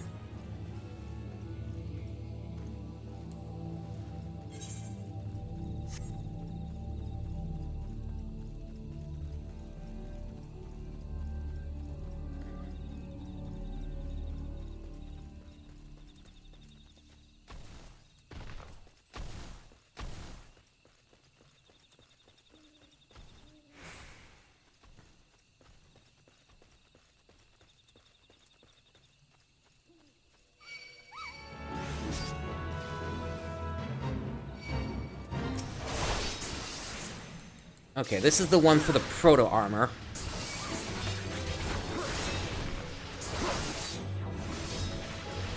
I remember this being one where if you can grab just the proto-armor, you're gonna have an easier time with it. But let's see.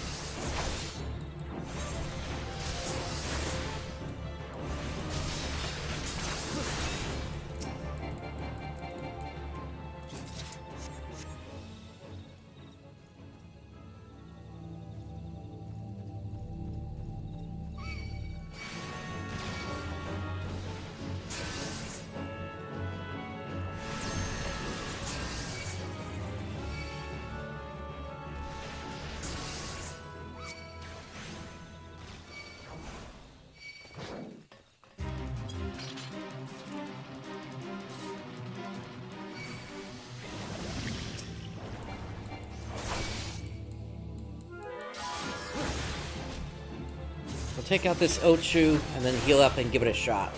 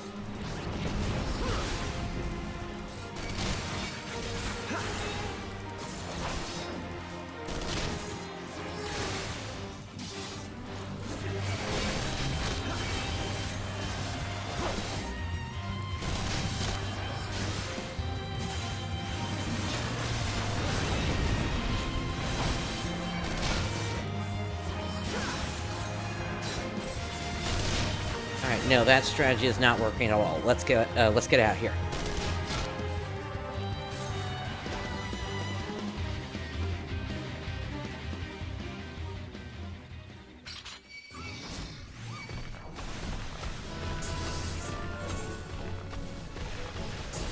So yeah, these are the troubles of trying to even, find a good fate to work with here. All right, which way did you face? You're facing that way. Okay.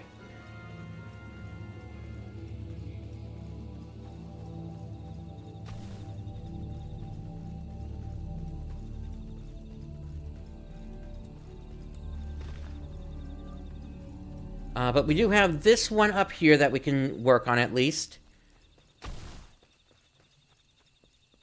And then when we're done with that, we can then head south to here.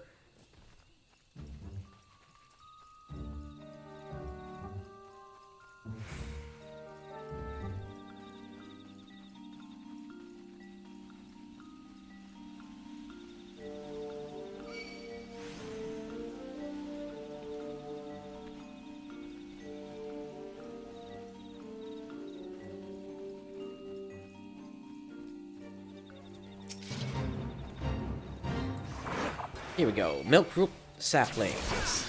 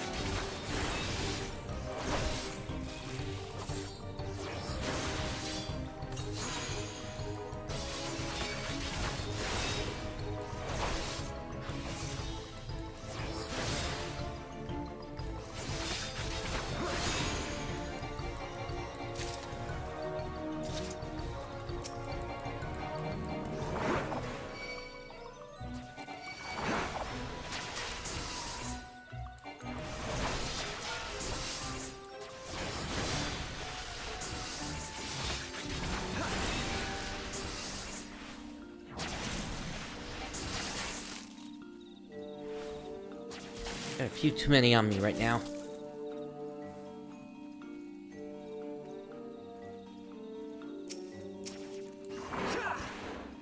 That's better.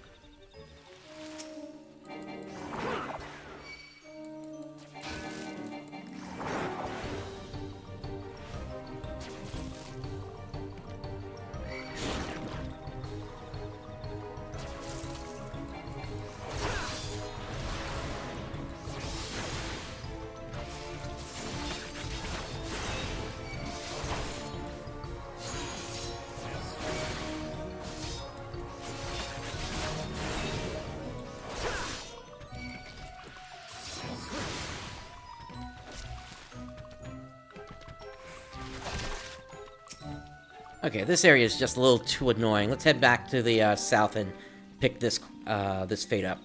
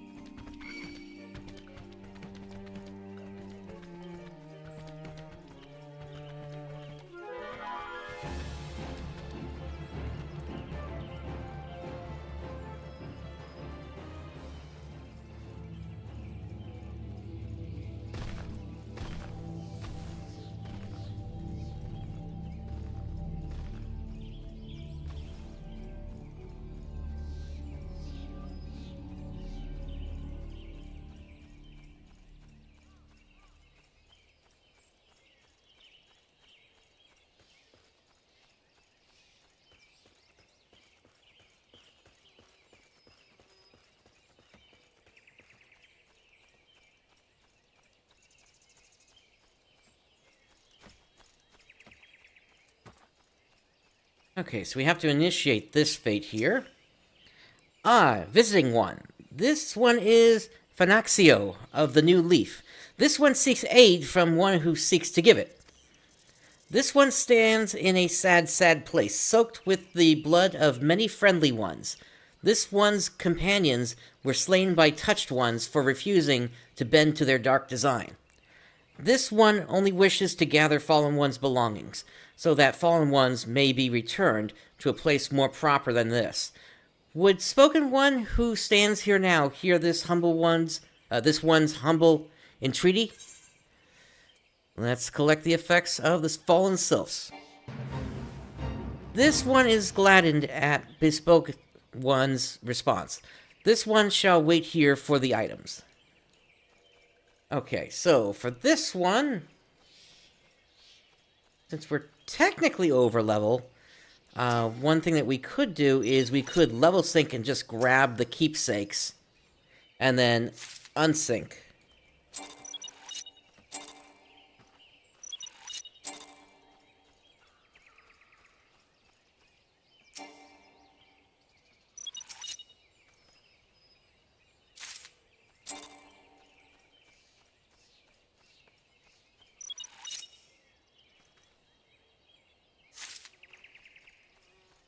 Now, usually these fates require between 18 to 20 items for full completion.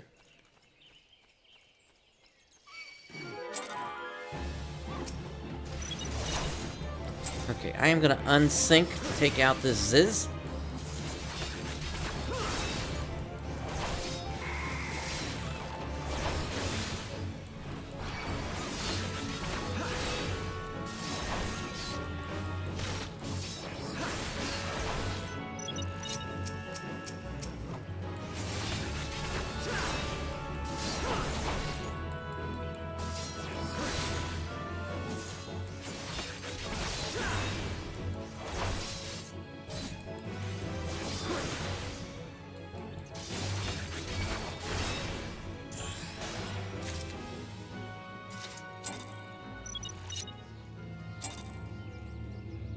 Okay, and the keepsakes are also on the touched ones. Has spoken one found the effects of fallen brave ones? So, Sylphic keepsake, the last effects of a poor sylph slain by one of his brethren.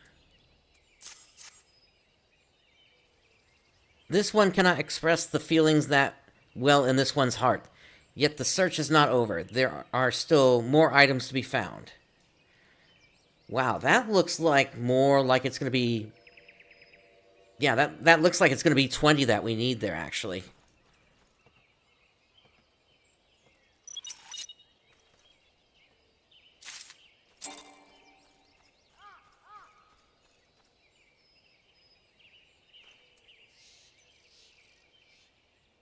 There are no other nearby fates right now.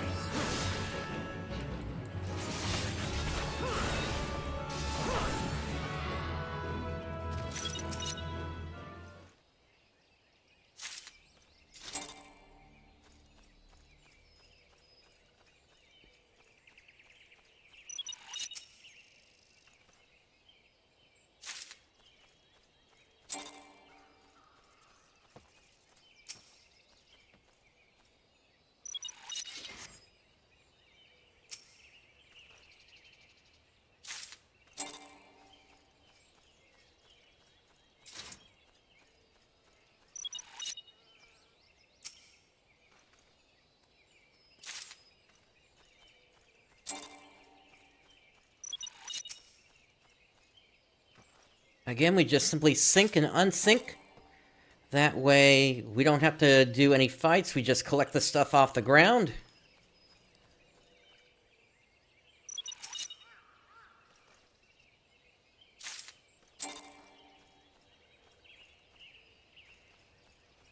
Okay, we might have to fight with this one. Yep.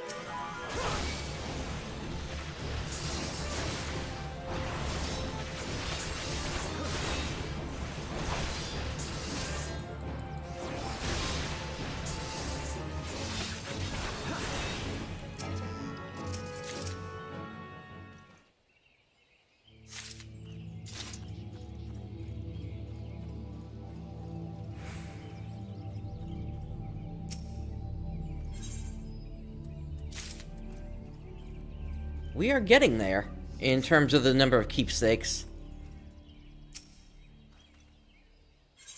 I would say, let's find another 3, and then we'll check.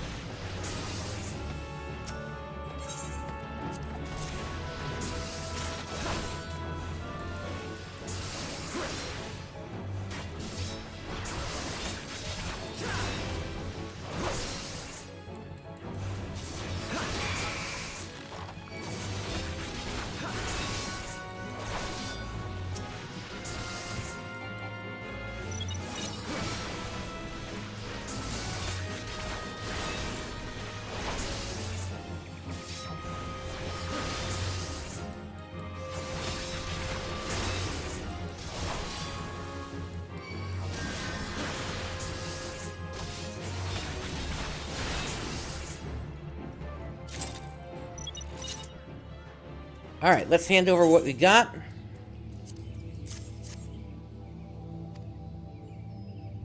And that's it. In terms of other fates around here, there don't appear to be anyone. Or any that would really be valid, so we're going to start to escape this battle, and we're going to wait for the timer to run out on this fate here.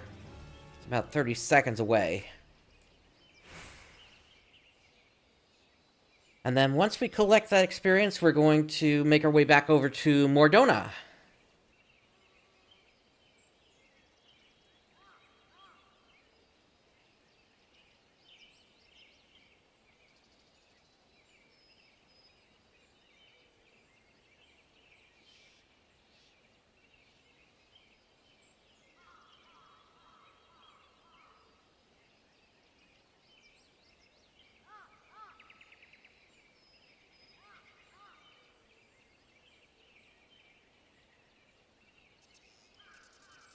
Okay, let us teleport to Mordona.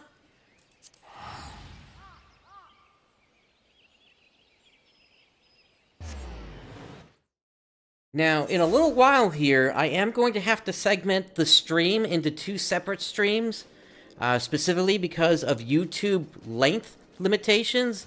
YouTube only lets you have a stream of up to 12 hours.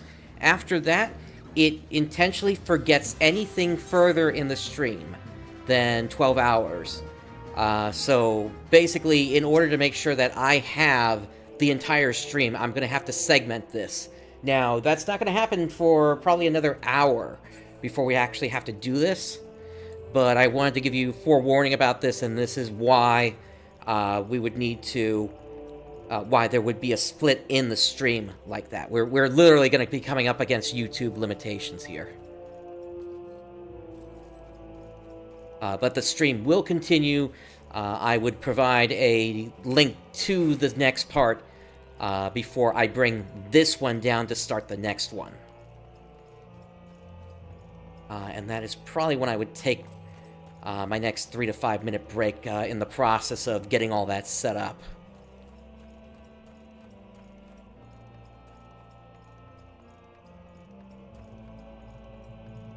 But like I said, we're about an hour away from that first, so we will take care of as much as we can here before then.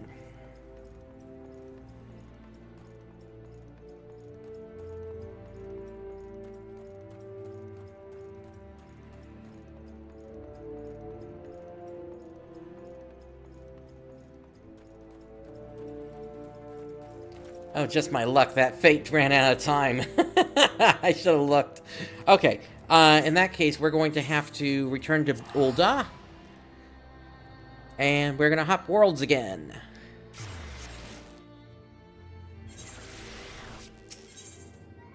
Where haven't we been in a while? How about Rafflesia?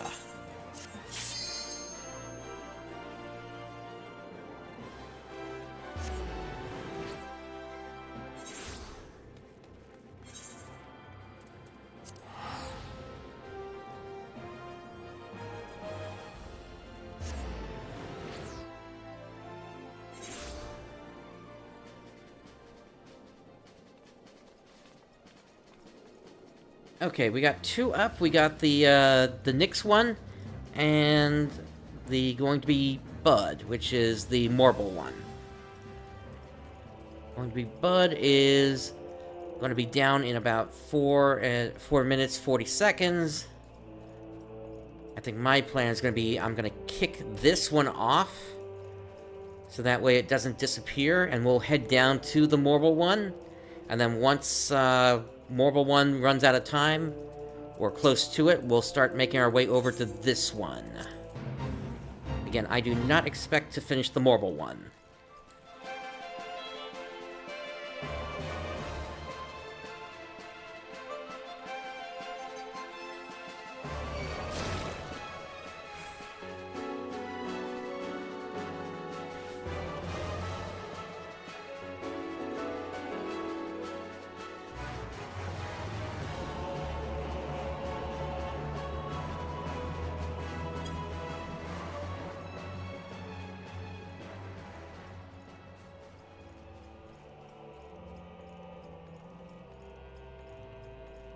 Alright, there's one of the buds.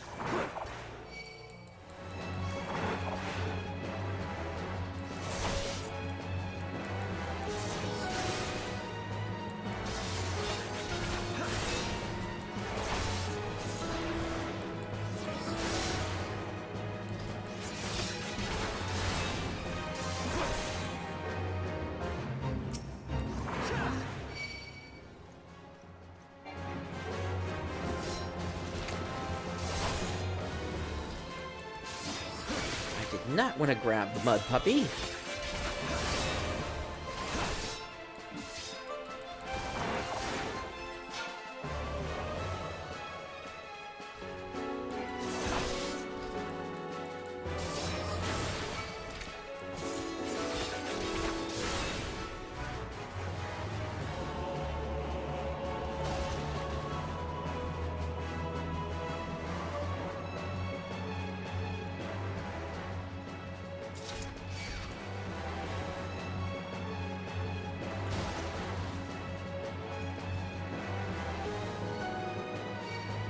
So many mud puppies around.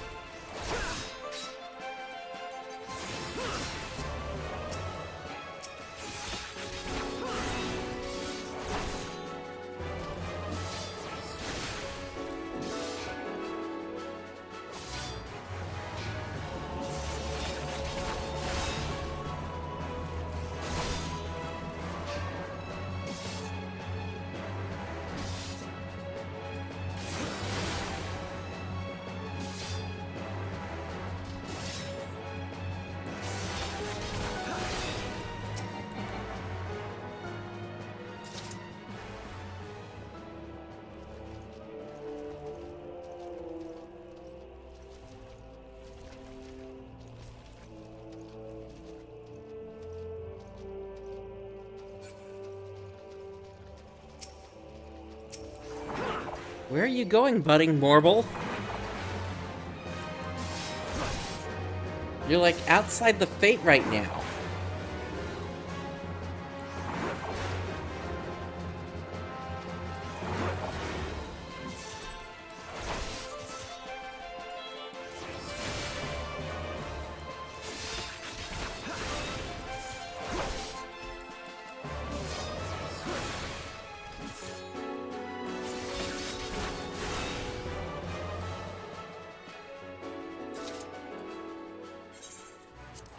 Alright, let's take a trip over to Revenant's Toll and we'll start on those Nixes.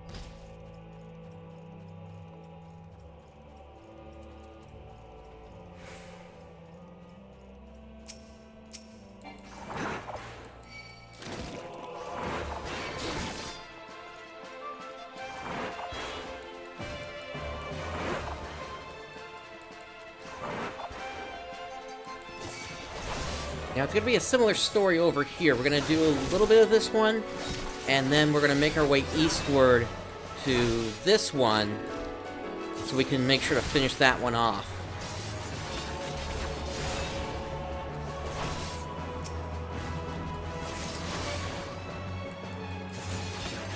But yeah, if I was to specify one thing that's sort of the main problem of Gladiator / Paladin at this level, it's the lack of self-healing.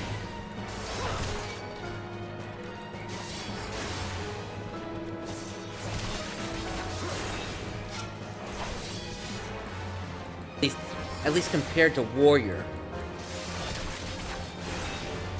who at least has their Storm's Path, which gives them, I think it's an 1/8 of their health back, or maybe a 16th of their health back for every 3 GCDs. There's just no comparison.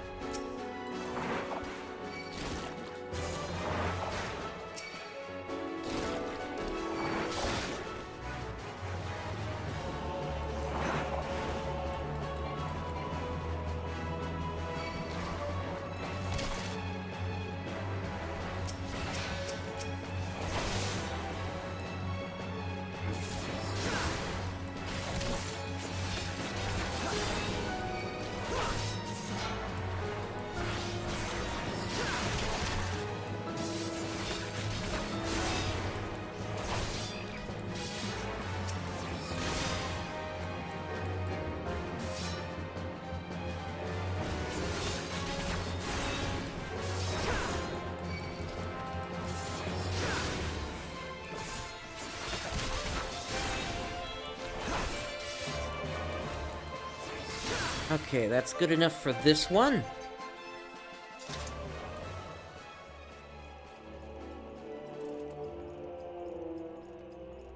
Again, when the timer runs out, I will be able to collect on the experience from that one. And I think that's what's been keeping me moving, at least at a brisk pace here in Mordona, compared to the other areas where it's the fact that even if the fate fails, I'm still getting a decent amount of experience from it regardless.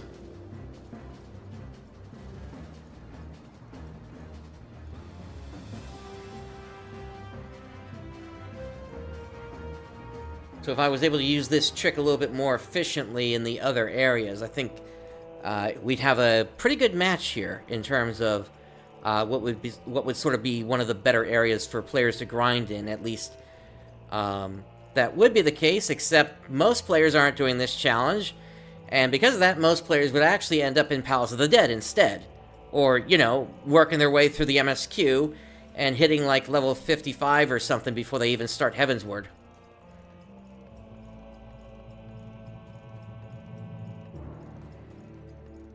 I am just simply one of those edge cases.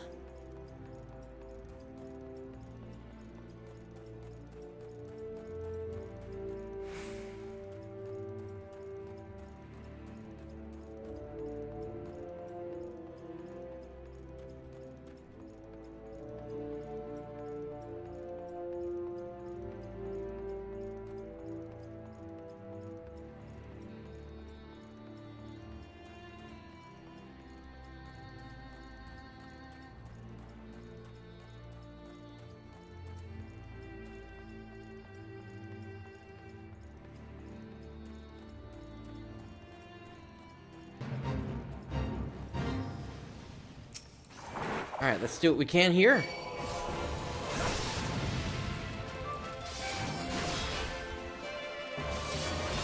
And of course, immediately, a hippogriff comes on top of me.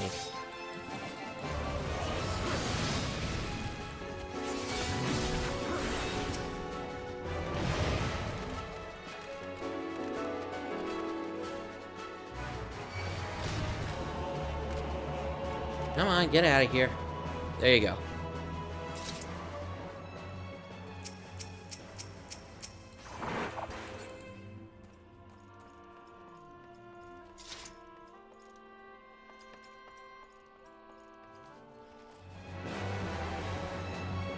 Will you knock it off already?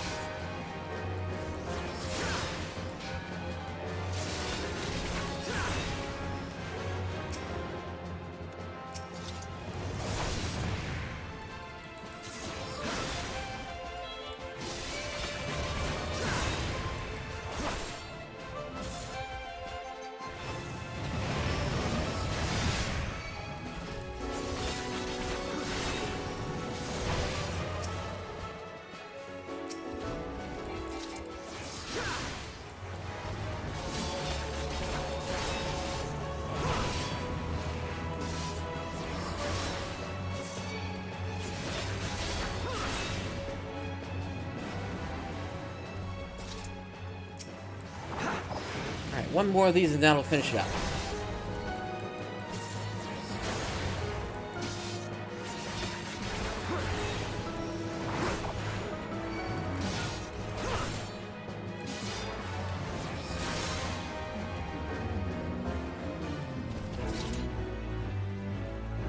Okay, my weathered ring is now 0%.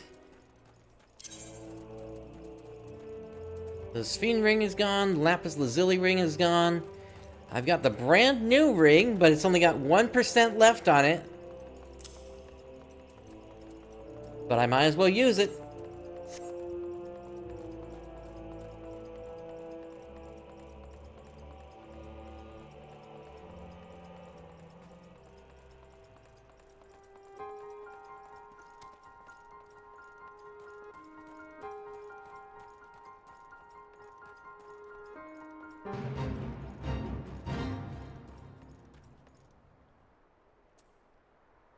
Alright, I'm gonna let this fate tick for a few seconds here, and then I'd say maybe in about 45 to 50 seconds I'm gonna jump in and do what damage I can.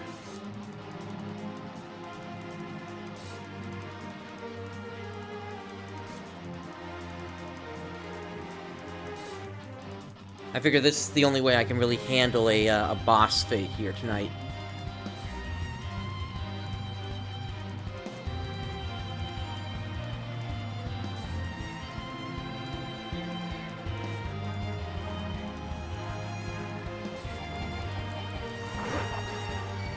Here we go.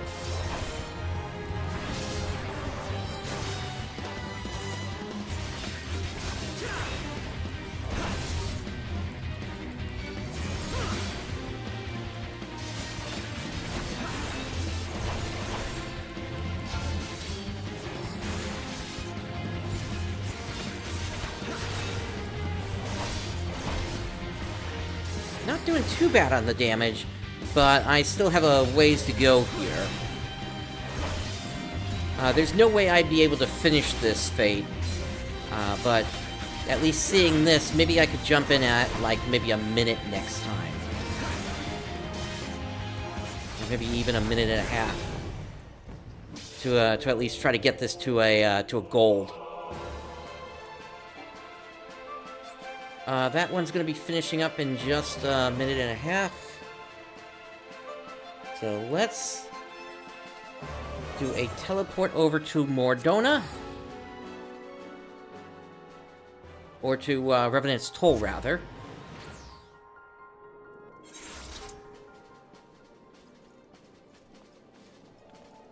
And we are going to position ourselves to head into Corythus, and we're just going to wait for that to finish ticking the clock over.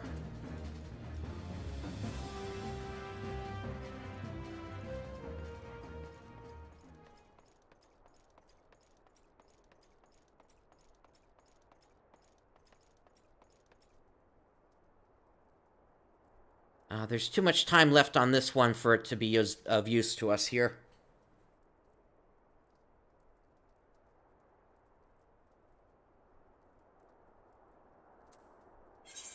While we're waiting, let me see what we got here. Eventually, I'm going to have to replace these legs. But the rest of the left side, we're good on because I can go ahead and repair that via NPC. Like I said, the brand new ring is at 1% condition, so once that goes, that's going to go, and we are going to be left with just the Ring of Freedom.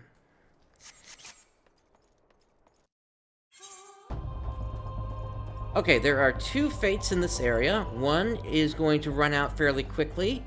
The other is a House Hellinar Guard fate that we need to activate.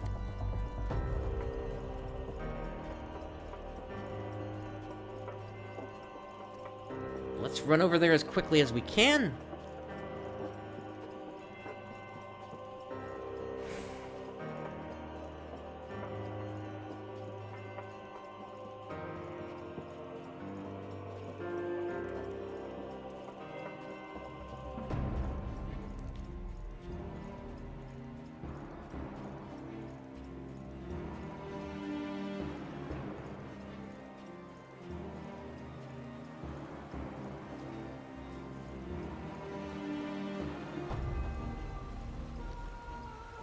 Almost there.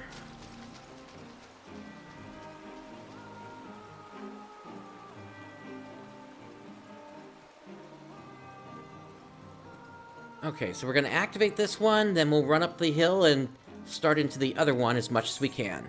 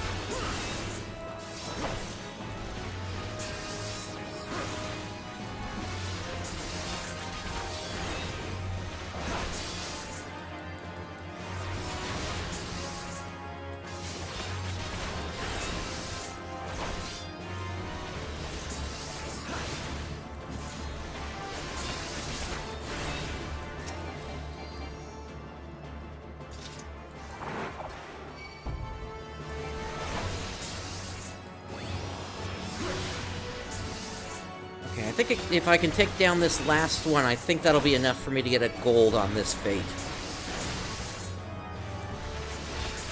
But given that I've been spotted by at least one pure energy here, I gotta get out of here quickly before I become overwhelmed. There we go. Alright, now we can head down here and work on these giants.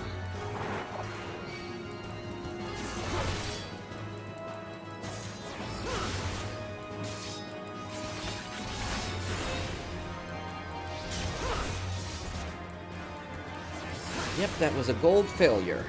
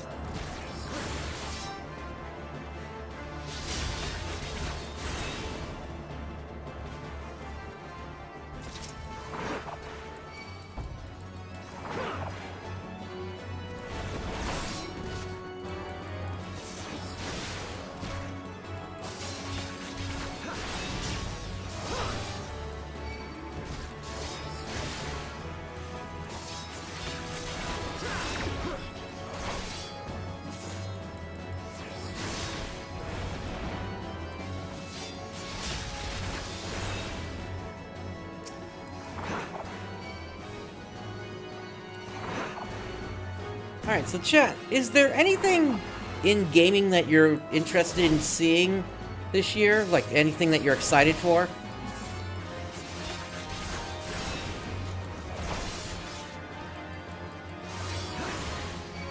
For me, I'm actually really curious if the Switch 2, or whatever they end up calling that thing, if the Switch 2 is going to do anything to improve older games, say games like Breath of the Wild. Is it actually going to run any faster than it had previously? Like, is it possible to give it like 60 frames per second, or at least have it render at a higher resolution than what it can in the current Switch hardware?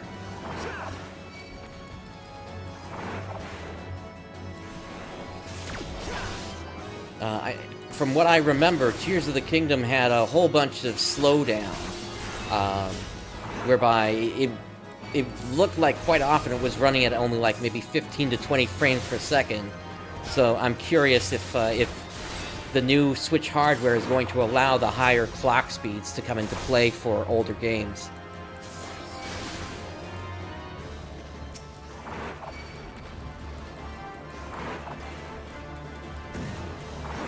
And if it does do that, that's going to make some of my library a whole lot better to play, if I'm being honest. I have a bunch of games that, as much as I wanted to play them, I wish I had known about the frame rate problems that they were going to end up having.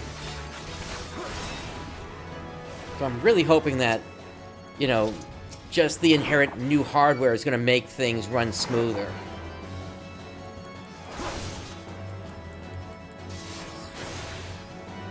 And that, you know, Nintendo doesn't force lock things to the older clock speeds, or, you know, maybe at some point there will be another of the hardware quote unquote fixes where you can get into the recovery menu and put custom firmware on it.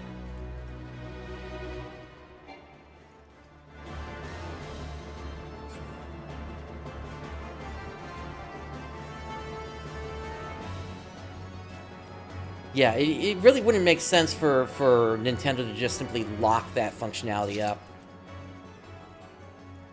Okay, this is a boss fight. And considering what kind of target we're talking about there, I'm going to go ahead and skedaddle back over to Mordona.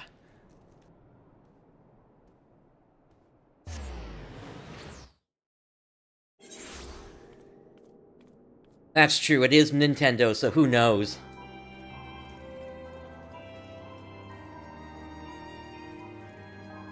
Okay, we got one fate over to the east we need to activate.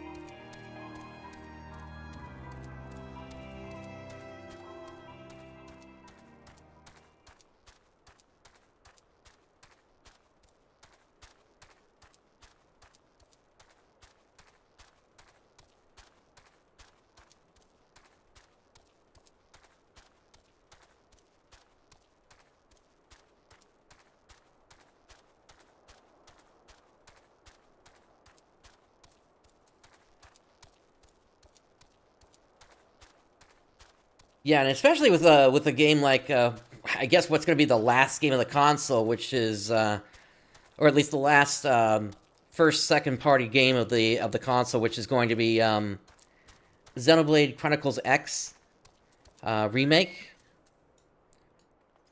or not remake, whatever they're calling it, the definitive edition, I guess. If it's not. It's advertised right now to be for the Switch itself, so I'm really curious if it's if it's not going to be hardware inherent, if you're going to need to do like like a software patch to activate higher clock speeds or something. Alright, anyway, this one, if I remember correctly, is a bit tricky because you get all these Gigas coming in at the same time. And, yeah, you gotta defend these two boxes, and unfortunately last time, didn't work out so well. And I get the feeling it's gonna be the same story again here, unless those adventurers down there can help.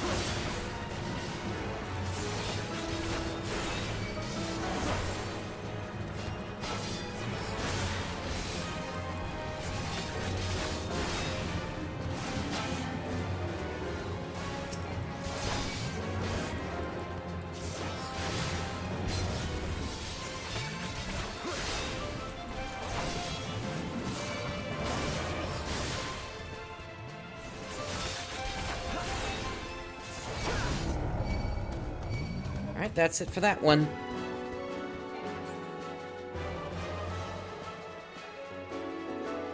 About 60,000 experience points away from level 48. That one still has a bit of time left on it. As does this one.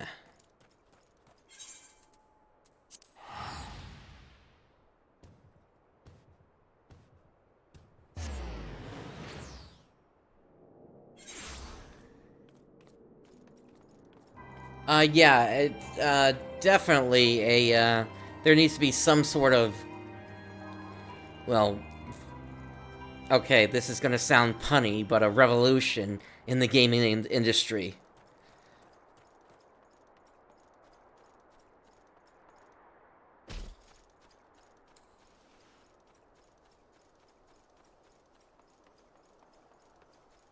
I mean, really, the way I've been saying to do things for a while now is the only thing that you need at this point is a high-end PC to run most games, and then just get yourself whatever the current Nintendo console is as well, and that'll cover you most of what you're going to want to play. And I mean, with all the progress that's been made on emulation and such in the most recent years regarding like PlayStation 3 and PlayStation 4 emulation, it's yeah, it's getting pretty crazy out there.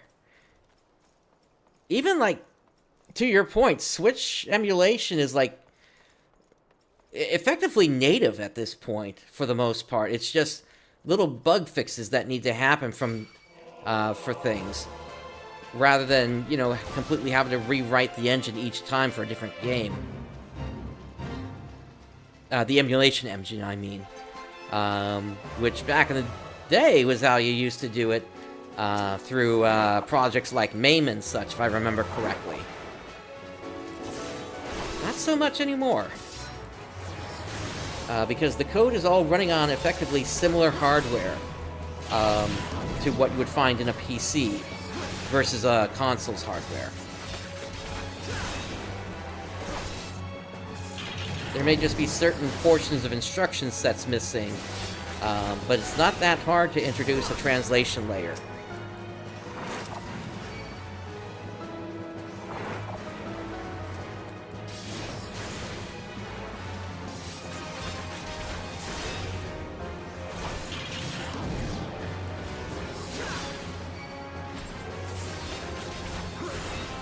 What's damaging those signifiers?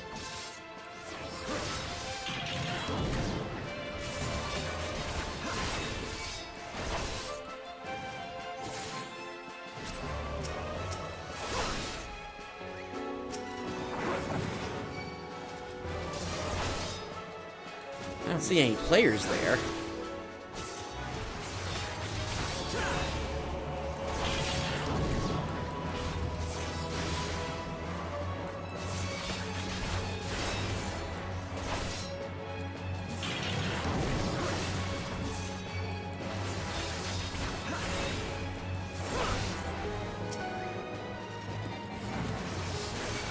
I think this will be the last one, and then we'll make our way over to the boss fate and see what we get.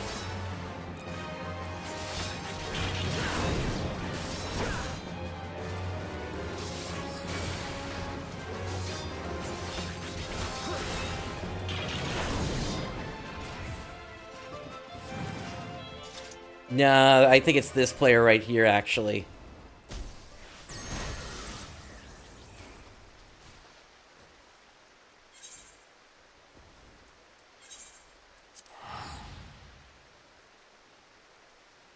GMs in this game, usually the only time you ever see them are going to be if you end up in the jail.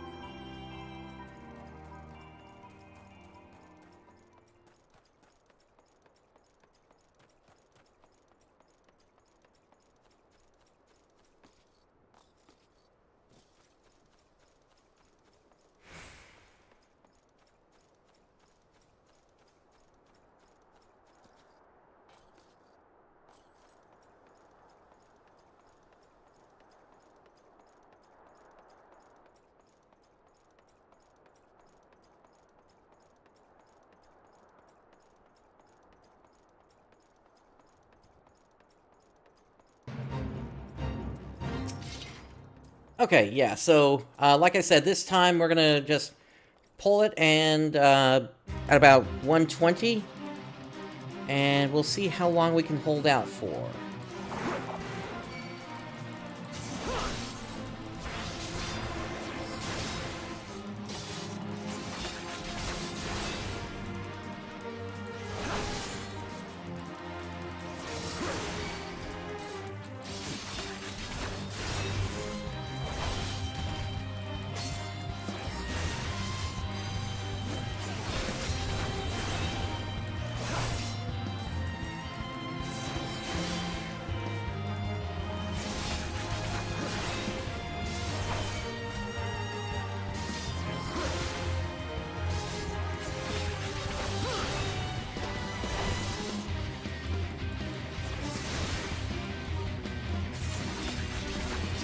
We got a gold on the standing guard.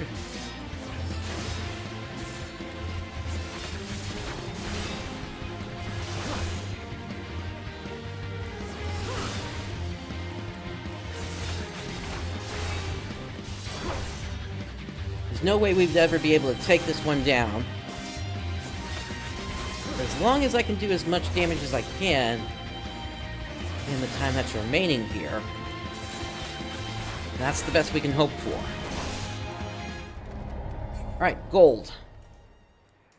Okay, so, and then we got this one. That one's got a bit long to go, so we're going to go ahead and return to Ul'Dah.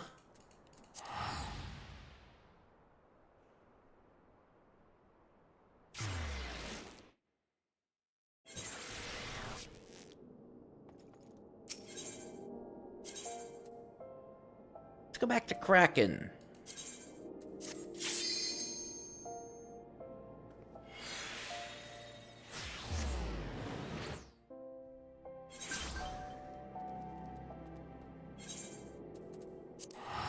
And back to Mordona.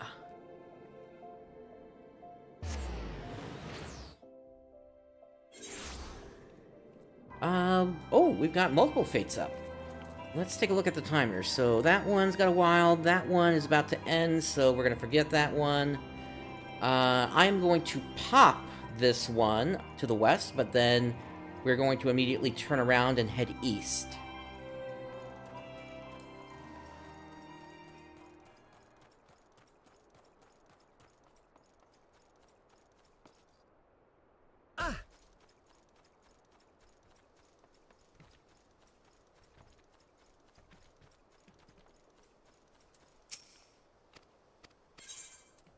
Can't say I've ever been a fan of Bleach, to be honest.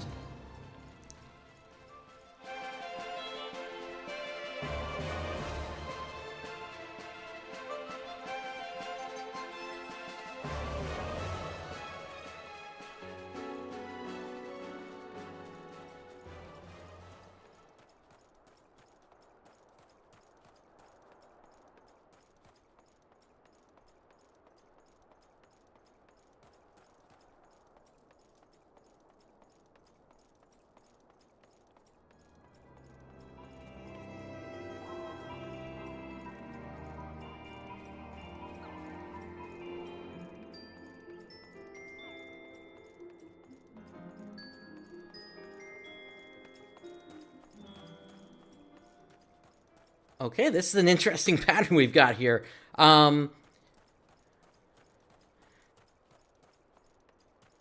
So we're going to have to go here to the one with the giants first, and then we'll do Toll Collector, and then we'll work on Home is Where the Horn is.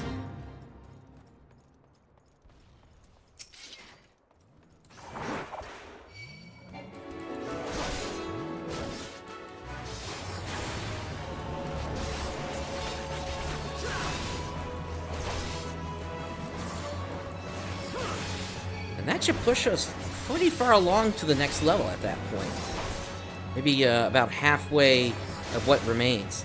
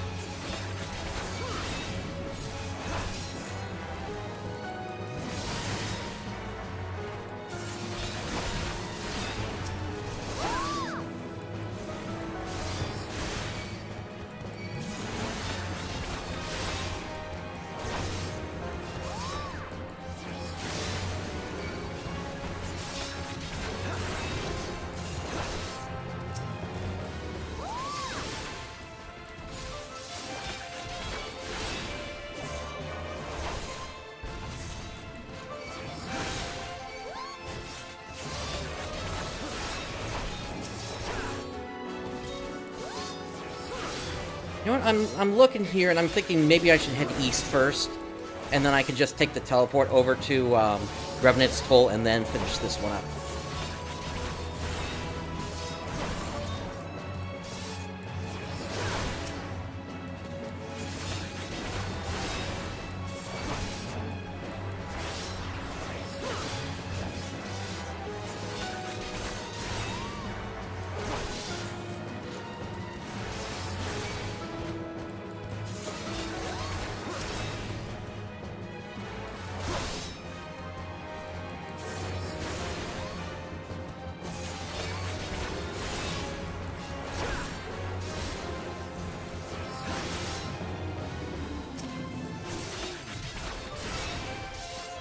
Okay, this should be the last one.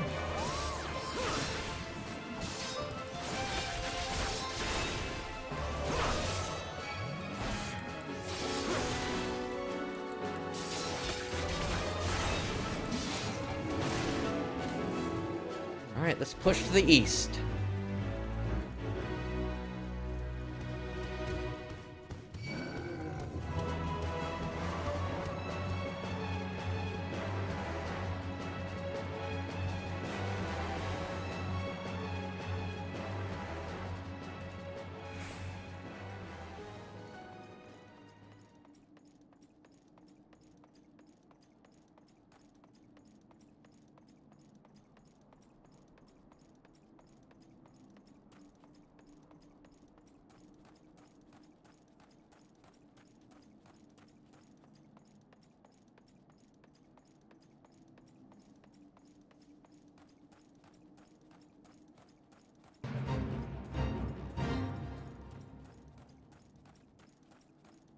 So the reason I keep switching is because Mordona and Corthus basically run out of fates. So effectively, rather than waiting around for new fates to generate, I'm instead hopping to different worlds in order to find fates that are already open instead. To me, that seems more time efficient than, you know, sitting around for 5 minutes for not a fate to pop up in that time.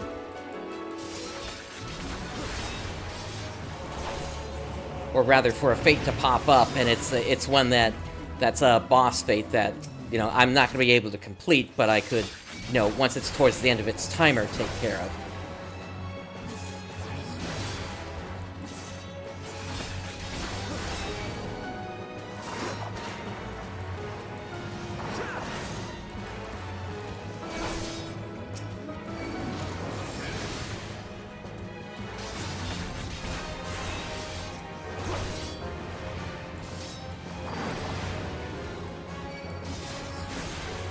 Now, if this was, say, a Stormblood area, then I would agree that could be problematic, especially because of the potential for bonus fates, along with there being certain extra elements that can sometimes appear within fates that will, like, double or triple the amount of experience that you're going to get from a fate.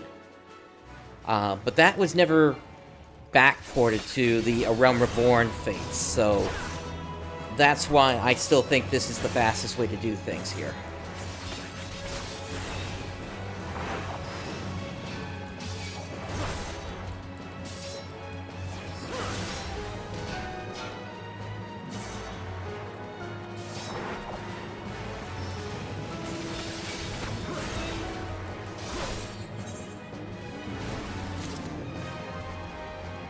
Okay, my brand new ring is broken. Boy, isn't that an oxymoron.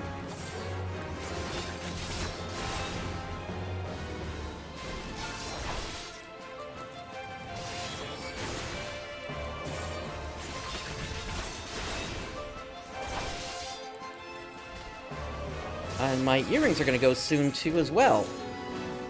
I do have weathered earrings I can wear in the meantime, though. But it's starting to feel like by the time I get into running things with new classes, or new jobs rather, I'm not going to have any right side gear to work with, and I'm going to have to just, like, luck into some from within the dungeon once I'm able to start running the roulettes. Without a jobstone, I don't want to run any roulettes yet here.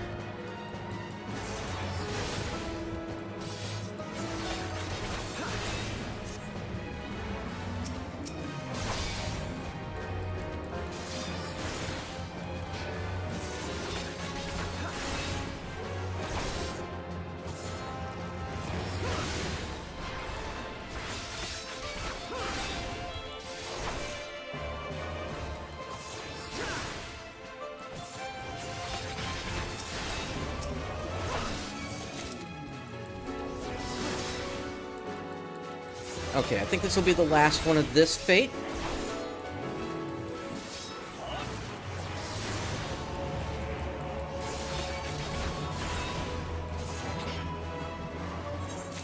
There we go. Let's get over to Revenant's Toll.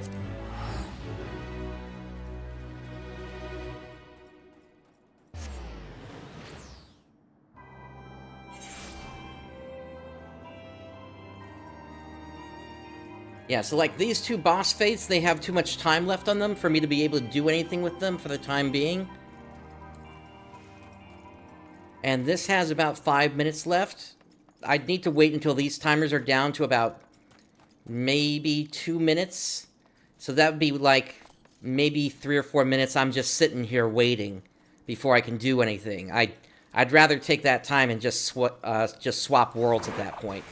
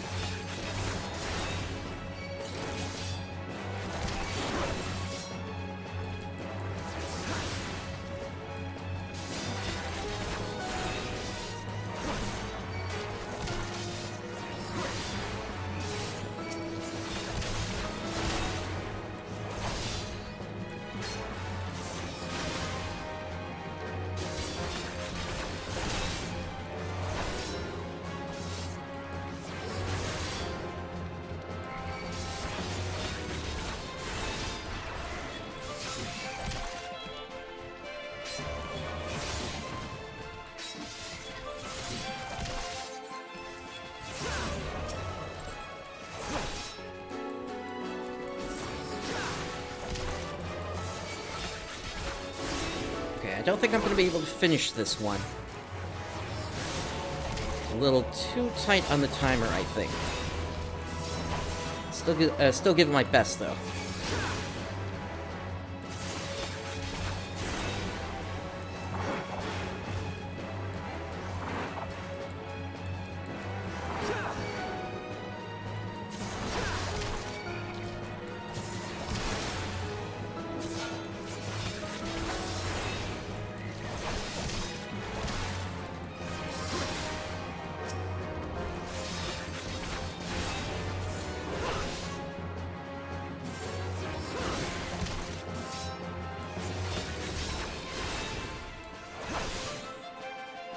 No, I am not allowed to accept gear from crafted players.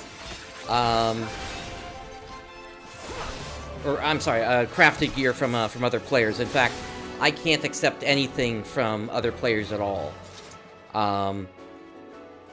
The way this challenge works is effectively,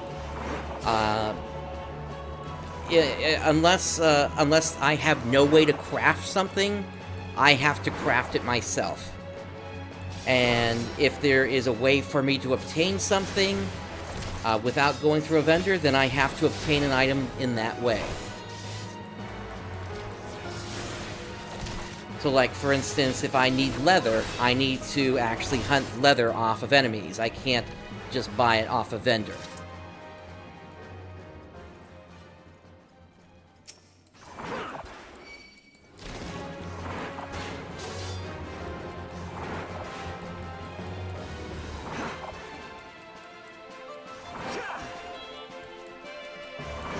But if I don't have access to a particular crafting class, that's when I'm able to buy something off of vendor, provided it's just the component materials and not the actual, provided it's not equipment that I'm buying. I mean, if I could have just bought equipment that was armor and blacksmith, even though I don't have access to those, I mean, I would have been done with this a whole lot faster.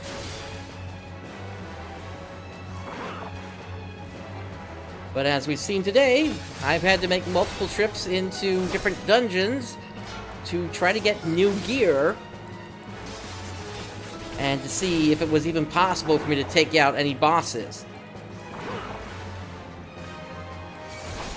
And while I might have gotten the paladin stuff, for a new weapon and shield, and a new pair of glasses, which I have here. Still wasn't exactly the best amount of luck here.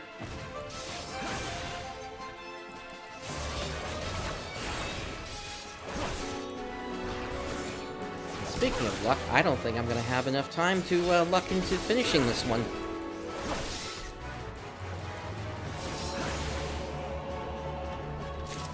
I'm going to miss it by just a few seconds here. That's a shame. Oh well, at least I still get some credit for this. I think it's like 66% experience or something like that. Alright, 2 boss fates up, and that's it. Let's head back to Ul'Dah and swap around again.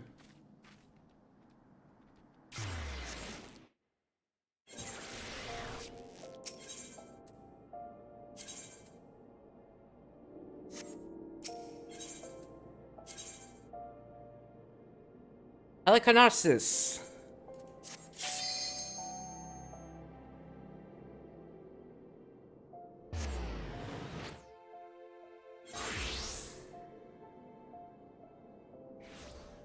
I guess to put it another way, this is essentially like a solo challenge.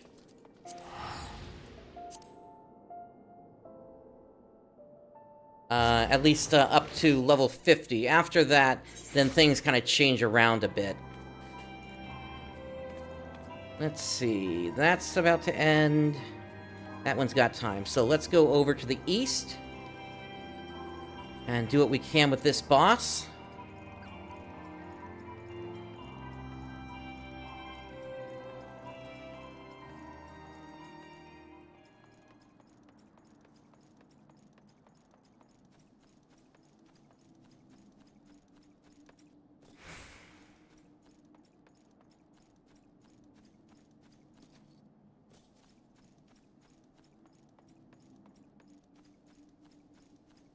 I might only get silver credit on this one, given how much time is left, but we'll see.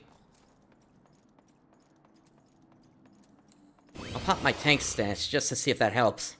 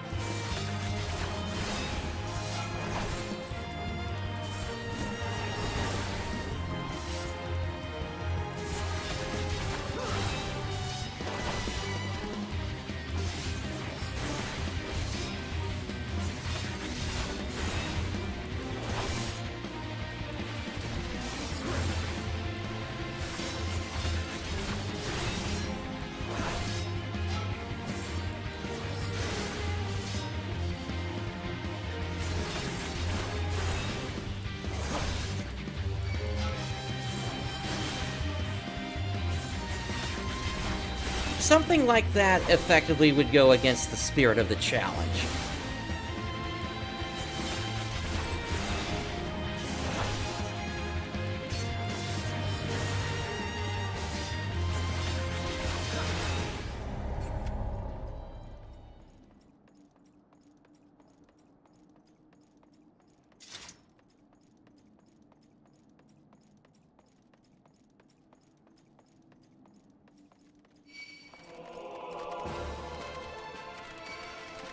It's like, I can't just simply ask another player to make me all the turn-ins I'm gonna need to complete the quests for the different crafters I'm able to level up. That there'd be no point in me really even trying to in me trying to, you know, put the effort of putting together a gear set at that point.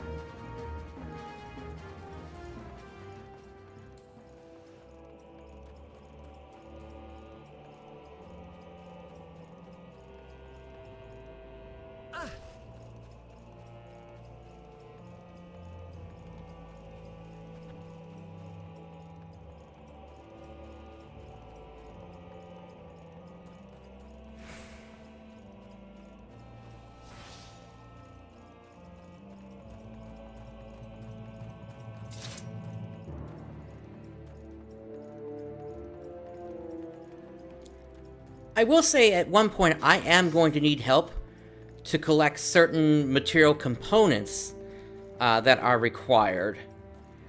And this is the weird thing about it. They cannot be placed on the market board, but they can be traded. But that is something that we're going to address later down the road, not tonight.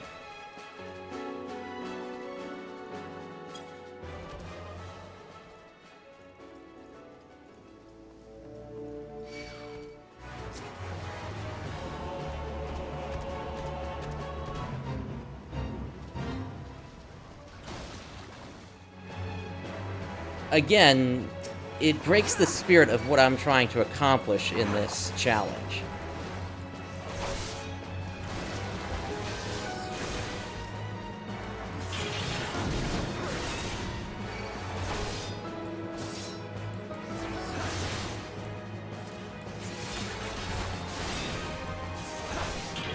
I mean, the only reason I can't say that this is a 100% complete solo challenge is because in order to reach the upper echelons of levels for classes beyond the initial ones, is I'm going to have to run roulettes. And the only roulette I have access to is the leveling roulette, because there are 4 dungeons that you can access without completing a single main scenario quest.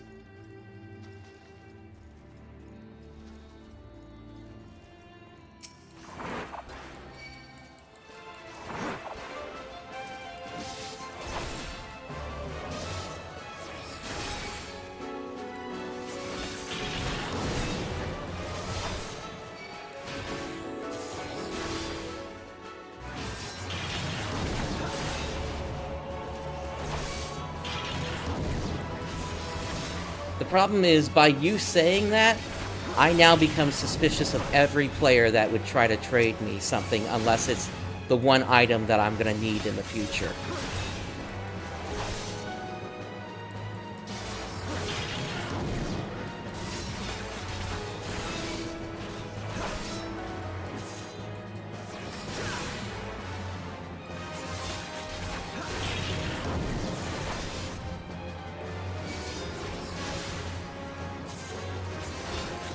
Look, I get that you're trying to help here, but this really isn't. It's not helping in terms of the spirit of the challenge.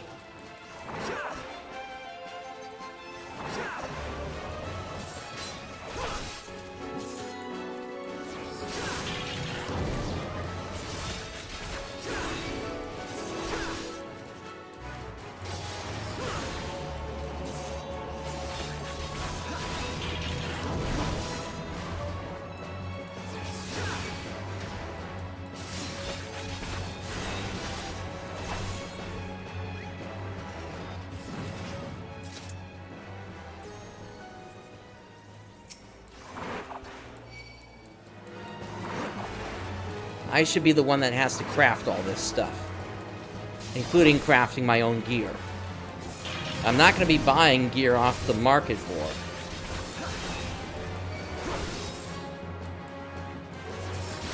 At least as much as I can help it here.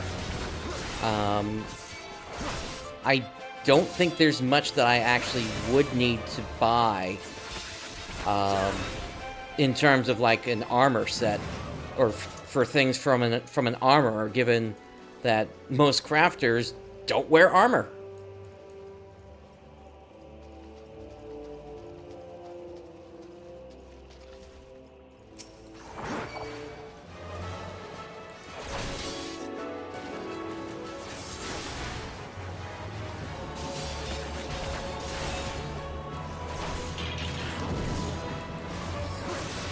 Alright, so we'll be able to finish...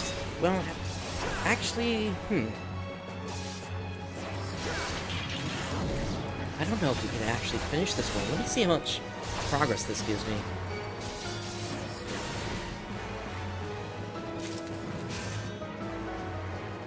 If I'm able to finish this, it's going to be close.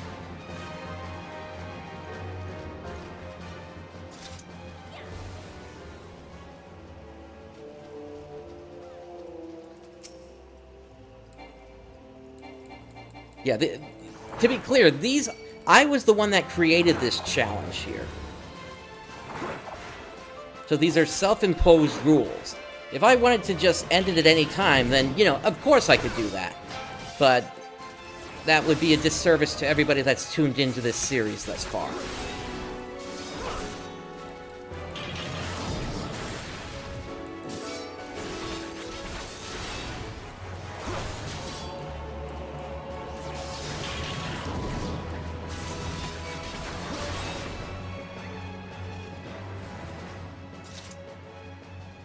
Okay, yeah, I'm not going to be able to finish this, so I'm going to start heading over to the east.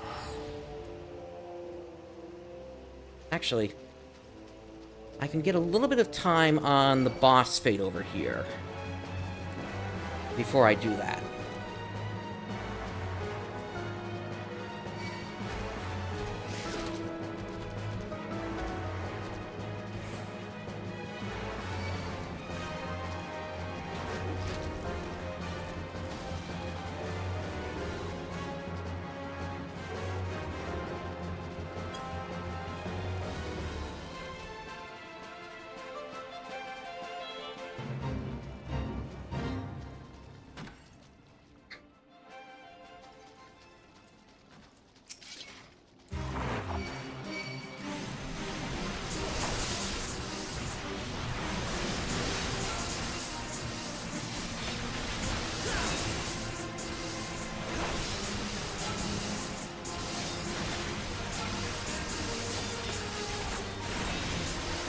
Say a little bit of time, but I'm not even able to survive that long.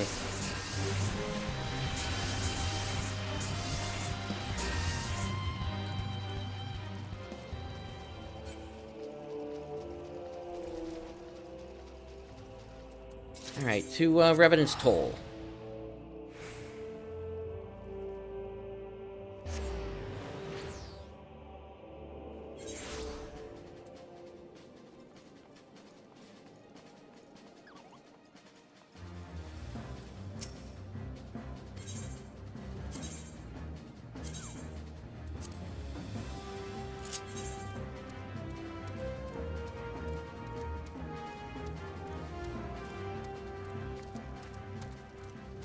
So this will complete in about 35 seconds. This will complete in 10 seconds. Not going to get much experience out of this one.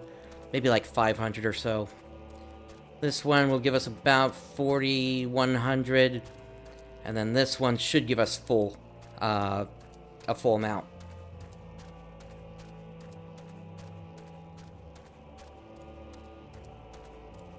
And with any luck, this fate over here will be the last one we need, but we'll see.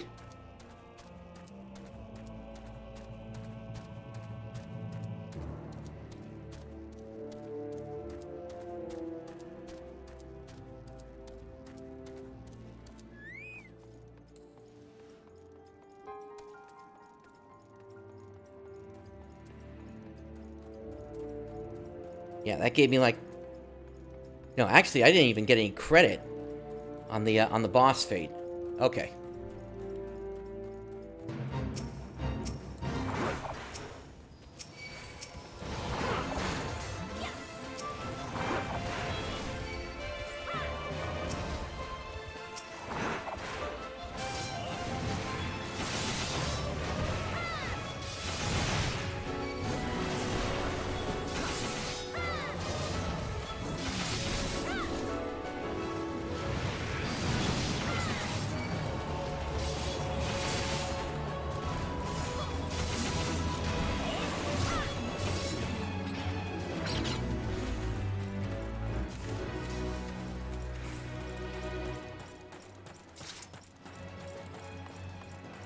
Okay, I need a tiny bit more, so we're gonna get that from this fate over here.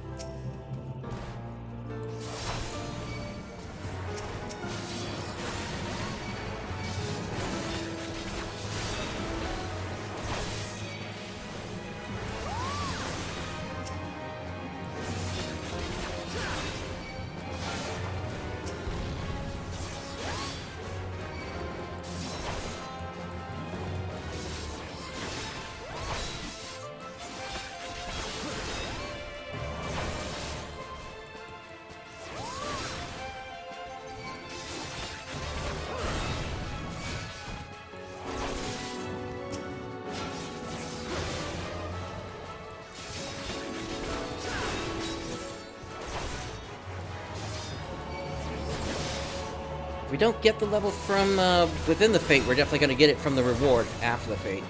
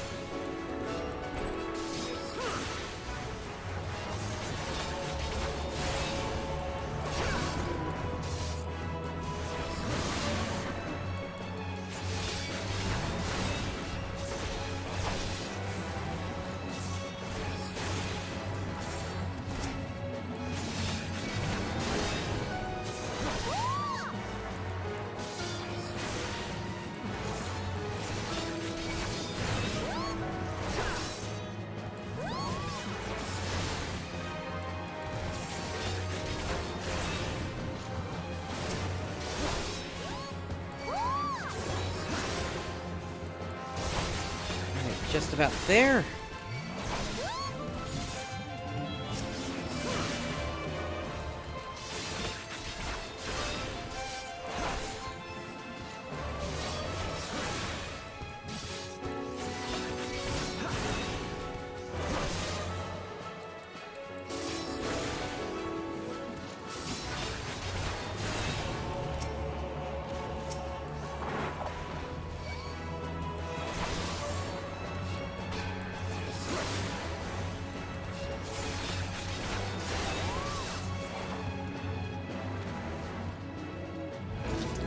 Alright, that's it. Level 48.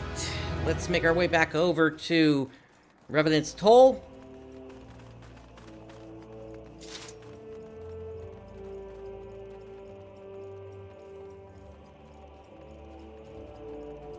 Oh, and hey, I've learned a new roll action. How about that? I have learned Shirk. Not that I have any tanks to shirk onto.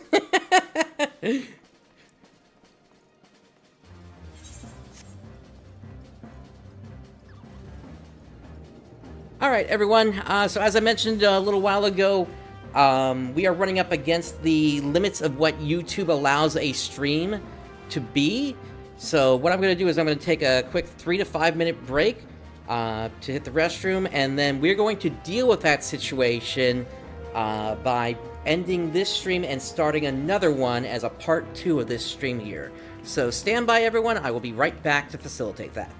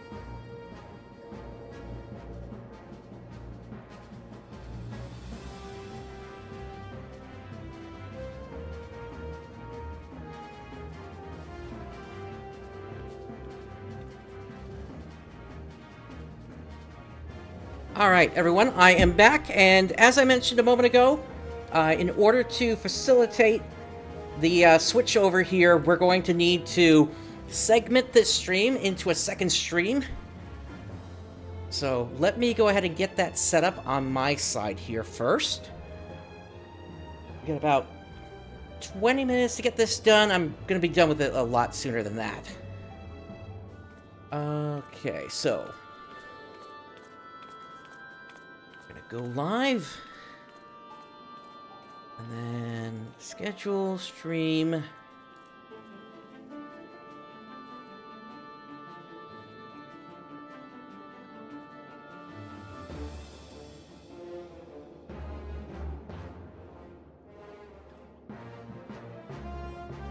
then I need to grab the description.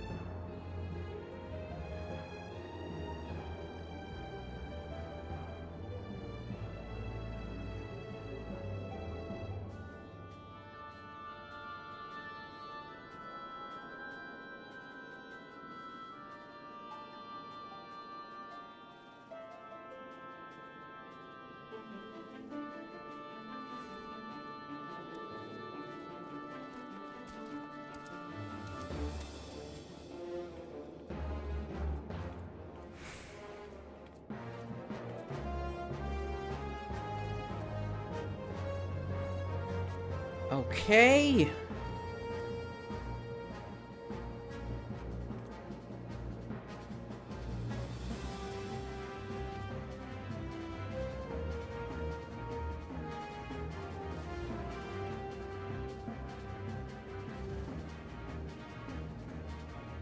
Now the question is, how seamless is this?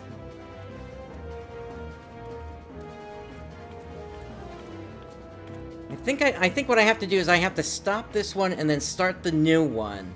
So let me give you the new stream link in chat here.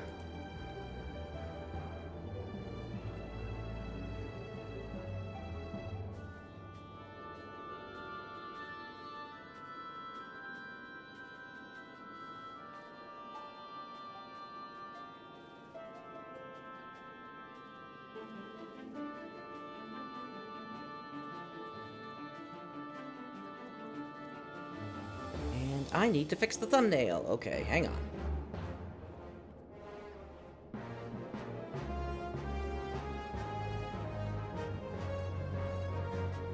Hello, YouTube.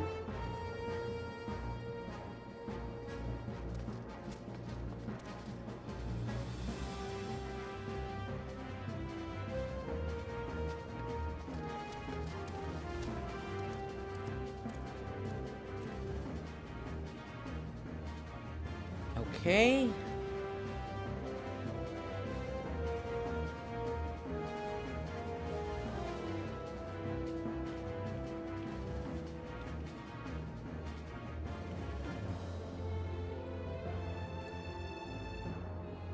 Alright, let me drop the link into chat here. This is the second part of the stream, which will be activating within the next couple of minutes as I get it started here.